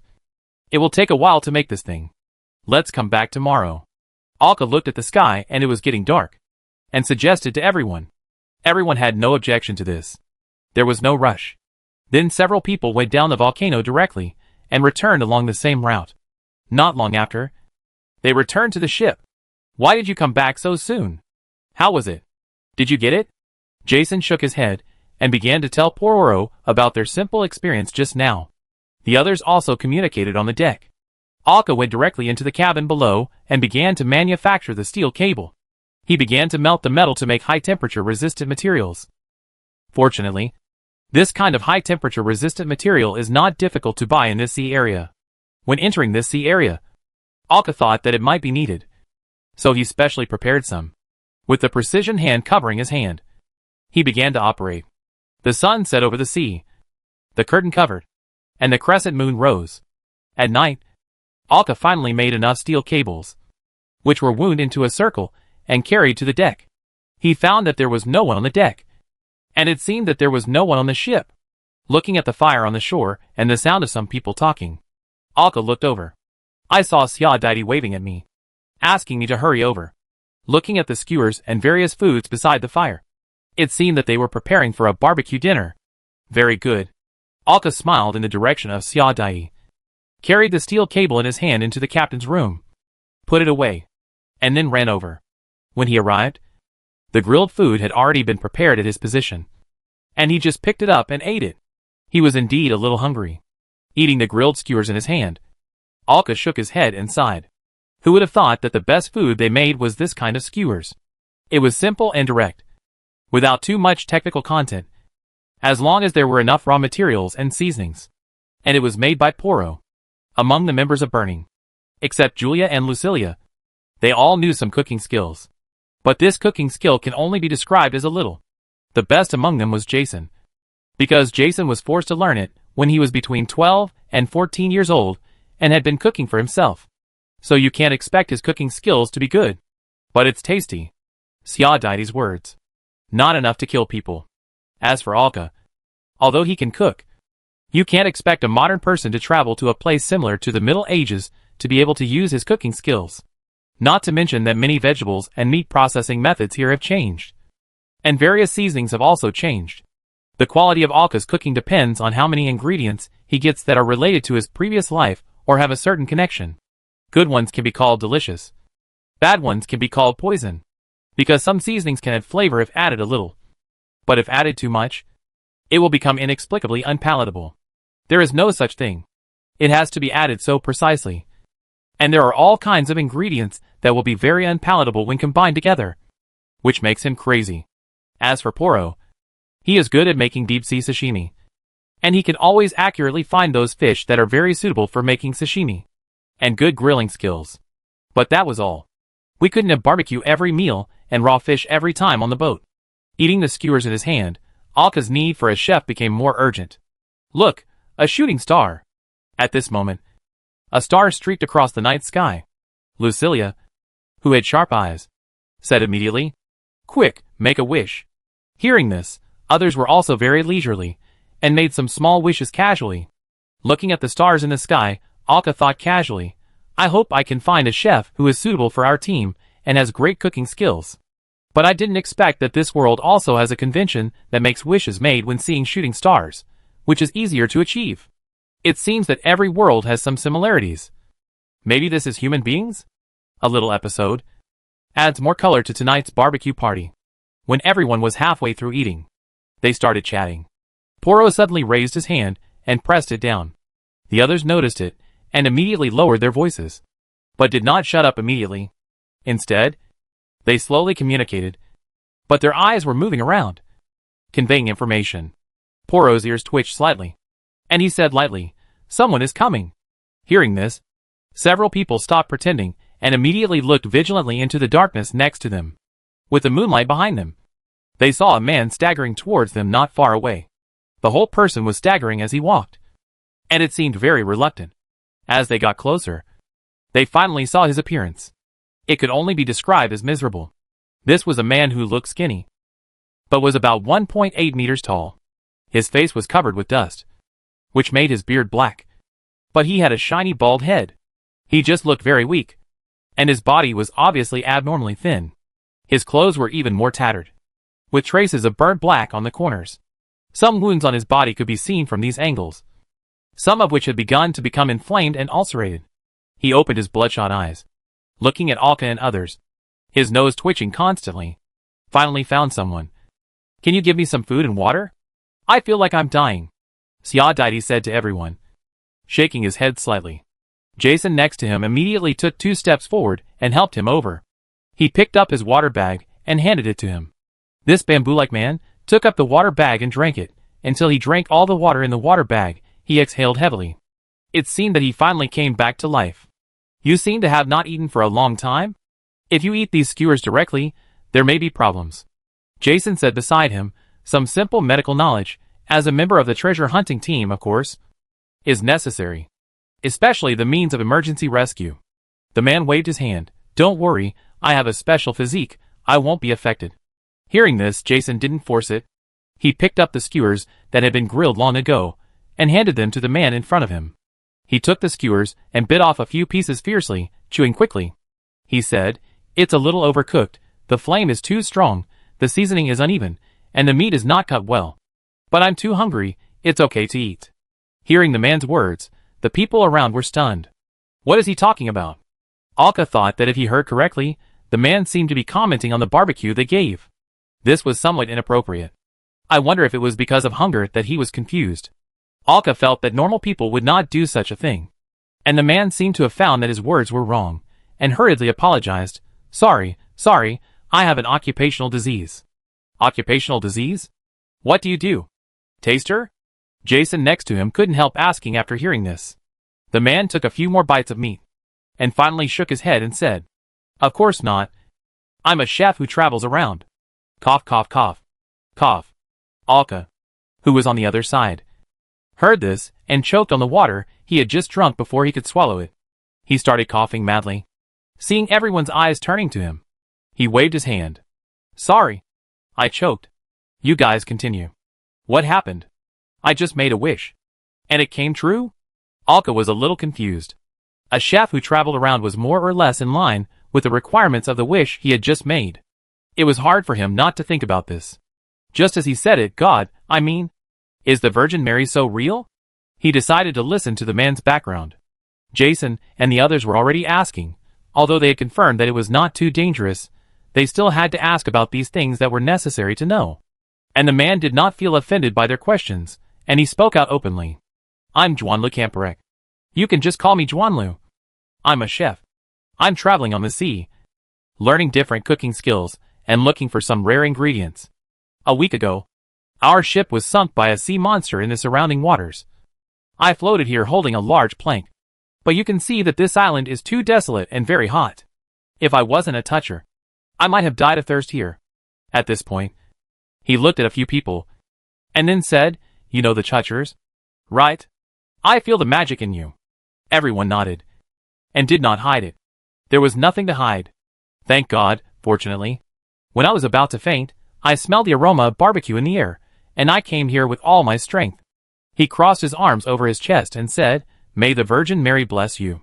In the home sea, in this area controlled by the Virgin Mary, almost 95% of the intelligent creatures have some faith in the Virgin Mary. It's just that the depth of faith is different. This does not affect their praise of the Virgin Mary when they need it. Just like Alka used to say God bless you. But if you really want to say, if he has any faith in God, that's not necessarily the case. Same concept. After understanding, everyone nodded, and they also let down their guard a little bit about the very miserable chef in front of them. After all, he is really weak now, and his strength may be only a spiral. It is difficult to pose any threat to them. If possible, can you take me to a safe island?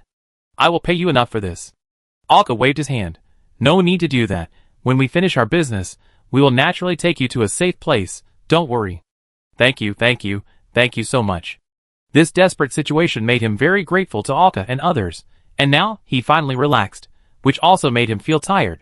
Seeing that everyone had almost finished eating, Alka shook his head at Jason. Jason nodded, helped Juanlu up and said, You are very weak now. Let's go to our boat to rest first. There are some medicines on the boat to help you treat the wounds on your body. Juanlu nodded, and did not refuse his kindness. He really needed a place to rest now. And the wounds on his body really needed to be treated quickly. Otherwise his body would soon fail. After Jason sent Juanlu to the boat, everyone started to talk. When we checked around the island at noon, we did see some relatively fresh shipwrecks. Xia Daidi said, confirming Juanlu's origin. A toucher chef who likes to travel around. Alka rubbed his chin and muttered to himself. Hearing Alka's mumbling, several people turned their heads and looked at him. Xia Daidi looked at Alka's thinking expression. And after thinking for a while, he said, You don't want to invite him to join us? She asked uncertainly. Alka nodded slightly and explained, Do you know? Just when the meteor streaked across the sky, I made a wish to find a suitable chef to go to the infinite sea with us. What a coincidence. Pororo couldn't help but said in surprise. If what Alka said was true, then it was really a coincidence. Maybe this is fate. Fate will always let us meet, Julia said, and couldn't help but think of her encounter with Alka and others, who were originally sealed in a huge crystal. Because the undead around him were judged to be unsafe, they had not freed him. But they judged Alka and the others who had no ill intentions to be safe, so he was finally able to see the light of day again. Luckily, at that time, Alka and his team had Lucilia in them, otherwise it would be hard to say what would happen. This is also a kind of fate, a meeting of destiny. After hearing what everyone said, Alka smiled helplessly and waved his hand. It's just a coincidence. Besides, although I think so, it's just a thought. I don't know if he's suitable, not to mention, the other person may not be willing. It's too early to think about this now, and it's a bit too self-righteous. It's just that I just met him. It's just a coincidence, which made Alka think about this involuntarily. As for whether it's really suitable, we have to wait and see. After chatting for a while, Alka clapped his hands and said, Okay. Everyone, let's go back too, there's important work tomorrow. Chapter 169 Cook. Early morning. The sun was shining brightly. The spell ship they were on was not satisfactory in every aspect. The cabin they lived in could not isolate the smell from outside. Amid the strong smell of sulfur, Alka woke up from his bed. The clock ticked at the head of the bed. Alka turned his head to look. After making sure that he was not late, he got up, washed up, and left the captain's room. As soon as he came outside, he heard beautiful singing. At the bow, Julia was singing to the sea. She seems to have let go recently. She rarely sings before. Below the ship, there are many sea fish gathering there, looking up at Julia above. Alka did not disturb them, and walked towards the cabin below the deck. The doll on her waist suddenly moved, changed into the appearance of Lucilia, and clung to Alka's shoulders. She also stretched. Does the soul sleep too? Looking at Lucilia stretching, Alka could not help asking. No. But I need to rest. Mainly because I have to control the doll. This body will make my soul feel tired. I need to rest in the magic mirror. At this time, Alka smelled a fragrance in the air. It came from the restaurant. Following the fragrance, Alka came to the restaurant on the ship. Jason was learning something in the kitchen at this time, and he could hear Juanlu's guidance. After all, there was only this stranger on the ship. And although the voice was different from yesterday's, there were still similarities. From his voice, it can be heard that he seems to have recovered a lot. No longer hoarse and weak like yesterday. When the two came out of the kitchen, Alka was stunned. Lucilia, who was sitting on Alka's shoulders, fell down in shock. Alka came to his senses and quickly raised his hand to catch her. "You are?" Looking at the man in front of him. A bald, middle-aged strong man in his 30s or 40s. There was a stranger on the boat. This was his first reaction. But Alka had already vaguely guessed that this person should be Juanlu, who they rescued yesterday. The problem was that the change was a bit too exaggerated, which made the two people unconvinced from the bottom of their hearts. Although Juanlu still had some bandages and wound treatment marks on his body at this time, he was much better than yesterday. And compared to his stick-like figure yesterday, today he has become a muscular man. If it weren't for his height and voice, you would hardly think that he was the same person as the person in distress yesterday. The main reason was that he recovered too quickly, beyond Alka and the other's imagination. Seeing the shocked expressions of the two, Jason smiled gloatingly and couldn't help but said with a smile, "Haha. You didn't expect it. You scared me this morning." Jason temporarily took over the position of the chef on the ship, so he would get up a little earlier in the morning to make breakfast. However, when he came down, he found a figure he had never seen before in the kitchen and almost fought with him. Fortunately, the strong man quickly explained that he was Juanlu. Juanlu stretched out his hand, scratched his shiny forehead, and said helplessly, "It seems that my change really scared you." The fragrance continued to spread from the kitchen. The voices of Xia Dai and others came from behind. Several people followed the smell to the inside of the cabin. Looking at the strong man in front of him, Xia Dai blurted out, "Who is this?" Sure enough, everyone showed the same doubt. Alka waved his hand, indicating that he would talk later. Everyone came to the table next to them and sat down. Juanlu then said, "This is a unique physique of our clan, derived from the treasures that our ancestors once possessed. Eating can strengthen our strength, recover our injuries, and our appetite is also good. Didn't you expect Juanlu to have such a physique? It sounds quite impressive. This special physique is not uncommon among families that possess treasures. I have said it before. The physique of humans and the decline of their magic power are very easily affected by the surrounding environment. The advantage is that they can easily adapt to the surrounding environment. But the disadvantage is that they are easily affected by high-energy objects or harsh environments. For example, in the dark realm. If they stay in the dark prison for too long, especially if they reproduce in it, newborn children are likely to have physical abilities related to the dark element. Of course, this requires a long period of survival. But if you think about it carefully, it is hard to say whether these two aspects are good or bad. In an already harsh environment, they will change themselves to adapt to the environment, which may cause various physical problems. But at least they can survive. But if you have a treasure, then such changes will be very rapid, and most of them are positive changes. Especially if you take a family as a unit, 1 or 2 generations can show obvious physical changes. The most typical example is the Frost bloodline they already knew. According to records, this family has mastered the Frost Nova for only more than 200 years, but in just over 200 years, they have only reproduced a few generations, which led to the appearance of Frost-related bloodlines in their descendants. The descendants of the entire race have unique bloodline abilities. This is the change brought by the treasure. However, there is a prerequisite, which is to activate the magic fall in the body and become a toucher. Otherwise, this bloodline will not bring any powerful abilities. At most it will make the physique stronger. This is only the Holy Grail level. Of course, if you leave the treasure for too long, such special abilities will gradually fade in the bloodline of the descendants, until they become ordinary people again after hundreds of years. I don't know what kind of treasure can bring such special abilities to Juanlu's family. However, we can also use this physical ability to reverse the past, and guess what kind of abilities the treasure possessed by this family may have. It's similar to guessing what treasures these forces possessed in the Dark Realm before. Knowing Juanlu's changes, everyone nodded in understanding. At this time, Jason got up and went into the kitchen, picked up a large dinner plate and walked out, and placed it on the dining table. What a nice smell.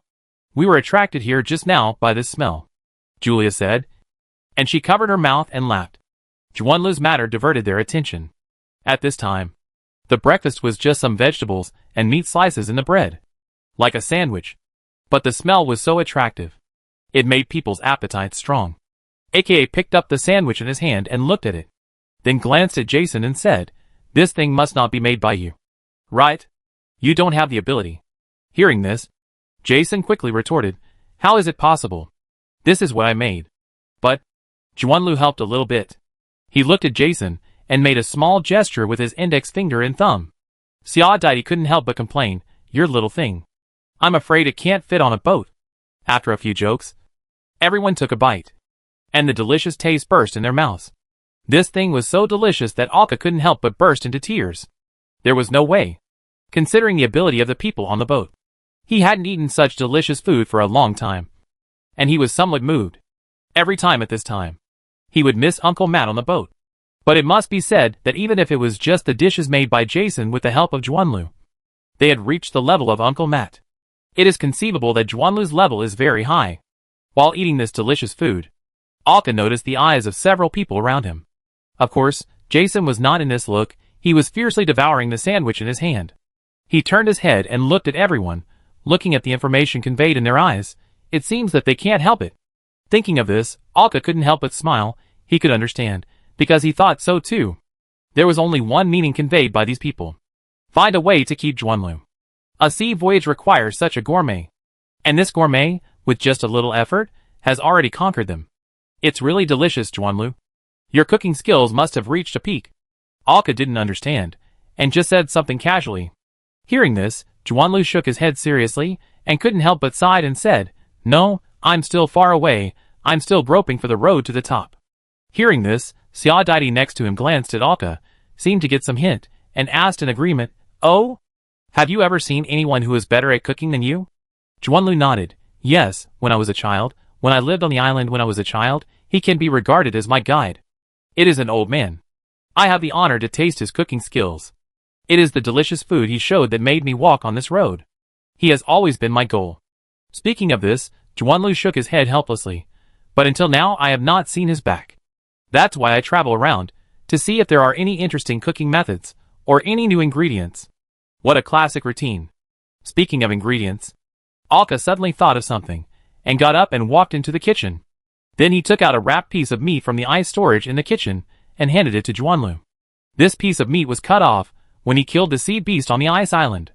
It had been thrown into the ice storage after he got on the boat. Juanlu took the thing handed over by Alka, and curiously opened the outer packaging.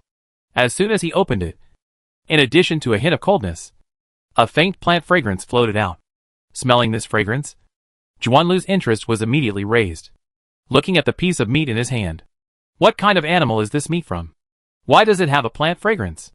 This made him a little confused, and he began to study it carefully. The meat is very firm, and the pattern is also very fine. If it is used for baking, it must be a rare delicacy. And there is a trace of magic in this meat. This must be the meat taken from an incredible monster. After saying this, he wrapped it up with some regret, and handed it to Alka.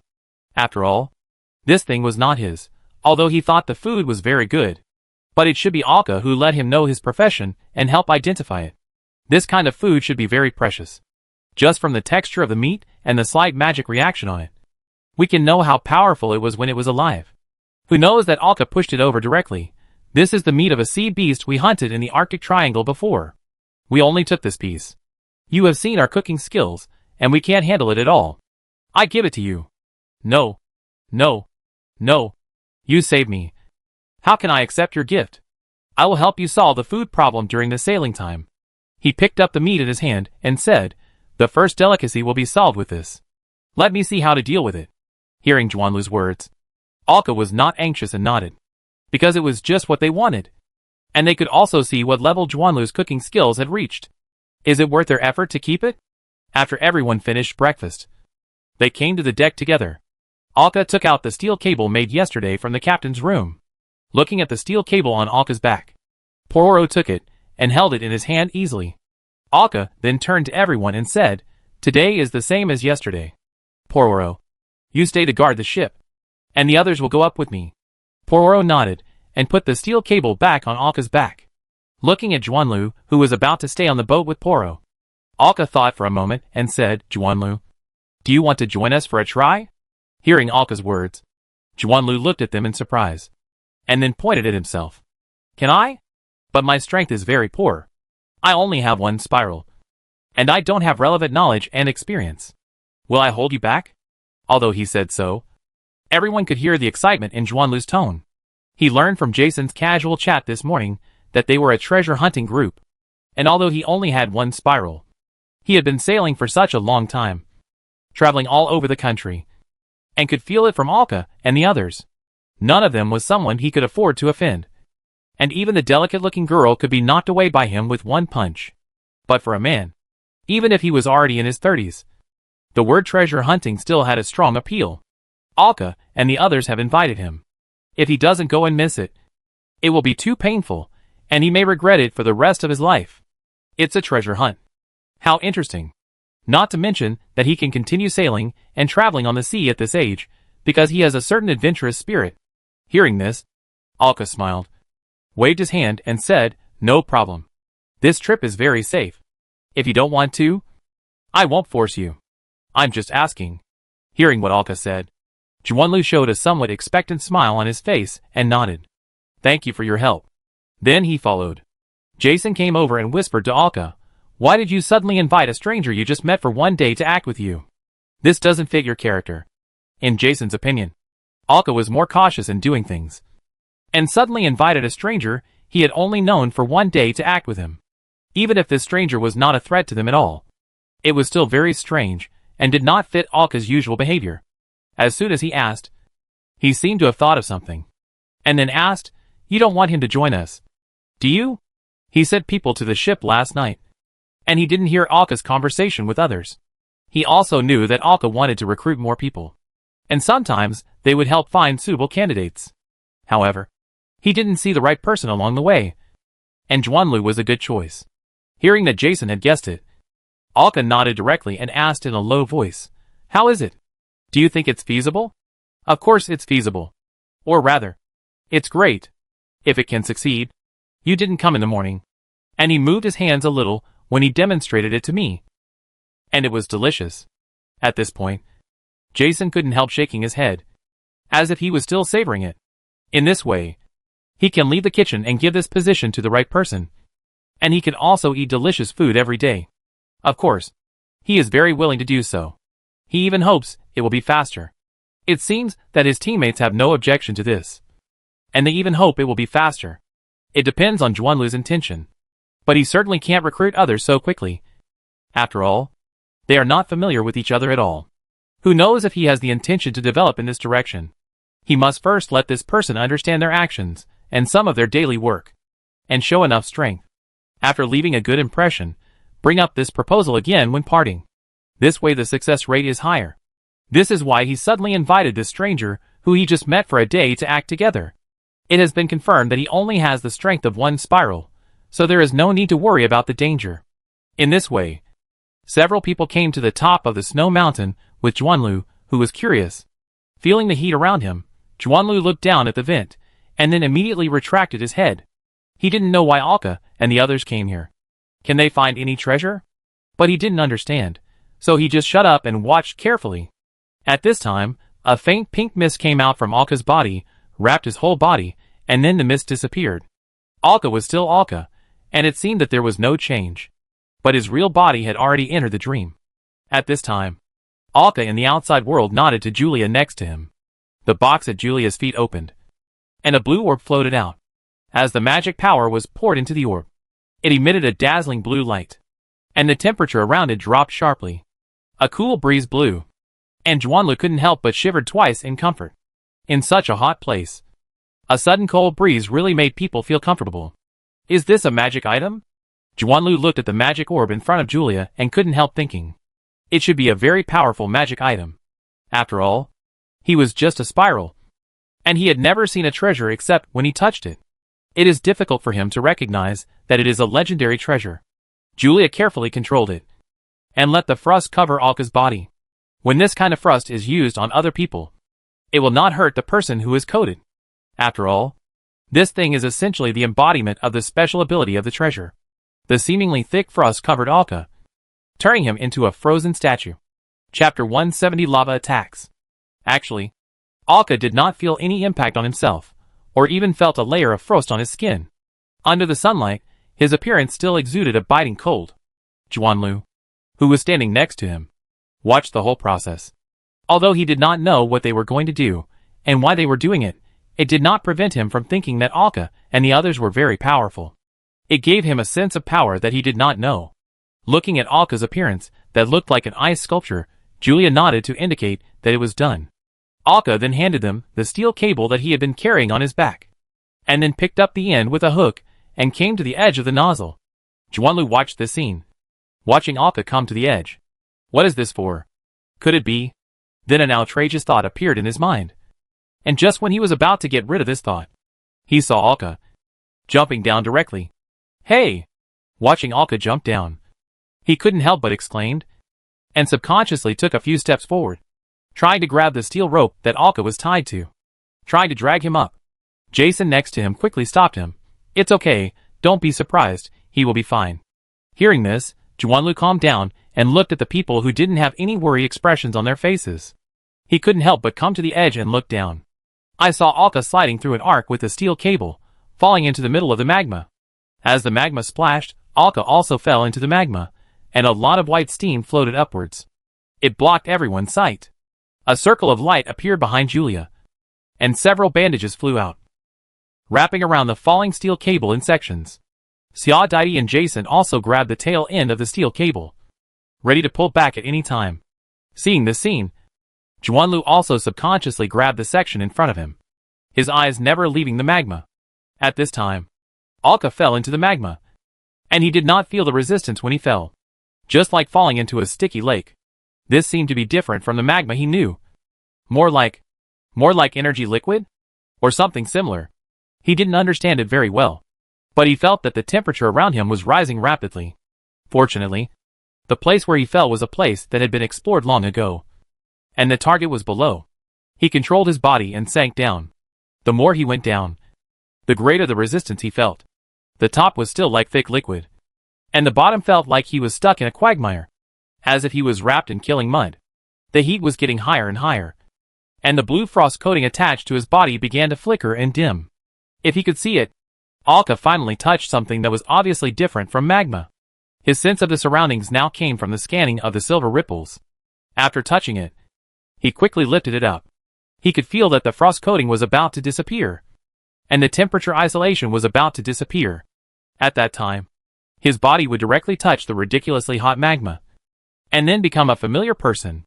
The steel cable was not dragged into the lava by him, but was placed on top of the lava. Julia would use bandages to prevent the steel cable from falling, and adjust the angle for Alka to grab at any time. Floating on top can withstand the temperature of the lava, but cannot withstand the temperature of falling into it. When sinking, it was relatively easy.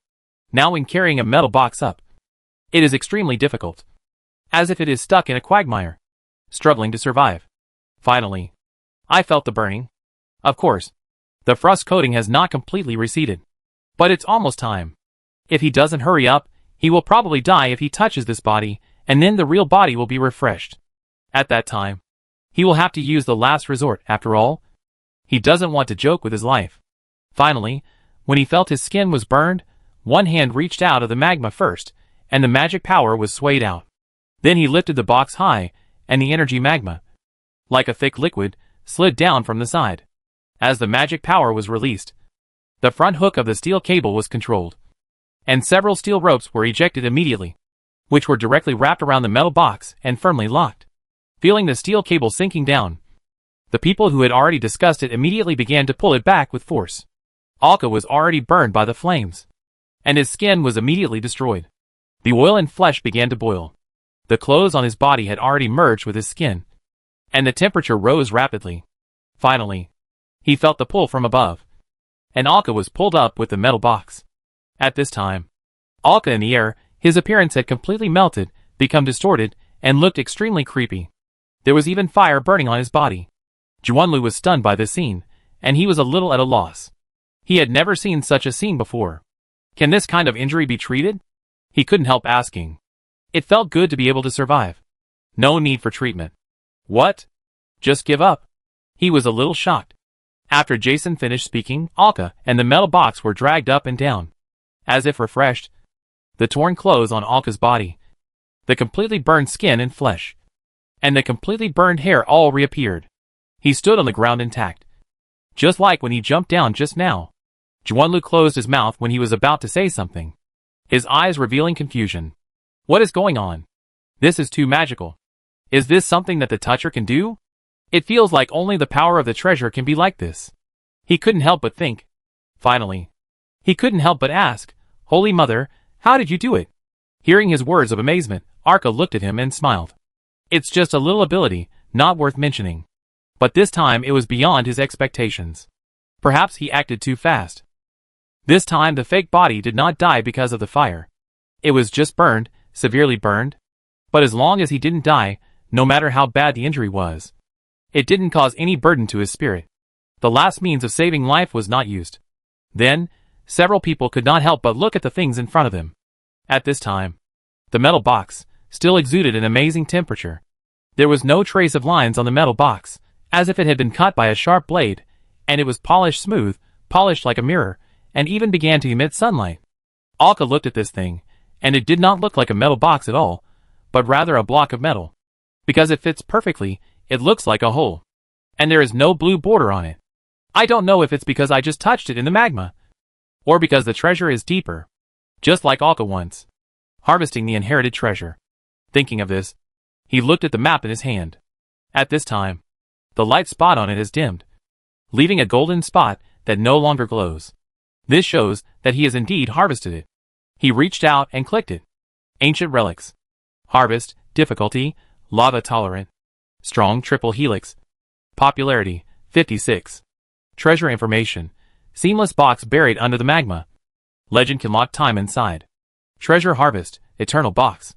From the extra information on this treasure, we can know that the treasure is this box, which can lock time inside.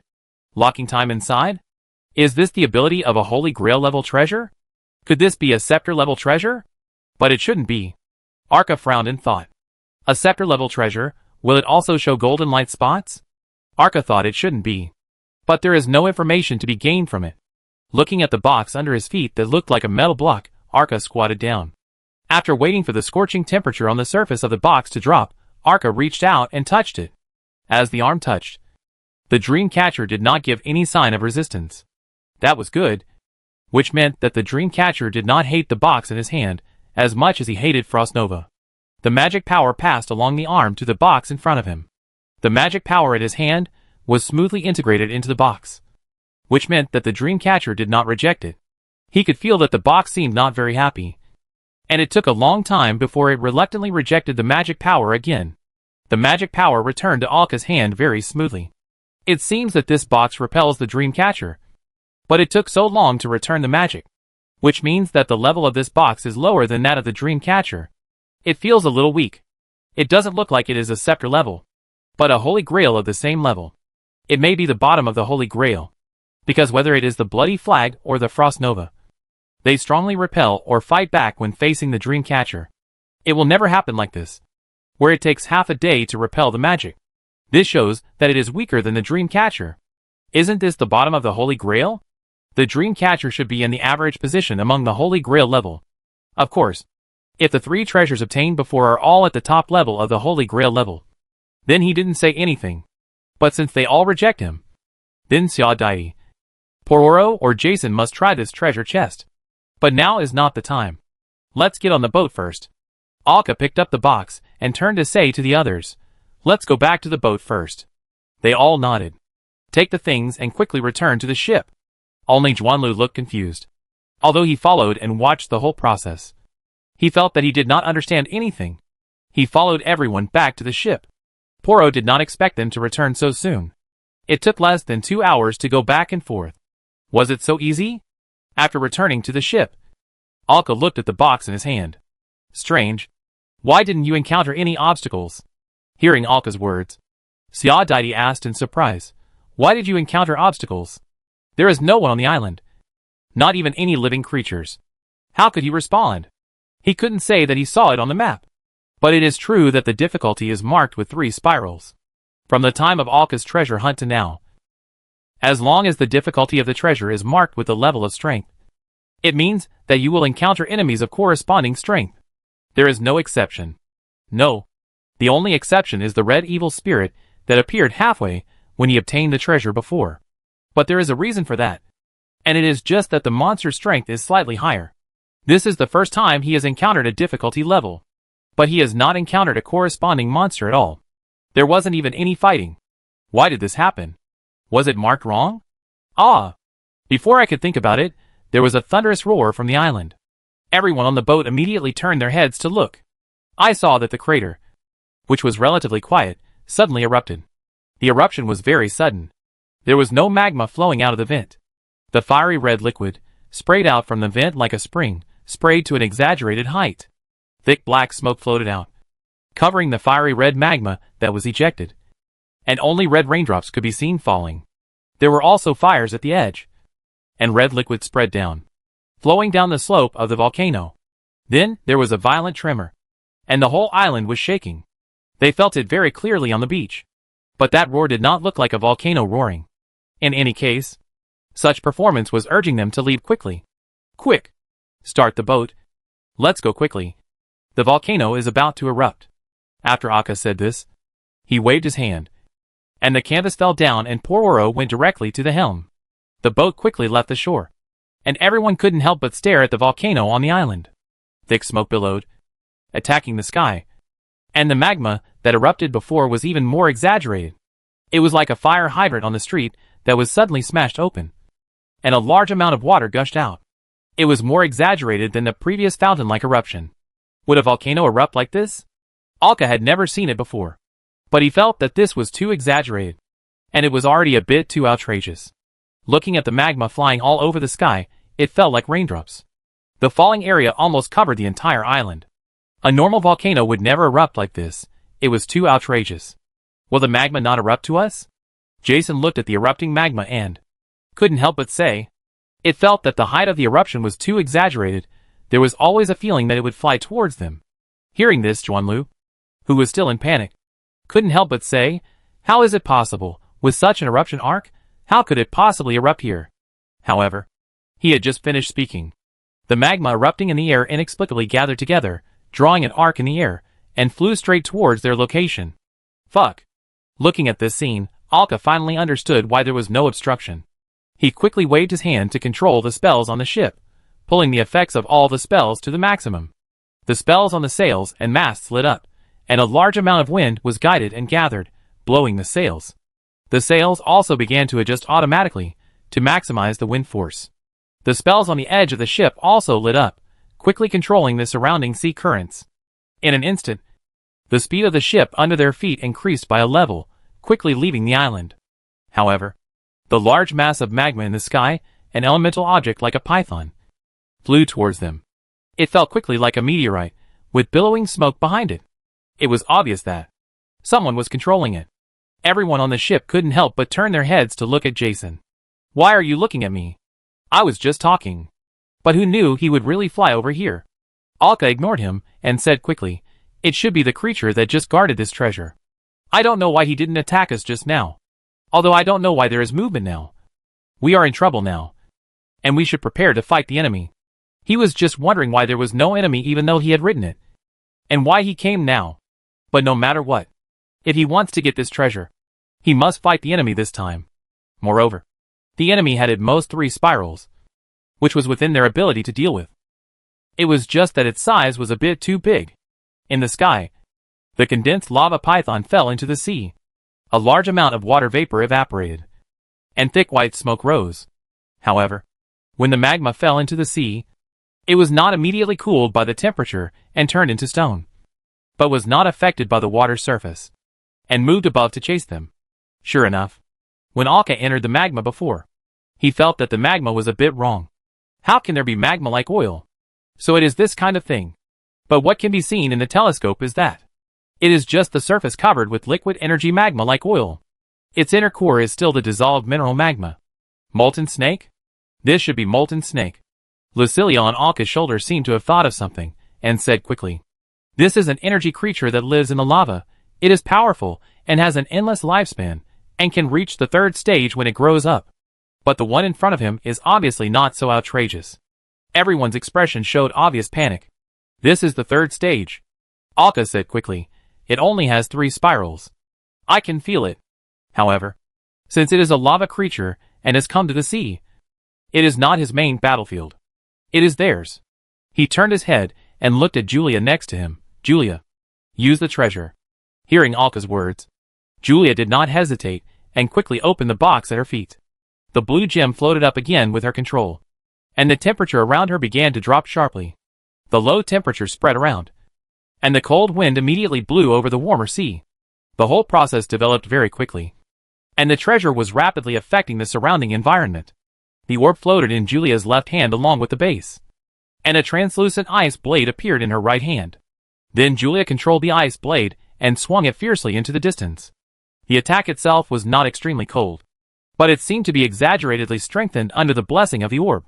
The sea surface in the distance was completely frozen, and it quickly spread forward, turning into ice pillars protruding upward. The height of these icicles reached 5 or 6 meters, and they were extremely lethal, especially for such a huge creature. They spread very quickly, and directly hit the lava snake. An icicle went straight through his body. Then the icicle melted, but this blow penetrated him, and a part of the lava snake was frozen in place, and the heat disappeared, turning into a gray stone. The oily energy liquid on the outer layer lost its effect and began to gather towards the upper and lower bodies that were not affected, abandoning this part of the body that had turned into stone.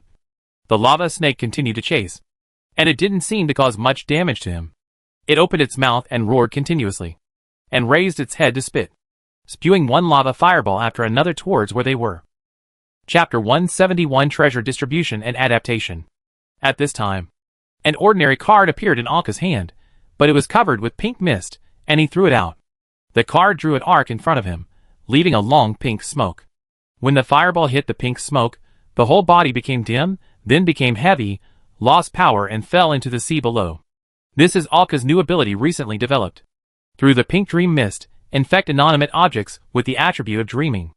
Although it can't really make them fall asleep, it can obviously slow down the speed of the object itself. It's perfect to use it at this time. The water temperature has dropped to the freezing point, and heavy snow is falling from the sky.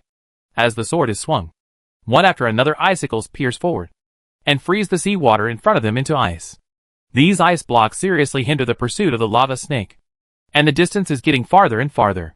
The lava snake has broken several sections, and it can be seen that the size of the snake has shrunk. As the temperature around it dropped, its movements became slower and slower. Another icicle hit it, and it stopped helplessly, no longer chasing, looking at the ship getting farther and farther away from it. It opened its huge mouth and roared angrily. It kept spraying lava fireballs at the ship to vent its anger. However, these fireballs were frozen in midair by the cold. Although they did not turn into ice immediately, they also lost their kinetic energy and fell into the sea, turning into small pieces of stone. It seems it has given up, Alka said as he looked at the giant lava snake that was no longer chasing them and could only roar in place. Julia then exhaled, and the gas she exhaled turned into ice slag in the air. She controlled the treasure in her hand and put it into the box next to her. The temperature in the sky immediately dropped, and the cold was fading away quickly. You can't use this treasure anymore. The magic power in the circuit has begun to change seriously. The characteristics of the Frost Nova were too strong. After just a few uses, Julia's magic power had already been transformed into Frost attributes. If it is used a few more times, it will really go to extremes. Unlike the Dream Catcher, it took half a year to slowly change Alka's magic. It may also be related to the weak magic characteristics of the Dream Catcher. It seems to be a common problem of elemental treasures. Of course, this is just according to Lucilia. Without the giant lava snake chasing behind, they are finally safe. The speed of the ship began to slow down gradually, and began to sail at a normal speed. Pororo, help check if there are any signs of damage around the ship, and the rest of you check the deck mast, Alka said, and he also began to check the entire ship. There was no other way. After all, this ship was just a relatively low-level spell ship. There was no so-called quality inspection system. They needed to take a good look after the battle. If any problem was found, it had to be solved. You couldn't be careless when sailing on the sea. And after all, there were only 6 of them on this ship. The range of activities was very wide, and there would always be places that were not taken care of. After checking and making sure there were no problems, Everyone gathered on the deck together. Looking at the rectangular metal block in front of them, the surface of the metal was polished smooth like a mirror. Alka looked up at the people in front of him. After thinking for a while, he said, "Sia Daidi, you try it." Since she had the spell when she touched it, Sia Daidi should be the one who has the most difficulty in possessing the treasure among the members on the ship at this stage. After possessing the treasure, she should be the first to touch it to see if it is suitable. Sia Daidi nodded when she heard it, reached out her hand, and touched the surface of the metal, and the magic power flowed through the palm of her hand. However, the magic power had just been integrated, and it was immediately repelled out, and the power of repulsion was not small, shaking Sia Daidi back again and again. Seeing this, Alka couldn't help but stretch out his legs and kick the treasure in front of him. It was a bully. When he input the magic power just now, why wasn't he so tough? Since Sia Daidi couldn't do it, Alka turned his head and looked at Pororo. Seeing Alka's gaze, Pororo nodded, walked up, and reached out to touch the mirror-like metal surface. The magic power like water flowed out. And it was still repelled this time. And Pororo's hand was repelled from it. What's going on? This phenomenon made Alka a little confused. It shouldn't be like this. It's understandable that Sia Daidi was rejected. After all, she understood the spell when she became a toucher. In the eyes of many treasures, she was a person who possessed other treasures. But this was not the case with Pororo. Pororo was just an ordinary toucher. She shouldn't be rejected by treasures. It was really strange. After hearing what Alka said, the others didn't understand. "Lucilia, do you know about this situation?" Hearing Alka's question, Lucilia on his shoulder shook her head. "I don't know, I haven't seen it, nor have I heard of it." Well, the most knowledgeable person in the team doesn't know either. It seems that the mystery of the treasure is quite deep. So now only Jason and Julia are left. "Jason, you try it first." Hearing this, Jason couldn't help rubbing his hands, and stretched out his hand a little nervously, covering the metal surface of the box. The metal surface was still warm, not as cold as real metal. He sent his pale magic power to the metal surface. As the magic power flowed in, the box did not return the magic power as Sia Daidi had mentioned before, but fell silent. It seemed to be tasting? I don't know why Alka felt this way. Your ability is not very good, but you are quite picky. Alka next to him couldn't help but complain. Everyone looked at Alka strangely, not understanding what he meant. Alka explained briefly. Then, they saw the metal box react, and Jason smiled when he saw this. The metal surface, which was originally as smooth as a mirror, had lines on it, and the lines emitted a red light like magma, spreading on the surface. It seemed to be forming some kind of pattern. The magic power also began to feed back into Jason's body. Jason closed his eyes, and his body emitted a faint orange-red light, as if the body was ablaze with flames. Seeing this situation, everyone had some experience. Stepped back slightly, and stopped disturbing. Seeing everyone's actions, Juanlu also stepped back a few steps. It felt like he had used up all the shocks in his life on this ship. After a while, Jason opened his eyes. He knew what kind of power the metal box treasure in front of him had. But looking at Jason's expression, he was no longer as happy as before. But his face was a little stiff. He seemed to be unable to be happy. This expression made everyone feel a little strange. This was not what he should show now. According to Jason's habit, he should be smiling now. Seeing this, Alka asked beside him, "What's wrong, Jason? Is there anything wrong with this treasure?" After hearing Alka's words, Jason's expression was a little strange, as if he didn't know what to say, and he could only pat the metal box under his feet. "How should I put it? You can see for yourself." After saying that, the originally tightly fitted, it was as if a whole piece of mirrored metal had a crack in the middle. The gap went around, dividing the entire metal into two, and the upper part, which seemed to be the lid, slowly floated up. The true appearance inside was revealed. This thing was indeed a box.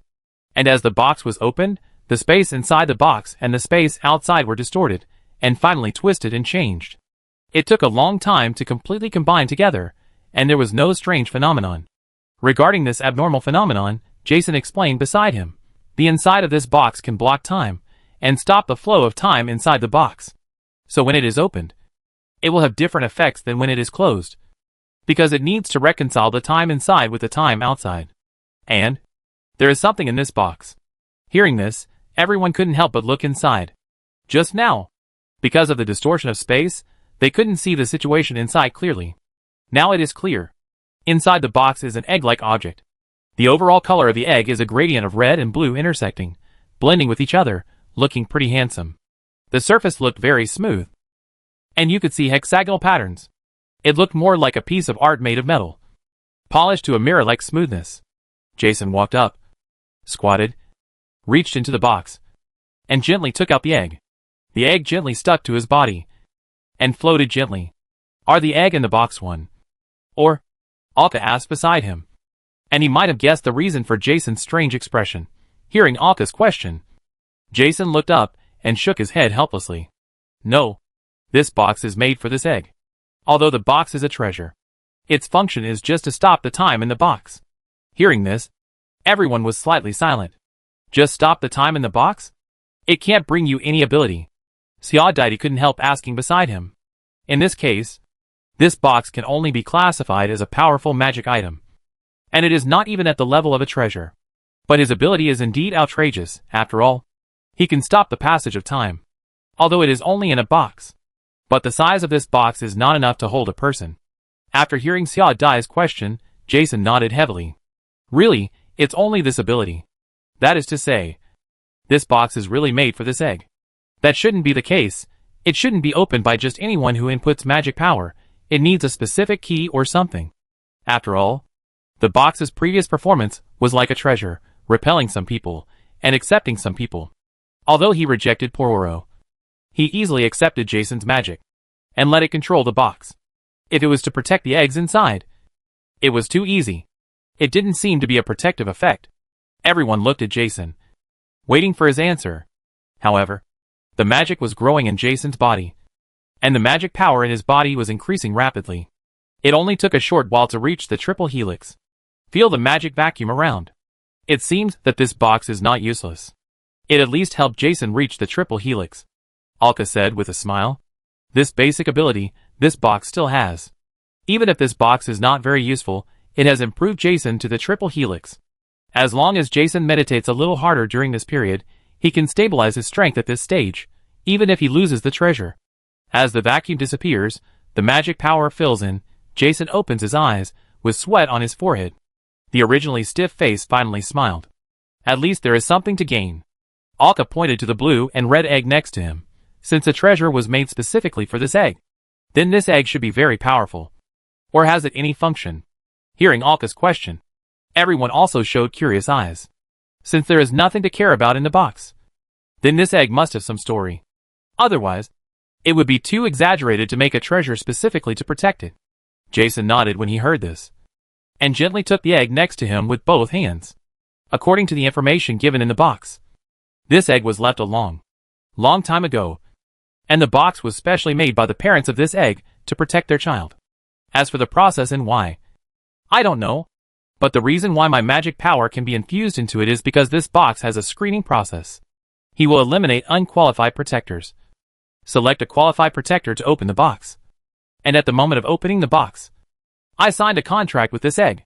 At this point, Jason's face couldn't help but become depressed again. This would make anyone depressed. Originally thought it was a treasure, happily mastered it, but it turned out to be a treasure, but it was almost useless. It was useless, but it also caused trouble, and made a contract with an unknown thing. Contract? Hearing this and looking at Jason's sad face, Alka couldn't help but frown. What kind of contract? Is it harmful to you? This is what he cares about. If because of finding the treasure, his teammates are in a dangerous situation, this is not worth the loss, and Alka must solve it. Jason looked at the slightly worried eyes of the crowd, smiled, and shook his head. It's okay, don't be so nervous, this contract is fair. Protect this egg to the best of your ability, protect it to grow into its warrior, and when it hatches and grows, it will also give me feedback. It can be said to have advantages and disadvantages, but it just doesn't tell me what will be hatched. Everyone nodded when they heard the requirements of the contract. That's good, I was just afraid that some unequal requirements would be set. This contract sounds okay. But the contract says that your strength will be improved as the strength of the egg increases, which means that the creature in the egg should be relatively powerful. Alka thought for a while and said, if the object in the egg is not a powerful species, there will be no such clause in the contract, because this clause is obviously giving benefits. After hearing this, Jason nodded. He felt the same way, so although he was a little frustrated, he could still accept it. Thinking of this, He raised the egg in his hand. I just wonder what will hatch from it. Xiao walked up and patted him on the shoulder. Congratulations, Jason. Hearing Xiao words, Jason turned his head and looked at her, his eyes revealing confusion. Congratulations on what? Congratulations on becoming a father. Ha ha ha. At this point, Xiao couldn't help showing a gloating smile on her face. Hearing this, the others couldn't help laughing. Indeed, the thing that hatched from this egg should be a baby. Jason, who signed a contract with this baby, isn't he equivalent to a nanny? Maybe this is how the contract came about.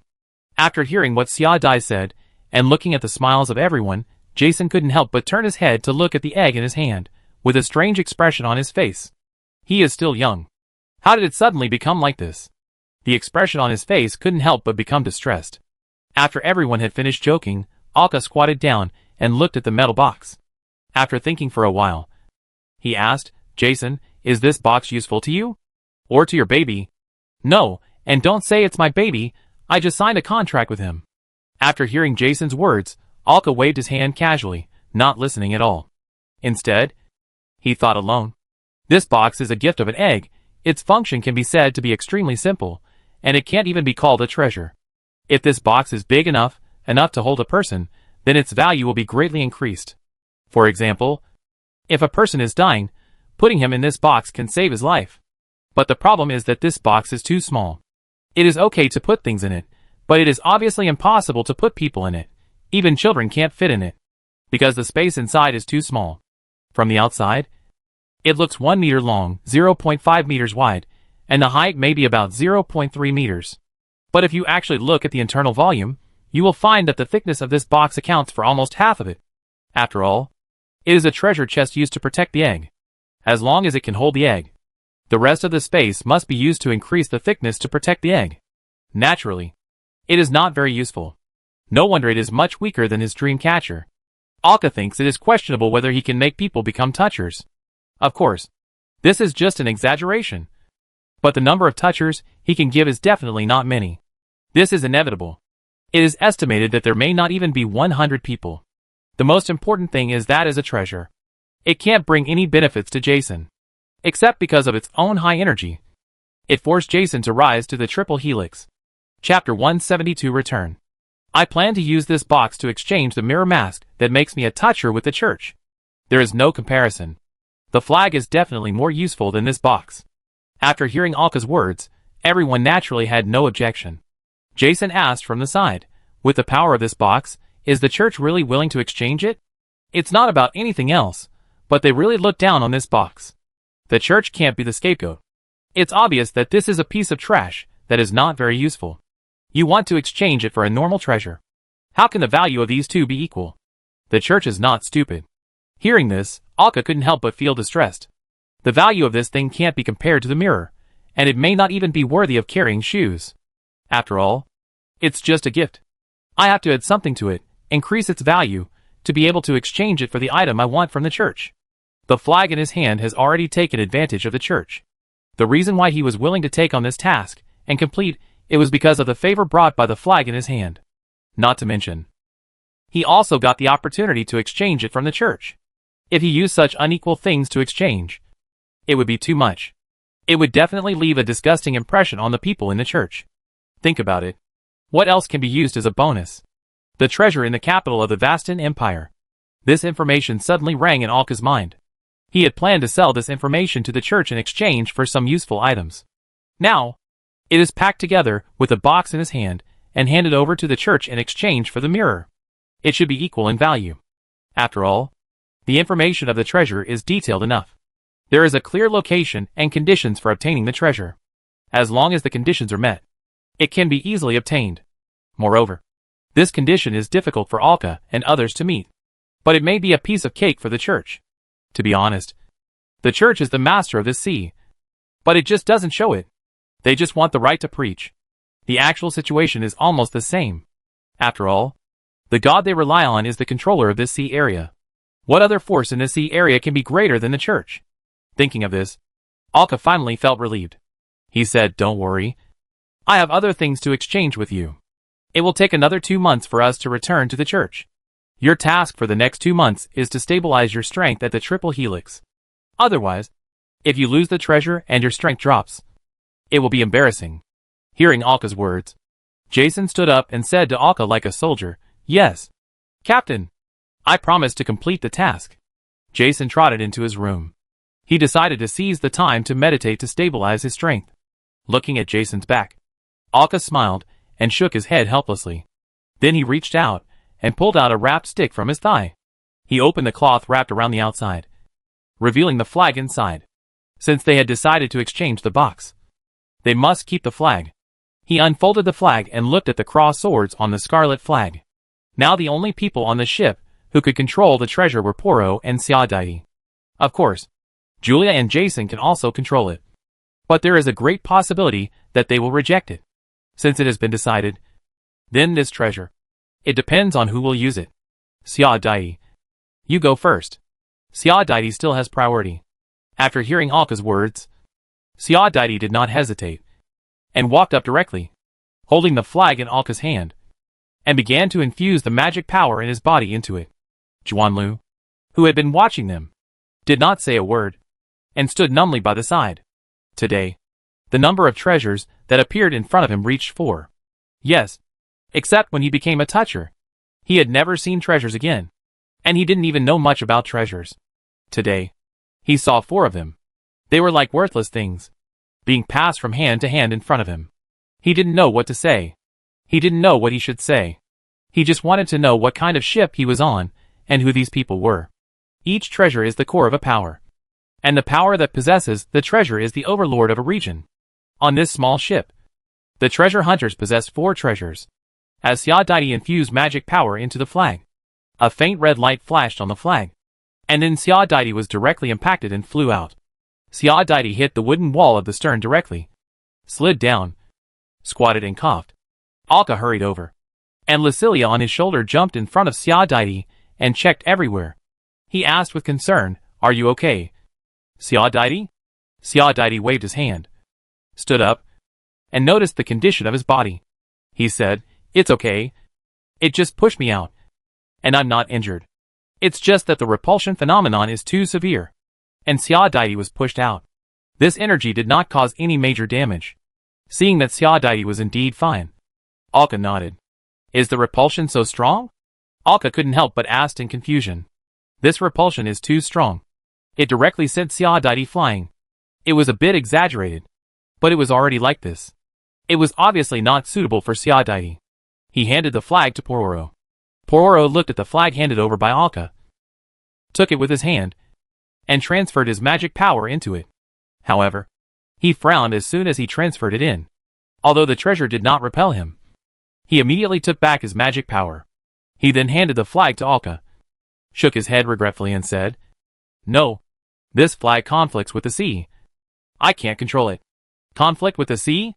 Isn't that a conflict with the sea god? Can there be such a situation?" As a warrior of the sea, the magic power in Pororo's body is related to the sea god, and it is normal to have related attributes. In other words, it was not the flag that repelled him, but his magic that repelled the treasure. This reminded Alka of the previous conversation with the Archbishop. The Archbishop had said before, this flag was not suitable for their church, so they gave it to Alka as a favor, taking a big loss. If you think about it this way, it is really possible. Alka thought it was just a casual statement of the church. He didn't expect it to be true. Looking at the flag in his hand, what on earth is this thing? It actually makes both churches a little disgusted.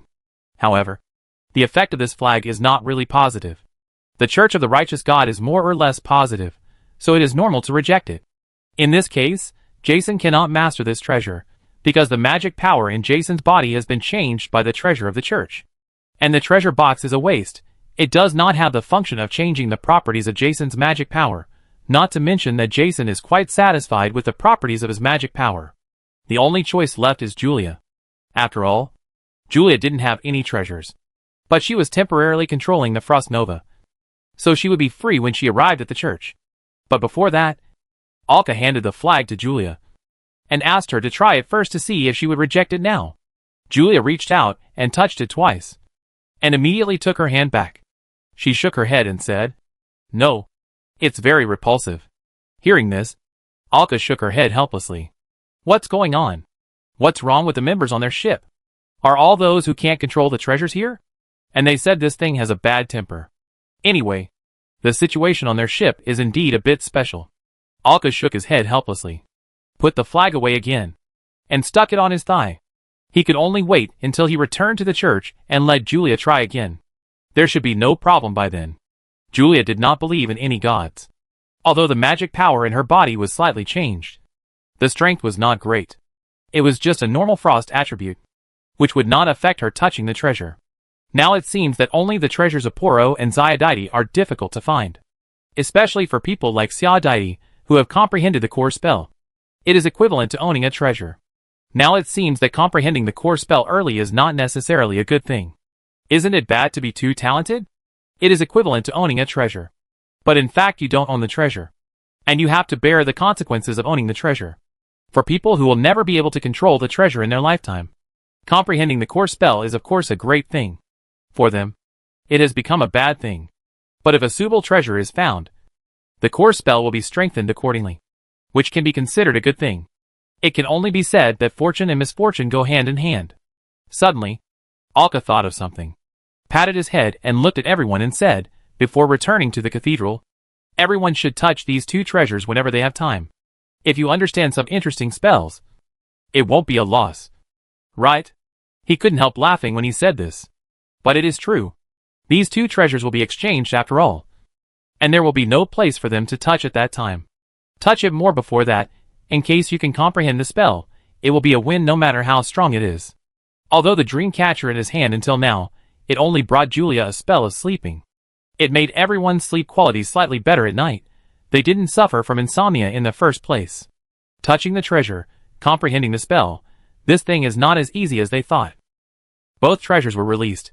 Several people took turns to touch them. Alka also released his dream catcher. Let everyone touch them all at once. Frustrated, Xiaodaidi touched them one by one. There was no other way. Today was a big blow to Xiaodaidi. None of them fit. The treasure she touched when she became a toucher seemed to be a bit picky. When her hand touched Alka's dream catcher, suddenly, the whole person trembled, and then closed his eyes. Seeing this, the others stopped. This means that Xiaodaidi has understood the spell related to the dream catcher. Touching the dream catcher every day, finally got it right. Everyone was looking forward to what kind of spell she had comprehended. After a while, Xiaodaidi opened his eyes, and smiled slightly. It seemed that he had comprehended a pretty good spell. What spell did you comprehend? Tell me quickly. Lucilia on AKA's shoulder jumped, and came to Xiaodaidi's shoulder and asked. Xiaodaidi smiled and said, It's dreaming. I can freely enter my own dream. But only my own dream. That is to say, I can wake up freely in the dream without AKA's touch in the dream. And wake up at will. Hearing Xiaodaidi's words, everyone nodded in understanding. After all, when Alka was testing his treasures before, he used them as test subjects. So they almost all experienced the feeling of waking up in a dream. And they could easily understand the ability of Xiaodaidi's spell. That's not bad. This spell should be considered a more important functional spell. The core ability of the dream catcher should be the ability to move freely in the dream. Waking up in your own dream and entering your own dream at will should be considered a relatively minor ability. But it can be regarded as one of the main functions. This can definitely be regarded as a good harvest. From this point of view, Xiaodaidi seems to be very talented in understanding spells. Otherwise, it is impossible for him to understand the core spell as soon as he became a toucher. But no matter what, the understanding of this spell made Xiaodaidi feel much better today.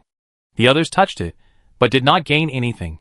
At this time, Alka looked at Zhuanlu, who was standing blankly next to him. What about you? Do you want to touch it too? Maybe you can understand an interesting spell. Me? Zhuanlu pointed at himself. He didn't expect that he would have a share. After all, the treasure was so precious.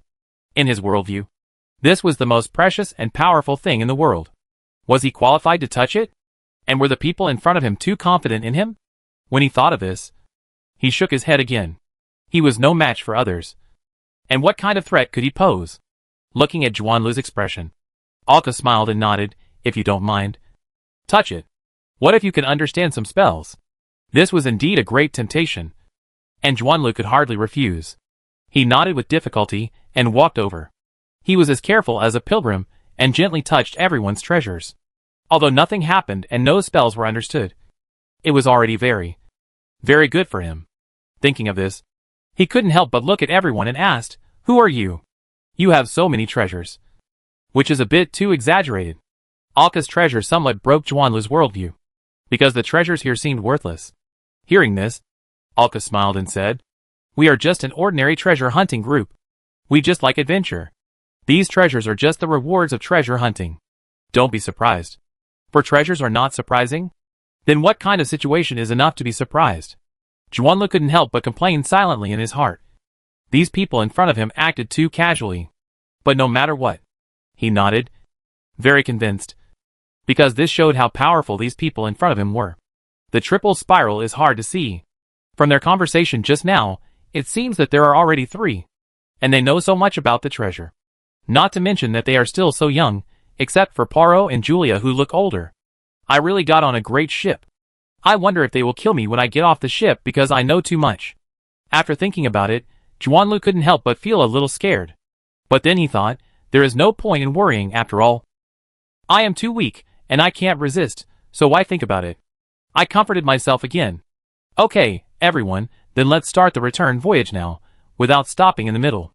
Speaking of this, Alka turned to Juanlu and said, "Our destination this time is the cathedral. Does it matter if you get off there?" Juanlu shook his head. "It doesn't matter, I'm just going to go back there, just right. And getting off at the cathedral, I think it should be safe." Hearing Juanlu had no objection, Alka nodded. Controlling the ship, Pororo took the helm and began to return. According to the normal itinerary, it would take more than 2 months to return to the cathedral from their current location. If the sea conditions were good, it might take just 2 months to arrive. But if the conditions were bad, I don't know. Fortunately, the sailing conditions along the way were not bad. It took them about 3 months to arrive at the sea area of the Blood Gold Alliance. And after passing through the Blood Gold Alliance, they arrived at the sea area where the Holy Mother Church was located. It will take only a few days to reach the church. Why did it take more than 3 months? And they said the sailing conditions were good? Because in the middle, in order to let Juanlu experience their treasure hunting process, Alka found a good blue treasure for treasure hunting. Taking Juanlu to experience the treasure hunting process in person. For Juanlu, who has a certain adventurous spirit, this treasure hunting process is very good. It aroused his great interest, and Alka and others talked about various interesting information from time to time. And from time to time, he also revealed the existence of the outside world. But he didn't say it explicitly, just suddenly mentioned it 1 or 2 times during the chat. It was used to arouse Juanlu's interest. It can be said that in order to make Juanlu stay, the people on the ship took great pains and used all kinds of conspiracies and tricks. Because in this month, they have been completely conquered by Juanlu's cooking skills. Alka couldn't imagine that if Juanlu was gone, they would have to go back to the era of having Jason cook. It was like falling from heaven to hell. It is easy to go from simple to complex, but it is difficult to go from complex to simple. Others also did the same. As a result, everyone worked together. Juanlu tried his best to show himself, hoping that Alka and the others would not kill him because he knew too much. In such a strange atmosphere, the 2 sides sailed all the way to the church's waters. Chapter 173 Mission Delivery. We are about to return to the cathedral. Alka looked at the black dot that appeared at the end of the vision in the distance, and smiled while standing on the bow. "It's not easy. I finally made it back this time." Yes, it took more than half a year this time, and there are only a few months left before the intersection. Hearing this, Alka's face couldn't help but get excited. The music ship should be built, and I can't wait. Everyone looked at the black dot in the distance and chatted. "Jason? Where's Jason?"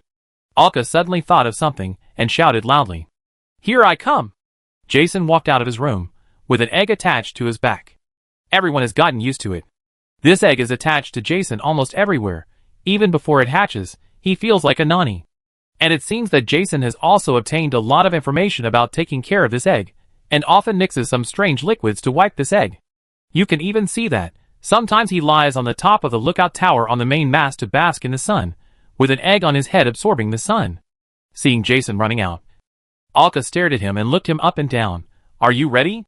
Haven't you stabilized your strength at the triple helix yet?" They were about to land and start delivering goods. But Jason hadn't stabilized his strength at the triple helix in the past few days. It seemed that the energy brought by the treasure box was indeed too weak, causing Alka to misjudge the improvement it brought. Compared with normal treasures, it did have some gaps, even in such a basic function. Hearing Alka's question, Jason smiled and said, "Don't worry. It was completely stable yesterday." Hearing this, Alka was relieved and nodded. "That's good." Looking at the cathedral that was about to arrive, there were many ships coming and going around, most of which were pilgrim ships. Sia Daidi came to Alka's side and touched him slightly with his elbow. Seeing Alka's gaze turning over, Sia Daidi shook his head and pointed to Juanlu, who was looking forward at the bow. "We're about to land. When are you going to speak?" Hearing this, Alka looked at Juanlu. It was indeed time. After thinking for a while, he asked, "Juanlu, are you going to get off the boat here?" Hearing what Alka said, Juanlu turned around and nodded. "No problem. Please leave me at the cathedral. Here is a good place to replenish supplies and find a suitable boat. What do you think of our team?" Hearing Alka's question, Juanlu didn't understand why he asked that question for a moment, but he still answered sincerely. "Very impressive, really very impressive. You all together are enough to form a large force." He meant that the treasures controlled by Alka and others could form a large force, which could be said to be very easy. He had never seen so many powerful people gathered together, and they were in a small team. "So what do you think of treasure hunting? Do you think this process is interesting?" When he heard Alka's question, Juanlu's face showed a very interested expression. "Of course. It's very interesting. If my dream wasn't to become a top chef, I might become a treasure hunter." Speaking of this, Juanlu's face was slightly excited. After all, just half a month ago, they just finished a small treasure hunt. Of course, the small here is only for Alka and his friends. Although they only found a blue treasure this time, they harvested treasure worth 300 gold sales and a magic weapon. And this treasure hunt is very interesting. It is hidden and has a mechanism. It is a very typical treasure. This also fully aroused Juanlu's interest in treasure hunting, especially when he also got a share of the treasure. Although those dozens of golden sales are not much for Alka and others, but for Juanlu it can be regarded as a huge sum of money. In fact, it can be regarded as a huge sum of money anywhere. You should have heard us talk before. Outside the sea of home, there is a wider world. The sea where we are is just the tip of the iceberg of this world. After hearing Alka's words, Juanlu's expression did not change much, but he panicked inside. What's the point of telling him this now? Are you going to silence him? Juanlu has been sailing for such a long time, and has not heard much about the outside world, but he has learned a lot from AKA and the others. This shows that this information should be very secret, and he told this stranger so openly. It was hard for him not to think the worst. Is it time to show off now? That's our target, how about it? Are you interested in the outside world? Ah? Hearing this, Juanlu was a little confused, but having said this, he seemed to be able to hear that. Al and the others didn't seem to want to silence him. If he didn't hear it wrong, and didn't over-understand it, the group of people in front of him wanted to recruit him. But why me? Juanlu couldn't understand, because his strength was only a spiral. He used to think that his strength was okay. But compared to Alka and the others, it was naturally not good enough. Moreover, he was already over 30 years old, and his development prospects were over. Apart from his cooking skills, he had no special skills to show off. Even though his cooking skills were among the best in this sea area, it was just SOSO for powerful people like Alka. He was a member of the extraordinary world, and he knew clearly how powerful the treasures and the triple helix were to this sea area. Definitely the strongest one. At least that's what Juanlu thinks. In this ocean world, what really controls is power and authority. Looking at Juanlu's expression, Alka smiled and said, "You heard it right. We are recruiting you, want you to join our team, and serve as the chef on the ship." But, when Alka really said that he wanted to recruit him, Juanlu didn't know how to answer for a moment. Although Alka and his team were willing to recruit him, it showed that he was valuable, which made him happy. But when he really joined, he had some concerns for a while. Seeing the concerns on Juanlu's face, Alka continued, "The old man when you were young was probably a person who returned from the outside world." During this period, they heard Juanlu talk about this matter in detail, and Alka felt that the old man was probably a person who returned. That's why Juanlu has reached this age and has become one of the top chefs in the home sea. But he still can't compare with him, because the upper limit is here. According to the Virgin Mary's philosophy, to make this sea area safe enough, the overall strength of this sea area was deliberately suppressed. Cooking skills are not related to strength. And Alka knows it, he has read it in Dreamland. There are indeed very strange creatures in the Endless Sea, and even unique delicacies. Go to the Endless Sea with us, travel farther, hone your skills to the pinnacle. Believe me, you will not be disappointed. As he said this, a thick book appeared in Alka's hand, and he handed it to Juanlu in front of him. Juanlu took the book handed over by Alka, flipped it open, and looked at it casually. He couldn't understand anything. Seeing this, Alka took the book back awkwardly. He forgot that Juanlu didn't understand the language of the white crocodile at all. He had to explain simply. This book records the experience of the outside world. In the book, there are irresistible temptations for chefs. That is, all kinds of ingredients that have never been seen before, and peerless delicacies. Looking at Juanlu's tangled face, Alka patted his shoulder and said, "You don't have to answer me now. There are about 5 months before we leave. You only need to give me an answer in the next month. We welcome you to join us." Hearing Alka's words, Juanlu looked up at him and nodded. Thank you. For powerful people like Alka, he was really grateful for such respect. But he had never thought about it before, and didn't know how to decide for a moment, because he knew too little about the outside world and many things. After thinking for a while, he said, "I will stay in the cathedral for this month, and think carefully about whether I am willing to join you and sail with you." Because he had known from some of Alka's conversations that it would not be easy to come back after leaving. "You must think it through." Alka nodded.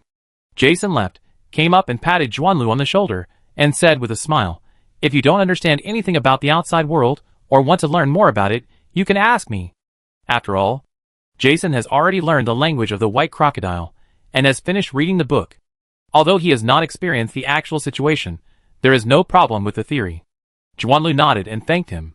Looking at the cathedral that has appeared in front of them, and the huge statue of the Virgin Mary in the middle of the island, Alka turned around to look at Julia, who was not far away, and the box that she kept at her feet at all times.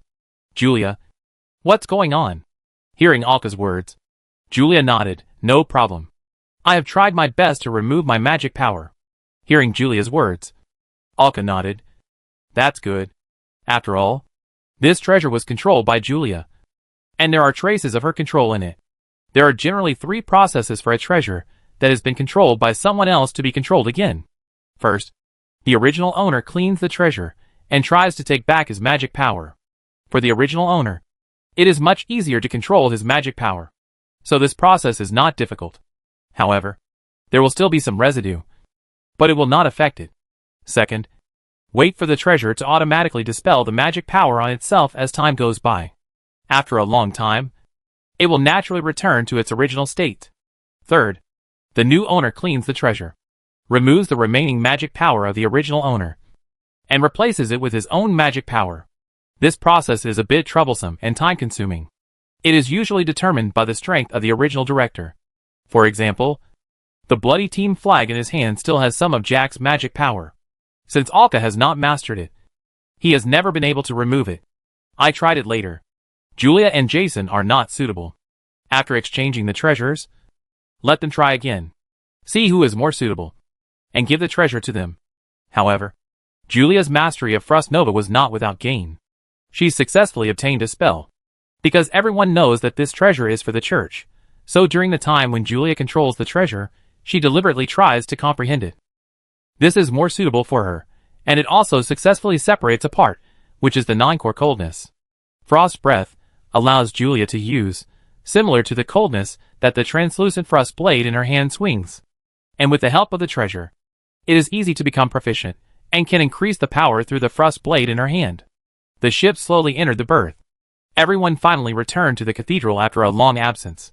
"You go to Bobby first, I will deliver the task." Everyone nodded after hearing Alka's words. Alka carried a box in one hand, and walked directly to the center of the island. The rest of the people, including Juanlu, went around to the other side, and went to Bobby's house. It was not yet noon, and there were pilgrims coming and going on the street. Alka took a lot of effort to get around to the back of the cathedral. When he came to the back, he saw an old man in front of him looking at him with a smile, as if he had expected his arrival, and was waiting for him. Alka looked at the archbishop in front of him, and walked up with 2 boxes. Today the holy light is shining, and the wheat ears are swaying. I was wondering if something good is going to happen." Alka walked up, nodded to the Archbishop and said, "Fortunately, I have fulfilled my mission." The Archbishop smiled happily, then waved to Alka and walked into the church. Alka followed him. "I didn't expect you to succeed. You are really amazing." "No. You flatter me. Don't be too modest, or what will happen to those who can't beat you?" Ha ha ha. The two chatted and followed the Archbishop into the church. All the church staff around them saluted them. They came to a more private chapel. After entering, Alka placed the treasure box containing the Frost Nova on the ground, then opened it, took out the treasure inside, and handed it to the Archbishop in front of him. "This is the treasure you asked me to find, the item that the former patriarch of the Frost bloodline carried, the Holy Grail level treasure Frost Nova." After the Archbishop took it, he looked at the blue gem in his hand, and the silver spiral base below. The magic power with rich holy light flowed into the blue gem along his hand. The Frost Nova shook twice, and then stopped resisting, emitting a faint blue light along with the influx of magic power. Looking at this scene, Arka narrowed his eyes slightly. There was no rejection, but the shaking of the treasure, just now, was a very obvious rejection, but it was immediately suppressed. Although Alka had never seen such a situation. It might be related to something he knew. The Archbishop held a treasure higher than the Holy Grail, and the Frost Nova, which was at the Holy Grail level, succumbed. The surrounding environment fell into cold. The Archbishop nodded with satisfaction, withdrew his magic power, put the treasure in his hand into the treasure box brought by Alka, and closed it again. "Very good. No problem." As he said, the Archbishop looked at Alka and said, "You know, this treasure is not that important to the church. The reason why it takes so long to search is because its negative effects affect the Arctic Triangle. Do you know what the name of that area was 800 years ago?" "What name?" Alka really doesn't know. The 3 prosperous islands are the most important candidates for home. At this point, the Archbishop shut up. Candidates for home? Could this be Home Island? Home Island is just a general term, and does not refer to a specific island. In the entire home sea, Arka knows about 6 home islands. Their characteristics are that they all produce very special food, which comes from the gift of the Virgin Mary. For example, the golden wheat of the Golden Wheat Island, which is a very delicious and expensive food. Each home island has similar plants, which is said to be the proof that they have become home islands, and the gift from the Virgin Mary for them to become home islands. Except for these home islands, such crops cannot be seen in other places. Does candidate mean possible promotion? Promotion to become the new home island. In response to Alka's question, the Archbishop directly answered, "The 3 islands in that area have been blessed by the Virgin Mary many times, because those 3 islands have produced several famous church members, who have made certain contributions to the church and the Virgin Mary. But because of the treasure, the 3 islands were affected at once, which made some members of the church very dissatisfied. They felt that if the 3 islands were not repaired in one day, it would be a blasphemy to the Virgin Mary. Restoring them to their former environment is the main purpose of our search for this treasure."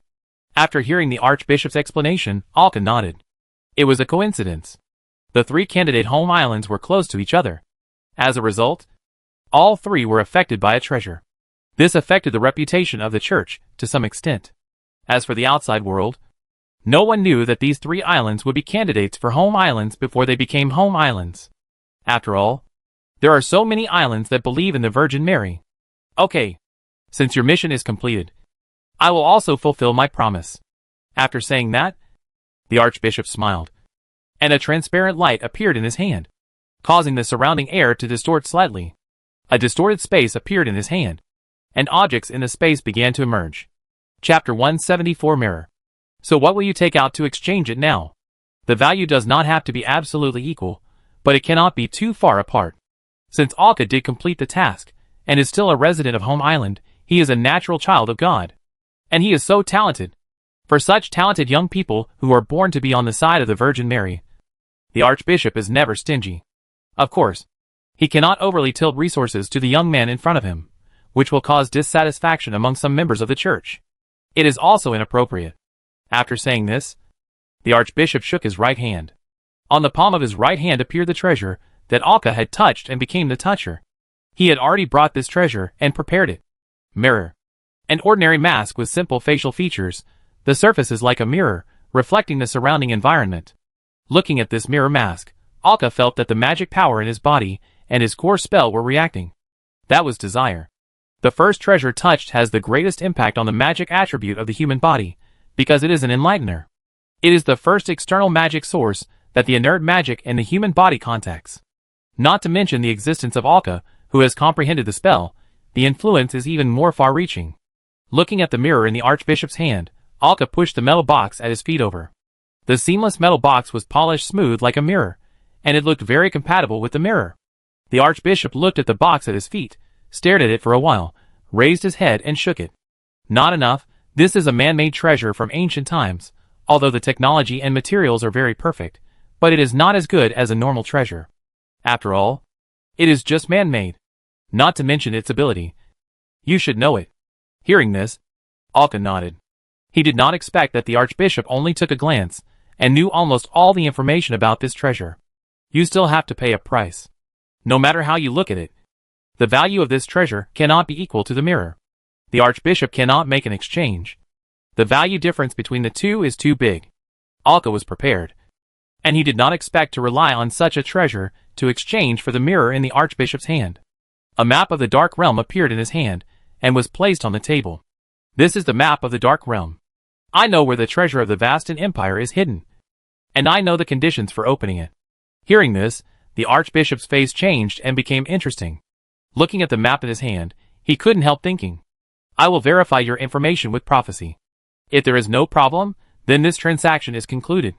If an exact treasure information is added, then this transaction is obviously equivalent. Even if it is not equivalent, it is enough to shut up some people. Alka nodded, no problem. This is the contract of the Virgin Mary, let's sign it. Looking at the contract in his hand that looked like an energy body, he nodded and input the magic power into it. This is proof and a necessary procedure. The church is a formal institution. The Archbishop also input a portion of magic power into it, and then placed it directly on the table.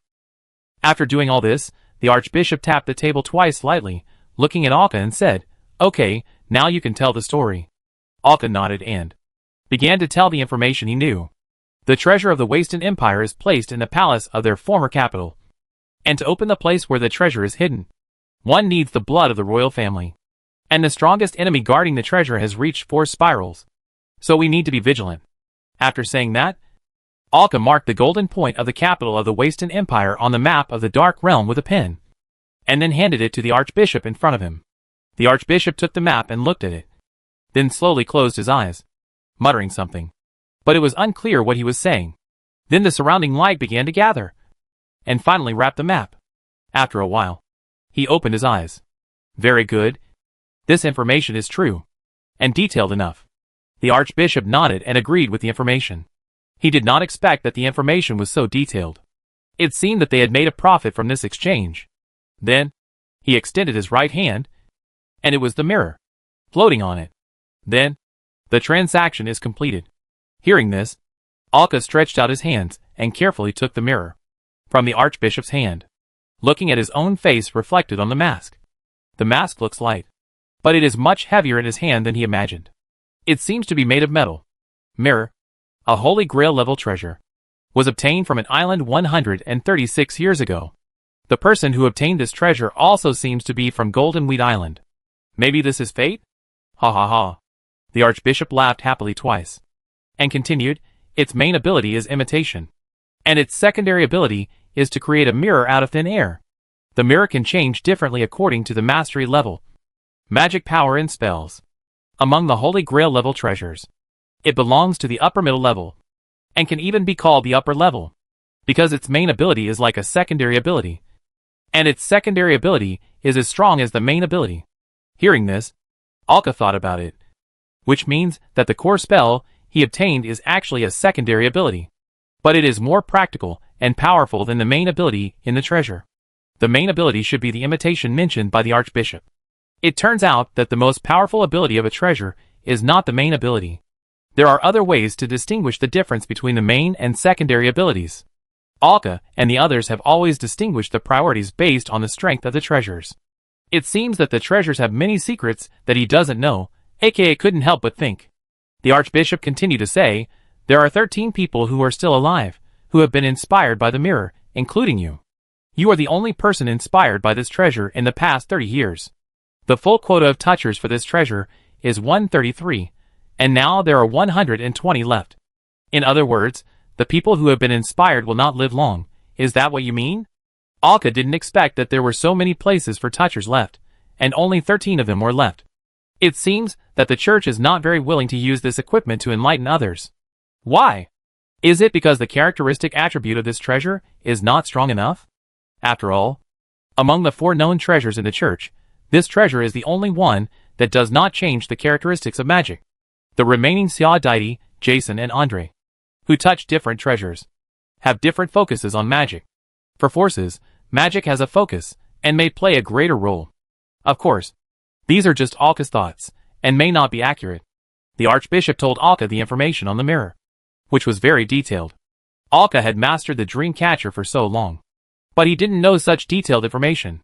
For example, he still didn't know how many touchers the dream catcher could have when fully loaded.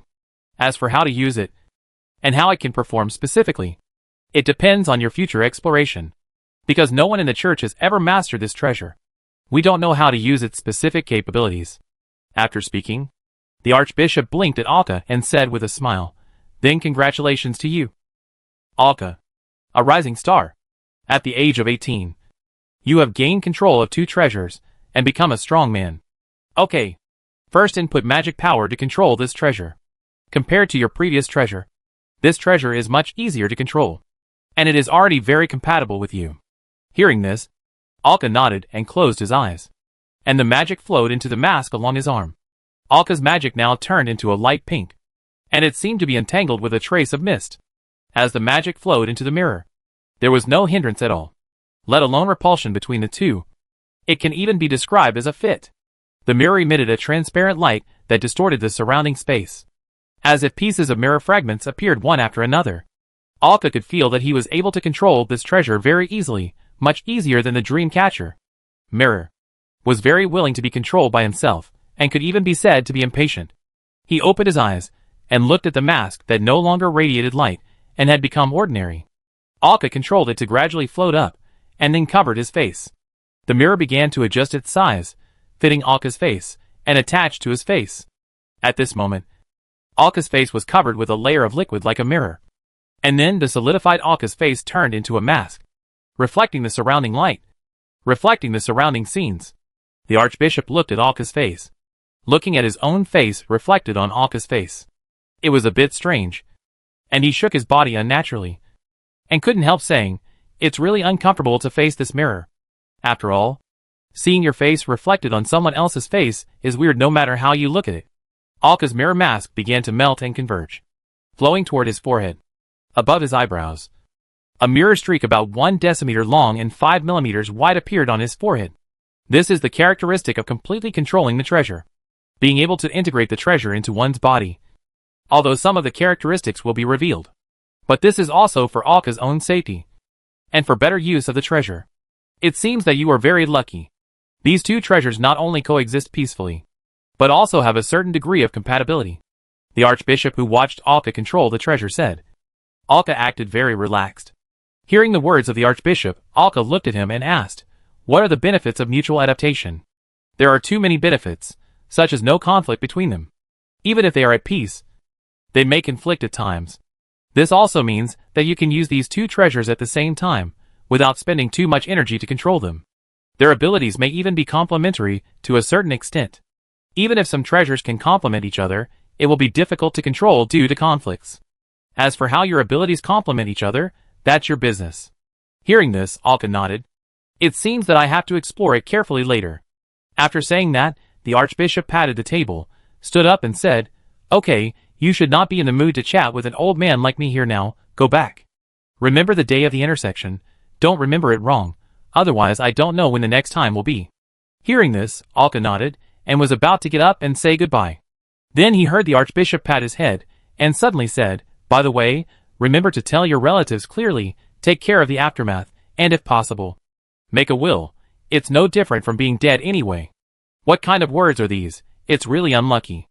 Alka couldn't help but complain in his heart, although it was true. Also, don't spread the meditation method, you know. Unless the person you teach also wants to leave here. If you don't leave the home, see? But still use the meditation method. It's not a good thing. Although Alka didn't understand it. He nodded. Then he said goodbye, left the church impatiently, and hurried to the villa. Although he hadn't been back for more than half a year, he still remembered the way. Along the way, Alka's attention was not focused on the road ahead. He didn't even notice that the doll on his waist had become Lucilia, sitting on his shoulders and swinging his legs. From time to time, he poked the mirror stripe on his forehead. He was still thinking about the treasure he had just obtained. In addition to making mirrors, the main function of the mirror is to imitate. The meaning of imitation here is very vague. Alka can imitate other people's faces, making his own face change, but the problem is that only the face will change. Although he can disguise himself, his disguise is not perfect. In front of people he is slightly familiar with, he will easily reveal his flaws, unless he finds someone of similar size to imitate. But after understanding, he knows that imitating other people's faces is only the most basic and superficial ability, because he can also imitate other life forms.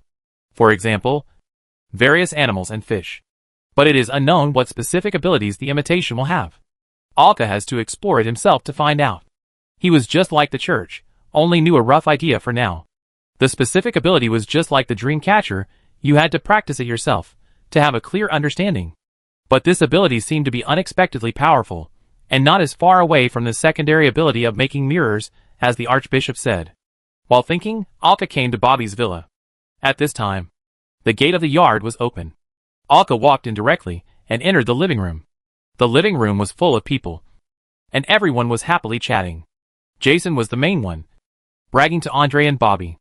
After all, their experience on this trip might be greater than what Andre and Bobby had gained in their entire lives. They could already see the displeasure on their faces, because Jason was showing off, looking at Alka and Lucilia on his shoulder. Xia Dedi turned around. She noticed the unusually conspicuous mirror on Alka's forehead at a glance, and thought of the bead on Alka's chest. It seems that Alka has obtained another treasure that suits him. Alka is back. You have gained a lot this time. Having heard Jason's boasting, Bobby said with a smile. Alka smiled and walked forward. He hugged the two of them. He started chatting with everyone, and after a while Bobby and Andre left. Although Bobby retired, his skills are still there. He has an idle position in the church, and he is also happy to do something very easy in his retirement life. As for Andre, although he lost an arm, it didn't mean he was useless. Not to mention that an arm connected with metal and strange energy appeared where Andre's broken arm was, covered with magical patterns of spells. It was said that the church ordered people to build it for him. Considering his contribution to the church, he deserved it. Now Andre is the bishop of the church. When he is familiar with the work of the bishop, he will have several options. But Andre didn't tell them in detail, just said that he hadn't decided where to go yet, probably waiting for Xia Dedi to come back. As the two left, everyone immediately gathered around Alka, looking at the mirror on his forehead. Looking at everyone, without waiting for them to ask questions, Alka directly brought out the mask and covered his face. Looking at Alka's mirror mask that reflected the surroundings. Is it your new treasure? Tell me what powerful abilities it has, Jason asked impatiently. Alka looked at Jason. The mask on his face had no holes, including the nose, mouth, and nostrils were all mirrors. But this did not affect Alka's observation of the surroundings and breathing.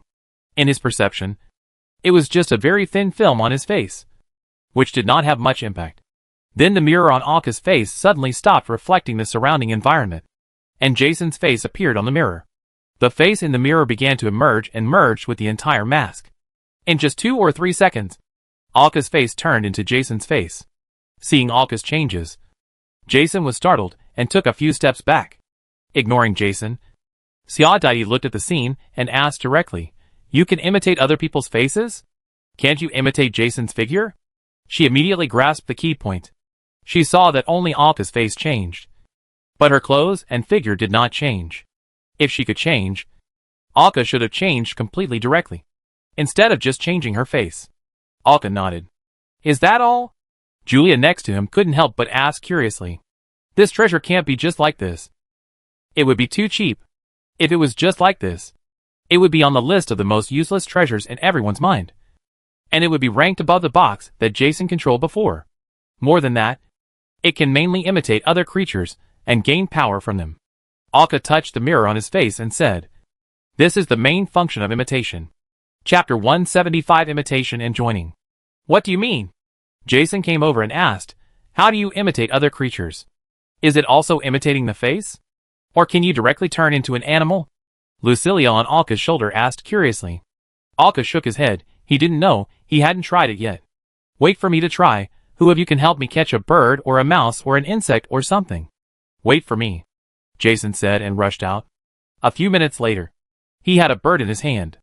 I don't know where he got it from. He handed it to Alka in front of him. Alka took the bird in front of him, still wearing the mirror mask on his face, looking at the bird in his hand. The bird was completely reflected on the mirror mask. Magic power flowed into the mask. Alka was still observing the bird, observing it very carefully.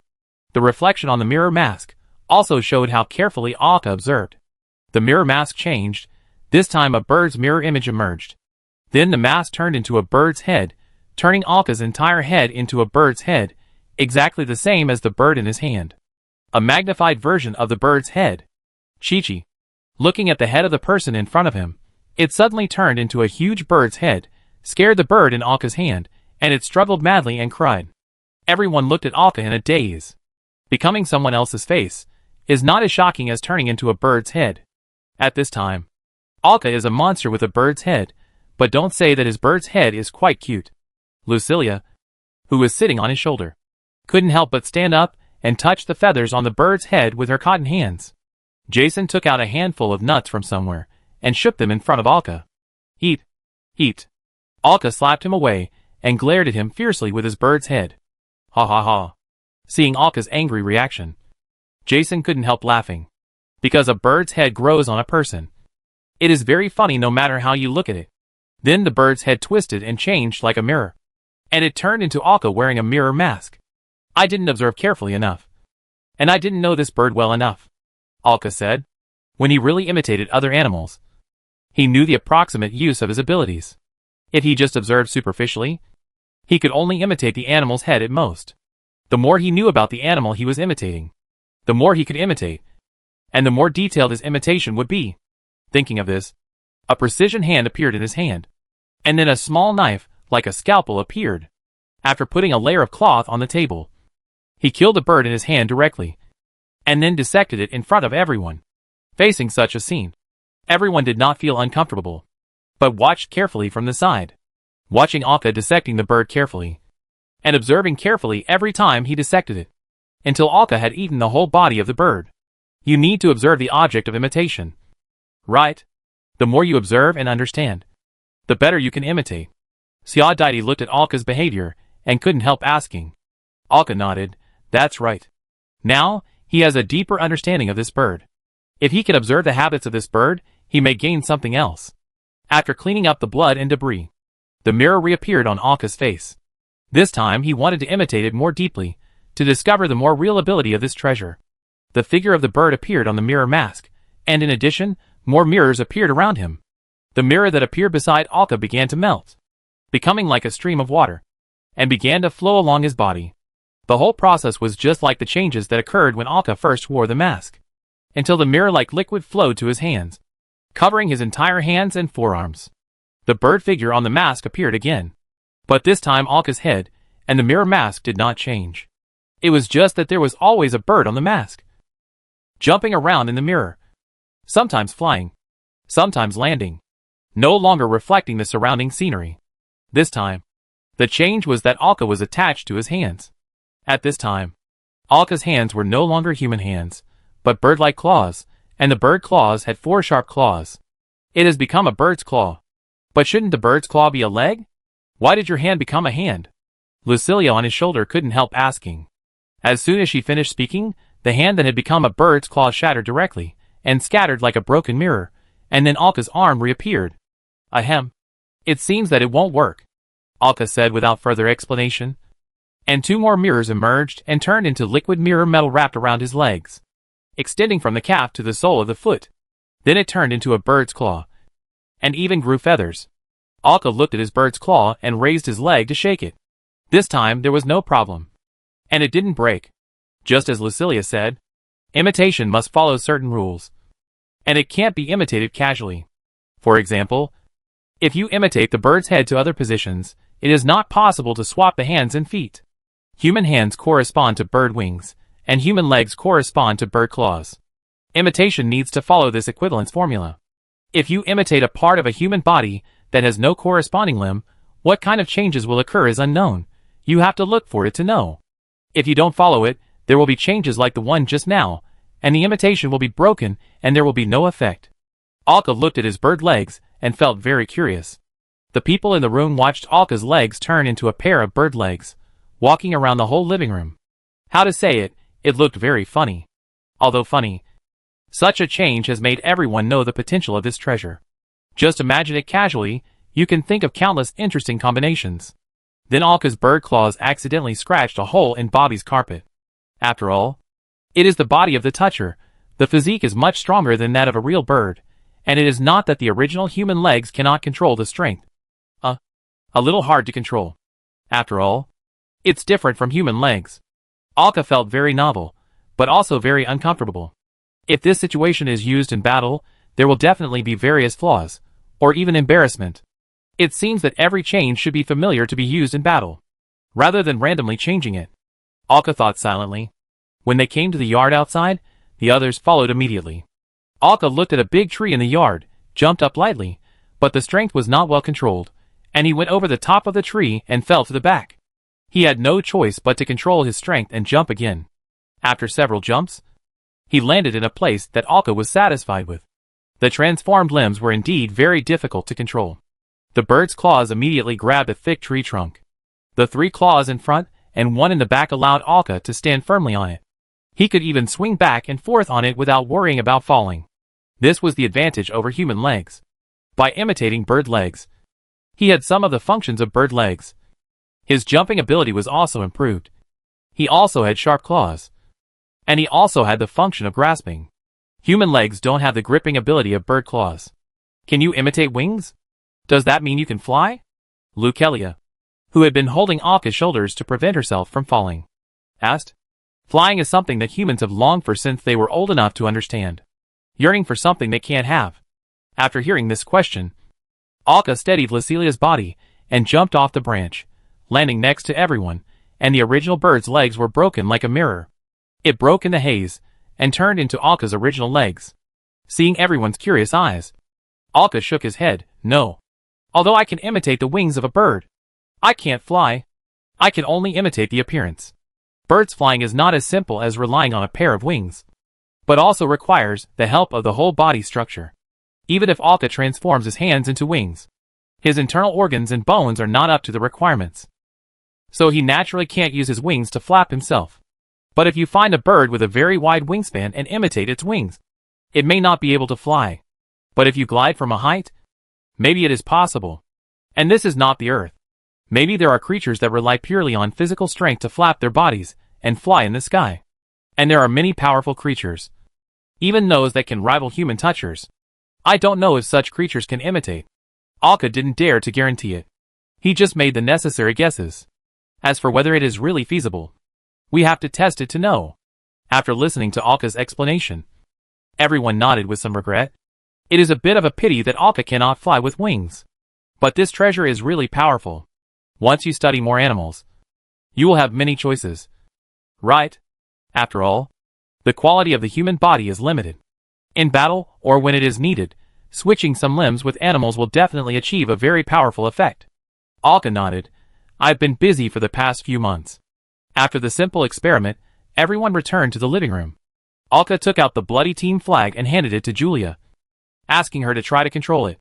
After all, the treasure had been delivered, and Julia no longer controlled it. Looking at the flag in front of her, Julia stretched out her hand, and the magic power in her body flowed.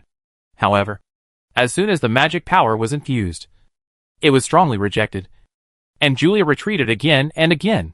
Looking at this situation, Alka frowned. What's going on?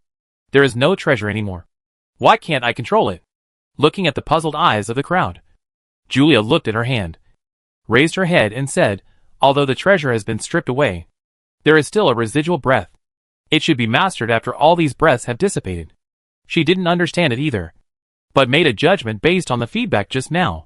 Hearing this, Alka shook Lucilia on his shoulder. I don't know either. I haven't heard of it.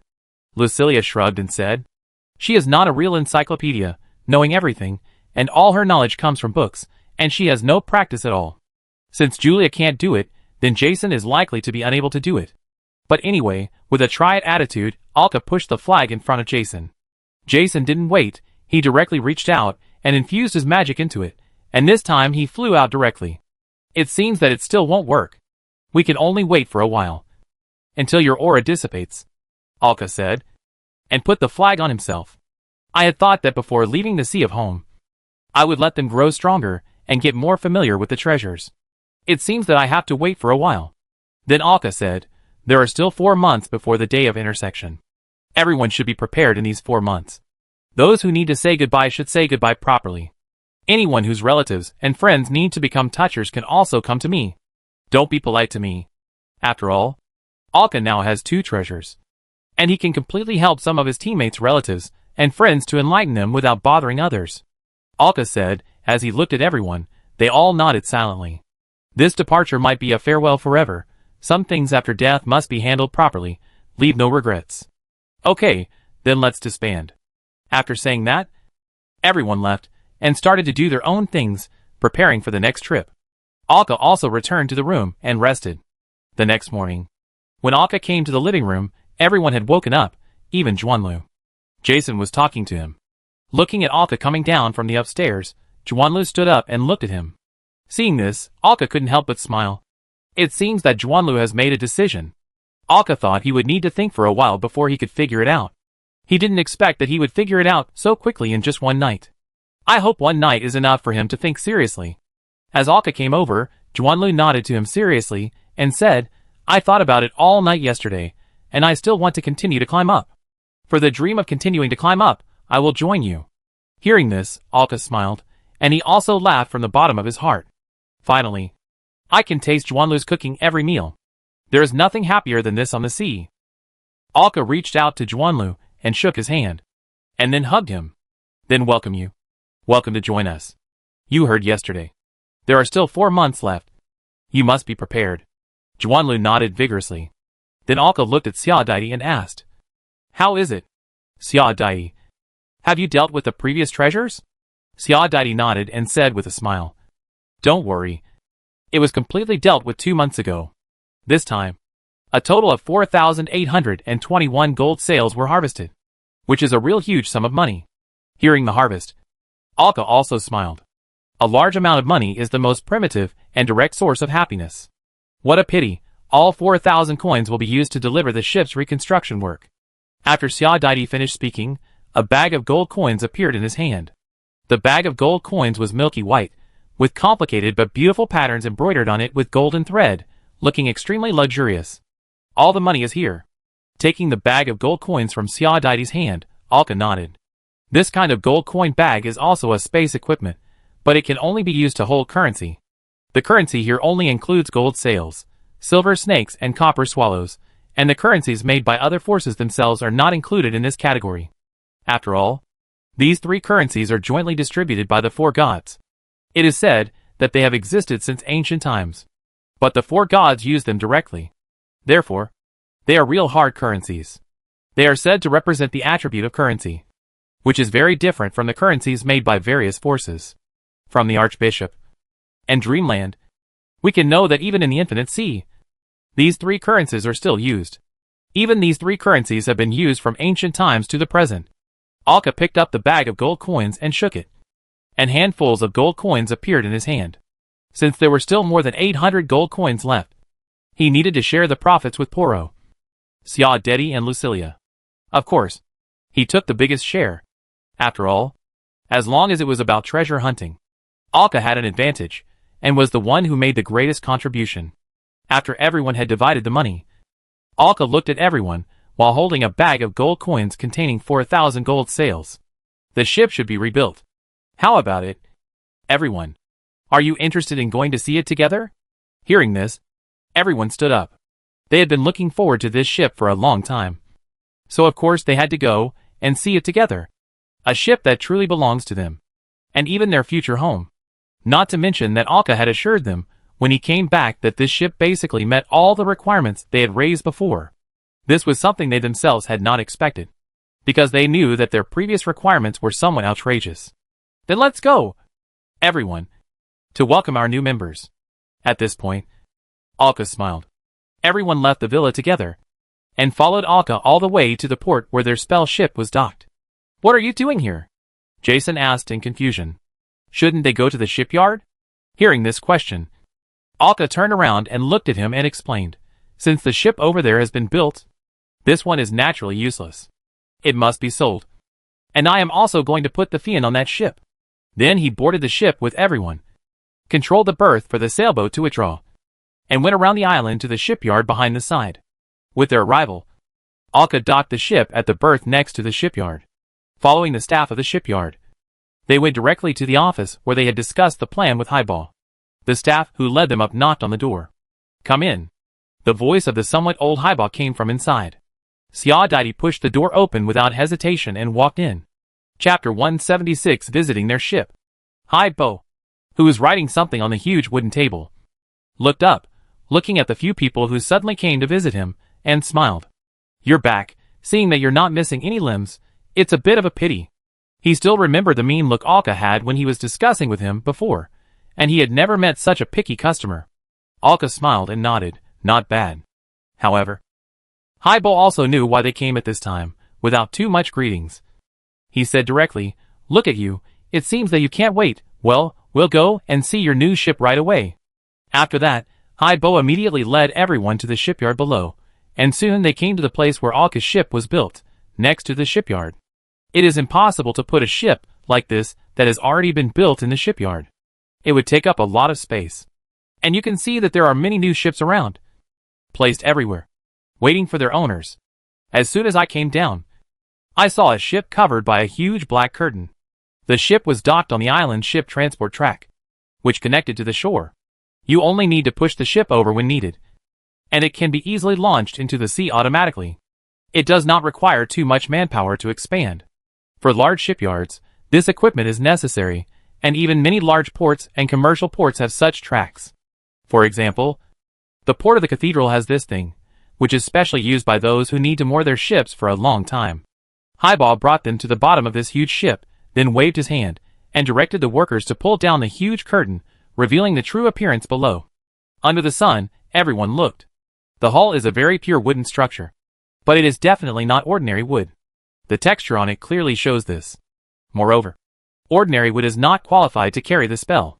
The entire appearance of the ship is a very original color, only painted with protective paint and plating, and no coating is applied. In addition, the bow, stern and the exposed frames of the entire ship are replaced with steel metal shells, which can well stabilize the structure of the ship.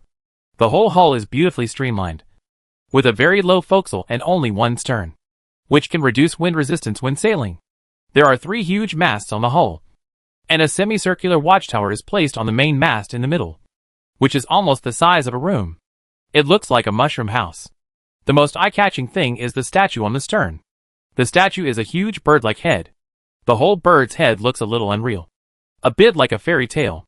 The bird has 2 golden feathers like eyebrows passing through its sides, and its entire head is white, with a pair of golden spiral horns extending from its sides. Behind the statue, there is an opening like a trumpet, which is surrounded by feathers one by one, and the statue is in the middle of this trumpet. It is said that this animal has a prototype, and it is said that every time it flies through the sky, a beautiful sound like music will sound. It cleanses people's hearts and brings them courage, and soothes people's inner sadness and fear. In this world, it is a synonym for music, a very positive image. The sails were retracted, but it was just an ordinary white sail. As for how to paint it, it was up to Alka and the others. The whole ship had no trace of the previous one. Compared with the tattered appearance before, it was completely changed. If you think about it carefully, it should be called a reconstruction of a ship. Highby introduced. The whole ship is 45 meters long, 19 meters wide, 8 meters deep, and there are double-layer gun decks and a cabin under the deck. In addition to meeting the requirements you raised before, we have also made reasonable plans for the rooms of the entire ship. As for how to use these rooms, that is your problem. After saying that, he waved his hand, making all the spells on the entire ship light up. The spells carved on the hull are the most advanced arrangement, constructed by the workers of the shipyard and the carvers of the church, including the most basic automatic driving spell group. It can automatically sail along the route after being familiar with it. And it can also automatically sail in safe waters, when the sea conditions are relatively calm. Of course, when the whole ship truly becomes a ghost ship, such a spell group will help the ship to sail completely on its own. The outer layer is engraved with a cleaning spell group, and an acceleration spell group, 3-stage accelerated sailing, respectively 1.5 times, 2 times and 3 times. Hostile detection within a range of 50 meters, automatic magic shield, etc. Listening to the introduction of High Blog, everyone showed an extremely excited expression on their faces. This is simply great, it is simply a dream ship, just listening to the introduction makes them can't wait. Okay. You guys are already impatient. Go up and take a look. She has been waiting for you for a long time. Hearing this, Alka couldn't wait any longer, and climbed up along a hanging rope ladder. Everyone followed closely. They came directly to the deck. The deck of the whole ship was unusually spacious and clean.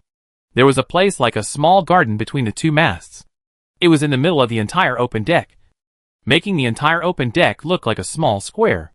There is a huge circular flower bed in the center, but nothing is planted on it, and a large area of soil is exposed. This should be the area for them to plant. They can even plant trees here to meet the requirements they put forward before. As for what plants to plant, it depends on Alka and his friends. Alka came to the forecastle and took a look inside. As expected, the forecastle only has one floor. In order to maintain the streamlined hull, the entire forecastle floor was made into the captain's room, which has excellent lighting, glass on both sides, and a huge round wooden table inside, surrounded by various bookshelves and empty spaces. What to put in these is also decided by Alka and his team. You can't expect the shipyard to equip you with a complete set of furniture. He will only equip Alka and his team with some very basic detachable furniture, so that the real owner of the ship can set it up later. After all, the person who can build such a ship must have his own ideas. Such a large area can also be used as a meeting room, which is more than enough. Then everyone came along the deck to the stern, which is where they mainly live. The best rooms on the entire ship are all here. The stern has 3 floors in total. The front door of the first floor is a small restaurant, where more than 10 people can have dinner together. And there is a downward passage entrance at the rear of the restaurant, directly connected to the first gun deck below, where the ship's kitchen is located for the convenience of the chef. After all, it is such a large ship, so the ship's kitchen was also expanded greatly according to Alka's requirements, and naturally it had to be designed on the lower gun deck. Outside the kitchen, which is the rear entrance of the first floor gun deck, there is a larger restaurant, which can be used to hold banquets and so on, so that more people can dine. The rear of the entire first floor gun deck is composed of a large restaurant, a kitchen, and a large cold storage in the kitchen. The 2 sides of the first floor gun deck are naturally where the guns are placed, and there are other functional rooms in the middle, as well as a dispersed ammunition depot near the guns. The front is used for other functions. Everyone just took a brief look, and then went back up. After all, the stern deck had not been completely checked. In addition to the restaurant, there are also vacant rooms in the back of the stern. It depends on Alka and his friends how to use them. There are 2 floors above, which are the leisure room and several rest bedrooms. In addition to Alka, Jason, and Xia Daidi, there are also several extra rooms. The rooms can be transformed, and if necessary, a passage can be opened to add more space to the bedroom for use. Juanlu, who just came on board, should also live here. He is also a normal human being. As for Pororo and Julia, they came to the bottom of the ship. There were 2 rooms specially prepared for them in the bottom, due to their special races and the special requirements of the 2 rooms. They were 2 separate spaces, and the materials used were also different. They were located at the bow and stern respectively. The bottom of the bow was Pororo's room, which was a room that could be filled with seawater and could also be pumped out of it. There was no furniture inside. After all, the shipyard did not know the specific habits of the fishmen. At the stern is Julia's room. The room is divided into 2 parts. One half is the floor, and the other half is a bathtub-like structure. The floor side is simply planned according to human habits. It can also be connected to the seawater outside, allowing Julia to rest here. Both of them are very satisfied with their respective rooms. Then everyone went to check their own places of interest. Alka first began to check the firepower of the ship. If the entire ship is fully loaded with gun positions, there can be 36 gun positions. But in fact, because there are no guns on the deck. Alka and others don't like it. Therefore, the guns were placed only on the double-layer gun deck below, with a total of 24 guns, 12 on each side and 6 on each side. Since the ship is not positioned as a battleship, it must also have a certain degree of comfort, so only so many guns were placed. However, these rock-shaking guns are the standard rock-shaking guns of the Blood Gold Alliance, which are one level lower than those of the Church. But if you want to change to a better one, you can. That will require extra money. The gun positions on the ship have space for future expansion, and the spells are also automatically linked. The second-tier gun deck, in addition to the gun corridors on both sides, has functional spaces in the middle area and in the front and back. In front of the first-tier gun deck, there is a huge library, which has been specially reinforced, high-temperature resistant, fire-resistant and impact-resistant, and has been equipped with special bookshelves. This layout is very similar to the Sea Fist where Alka once stayed, probably because they both came from a shipyard. The tail of the second-tier gun deck is the manufacturing hall that Alka needs, which occupies 1/3 of the area of the second-tier gun deck. Here, there are some things necessary for both the casting and engraving professions, and it is very spacious. The middle area is the same as the first-floor gun deck, with a cylindrical room. The outer layer is expanded, and the remaining room is used as a storage warehouse. The bottom cabin is completely buried underwater. In addition to the special rooms at the front and rear, there is a huge passage area in the middle, which is used to store the location of the Fian. And there are still many empty spaces next to it. There is a ramp that goes up all the way to the front of the second-floor gun deck, and there is an opening to the outside. That is, between the library and Poro's room. The Swallow can be quickly driven out and come to the surface. The space between this area and Julia's room is the warehouse. Since there are not many people on board, Alka does not plan to recruit many people even in the future. He wants to go the route of elite troops, rather than quantity. Then naturally, the ship does not need too many supplies. Just enough is enough. Not to mention that there is a huge freezer behind the kitchen.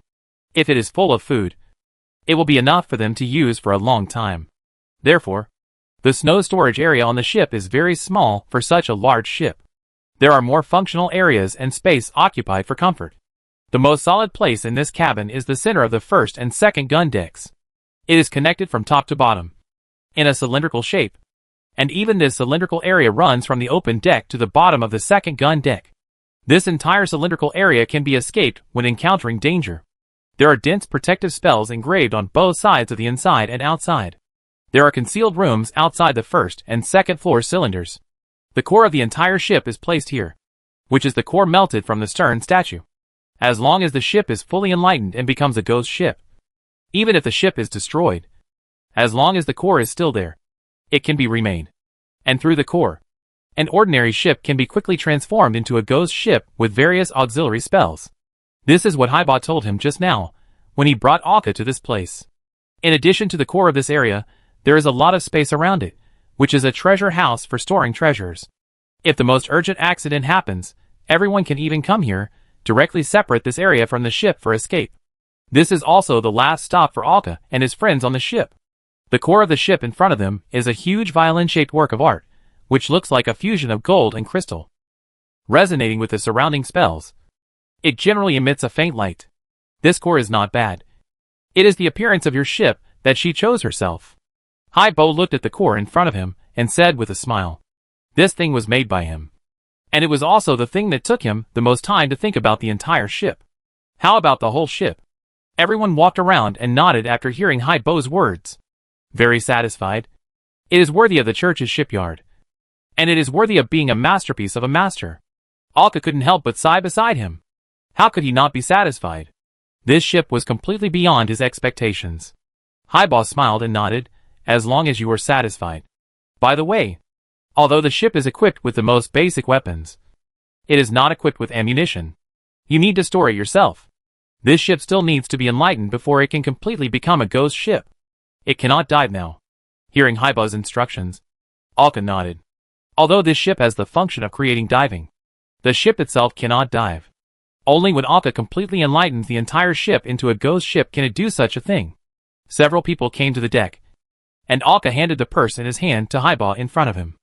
Highbo nodded, without counting the gold sails in the purse. Okay. Then this is officially delivered. And the transaction is completed. Alka thought for a while and said, we want to sell the previous ship. Is it the one outside? He saw the ship that Alka and others took when he came out just now. Alka nodded. It's that one. No problem. I will find someone to appraise it. Then Hybo stood on the deck, patted the huge main mast in the middle, looked at Alka and others and said, okay. Let's give this new ship a name. She can't wait. Hearing this, everyone looked at each other. What's a good name? Alka looked at everyone and asked for their opinions. Let's call it the man-eating shark. Pororo immediately proposed his idea. Looking at the sideways looks from everyone, Pororo shrugged his shoulders. It seems that this proposal is not going to work. Even the ship itself made a noise, expressing its dissatisfaction with the name. Ocean Song? Julia thought about it and proposed a name. The ship did not respond. Ocean Spirit? How about the Deep Sea Song? It sounds good. Various names for the ship were proposed. Generally speaking, they all sounded okay, but not very suitable. Let's call it the Sound of Dawn. How about it? I think this name is not bad.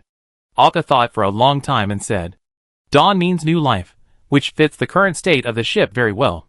The music is a microcosm of her past life. Only the sound of cheerful music came. Hearing this sound, Alka smiled. It seems that my proposal is more popular, then we decide to call it the Sound of Dawn.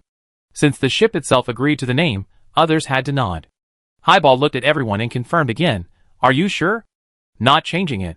The Sound of Dawn? Alka nodded, that's it. Okay, since you are sure, then let me complete the last step of this ship. Chapter 177 Eye of the Compass. After saying this, a light gray magic light emerged from Haiba's hand, and as he waved his hand, the appearance of the entire ship changed slightly. The hull of the entire ship turned pale white, and gold and silver interwoven fonts appeared on the side of the hull, forming the word Sound of Dawn, and there were symbols similar to musical notes around them. Then golden, blue and silver stripes began to outline the hull, making the entire ship immediately beautiful, becoming elegant. Orange and some red began to appear in some rooms and masts of the ship. In just a moment, the appearance of the entire ship was completely changed.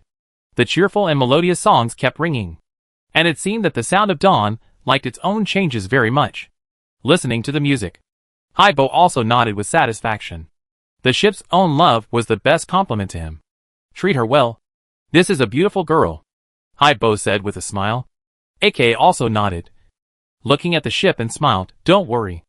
Haibo walked down the ship, came to the side, and said to the people on the deck, then everyone, get ready to take this ship on its first voyage. After that, he waved to the back, and some shipyard workers at the back pushed some equipment. The whole ship began to shake. The ship was placed on a huge cart, and under the cart was a straight track extending toward the sea surface.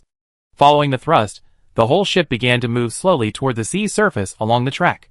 Huge waves splashed, and the Sound of Dawn floated on the sea surface. The sails automatically dropped, and then the automatic adjustment spell was activated, immediately absorbing the surrounding wind, making the sails swell. It quickly sailed on the sea surface. These were not controlled by Alka, but the Sound of Dawn's own actions. Listening to the music on the ship, everyone could feel the excitement of the ship. After half a year, she sailed on the sea again, with a brand new appearance. It was like a rebirth. She quickly circled the entire Cathedral Island, and after a circle, she returned to the shipyard. She slowly drove into the shipyard and docked at the berth. Next to her was the ship they had used before. At this time, the fian on it had been lowered. Everyone jumped off the deck. The apprentice, who was seen behind the sea blog last time, came up. Everyone, your ship has been evaluated. Just leave it behind when you leave. Alka nodded. Then I won't bother you anymore. After saying that, he left on his own, and left a purse, which Alka put in his hand. This low-level spell ship is only worth about 450 gold sails when sold. It is completely inferior to the Voice of Dawn, of course. How can it be comparable? Okay, everyone, go back to your original ship first, and move your belongings and some materials to the Dawn's Voice. Alka clapped his hands, and said to everyone, we've moved. Jason followed Alka, and said happily, it feels different to have a ship that truly belongs to you. Everyone quickly came to the previous ship and moved their belongings and some materials and tools stored on the ship to the Dawn's Voice. By the way, Some small furniture and decorations that they had purchased for their rooms during this period were also moved up. Among them, Alka had the most stuff, because he found an empty room on the previous ship and bought a simple temporary manufacturing plant. But even if it was temporary, there were many equipments that cost him a lot of money, as well as some expensive materials. Everyone was busy on the two ships. Fortunately, they were all powerful touchers, and they were very good at moving things. The sun was running in the sky. Lucilia's small figure stood by the central flower bed, watching the whole ship open her arms. "Is this our new home?" After moving most of his things, Alka sat next to her and said with a smile, "That's right. This will be our new home." That's right. For them, this will be their new home. While the two were talking, the people on the boat had already started looking for their own rooms.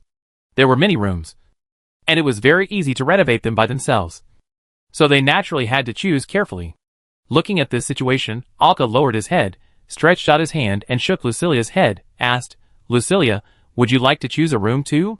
Hearing Alka's words, Lucilia shook her head vigorously to throw Alka's finger away, and then said, "Why do I need a room? I can't leave you too far away. The magic mirror needs your magic to maintain it. Choose first. I have made a breakthrough in making puppets recently, and I should be able to make a perfect first version of the puppet for you before leaving the home sea.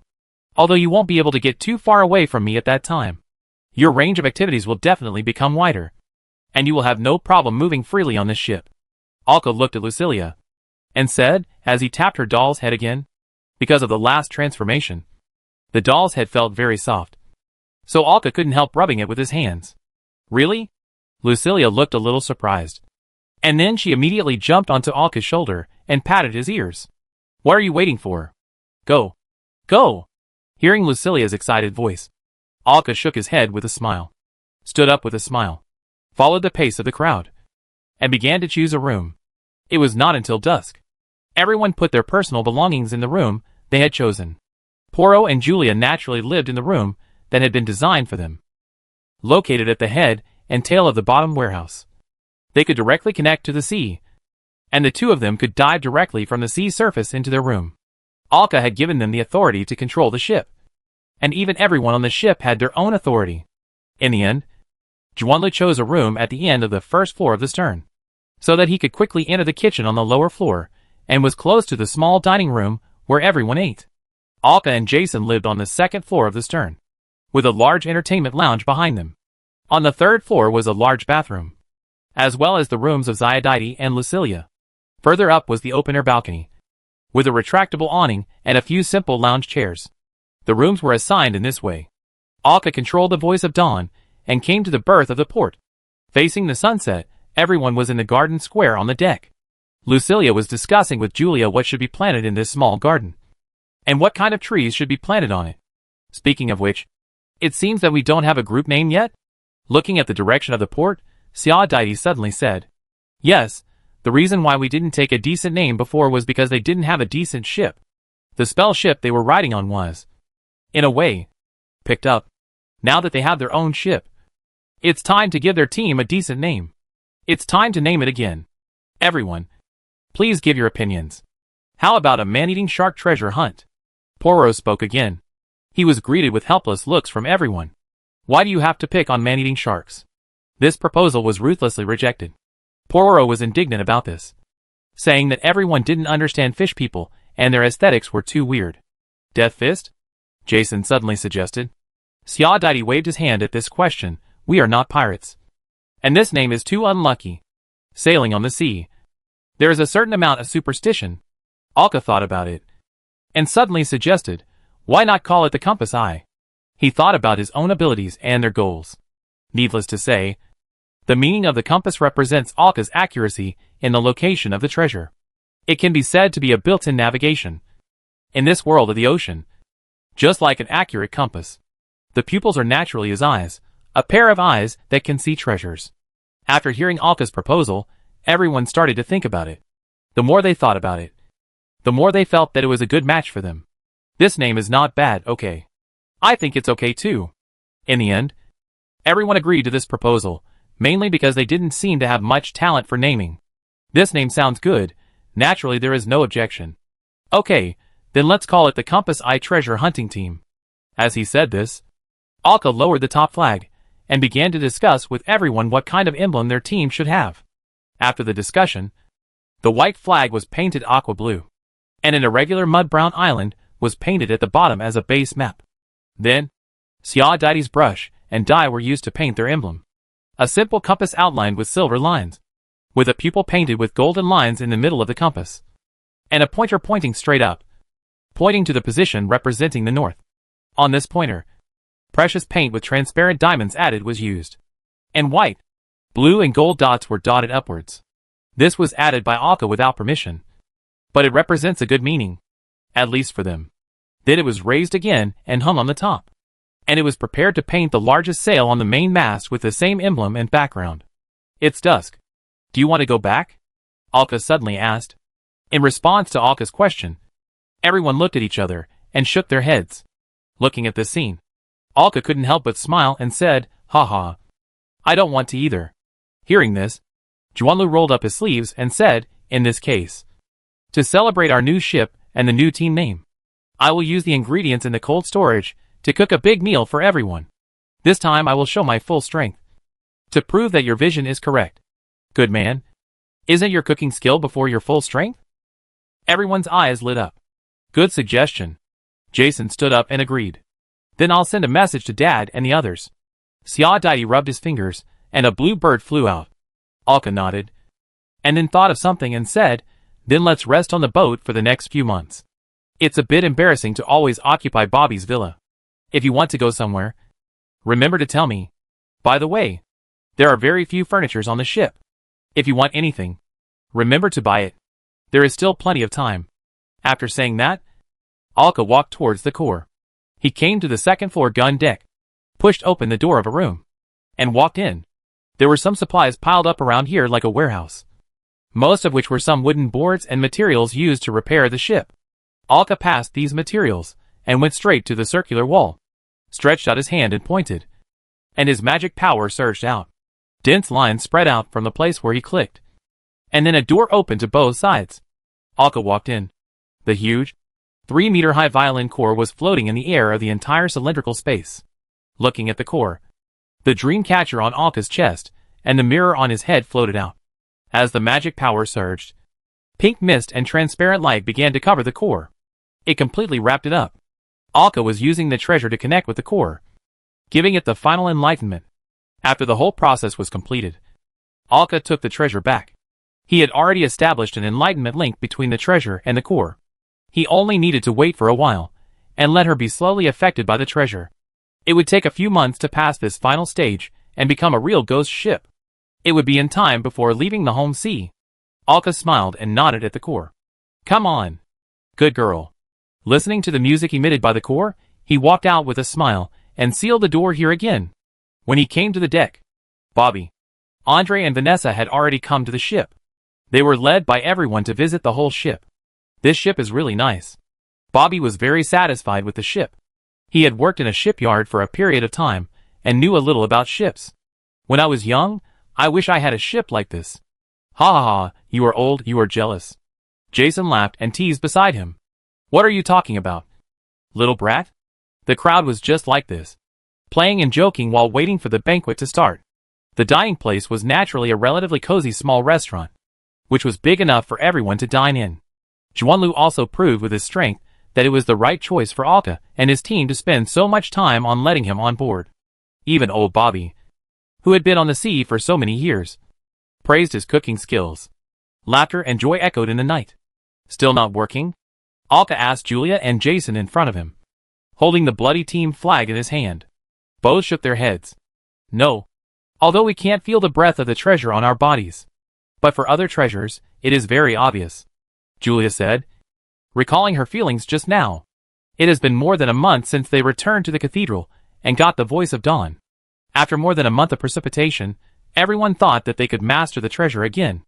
After so long, the remaining breath of the original treasure should have subsided. However, it still didn't work.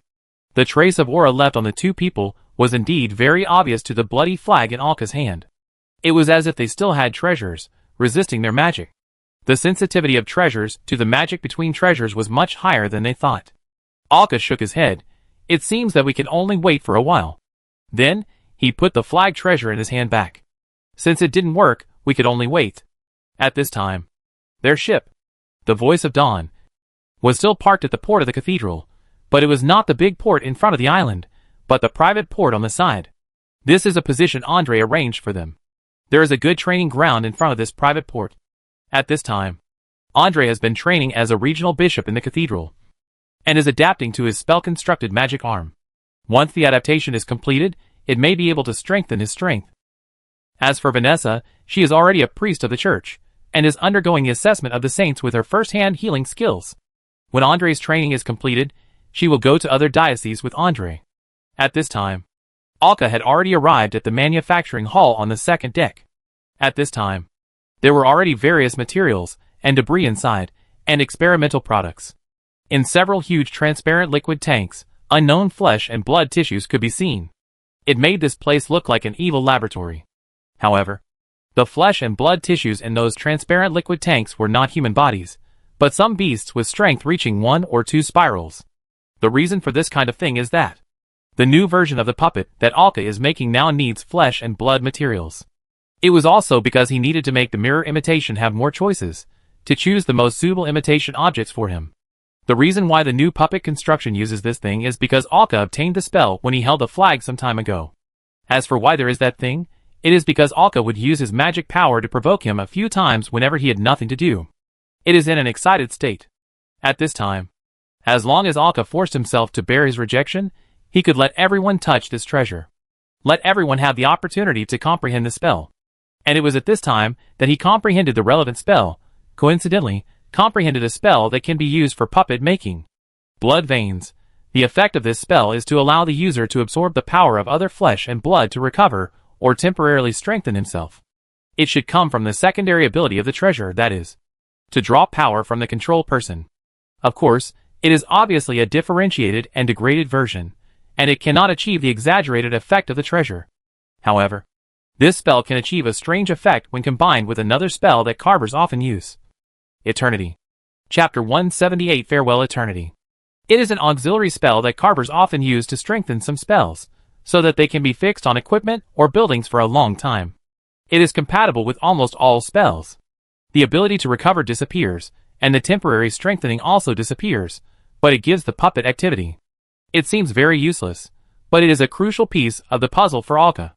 Because Alka's purpose of making puppets is to prevent Lucilia's soul from being distorted, the puppet he needs to make can be closer to Lucilia's original body.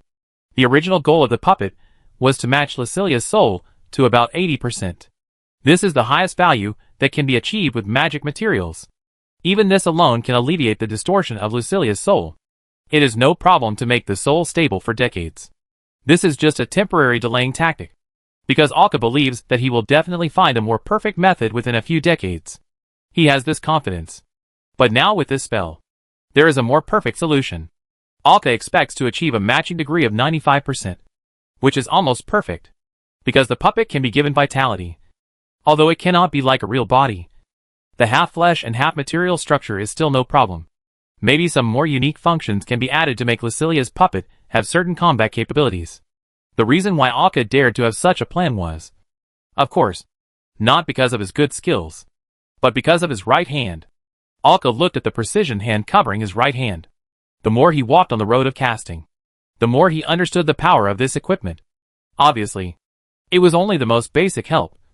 But it was this most basic help that enabled Alka to cast more sophisticated things. At this time, a 30-centimeter tall puppet was floating in the middle of the manufacturing hall, and it was being charged. Veins like blood vessels could be seen at the joints and inside of the puppet, and the energy core of the puppet was beating like a heart. This was extracted by Alka from a small animal with a strength of 1 spiral. It was used to restore the flesh and blood body more. As for whether it is really useful, it is unknown, because this is Alka's first time making it. Moreover, a lot of flesh and blood on the puppet is also floating on the surface, which does not look very beautiful. Seeing that the puppet has been fully charged, its heart began to beat, and the spells on its body began to glow slightly. Alka shook Lucilia on his shoulder. Let's try it, and see how far we are from it. This is still a prototype. Lucilia nodded, and then the body of the puppet fell down, and Alka caught it. The light of the soul flew into the puppet in his hand. The spell on the puppet became brighter, and one could even hear an extremely obvious heartbeat. The appearance changed, becoming like a real human being. Seeing the puppet becoming more curvaceous, Alka glanced at it for a few seconds, and then waved his hand. Pink mist floated out, surrounding the body of the doll. It has a good figure, he thought silently. No, this is not the time to think about this. Can't the flesh puppet transform into clothes, like normal puppets and dolls? This point should be remembered. No way, it's not that he wants to see it. The doll completely changed into Lucilia's appearance. Just like a real human, just shrunk. Lucilia opened her eyes, and noticed something was wrong, and her cheeks immediately turned slightly red. Alka looked at this change. Can it still simulate blushing? This is quite amazing. Being able to simulate blushing, it means that this doll has almost reached the level of a real human body. This was more successful than he thought. Seeing Lucilia's cheeks blushing and her head lowered, Alka asked, "How is it? Is there anything uncomfortable or anything that needs to be improved?" Hearing Alka's words, Lucilia relaxed for a while, then felt it carefully. The body is still so heavy, there is still a delay in controlling the body, and the pressure on the soul is greater than usual. Hearing this, Alka frowned. The first two items are fine, and they can be solved with more improvements. After all, this is only Alka's first time to create a flesh puppet. But the pressure on the soul is greater, which is a little difficult to solve, which is Alka's previous experience. Is there anything worthy of praise? Lucilia nodded. Yes, the adaptability has become very high, if it weren't for the problems I mentioned above. It's almost as good as my previous body, and there's even an illusion of being alive. As he expected, the advantage of the flesh puppet is shown in this place. After the two discussed some details again, Alka nodded. After letting Lucilia leave, he started to study again. The first step has been completed, and the following steps can also be seen. It won't take long to reach the standard Alka wants. Early morning. Golden Wheat Island. Alka parked the flying swallow beside the port of the island and secured the ship with ropes. Looking at the island in front of him, a familiar island, he straightened his clothes and walked up. He came here to say goodbye, and was about to embark on a journey without return. As soon as he arrived at the port, he saw Sigurd carrying 4 bags of packed golden wheat. Running briskly, he put them into the cargo hold at the rear of the merchant ship. When he came back, he happened to see Alka, who was staring at him. He ran over with a look of surprise on his face. Alka, you're back. Alka walked up to him with a smile, hugged him, and watched Sigurd pat his shoulder. He pointed to the heavy leather wristband on his arm. Alka had already keenly noticed that the leather wristband was wrapped in the middle, which was the golden magic wristband he had given to Sigurd before. How is it? It's useful, isn't it? Hearing Alka's words, Sigurd looked at his arm, and reached out to touch the leather wristband. He smiled and said, "Of course. It can even be said to be very useful. It's good enough. This is not the place to talk. Let's go back first. Mom is still at home, and she has been talking about you many times." Alka nodded. Then the two of them walked through the town, following the path all the way to the courtyard. After looking at the courtyard, they came to Sight's house not far away. At this time, a girl with dark skin was cleaning the yard. "Jenna, I'm back." Looking at Sight, Jenna smiled, walked over and hugged him. Then she looked at Alka behind Sight. "Alka, long time no see. The last and only time they met was on Taran Island a few years ago." "You too," Alka said with a smile. "I didn't expect Sigurd to have brought Jenna home. Last time he was still hiding it. Could they have already gotten married? So I've been in this world for so long?" Thinking of this, Alka looked at Sigurd. Sigurd nodded and said, "I got married to Jenna 3 months ago." "Sorry. 3 months ago, Alka was still at sea." "It's okay, brother," Sigurd said with a smile. Then he looked at Jenna and asked, "Where's Mom?" "Mom went out. She said she'll be back soon." Sigurd nodded, then he took Alka into the house. Jenna saw that the two seemed to have something to talk about, and took 2 glasses of water and went out. "How long will you stay at home this time?" Sigurd asked Alka. Hearing this, Alka looked at him and said, "Stay for a day, I'll leave after a day." "Is it so urgent? Then when will you come back next time? Maybe you can see my child being born, and let him recognize you as his godfather." Hearing this, Alka was a little surprised. "Your child?" As he said this, he couldn't help but turn his head to look out the window. Jenna was cleaning the yard. He narrowed his eyes, and saw that her belly seemed to be slightly moving. Side nodded. Yes, it's been more than 3 months. More than 3 months? Alka seemed to have thought of something. His head retreated slightly, looking at Sight with a strange look. Seeing Alka's eyes, Sight felt a little embarrassed, and reached out to scratch his face. Somewhat careless. You know? It turned out that they were married because of pregnancy. Alka nodded, smiled, and then looked at Sigurd with a serious expression. Then it seems that you have already thought about it. Listening to Alka's words, and looking at Alka's expression, Sigurd nodded. Looking at Jenna outside the yard, Sigurd smiled happily, and then sighed and said, although treasure hunting is good, it is also very happy. When you gave me the manual, I knew what you wanted me to do, and I was really tempted at that time. But Jenna's pregnancy disrupted my plan. Things that I had never thought of before were now on my shoulders. And I also took on responsibilities. At this point, Sigurd leaned back in his chair. Prospects and family. I chose the latter. The simple treasure hunting experience with Alka on Turan Island had left a deep impression on Sigurd. The strange power that Alka brought later made Sigurd even more obsessed. At one point, he was ready to wait for Alka to come next time and go out to sea with him. Until that moment. Looking at Sigurd's expression, Alka nodded, understanding. He knew Sigurd, a man who cared for others and had a strong sense of responsibility. He could not abandon his wife, family, and future children. He could not become such a person. Sigurd suddenly smiled, sat up straight, looked at Alka and said, after 10 or 20 years, when my children grow up, I will experience the joy of treasure hunting with you again. Alka looked at him, sighed and said, I will never come back. What do you mean? Sigurd asked puzzledly. This time, I will go beyond the sea of my homeland. Sail to a wider place. I may never come back. Sight's expression was a little surprised, and a little confused. But after a while, he became relieved. Beyond the sea of my homeland. It is indeed a great temptation for you. Sight could understand. Then stay for dinner tonight. And tell your mother by the way. Otherwise she will definitely be sad if you don't come back for a long time. Yes. Alka nodded. He did think so. Let me tell you, although you are not going to explore the sea, you will not refuse the extraordinary power. Right? Extraordinary power? Of course I won't refuse. Sigurd was a little surprised, and then said, at this time, Aunt Marce's voice came from outside. Jenna, why are you outside? Go in and have a good rest. Mom, I'm fine. Jenna's helpless voice also came from outside. How can this be done? Go in quickly. The creaking sound of the door opening was heard. Then she saw Aunt Marcy walking in with Jenna. Then she saw Sigurd, and her expression changed immediately. You little brat, how dare you let your wife hold a broom outside? Oh my God! Alka? You're back. Aunt Marcy looked at Alka, walked over in surprise, and then hugged him tightly in her arms. You didn't wait for me when you came back last time. I saw the grave next to your mother. You must have suffered a lot outside. It's great to see you come back safely. Countless words came out of Aunt Marcy's mouth, and Alka didn't resist, but listened with a smile. Then she comforted him. It's okay, Auntie. I'm fine now. And I'm doing well outside. Hearing this, Marcy looked at AKA's current appearance, scanned him up and down, and nodded. She then stood up and said, Then you guys talk first, I'll go cook for you. Thank God the goods were delivered yesterday. Otherwise, there would be no ingredients to treat you.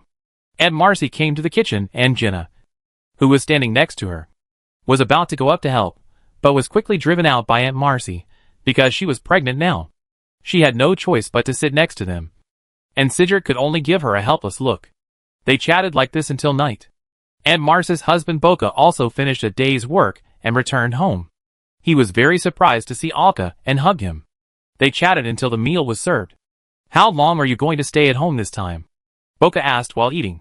Hearing this, Alka said quickly, I will leave tomorrow morning. Are you in such a hurry? Won't you stay a little longer? Aunt Marcy asked beside her. Alka shook his head and said with a little apology, My teammates are still waiting for me. Maybe you can bring your teammates with you next time. Boka said at the table. Aunt Marcy also nodded in agreement. Alka opened his mouth, but didn't know how to open the card. Seeing Alka's look, Sigurd gave him a look, and then said, Mom, don't make things difficult for Alka. He may not come back after leaving this time. What do you mean?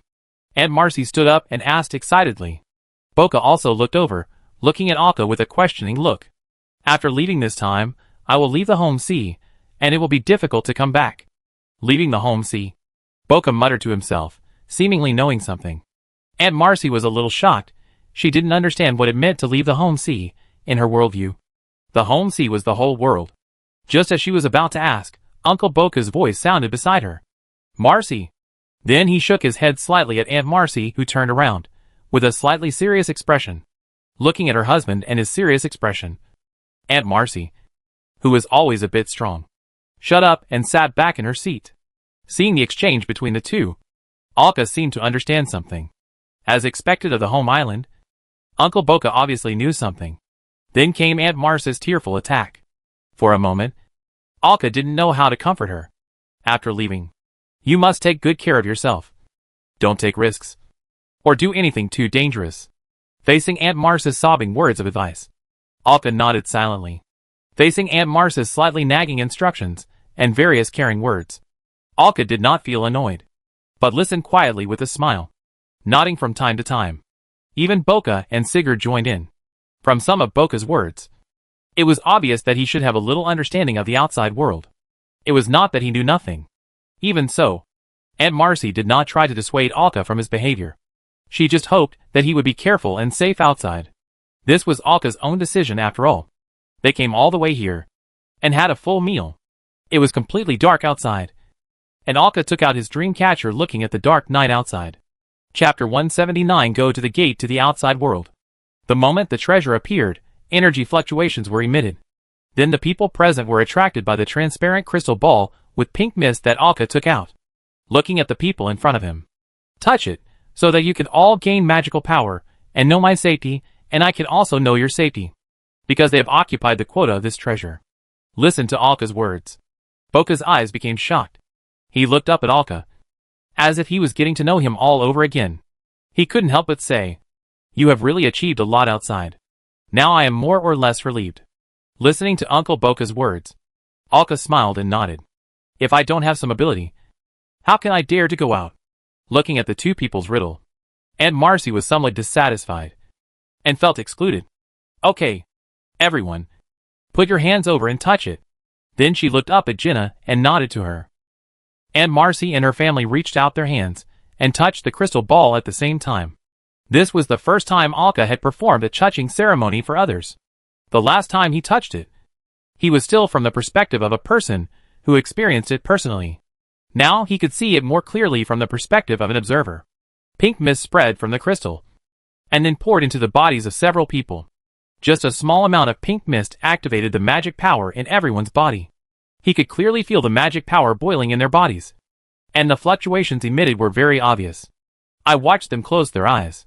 After about half an hour, they opened their eyes. Does it take so long to touch? I couldn't help but think of myself. When I touched it before, it seemed that only a short time had passed. Is there something in my body? Seeth said to Alka after opening his eyes. Alka nodded, looking at the slightly confused eyes of the people in front of him. He began to explain, including what magic is, why there are changes now, and the circuit of magic, and what benefits can be brought to them after possessing magic, as well as the so-called spells, the real situation of this world, the extraordinary world, and other basic knowledge. Alka just spoke to everyone slowly like a mentor. Since they were all basic information, it was not difficult to understand. In fact, for the residents of their home island, such a situation was not unfamiliar. As long as Alka explained it, they could well correspond it with some of the things they had experienced. For example, the priests on the island, the large-scale ceremonies during festivals, and some gifts. These are what the islanders will experience. When they heard that they could be healthier, less prone to illness, and stronger, everyone's faces showed obvious smiles. For them, strange spells and the like were not easy to understand, but they liked the idea of good health very much. It was exactly what they needed. Although simply making you touchers can't make your strength so strong, but at least you have the ability to protect yourself. This can be regarded as Alka's gratitude to Aunt Marcy's family, not only for himself but also for the original body. After telling them all kinds of important matters, Alka had several thick books in his hands, and some annotated pamphlets. He handed them all to them. These are more detailed information about the extraordinary world. It's always good to know more. Then, an unlit oil lamp appeared in his hand, and was also placed on the table. When this oil lamp is lit, its light can stabilize your circuit. In this case, meditation can speed up the process and make the improvement of strength faster. This oil lamp was one of Alka's treasure hunt gains. It was not very useful to him, but it was much more useful to Aunt Marcy and her family. After all, Alka's meditation method can stabilize the circuit more powerfully, allowing meditation to proceed quickly. Compared with this oil lamp, it is many times stronger. Seeing Aunt Marcy about to refuse, Alka quickly said, "Don't refuse. This thing is useless to me. Use it with confidence." Then, there were some simple exchanges, and Alka answered some questions. As for the meditation method, Alka was not going to tell them, because the Archbishop said, "Don't spread this method in the sea of home. This kind of meditation will not bring much benefit. Unless you want to leave here, then I will leave first." After saying that, Alka said goodbye to everyone, and returned to his own small courtyard next door. Looking at the spotless room, he lay on the wooden bed and looked at the ceiling. He fell asleep. The next morning, Alka woke up early and followed the path to the center of the island. Looking at the two adjacent tombstones in the cemetery, there were some sacrificial items on top, which were obviously only there for a few weeks. Aunt Marcy and her family must have been here before.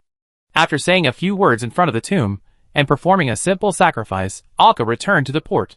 He leapt on the flying swallow. Sigurd's farewell was heard behind him. It had been a month since Alka and Aunt Marcy's family said goodbye. After the church's detection, the specific time of the day of intersection had been completely observed and predicted. Later than expected, there are still 2.5 months left before the day of the intersection. At this time, the voice of the dawn is still docked at the cathedral. "Are you ready? Is there anything else that is not ready?" Alka asked, sitting at the main seat of the round table in the captain's room. At this time, there are many maps and information in front of him, and a huge map of the home island is attached to his back. Hearing Alka's words, Siadaiti took out a list. He started to compare the list with Jason one by one. Siadaiti was mainly responsible for the summary and calculation of materials on the ship, and the control of public funds. He was considered Alka's first mate. Materials and tools for ship repair? Ready. Sufficient artillery maintenance tools and some ammunition? No problem. Food, water, and medical supplies? The two of them started to compare one by one, to make sure they had not missed anything. The destination they were heading to this time was unknown, so they had to make sufficient preparations. And the only thing they had as a guide was the book Dreamland. But the problem was that many places in the book were not described. After all, the total number of words in the book was only about 100,000, which was too few. From the perspective of the protagonist himself, the bizarre world was described, and it was still very vague. From the beginning of the book, it can be known that it is not known whether it was intentional by the author, or because he really wrote such a rubbish. From the beginning, they had already reached the infinite sea, but Alka and the others still had to go through a long route to get there. They had no idea what they would encounter during this period. And even if they reached the infinite ocean, they would not know much, because the author of this book obviously concealed his shortcomings, as if he was telling his story from the perspective of an observer. A lot of information was not expressed at all, or even glossed over. The most was the description of some local landscapes and some harsh environments, plus some of their strange experiences. A lot of useful information required them to unravel, analyze, and guess by themselves. Without really reaching that place, a lot of information is not known to be useful or useless. But there is no other way. They can only use this book as a guide. At least they are not really ignorant. The place where they are is the beginning of the entire sea-type world, and they have to go around a semicircle to reach the real entrance of the infinite ocean. During the journey, they have to pass through the gates of all worlds. Such a long sea route. Who knows what they will encounter, and who knows if there is a place with supplies. Therefore, these most common materials must not be wrong. They have checked several times. Alka and others will also cross-check. This is to ensure that these materials are not missed. Where are the energy stones? Have the energy stones been replenished? Replenished. For this thing, we almost spent all our savings. Many of the materials are spell materials. In addition to the materials needed by each person, there are also many materials needed by the team, including energy stones. For ordinary spell ships or low-level spell ships, the magic gathering spell on the ship is enough to solve the problem. But for Alka's ship, energy stones are necessary. This is the energy needed in some emergencies. It is also the place where they spend the most money.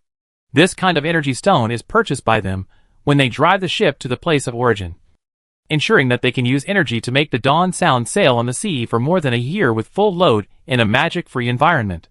In Bobby's words, are Alka and his friends too cautious? But Alka naturally doesn't think so.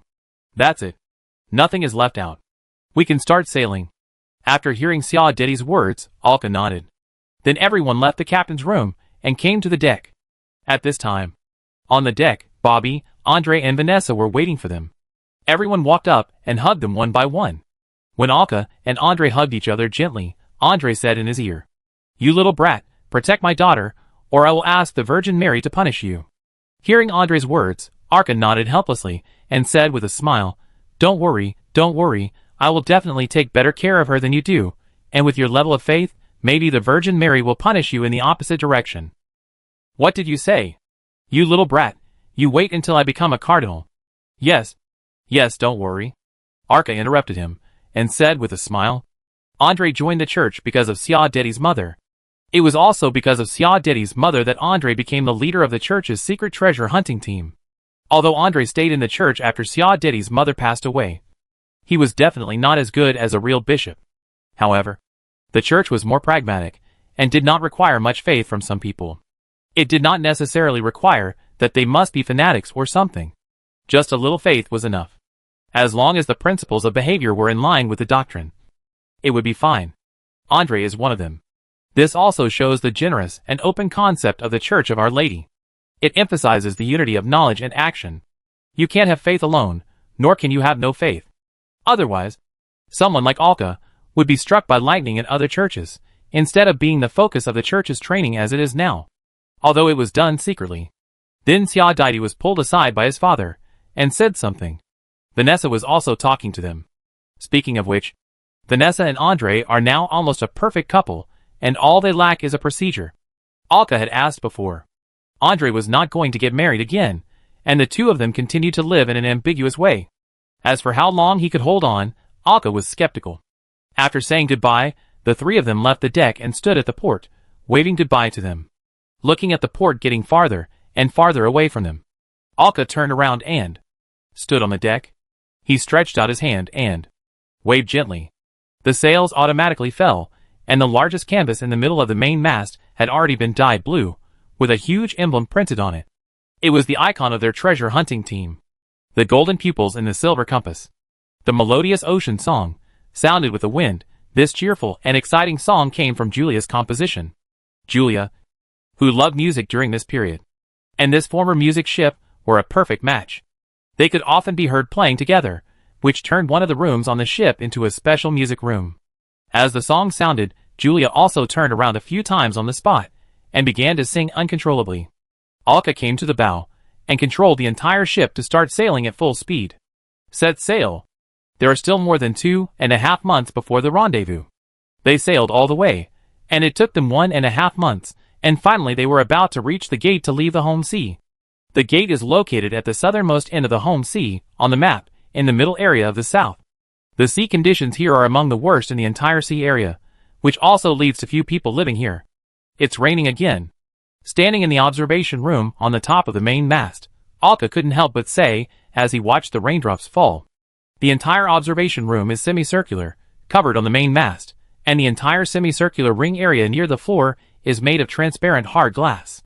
It is also a one-way mirror. You can only see outside from the inside, but you can't see what's going on inside from the outside. Alka has no idea how the craftsman made this thing. Is the skill tree too crooked? This also perfectly meets the observation needs of the observation tower. Thunder rumbles around, and raindrops keep hitting the glass, making crisp sounds. The entire sea area became dark, and the huge wind and waves made the sound of dawn rise and fall on the sea. This also made them feel it very clearly on the boat. Alka unfolded the map in his hand, and it looked like, according to the prediction, the gate should be not far ahead. But the heavy rain completely blocked their sight, and the surrounding visible distance was no more than 100 meters. At this time, the door to the observation room suddenly opened, and Sia Dedi walked in, with Lasilia sitting on his shoulder. "Alka, I'll take over from you. You can go down and have a rest." Seeing the two people coming, Alka smiled, and then said, "Don't worry. I just caught a strange animal a few days ago. I'll give it a try." As he spoke, a mirror mask appeared on Arca's face. A strange creature that looked like a frog, but also like a crocodile, emerged from the mirror. The most conspicuous thing about this creature is its huge eyes, which is why it is said to be like a frog. As the creature emerged, the mirror mask changed, and Arca's head turned into the head of the creature. The long and thin mouth, with sharp teeth, and two huge eyes on the mouth. The long and thin snake-like tongue stretched out and licked. This creature was as strange as it could be. Alka had never seen the specific scientific name of this creature. However, the strength of this monster was not bad. It reached the first spiral, and had magic power in its body. After a while of imitation and learning, it was found that the eyes of this creature were very powerful. It could see fish fry less than the size of a finger 1 kilometer away in the dim sea water. It also enables it to see very far away in foggy weather or heavy rain. After becoming proficient, Alka naturally retained the simulation of the animal's head. Then he opened his huge eyes and looked out the window. His vision had already changed. The whole world became 3 colors, consisting of black, white and green. This vision allowed Alka to penetrate the surrounding raindrops and see the situation in the distance clearly. The black island in the field of vision had appeared at the end of the field of vision. There was their destination. Their route had not deviated. But from here Alka could already see the surroundings of the island, and it seemed that there were many ships docked. After seeing clearly, Alka exited the simulation and his head recovered. At this time, Lucilia was already sitting on his shoulders. Seeing Alka recover, she couldn't help but said, "I think I can find something to do in the future. How about we work together to compile an illustrated book?" Chapter 180 arriving at the door. Illustrated book? What illustrated book? Alka turned around and asked curiously. It's an illustrated book of various strange creatures. You need to simulate these creatures anyway, so you need to catch them and dissect them, or even observe their habits. After the simulation, you can experience the abilities of these creatures in person, and then we can record these abilities and the appearance and habits of these monsters. How about it? Is it interesting?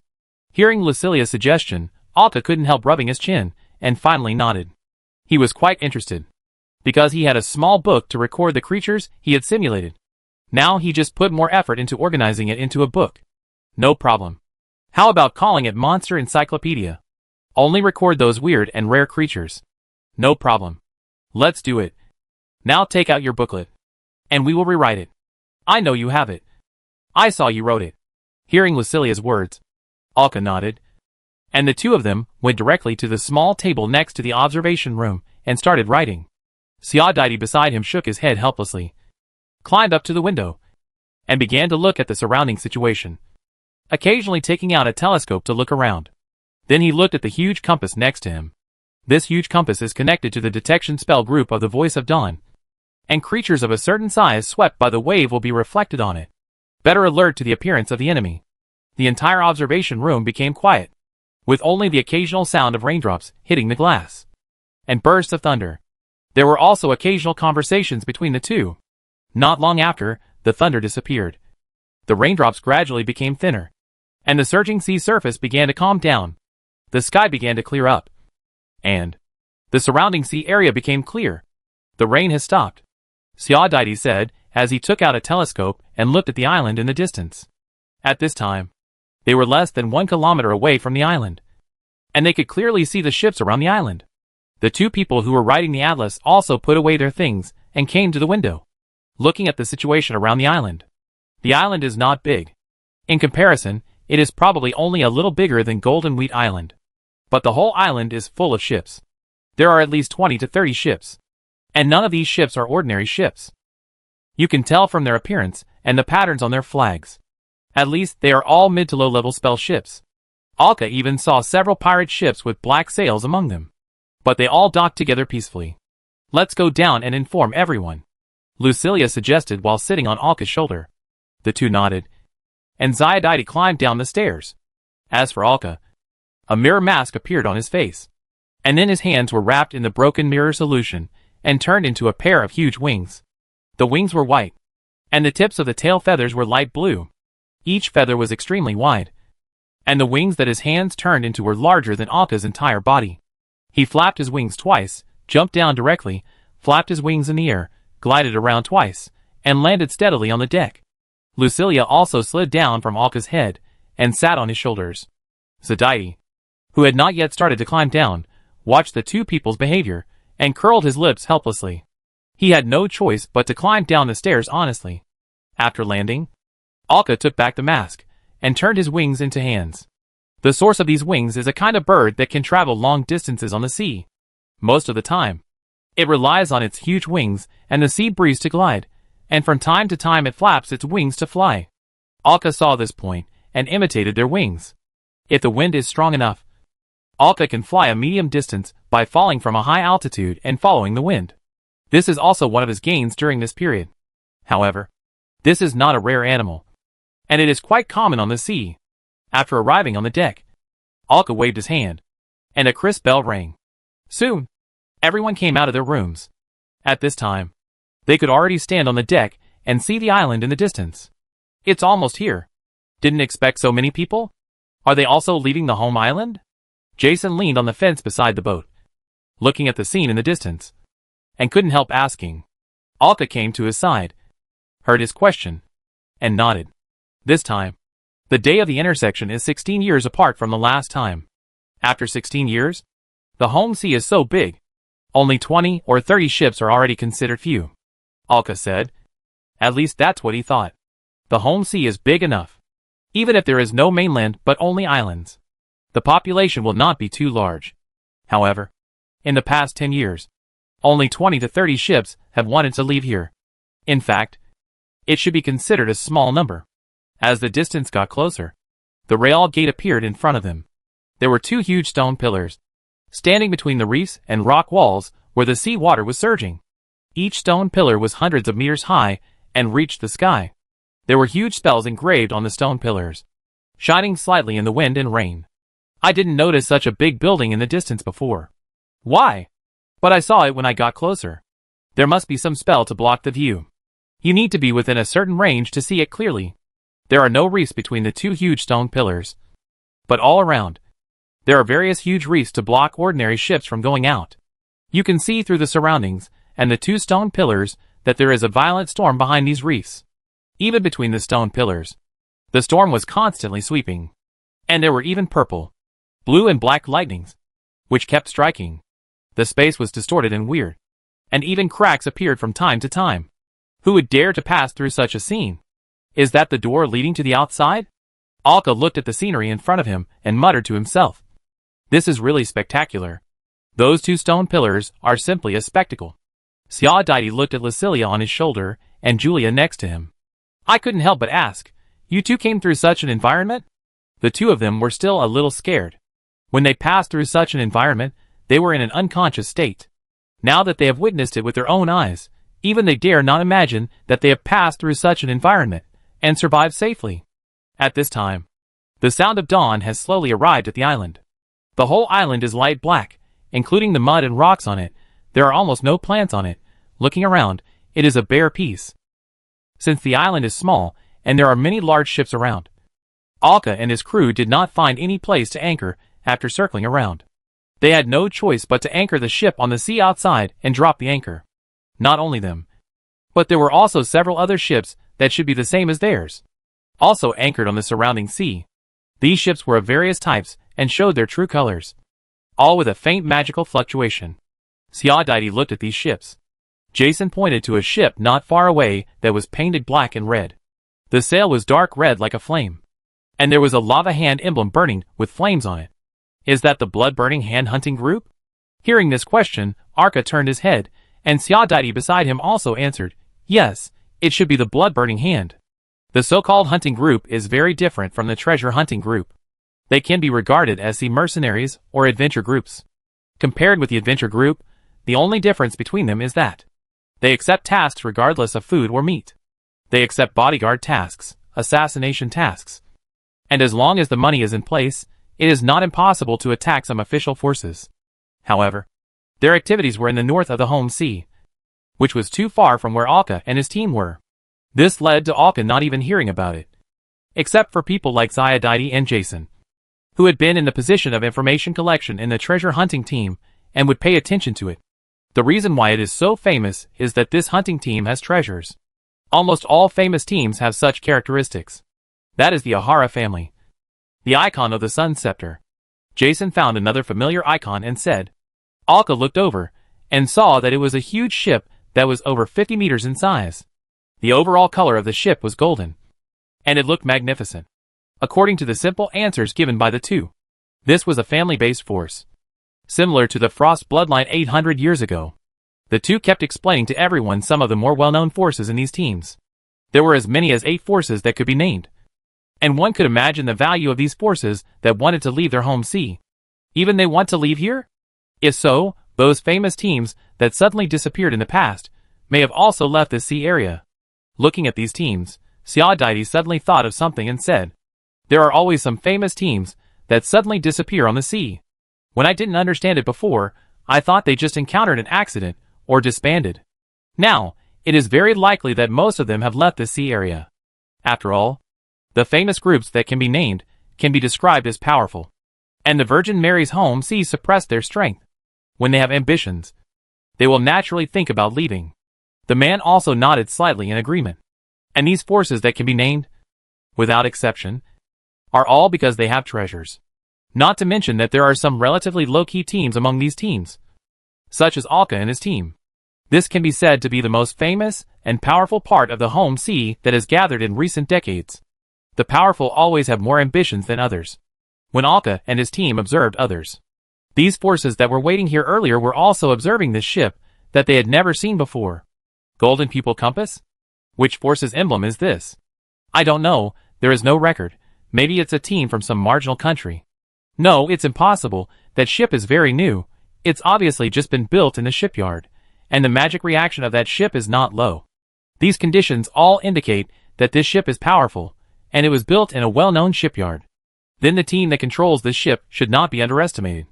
The same communication was heard on many ships. Is that the style of the shipyard of the Church of the Virgin Mary? Doesn't it not manufacture ships for the public? Perhaps it is favored by the Church of the Virgin Mary. Or perhaps it is a teammate under the Church of the Virgin Mary. There are very few members on that ship. Are they elite soldiers? They look like a treasure hunting team. Alka and his team had just arrived here for a while, and some of their origins and situations had been seen through by those teams. The teams that can come here and go to the unknown are all strong and smart. They have made sufficient preparations in advance. They are all experienced people who have sailed on the sea for a long time. They can get a lot of information just by looking at the appearance. Are we going to the island? Jason asked, looking at the island not far away. Alka shook his head beside him. No. We will wait here and make sufficient preparations. They have just made a detour and roughly observed the current situation of the island. Many crew members chose to stay on the boat, and some people built simple tents on the island. You can even see an open space on the island, where these people spontaneously organized a simple market. But it was very small and very simple. For this preparation, they almost spent all their gold sales. The supplies on the boat were also very important, and it was impossible to exchange them. There was no point in going to the island. After all, everyone had made sufficient preparations to come here. Just wait quietly in the last month. This is also the choice of most people. After all, the place they are going to is unknown. In this way, the voice of dawn stopped in the outer waters of the island, quietly waiting for the final time to come. During this last month of waiting, Alka has been staying in his manufacturing hall. He is going to complete the puppet construction of Lucilia's body before entering the infinite sea. At this time, he did so. In the manufacturing hall, Alka's precise hands continued to emit light. In a basket next to it, there were many puppets piled up. There were various models, and at a glance, there were at least dozens of them. Lucilia's doll was on top of these puppets, and she was making clothes by comparing them with the puppets. There was even a small box next to it, which was filled with various miniature sewing tools suitable for Lucilia. There was also a drawing next to the doll, which was filled with various clothing designs. From the signature on the lower left corner of the design drawing, you can see that this is Xiao masterpiece. She is not only good at drawing maps.